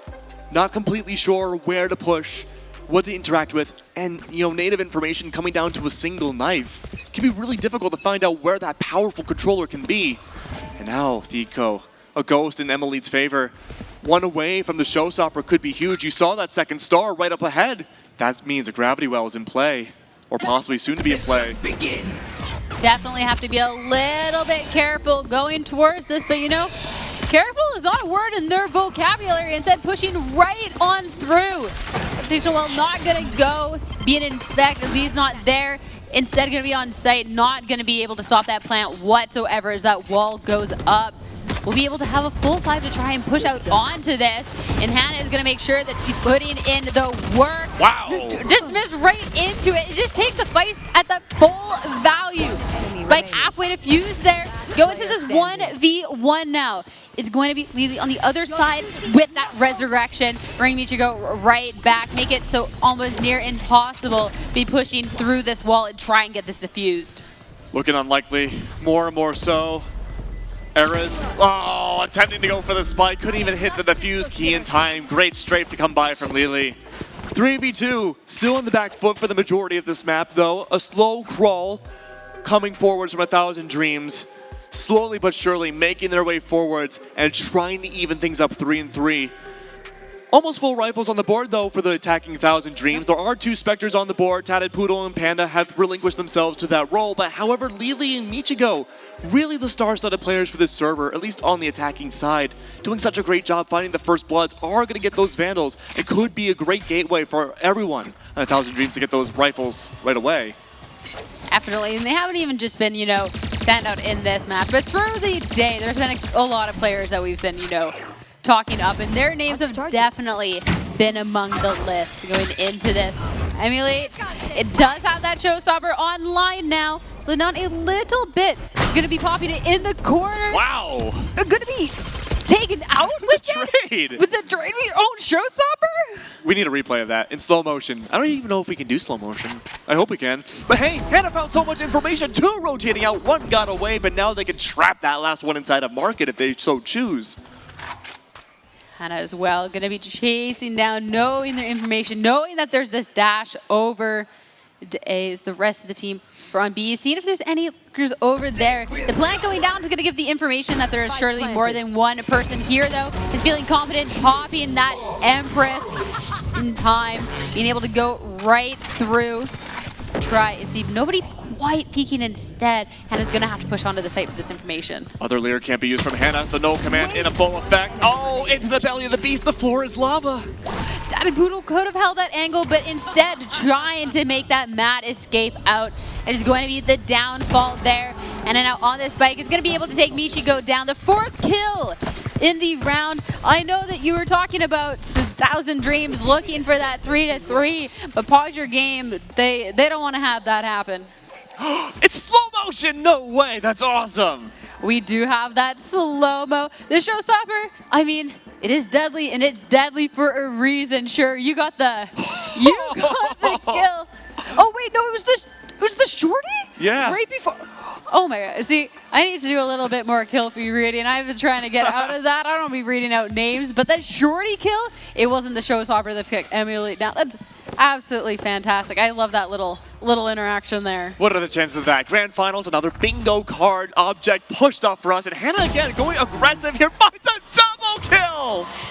Oh, a triple! Not gonna stop there. The double, not quite good enough whatsoever. Poor Panda in the corner. All my friends are dead. Syndrome, the whole team comes trampling towards them. Flawless round coming out from Pause Your Game. You know they're feeling jiggy after that one. I'm gonna ask Hannah if she can carry me in ranked. Unbelievable. I want any of these players to carry me in ranked, honestly, after what we've been seeing today. And Hannah, 19-4. Okay, I'm also asking Hannah. I'm going to be fighting for Hannah's attention. I mean, unbelievable. I'm keeping count this map. I'm keeping count of how many 4Ks she's getting. So far, take a guess. 3. 2. All right, so yeah, the 4th one's coming. The 3rd one's coming up.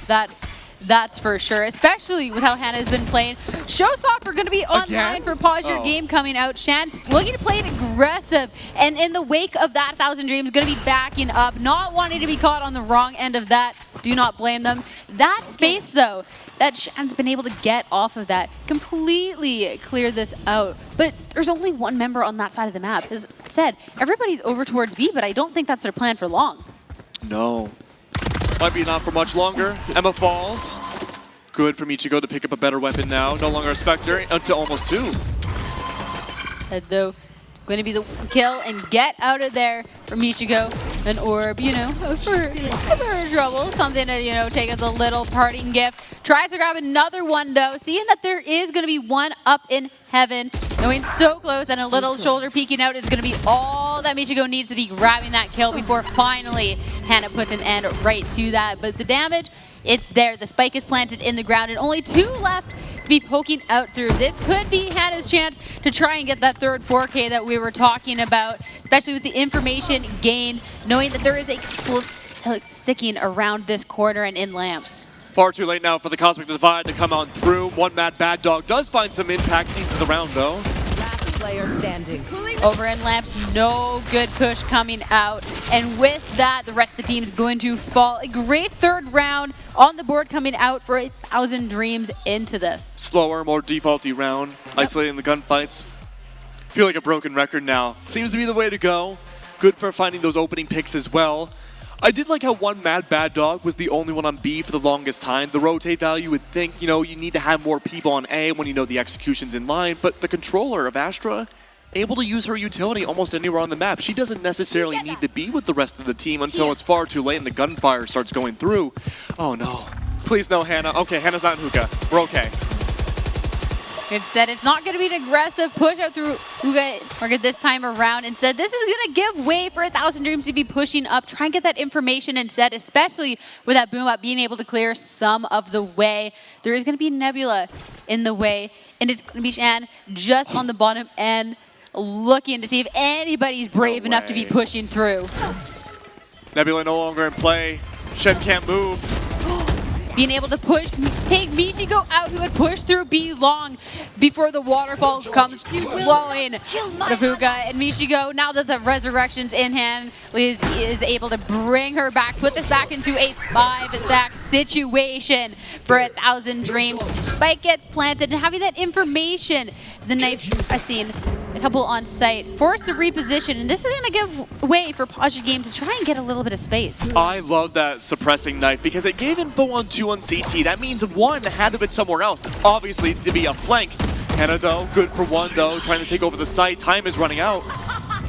Not too much to work with in this 2v2, and at this point, if nobody's going to be peeking you, there's not too much you can do with it, even if Hannah's having all of these kills. 4 kills Ace under her belt, looking for the other one. Aww. This point is going to be a little bit of a run away from Lately, and Hannah doesn't even get the chance to hop into the teleporter to chase it. Small update. Hannah 4K kill counter 3. All right, we got the 4K, no ace. No ace, no ace. You don't want the ace when your team doesn't win the round, though, so that's okay. 4 kills, Lily can get away with their life for this one, but a fantastic round coming out. And I mean, as much as Ascent was very much so in Pause Your Game's favor, this one has been pretty close between the 2 teams so far. This is definitely a favor for 1,000 Dreams. It feels the most practiced. I like the strategies coming through. The rotate values, of course, are there. Everyone seems to know what they're doing across the board. That being said, though, early boom bot, not going to find much info. Off screen, though, Hannah does take down her rival. Hannah doing Hannah things over there, that is for sure. Can't be too surprised to see, you know, the first kill of the round consistently going over their way. And with that happening, the rest of, you know, 1,000 Dreams kind of slowing down. There was nothing for Emily to be poking at coming outside of hookah.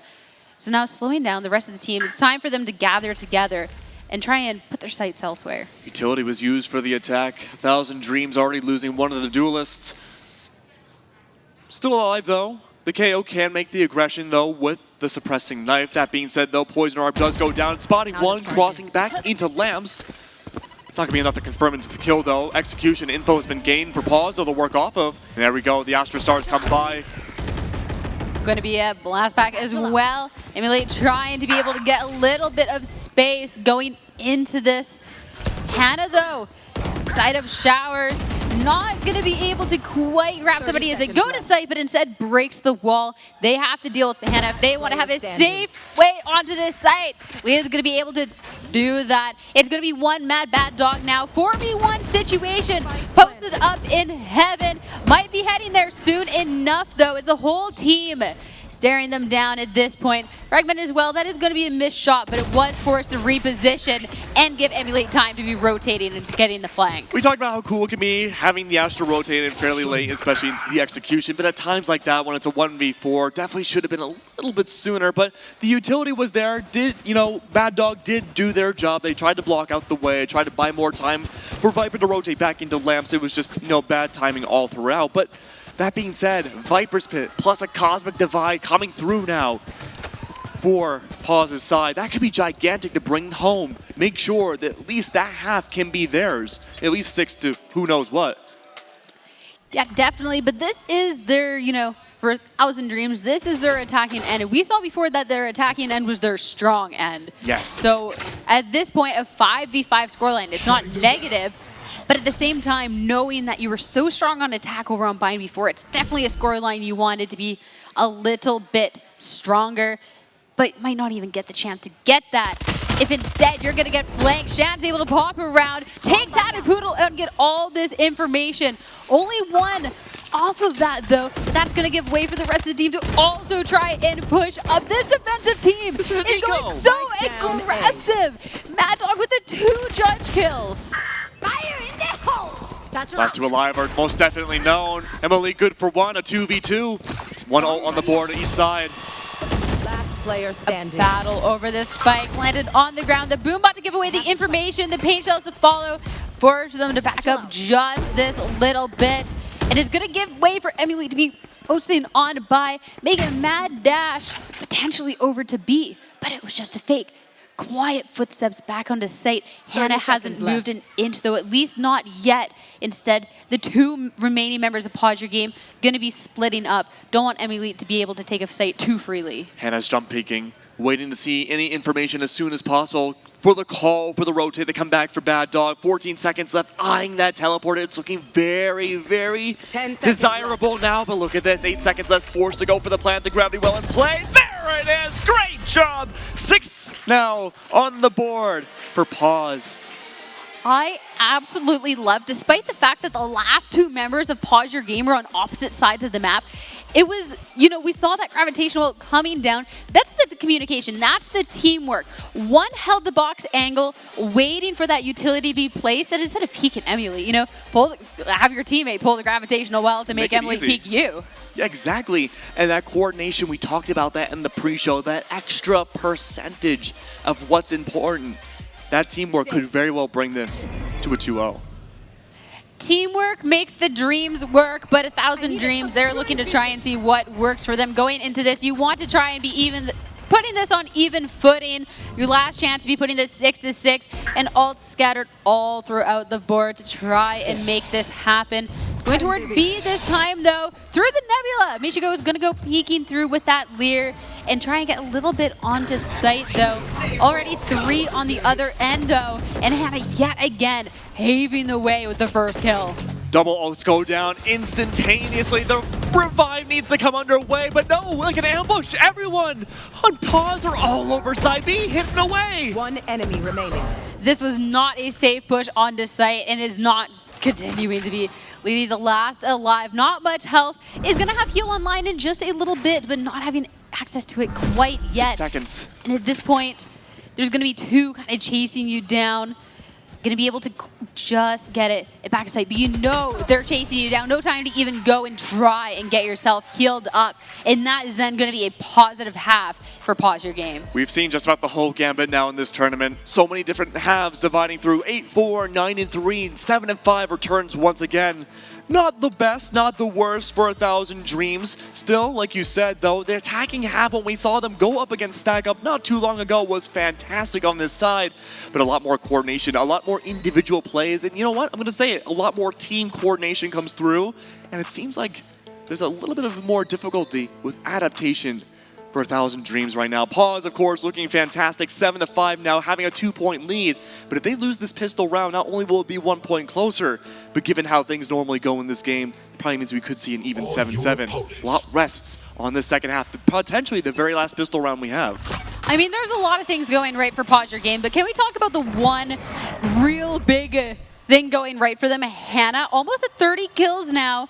right at the side swap. I mean, when you have somebody who's going on a tear, having a fantastic game, there's no nerves. It's only pure aggression, pure winning at this point. Attacking wall, though, from the Viper, dividing out B site.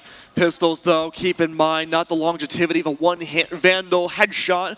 The rotate's been called, and look who's on side of A, hiding away, but no, spotted out instantly. The A-sided fake no longer going to work. B might only be the only way to go. There is a teleporter, though. There is a teleporter. It is also a smaller map, and there is just under a minute left to work with. A lot of time to get regrouped, figure out exactly where you want to go, and noise made over on the A side is going to pull a couple members from B over that way. Though footsteps being forced out of that position with the paint shells will give way that, you know, it's not all ice and flowers over on this B side. This is still something to be worried about. 30 seconds left. The rotate's been called back towards B, but the teleporter from the attacking side of Pause. Now they rotate back into Showers. It's a singular, linear execution, and Lily is only at 25 HP, but it's good for one. Spike down A. I mean, you don't have to worry about your health if you're just going to be getting that headshot as soon as somebody peeks into you. And that rotation over to A, that was a hard pill to swallow. That's going to be a flawless round coming out for 1,000 Dreams. And, you know, a pistol round and potentially the round after, that could be their way to, you know, get back in a winning position. 7-7, and even beyond that, too. If the buy-up round doesn't quite work out either for Pause, this could be a chance to take over the lead for 1,000 Dreams. We've seen this being the most dominant map so far from 1,000 Dreams. We've seen Pause. They haven't really had much difficulty on any maps this tournament, but so far, I think this is the one giving them the biggest run for their money. Yeah, definitely. I mean, look at that score line. I mean, Ascent maybe wasn't 1,000 Dreams map, but this one has been a completely different story, though these teams have been very evenly matched. Going over into Huga, the wall is going up. Lily forced to be backing up. Before going back into the high angle, but Emily going through that teleporter. Gonna get, wait, was that 2 paint shell kills coming out? Okay. Fantastic work from Utility coming out from Emily. The double paint grenade kills. Oh, we had a counter for that going for a little while, but there's been so many that she's been able to bring through this entire tournament too. 7-7, like we had said, could be a possibility, comes to fruition now. What's the response for Pause going to be? It's going to be a difficult spot. They do have a little bit of money to work with. Sure, you see Vandals and Phantoms on the board. All might seem to be well. We're not sure what kind of utility has been bought for each individual player, but what we do see are the shields not being in the best situation either. They're all light. 25 less. Yeah, all over the place. And at this point now, with the tied score line, it's going to be both teams battling it out, try and take that lead going into the second map. Of course, Pause Your Game. They're playing for the win. 1,000 Dreams are going to be playing for the opportunity to take this into a map 3 to try and get their chance at victory. A push through Showers. The first corner isn't checked, and that one is going to be absolutely deadly. Panda on the other side. This push out onto site not going too well whatsoever, especially with all that utility through. A little bit of a satchel is going to make it so Emily can be pushing right on through over that angle. Hannah can follow up with a kill, but only 2 left alive for Pause Your Game going into this. Emily is an absolute monster once again. Lily, though, finding one. It's going to be Erzbeta now attempting to find some sort of damage, but it's all in vain. The lead has now been gained from 1,000 Dreams, and Pause on the back foot. I think for the first time this entire tournament, they have been in the losing side of the scoreline. Yeah, honestly. And like I was a little worried about 1,000 Dreams once they went over to defense, considering how strong we saw them over on attack earlier. But so far, 3 in a row, 1 now. Being able to grab that lead, the defensive half has been good for them, and Pause Your Game haven't quite found what they need to be doing as a team to be bringing that sheer aggression. But the potential buy-up, this could be the round to try and even it out yet again. It just feels like the reads from 1,000 Dreams have been working out so well. Pause, though. Weaponry's not there for this round. A great time to strategize with the team, figure out in the comms, okay, what do we do here? What is the big strategy? What's the big change we need to see? They haven't been in this position before this tournament. It's something they haven't had to possibly even ask themselves yet. That being said, though, utility drain all over side B. Still waiting for that wall to break. There's one on the other side. It's going to be down to Michigo, hiding away as the Reyna. despite the fact that it's going to be the buy next time around. Jervs could be, deadly, could be disastrous, or it could just be sheer powers. There's an attempt to be pushing out onto site. Hannah, I can't be surprised at this point, making fantastic work with that Jerv, and is going to be able to pick up a Vandal to try and continue on with this fight and continue on. They do 3 kills now. And at this point, Thousand Dreams, only 2 left to work with when they had the weaponry going into this. A 2v2, an emotional roller coaster. This is one of the most important rounds of the entire tournament. If it evens out now, the money will be there for Paws to bring it back potentially, but the momentum has looked so great for 1,000 Dreams. Far, far away, the spike has gone down and off angle. The showstopper again. We've seen this before. A letter sent from the devil. It's Emily. Oh, it doesn't quite connect. No, looking, there's just a couple of ways that Hannah can be hiding. Sends it off the wrong way and peeking over onto the spike. Hannah is going to take her down. We got the 1v1 now. And of course, it's Hannah looking for the round win, looking also for that ace. As Panda's trying to get that little bit of information, put it into this. The spike is going to be halfway, but Hannah pops around the corner. Panda is not able to react quite in time. It's an ace, and it's going to be ace for this round. Hannah finally breaking the seal of the 4Ks we've seen littered throughout all of her matches so far, finally getting an ace.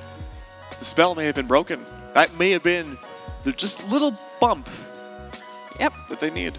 I mean, yeah, like we said, there is the potential for the aces earlier. You don't want to get the ace when you're about to lose the round. That's not quite as meaningful, but this one, the 2v1, the ace, absolutely fantastic job and definitely well-deserved. I mean, we can see how many kills that Hannah has on the leaderboard. How can you say it's not deserved at this point? You'd think that there is, a couple aces under her belt because absolutely insane. And that was what they needed to be putting this pack into an 8-8 here.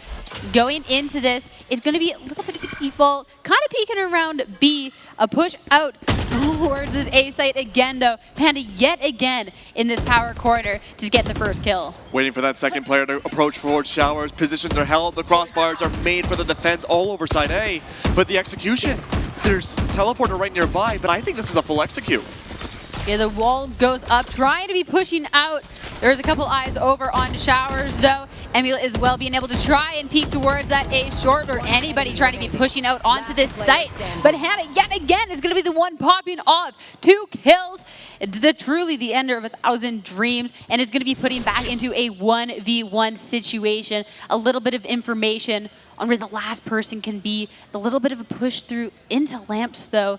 Tatted Poodle can pop off at any angle here. Hannah trying to bait it out, hopping around the corner, trying to get just that little bit of information, but it will be safe to at least get the spike planted to keep this going just a little longer. Going around, trying to just a little bit of a dance, and it's Tatted Poodle coming out on top.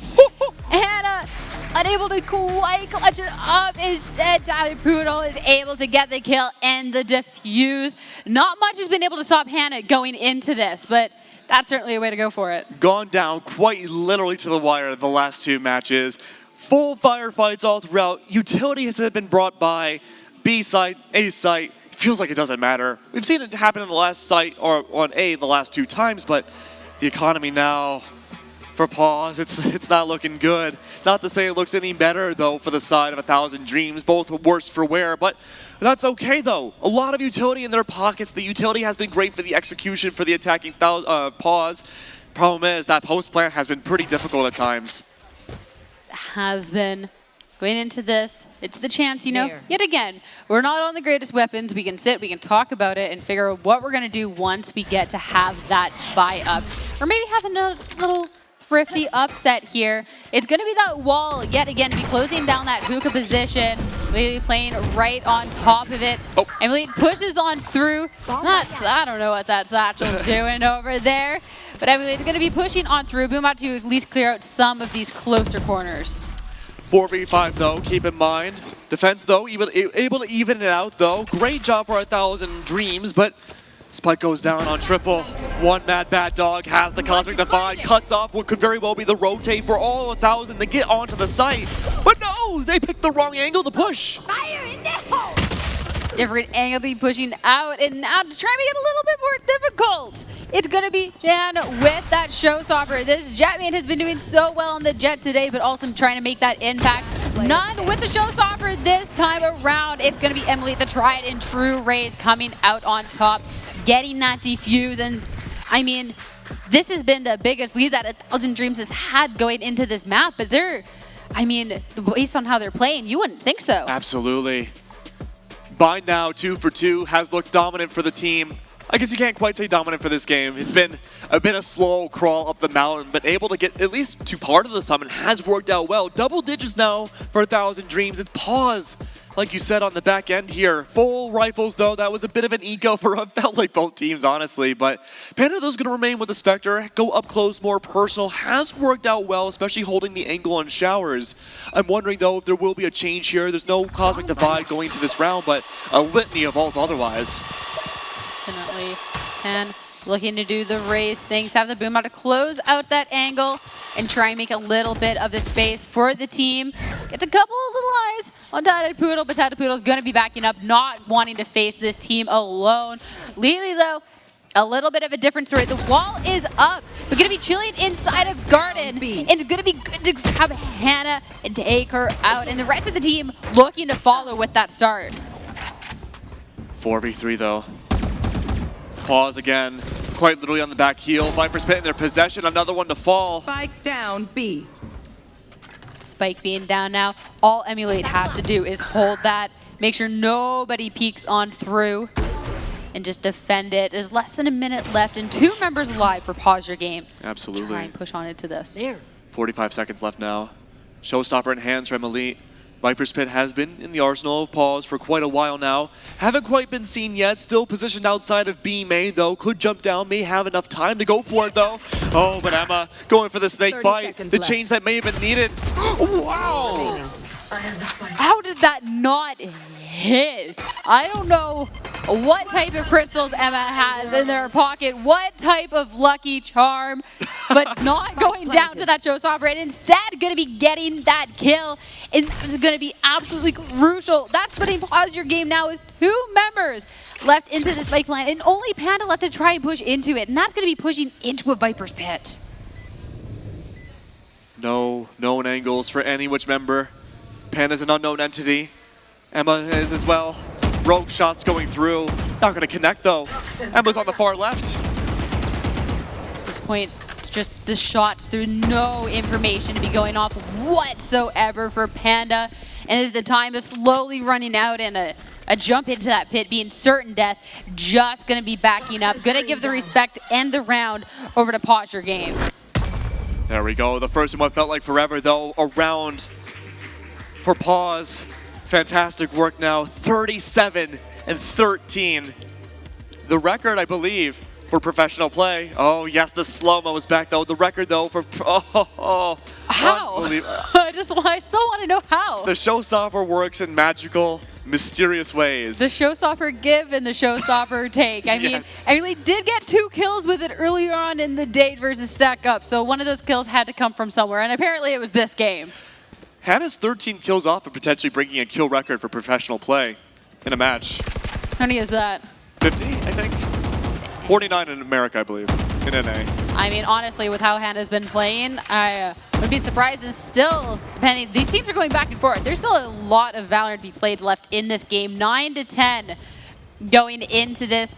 Looking at pushing up through that, almost gets caught with hands out, but Hannah's so quick on that, is able to take Leela down, be able to push on through this. As the rest of the team pushes through, who get a secure hold of the site.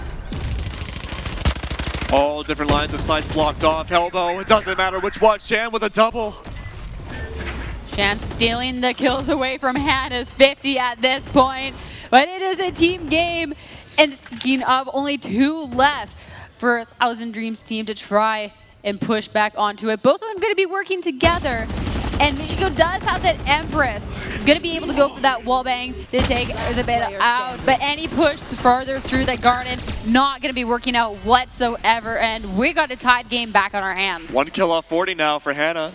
1 kill off 9 potential kills for breaking a record. Sure, I mean, yeah, this isn't like, you know, this isn't VCT, this isn't the big professional play, but still, on a LAN stage, breaking that record in a match, that's unbelievable, potentially. We're not there yet. Not there yet, but I mean, this is an event that we can be setting our own records on too, you know? Yeah. Next event, next big charity event. It's now going to be like, okay, well, Hannah got 50 kills at the last one. How are we going to one-up that, you know? So, absolutely. You know, we can see what Hannah can do on that, but we shouldn't get too ahead of ourselves. 10 to 10 now, and other stand-up members of the team coming out. Shan, one of them, going to be poking up through, could get that little bit of information. Nobody there, nobody peeking into that though. Going to be backing up and meeting the rest of the team over an A. 0 Point does find a lot of information though for the attack. The rotate over is there, and oh no. Oh no. What is this angle? Michi, please. This is an angle of angles, that is for sure, and it's going to work out so well. Going to grab the one pushing through and pop around 40. Quite for the second. Hannah taking Panda down is going to secure the 40th kill into this game, and Lily's going to say 40 is enough for you, absolutely no more with the Sheriff to the face. Still though, only 2 left for Pause Your Games to try and be holding this off, but they're doing a good job for it, even just for a second. The Michigo difference, out. But it's actually Mad Dog wanting to steal the stage. 2 kills back to back. We got a 1v1 situation on our hands now. Not too much time the pings to work with. Oh, through the smoke! Through the smoke. The absolute Mad Dog that is Mad Bad Dog. Unable to quite get it. What? You're just in shock over there. Yeah. That's just that point. 1,000 Dreams unable to quite get it. The Bad Dog coming out on top. Absolutely insane. The pings, the teamwork, the spray through the smoke. I mean, it all comes together like a beautiful harmony. Absolutely. Full weapons almost across the board now. We do see 1,000 Dreams, though, having 2 Spectres on way. If they keep buying up like this, it will be match point. They have to go toe-to-toe. Rifles versus rifles. The Rays over into Hookah. The showstopper coming out and going to be followed up with these pure gunfights, these pure kills, and it's an absolute slaughter now. It was cute. You had your fun at 1,000 Dreams, but Pause Your Games wanting to be putting themselves back in the driver's seat, and they are doing so decisively. Last member still over on A, not even getting the chance to rotate on over. A flawless round, and that's not going to be a flawless round to push them into match point. Holy moly. Absolutely wild plays coming out from both teams here, but there's such quick execution now from Pause has been unbelievable. 3 ults on each side now. Double no command could easily suppress, quite literally, a lot of the utility being brought out for both sides, whether it be on the execute or vice versa for the retake. The resurrection for the side of 1,000 Dreams. They need to do something to resurrect their styles right now. Things have been not looking good for the last 4 rounds. This is series point, tournament point. It all comes down to this. All comes down to this, and it's so close. 12 to 10. At this point, 1,000 Dreams, they are so close, but so is Pause Your Games into closing out this tournament. They're going to be setting their sights over on A, and it's going to be paint shells over to the back of the site. Try and clear that out. Make sure nobody is hiding, putting their sights over there. But the slow push onto site is going to give every sort of way for 1,000 Dreams to be pushing on forward and have all these trades come out. But as the dust settles, it is Pause Your Games in the driver's seat, at least for now. 3v3 now. Make that a 3v2. You're welcome. With that, the dust settles through the teleporter right into Panda, waiting. Shan pops through after, able to run away with the spike and their life. That is all that was needed for this 2v2. Not even for long. Michigo now able to even it out, but we've got ourselves a 1v1. Shan playing for the win, and at this point, it's Panda playing to keep themselves in this, if just for a little bit longer. Shan with very little health too does get the spike in the ground. Now just has to hold this high ground angle. There's no way. There's no way they had heard that blast pack up above, inside the car, now up on top. The perfect angle to watch both CT and Heaven having the first point of contact now, no matter which way. this point, though, watching that heaven angle, if Panda even just gets a little bit of a glimpse. I mean, Shan has so little health at this point. Covering the angles is being careful. Shan turns away just at the wrong moment, though, and that is going to give Panda the kill. Give Panda the round win. Absolutely insane. What a time to look away. Oh, no!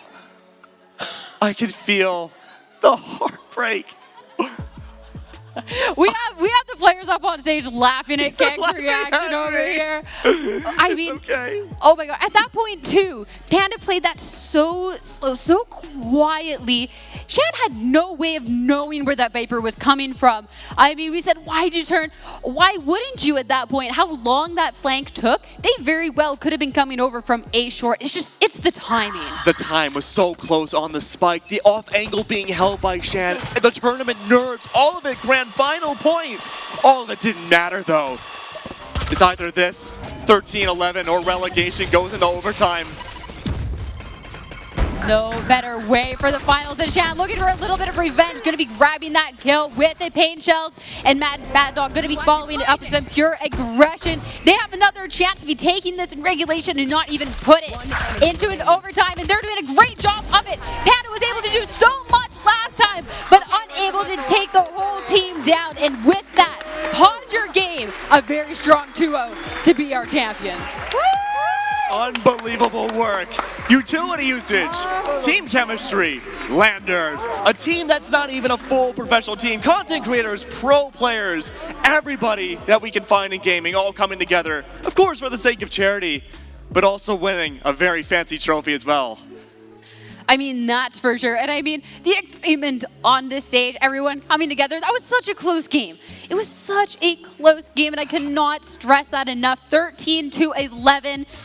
I mean, that one could have gone really either way. I thought my prediction was for pause your game. I did say it was going to be a close one, and it doesn't get any closer than this. You are a fortune teller. Unbelievable work. The predictions, though, 1,000 dreams. I think the dreams live on. Fantastic work from every which player. No underperformers at all. Everyone stepped up, did their role, performed beautifully, but it was that extra percent that came by to really bring it home for pause. Really did, and bringing it home, there's going to be the trophy on stage, so we're going to be throwing over to Tom to be presenting that over to the teams.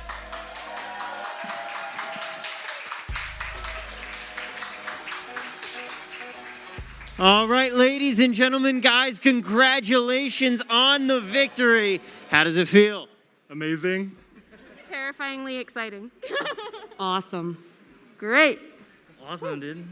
So you guys battled here for a fantastic cause today. Guys, we raised over $40,000 for all of our wonderful participating charities here.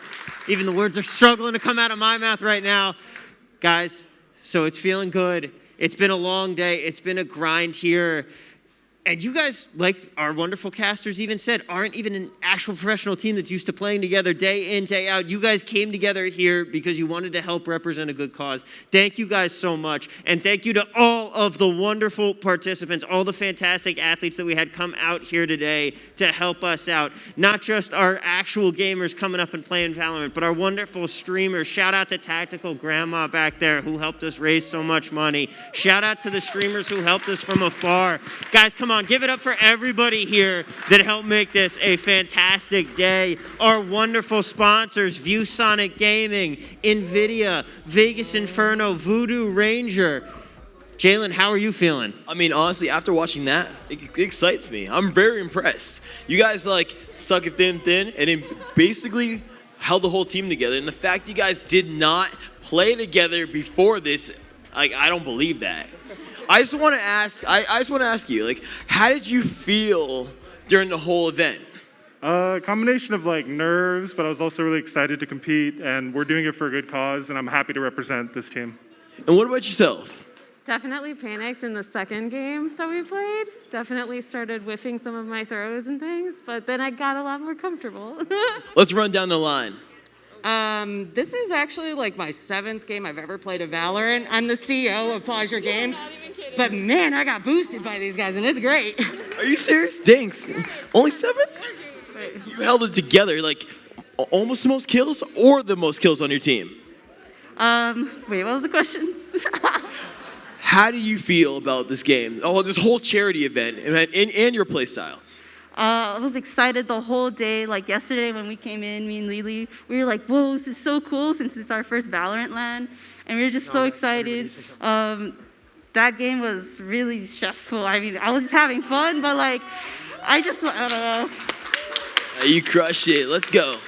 Honestly, it was nerve-wracking for the last few matches, but honestly, whole team pulled through, especially Hannah. She went nuts, 40 kills. I mean, who else can do that? That's nuts. OP. Yeah, you guys all hell as a team. It's a team. There's no I in team, all right? Well, you know, Jalen, there might not be an I in team, and there's also not an I in trophy. All but right. Each one of you are going home with your own slightly less heavy trophy. Let's that go. Our wonderful sponsors here have for you guys. Congratulations. Congratulations. I guess we're the same. It's still heavy. Congratulations. It's still heavy? It's a little bit heavy. Congratulations. Congratulations, man. Thank you. This was an amazing event. Thank you for all of your support and help, all the sponsors, everybody that participated. I want to give a shout out to Sean, Tactical Grandma, Rowdy Rogan, Harry, his family. Very much appreciate the support and all the help. We helped raise money for some good causes, and I can't thank you enough.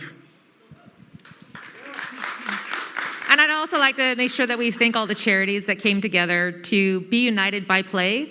That's one of the main things that we really love about gaming at LANFest is the fact that gaming allows everybody to be a part of a community and be healthy with one another. So thank you, charities, for coming out. Every single one that is not here right now, but has participated in this. We really appreciate the charities.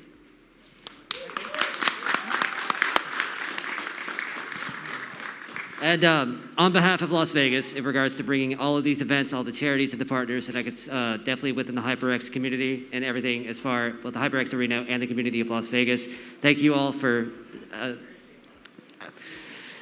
just being a part of something so huge and being representing in regards to our community and what we could do here. And going forward, we're really, really excited to see what we could do and continue to do something like this.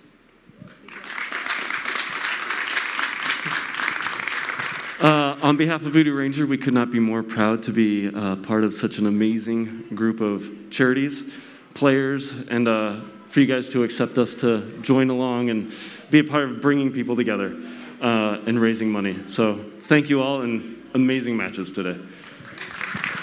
Ladies and gentlemen, thank you all so much. Everybody who came out, everybody who made this event possible, all of our wonderful gamers, all of our wonderful streamers, our fantastic production crew making this entire setup work, our amazing sponsors, ViewSonic putting this whole thing together, LANFest, all of our wonderful charities here, and folks at home, it is not over. You can still donate. As a matter of fact, we still have prize packages to give away. We have prize packages that are going to be given out all the way through the weekend. You can still be entered to win them. All you have to do, go to Battle for Play, Battle for Charity. It's the last one, and I finally messed it up. Go for battleforcharity.org/donate. Go donate now. Donations are going to be open all the way through Sunday. We can clear even past $40,000 like we have and get even more money for all of these wonderful charities here. Thank you guys so much. Remember, go and donate. There's still plenty of time. We'll be announcing more winners at Join LANFest on Twitter throughout the rest of the week, all the way up until Sunday. So there's still time. Get as many entries as you can. The more you donate, the more entries you get. Ladies and gentlemen, one more time, a massive round of applause for everyone here today.